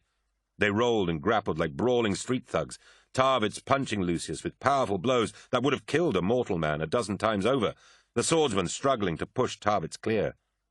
"I also remember what Loken taught you the very first time he brought you down," gasped Tarvitz as he saw movement at the edge of the dome. "Understand your foe, and do whatever is necessary to bring him down." He released his grip on Lucius and rolled clear, pushing himself as far away from the swordsman as he could. Lucius sprang to his feet in an instant, scrambling across the floor to retrieve his weapon. "Now, Solothan!" shouted Tarvitz. "Kill him! He betrayed us all!" He watched as Lucius turned towards the dome's entrance, seeing the warriors Solothan had rallied and brought to him. Solothan obeyed Tarvitz's command instantly, as a good emperor's children should, and the dome was suddenly filled with the bark of gunfire. Lucius dived out of the way, but even he wasn't quick enough to avoid a volley of bolter shells. Lucius jerked and danced in the fusillade, sparks and blood flying from his armor. He rolled across the floor, scrabbling for a hole in the wall, blasted by the months of battle as the gunfire of the loyalist emperor's children tore into him. "Kill him!" yelled Tarvitz, but Lucius was faster than he would have believed possible, diving from the dome as shells tore up scorched frescoes around him. Tarvitz pushed himself to his feet and staggered over towards where Lucius had escaped. Beyond the dome, the outer precincts of the palace were a nightmarish landscape of craters and blackened ruins. A pall of smoke hung over the battlefield the palace had become, and he smashed his fist into the wall in frustration as he saw that the swordsman had vanished. "Captain Tarvitz," said Solothan. "Reporting as ordered." Tarvitz turned from his search for Lucius, pushing his frustrations aside and focusing on the more immediate matter of counterattacking Eidolon's warriors. "My thanks, Solothan. I owe you my life, he said.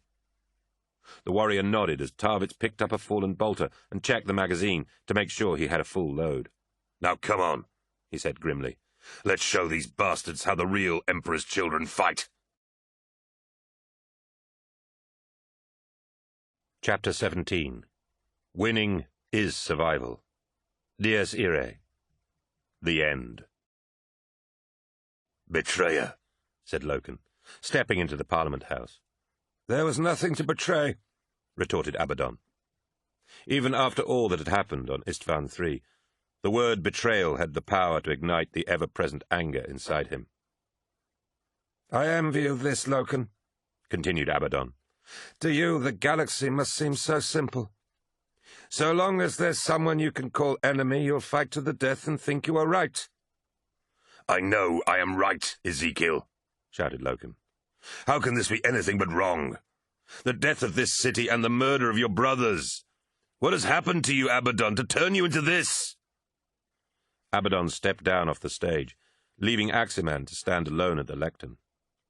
In his Terminator armor, Abaddon was far taller than Loken, and he knew from witnessing the first captain in battle that he could still fight as skillfully as any Astartes in power armor. Istvan III was forced upon us by the inability of small minds to understand reality, said Abaddon. Do you think I have been a part of this, and that I am here because I enjoy killing my brothers? I believe, Loken, as surely as you do. There are powers in this galaxy that even the Emperor does not understand. If he leaves humanity to wither on the vine in his selfish quest for godhood, then those powers will swamp us and every single human being in this galaxy will die. Can you understand the enormity of that concept? The whole human race. The War Master does, and that is why he must take the Emperor's place to deal with these threats. Deal with them, said Torgadon, shaking his head. You are a fool, Ezekiel. We saw what Erebus was doing. He has lied to you all. You have made a pact with evil powers. Evil, said Eximand. They saved the War Master's life. I have seen their power, and it is within the War Master's ability to control them. You think we are fools, that we are blind? The forces of the warp are the key to this galaxy. That is what the Emperor cannot understand. The War Master will be Lord of the Warp as well as of the Imperium, and then we will rule the stars. No, replied Loken. The War Master has become corrupted. If he takes the throne, it will not be humanity that rules the galaxy. It will be something else. You know that, little Horus, even if Ezekiel doesn't. He doesn't care about the galaxy. He just wants to be on the winning side. Abaddon smiled, slowly approaching Loken as Torgadon circled towards Horus Aximand.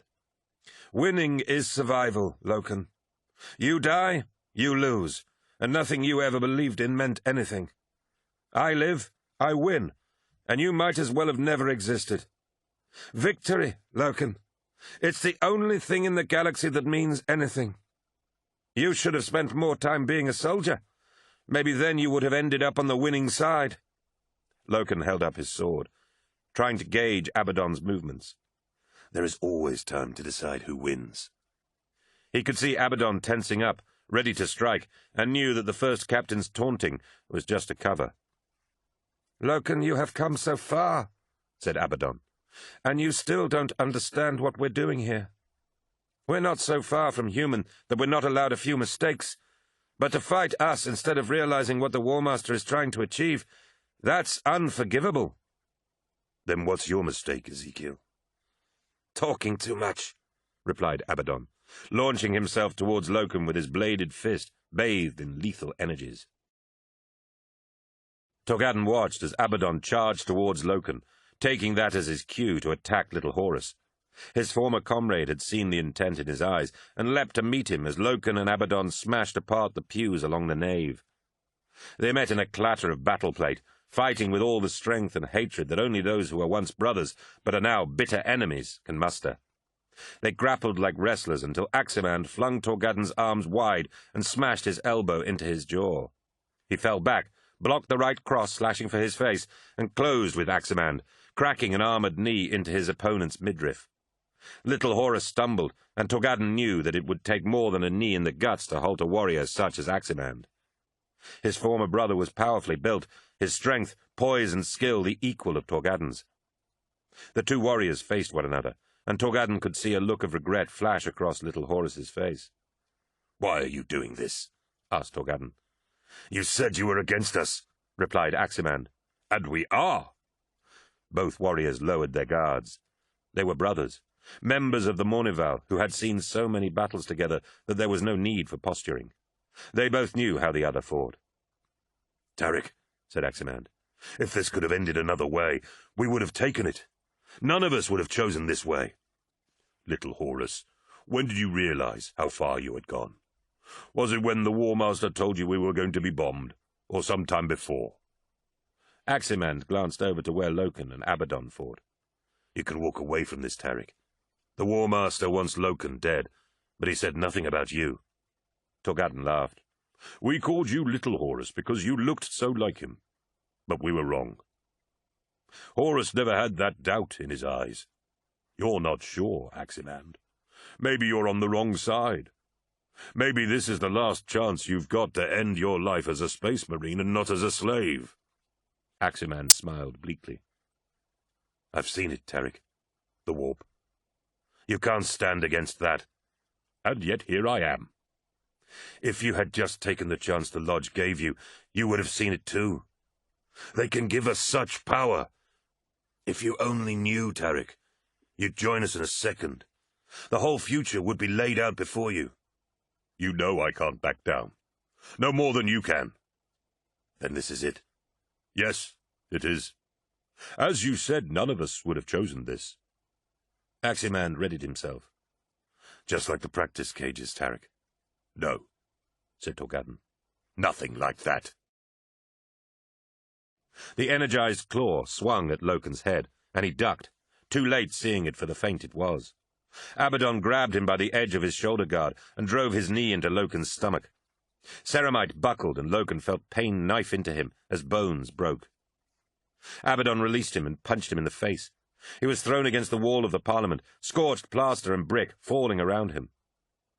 "The War Master wanted me to bring the Justerin, but I told him it was an insult."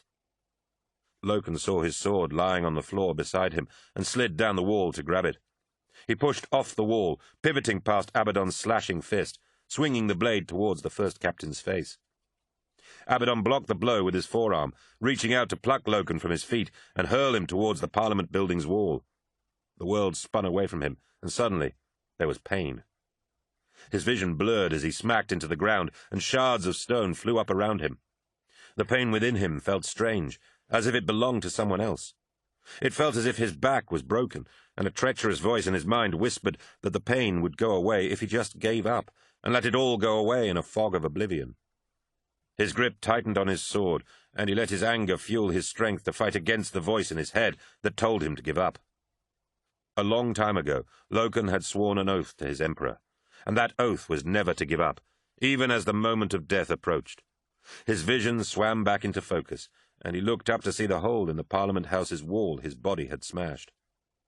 Loken rolled onto his front as Abaddon's massive armoured form charged towards him, smashing aside the blackened remains of the breach. He scrambled to his feet and backed away, letting Abaddon's fist swing past him. He darted in, stabbing with his sword, but the thick plates of his enemy's armour turned the blade aside. He scrambled back up the steps of the Parliament House, hearing Torgadden and Little Horus fighting within, and knowing that he needed his brother's strength to triumph. "You can't run forever!" roared Abaddon, as he turned to follow him, his steps ponderous and heavy. Saul Tarvitz grinned like a hunter who had finally run his prey to ground. The warriors he and Solothan led cut a bloody swathe through Eidolon's warriors, killing them without mercy as they themselves had been killed so recently. What had once been an attack that threatened to overwhelm them utterly was now in danger of becoming a rout for the traitors. Gunfire echoed fiercely through the palace as the Loyalists unleashed volley after volley of gunfire at anything that moved. Loyalist space marines surrounded Eidolon's assault force and attacked on two fronts. The Lord Commander's force was buckling. Tarvitz could see warriors with missing limbs or massive open wounds struggling in the desperate fight, jostling to get a position where they could kill the traitors who had so nearly overrun them.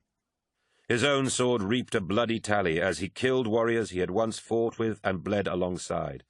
Each sword blow a cruel twist of fate that brought aching sadness as much as it did cathartic satisfaction.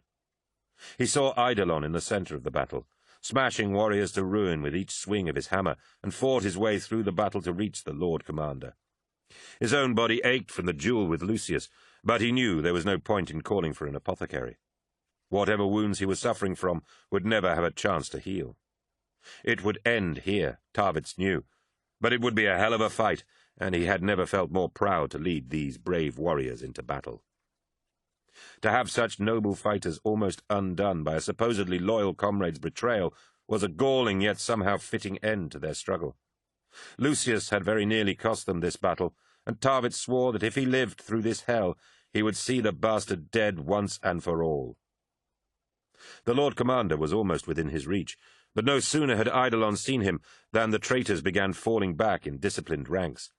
Tarvitz wanted to scream in frustration, but knew better than to simply hurl himself after his foe. "Firing line across the nave!" shouted Tarvitz at the top of his voice, and instantly a contingent of Astartes formed up and began firing disciplined volleys of bolter fire at the retreating enemy. He lowered his sword and leaned against the broken wall as he realized that against all odds they had held once more. Before he had a moment to savor the unlikeliness of their latest victory, the vox bead chimed in his ear. "Captain Tarvitz," said a voice he recognized as one of the lunar wolves. "Tarvitz here," he said. "This is Vipers, Captain. The position on the roof is sound, but we've got company." "I know," replied Tarvitz. "The sons of Horus." "Worse than that," said Vipers. "To the west. Look up." Tarvitz pushed through the remains of the battle and scanned the sky above the crumbling, smoke-wreathed ruins. Something moved towards the palace, something distant, but utterly huge. "Sweet terror," he said. "The Dies Irae." "I'll make the Titan our priority target," swore Vipers. "No, you can't hurt it. Just kill enemy space marines." "Yes, Captain." "Enemy units!" a voice yelled from near the temple entrance. "Armor and support!" Tarvitz pushed himself from the wall, drawing on his last reserves of energy to once again muster his warriors for the defense of the palace. "Assault units by the doors! All other Astartes! Fire at will!" Tarvitz could see a huge strike force of enemy forces, boxy land raiders and rhinos massing on the outskirts of the precentor's palace. Beyond them, sons of Horus, world-eaters, and emperor's children set up fields of fire to surround the temple. The Dies Irae would soon be in range to blast them with its enormous weaponry. "They'll be coming again soon," shouted Tarvitz. "But we'll see them off again, my brothers. No matter what occurs, they will not forget the fight we've given them here." Looking at the size of the army arrayed for the final assault, Tarvitz knew that there would be no holding against it. This was the end game. Terminator armor was huge.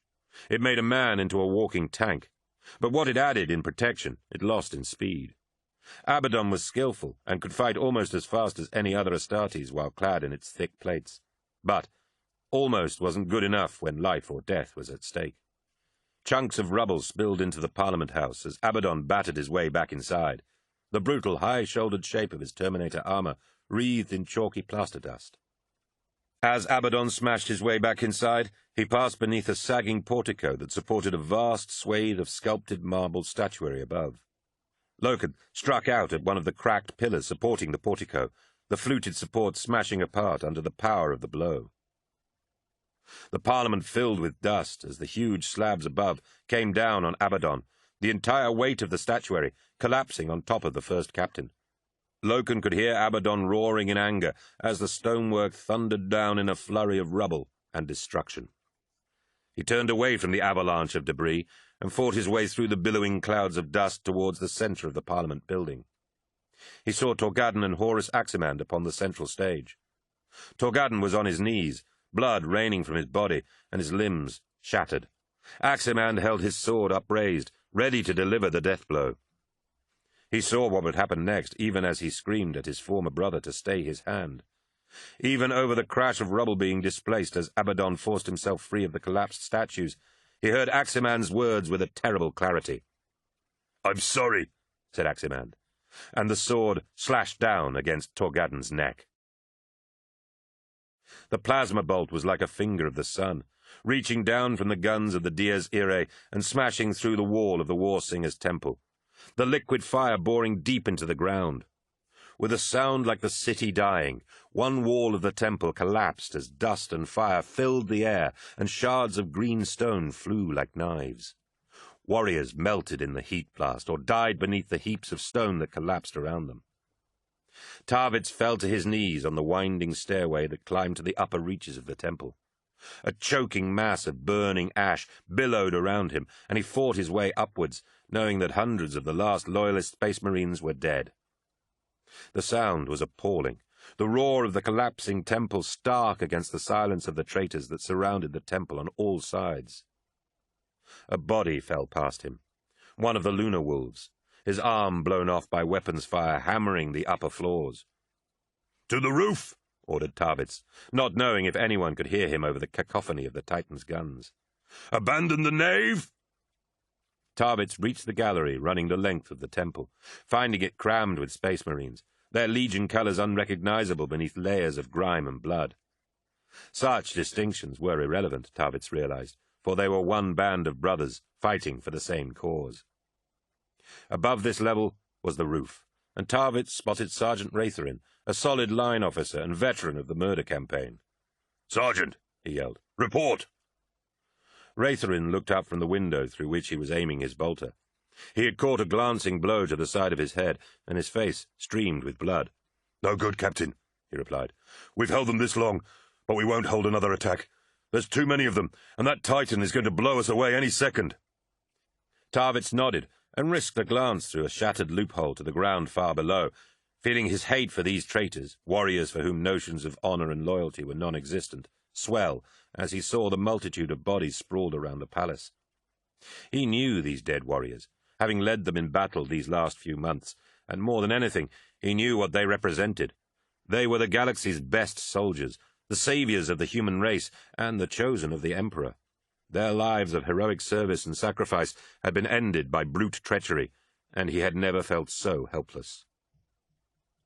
"No," he said, as resolve filled him. "No, we will not falter." Tarvitz met Ratherin's eyes and said, "The Titan is going to hit the same corner of the temple again, higher up, and then the traitors are going to storm us. Get the men back and make ready for the assault." He knew the traitors were just waiting for the temple to fall so they could storm in and kill the Loyalists at their leisure. This was not just a battle. It was the War Master demonstrating his superiority. Massive caliber gunfire thundered from the Dies Irae, an awesome storm of fire and death that smashed the plaza outside the temple, blasting apart Loyalists in great columns of fire.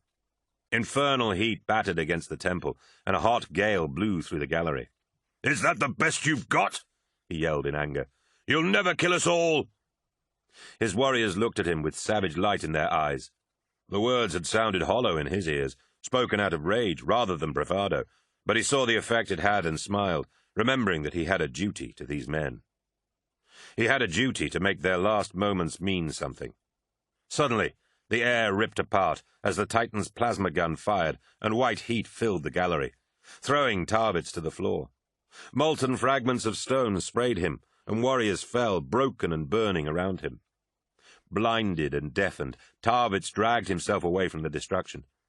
Hot air boomed back into the vacuum blasted by the plasma, and it was like a burning wind of destruction come to scour the Loyalists from the face of Istvan III. He rolled onto his back, seeing that the bolt had ripped right through the temple roof, leaving a huge glowing-edged hole, like a monstrous bite mark, through one corner of the temple. Fully a third of the temple's mass had collapsed in a great rock slide of liquefied stone, flooding out like a long tongue of jade. Tarvitz tried to shake the ringing from his ears and forced his eyes to focus. Through the miasma of heat, he could hear a war cry arise from the enemy warriors. A similar clamor rose from the other side of the temple, where the World-Eaters and the Emperor's children were arrayed among the ruins of the palace. The attack was coming. Loken dropped to his knees in horror at the sight of Torgadden's head parting from his shoulders. The blood fountained slowly, the silver sheen of the sword wreathed in a spray of red. He screamed his friend's name, watching as his body crashed to the floor of the stage and smashed the wooden lectern to splinters as it fell. His eyes met those of Horus Aximand, and he saw a sorrow that matched his own echoed in this brother's eyes. His choler surged, hot and urgent, but his anger was not directed at Horus Aximand, but at the warrior who pulled himself from the rubble behind him. He turned and forced himself to his feet, seeing Abaddon pulling himself from under the collapsed portico. The first captain had extricated himself from beneath slabs of marble that would have crushed even an armored Astartes, but he was still trapped and immobile from the waist down. Loken gave vent to an animal cry of loss and rage and ran towards Abaddon. He leapt, driving a knee down onto Abaddon's arm and pinning it with all his weight and strength to the rubble. Abaddon's free hand reached up and grabbed Loken's wrist as Loken drove his chainsword towards Abaddon's face. The two warriors froze, locked face to face in a battle that would determine who lived and who died. Loken gritted his teeth and forced his arm down against Abaddon's grip. Abaddon looked into Loken's face and saw the hatred and loss there. "There's hope for you yet, Loken," he snarled. Loken forced the roaring point of the sword down with more strength than he thought could ever inhabit one body. The betrayal of the Astartes, their very essence, flashed through Loken's mind, and he found the target of his hatred embodied in Abaddon's violent features. The chain blade's teeth whirred. Abaddon forced the point down, and it ripped into his breastplate. Sparks sprayed as Loken pushed the point onwards, through thick layers of ceramite. The sword juddered, but Loken kept it true.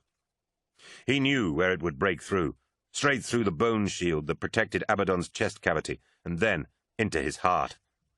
Even as he savored the idea of Abaddon's death, the first captain smiled and pushed his hand upwards. Astartes' battle plate enhanced a warrior's strength, but Terminator armor boosted it to levels beyond belief, and Abaddon called upon that power to dislodge Loken. Abaddon surged upwards from the rubble with a roar of anger and slammed his energized fist into Loken's chest. His armor cracked open, and the bone shield protecting his own chest cavity shattered into fragments. He staggered away from Abaddon, managing to keep his feet for a few seconds before his legs gave out and he collapsed to his knees, blood dribbling from his cracked lips in bloody ropes. Abaddon towered over him, and Loken watched numbly as Horus Aximand joined him. Abaddon's eyes were filled with triumph, Aximand's with regret. Abaddon took the bloody sword from Aximand's hand with a smile. "This killed Torgadon, and it seems only fitting that I use it to kill you." The first captain raised the sword and said, "You had your chance, Loken. Think about that while you die." Loken met Abaddon's unforgiving gaze, seeing the madness that lurked behind his eyes like a mob of angry demons, and waited for death. But, before the blow landed, the Parliament building exploded as something vast and colossal, like a primal god of war, bestriding the world, smashed through the back wall. Loken had a fleeting glimpse of a monstrous iron foot, easily the width of the building itself, crashing through the stonework and demolishing the building as it went. He looked up in time to see a mighty red god, towering and immense, striding through the remains of the coral city. Its battlements bristling with weapons, and its mighty head twisted in a snarl of merciless anger. Rubble and debris cascaded from the roof as the Dies Irae smashed the Parliament building into a splintered ruin of crushed rock, and Loken smiled as the building collapsed around him. Tremendous impacts smashed the marble floor, and the noise of the building's destruction was like the sweetest music he had ever heard, as he felt the world go black around him. Saul Tarvitz looked around him at the 100 space marines crammed into the tiny square of cover that was all that remained of the War-Singer's temple. They had sat awaiting the final attack of the traitors for what had seemed like an age, but had been no more than 30 minutes. "Why don't they attack?" asked Nero Vipers, one of the few lunar wolves still alive. "I don't know," said Tarvitz, "but whatever the reason, I'm thankful for it." Vipers nodded, his face lined with a sadness that had nothing to do with the final battles of the Precentor's palace. "Still no word from Garviel or Tarik?" asked Tarvitz, already knowing the answer. "No," said Vipers. "Nothing." "I'm sorry, my friend." Vipers shook his head. "No, I won't mourn them. Not yet. They might have succeeded." Tarvitz said nothing, leaving the warrior to his dream, and turned his attention once again to the terrifying scale of the War Master's army. 10,000 traitors stood immobile in the ruins of the Choral City. World-eaters chanted alongside Emperor's children, while the sons of Horus and the Death Guard waited in long firing lines. The colossal form of the Dies Irae had thankfully stopped firing, the monstrous titan marching to tower over the siren hold like a brazen fortress. "They want to make sure we're beaten," said Tarvitz, "to plant a flag on our corpses." "Yes," agreed Vipers, "but we gave them the fight of their lives, did we not?" "That we did," said Tarvitz. "That we did. And even once we're gone, Garrow will tell the legions of what they've done here. The Emperor will send an army bigger than anything the Great Crusade has ever seen." Vipers looked out over the War Master's army and said, "He'll have to."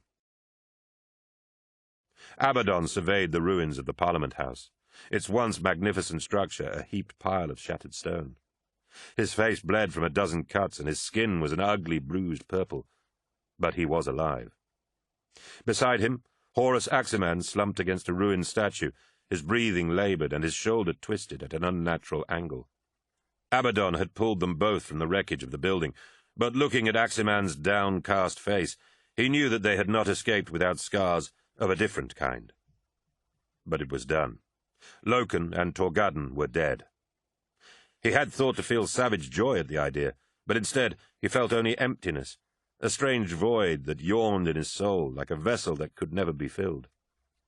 Abaddon dismissed the thought and spoke into the vox. "War Master," he said, "it is over."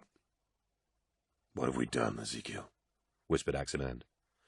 "What needed to be done," said Abaddon. "The War Master ordered it, and we obeyed." "They were our brothers," said Aximan, and Abaddon was astonished to find tears spilling down his brother's cheeks. "They were traitors to the War Master. Let that be an end to it." Aximan nodded, but Abaddon could see the seed of doubt take root in his expression. He lifted Aximan and supported him as they made their way towards the waiting Stormbird that would take them from this cursed place and back to the vengeful spirit. The traitors within the Mournival were dead, but he had not forgotten the look of regret he had seen on Aximan's face. Horus Aximan would need watching, Abaddon decided. The view screen of the Strategium displayed the blackened, barren rock of Istvan V. Where Istvan III had once been rich and verdant, Istvan V had always been a mass of tangled igneous rock where no life thrived. Once there had been life, but that had been eons ago, and its only remnants were scattered basalt cities and fortifications. The people of the Choral City had thought these ruins were home to the evil gods of their religion, who waited there, plotting revenge. Perhaps they were right, mused Horus, thinking of Fulgrim and his complement of Emperor's children who were preparing the way for the next phase of the plan. Istvan III had been the prologue, but Istvan V would be the most decisive battle the galaxy had ever seen. The thought made Horus smile as he looked up to see Malakhurst limping painfully towards his throne. "What news, Mal?" asked Horus. "Have all surface units returned to their posts?" "I have just heard from the Conqueror," nodded Malakhurst. "Angron has returned. He is the last." Horus turned back to the gnarled globe of Istvan V and said, "Good. It is no surprise to me that he should be the last to quit the battlefield. So, what is the butcher's bill?" "We lost a great many in the landings, and more than a few in the palace," replied Malakhurst. "The Emperor's children and the Death Guard were similarly mauled. The World-Eaters lost the most. They are barely above half strength." "You do not think this battle was wise," said Horus. "You cannot hide that from me, Mal." "The battle was costly," averred Malakhurst, "and it could have been shortened. If efforts had been made to withdraw the legions before the siege developed, then lives and time could have been saved. We do not have an infinite number of Astartes, and we certainly do not have infinite time. I do not believe there was any great victory to be won here." "You see only the physical cost, Mal," said Horus. "You do not see the psychological gains we have made. Abaddon was blooded, the real threats among the rebels have been eliminated, and the World-Eaters have been brought to a point where they cannot turn back. If there was ever any doubt as to whether this crusade would succeed, it has been banished by what I have achieved on Istvan III. "Then what are your orders?" asked Malakhurst. Horus turned back to the view screen and said, "We have tarried here too long, and it is time to move onwards. You are right that I allowed myself to be drawn into a war that we did not have time to fight, but I will rectify that error." War Master? "Bomb the city," said Horus. "Wipe it off the face of the planet." Loken couldn't move his legs. Every heartbeat was agony in his lungs, as the muscles of his chest ground against splinters of bone. He coughed up clots of blood with every breath, and he was sure that each one would be his last, as the will to live seeped from his body. Through a crack in the rubble pinning him to the ground, Loken could see the dark grey sky. He saw streaks of fire dropping through the clouds and closed his eyes as he realized that they were the first salvos of an orbital bombardment. Death was raining down on the Coral City for the second time, but this time it wouldn't be anything as exotic as a virus. High explosives would bring the city down and put a final, terrible exclamation mark at the end of the Battle of Istvan III. Such a display was typical of the War Master. It was a final epitaph that would leave no one in any doubt as to who had won. The first orange blooms of fire burst over the city. The ground shook. Buildings collapsed in waves of fire, and the streets boiled with flame once more. The ground shuddered as though in the grip of an earthquake, and Loken felt his prison of debris shift. Hard spikes of pain buffeted him as flames burst across the remains of the Parliament building. Then darkness fell at last, and Loken felt nothing else. 100 of Tarvitz's loyalists remained. They were the only survivors of their glorious last stand, and he had gathered them in the remains of the War-Singer's temple. Sons of Horus, Emperor's children, and even a few lost-looking world-eaters. Tarvitz noticed that there were no death guard in their numbers, thinking that perhaps a few had survived Mortarian's scouring of the trenches, but knowing that they might as well have been on the other side of Istvan III. This was the end. They all knew it, but none of them gave voice to that fact. He knew all their names now. Before, they had just been grime-streaked faces among the endless days and nights of battle, but now they were brothers, men he would die with in honor. Flashes of explosions bloomed in the city's north. Shooting stars punched through the dark clouds overhead, scorching holes through which the glimmering stars could be seen. The stars shone down on the Coral City in time to watch the city die. "Did we hurt them, Captain?" asked Solithan. "Did this mean anything?" Tarvitz thought for a moment before replying. "Yes," he said. "We hurt them here. They'll remember this." A bomb slammed into the presenter's palace, finally blasting what little remained of its great stone flower into flame and shards of granite. The Loyalists did not throw themselves into cover or run for shelter. There was little point. The War Master was bombarding the city, and he was thorough. He would not let them slip away a second time. Towers of flame bloomed all across the palace, closing in on them with fiery inevitability. The battle for the Coral City was over. The temple was nearly complete, its high arched ceiling like a ribcage of black stone, beneath which the officers of the new crusade were gathered. Angron still fumed at the decision to leave Istvan III before the destruction of the Loyalists was complete, while Mortarian was silent and sullen, his death guard like a steel barrier between him and the rest of the gathering. Lord Commander Eidolon, still smarting from the failures his legion had committed in the eyes of the War Master, had several squads of Emperor's children accompanying him, but his presence was not welcomed, merely tolerated. Malakhurst, Abaddon, and Aximand represented the sons of Horus, and beside them stood Erebus. The War Master stood before the temple's altar, its 4 faces representing what Erebus called the 4 faces of the gods. Above him, a huge holographic image of Istvan V dominated the temple. An area known as the Urgal Depression was highlighted, a giant crater overlooked by the fortress that Fulgrim had prepared for the War Master's forces. Blue blips indicated likely landing sites, routes of attack and retreat.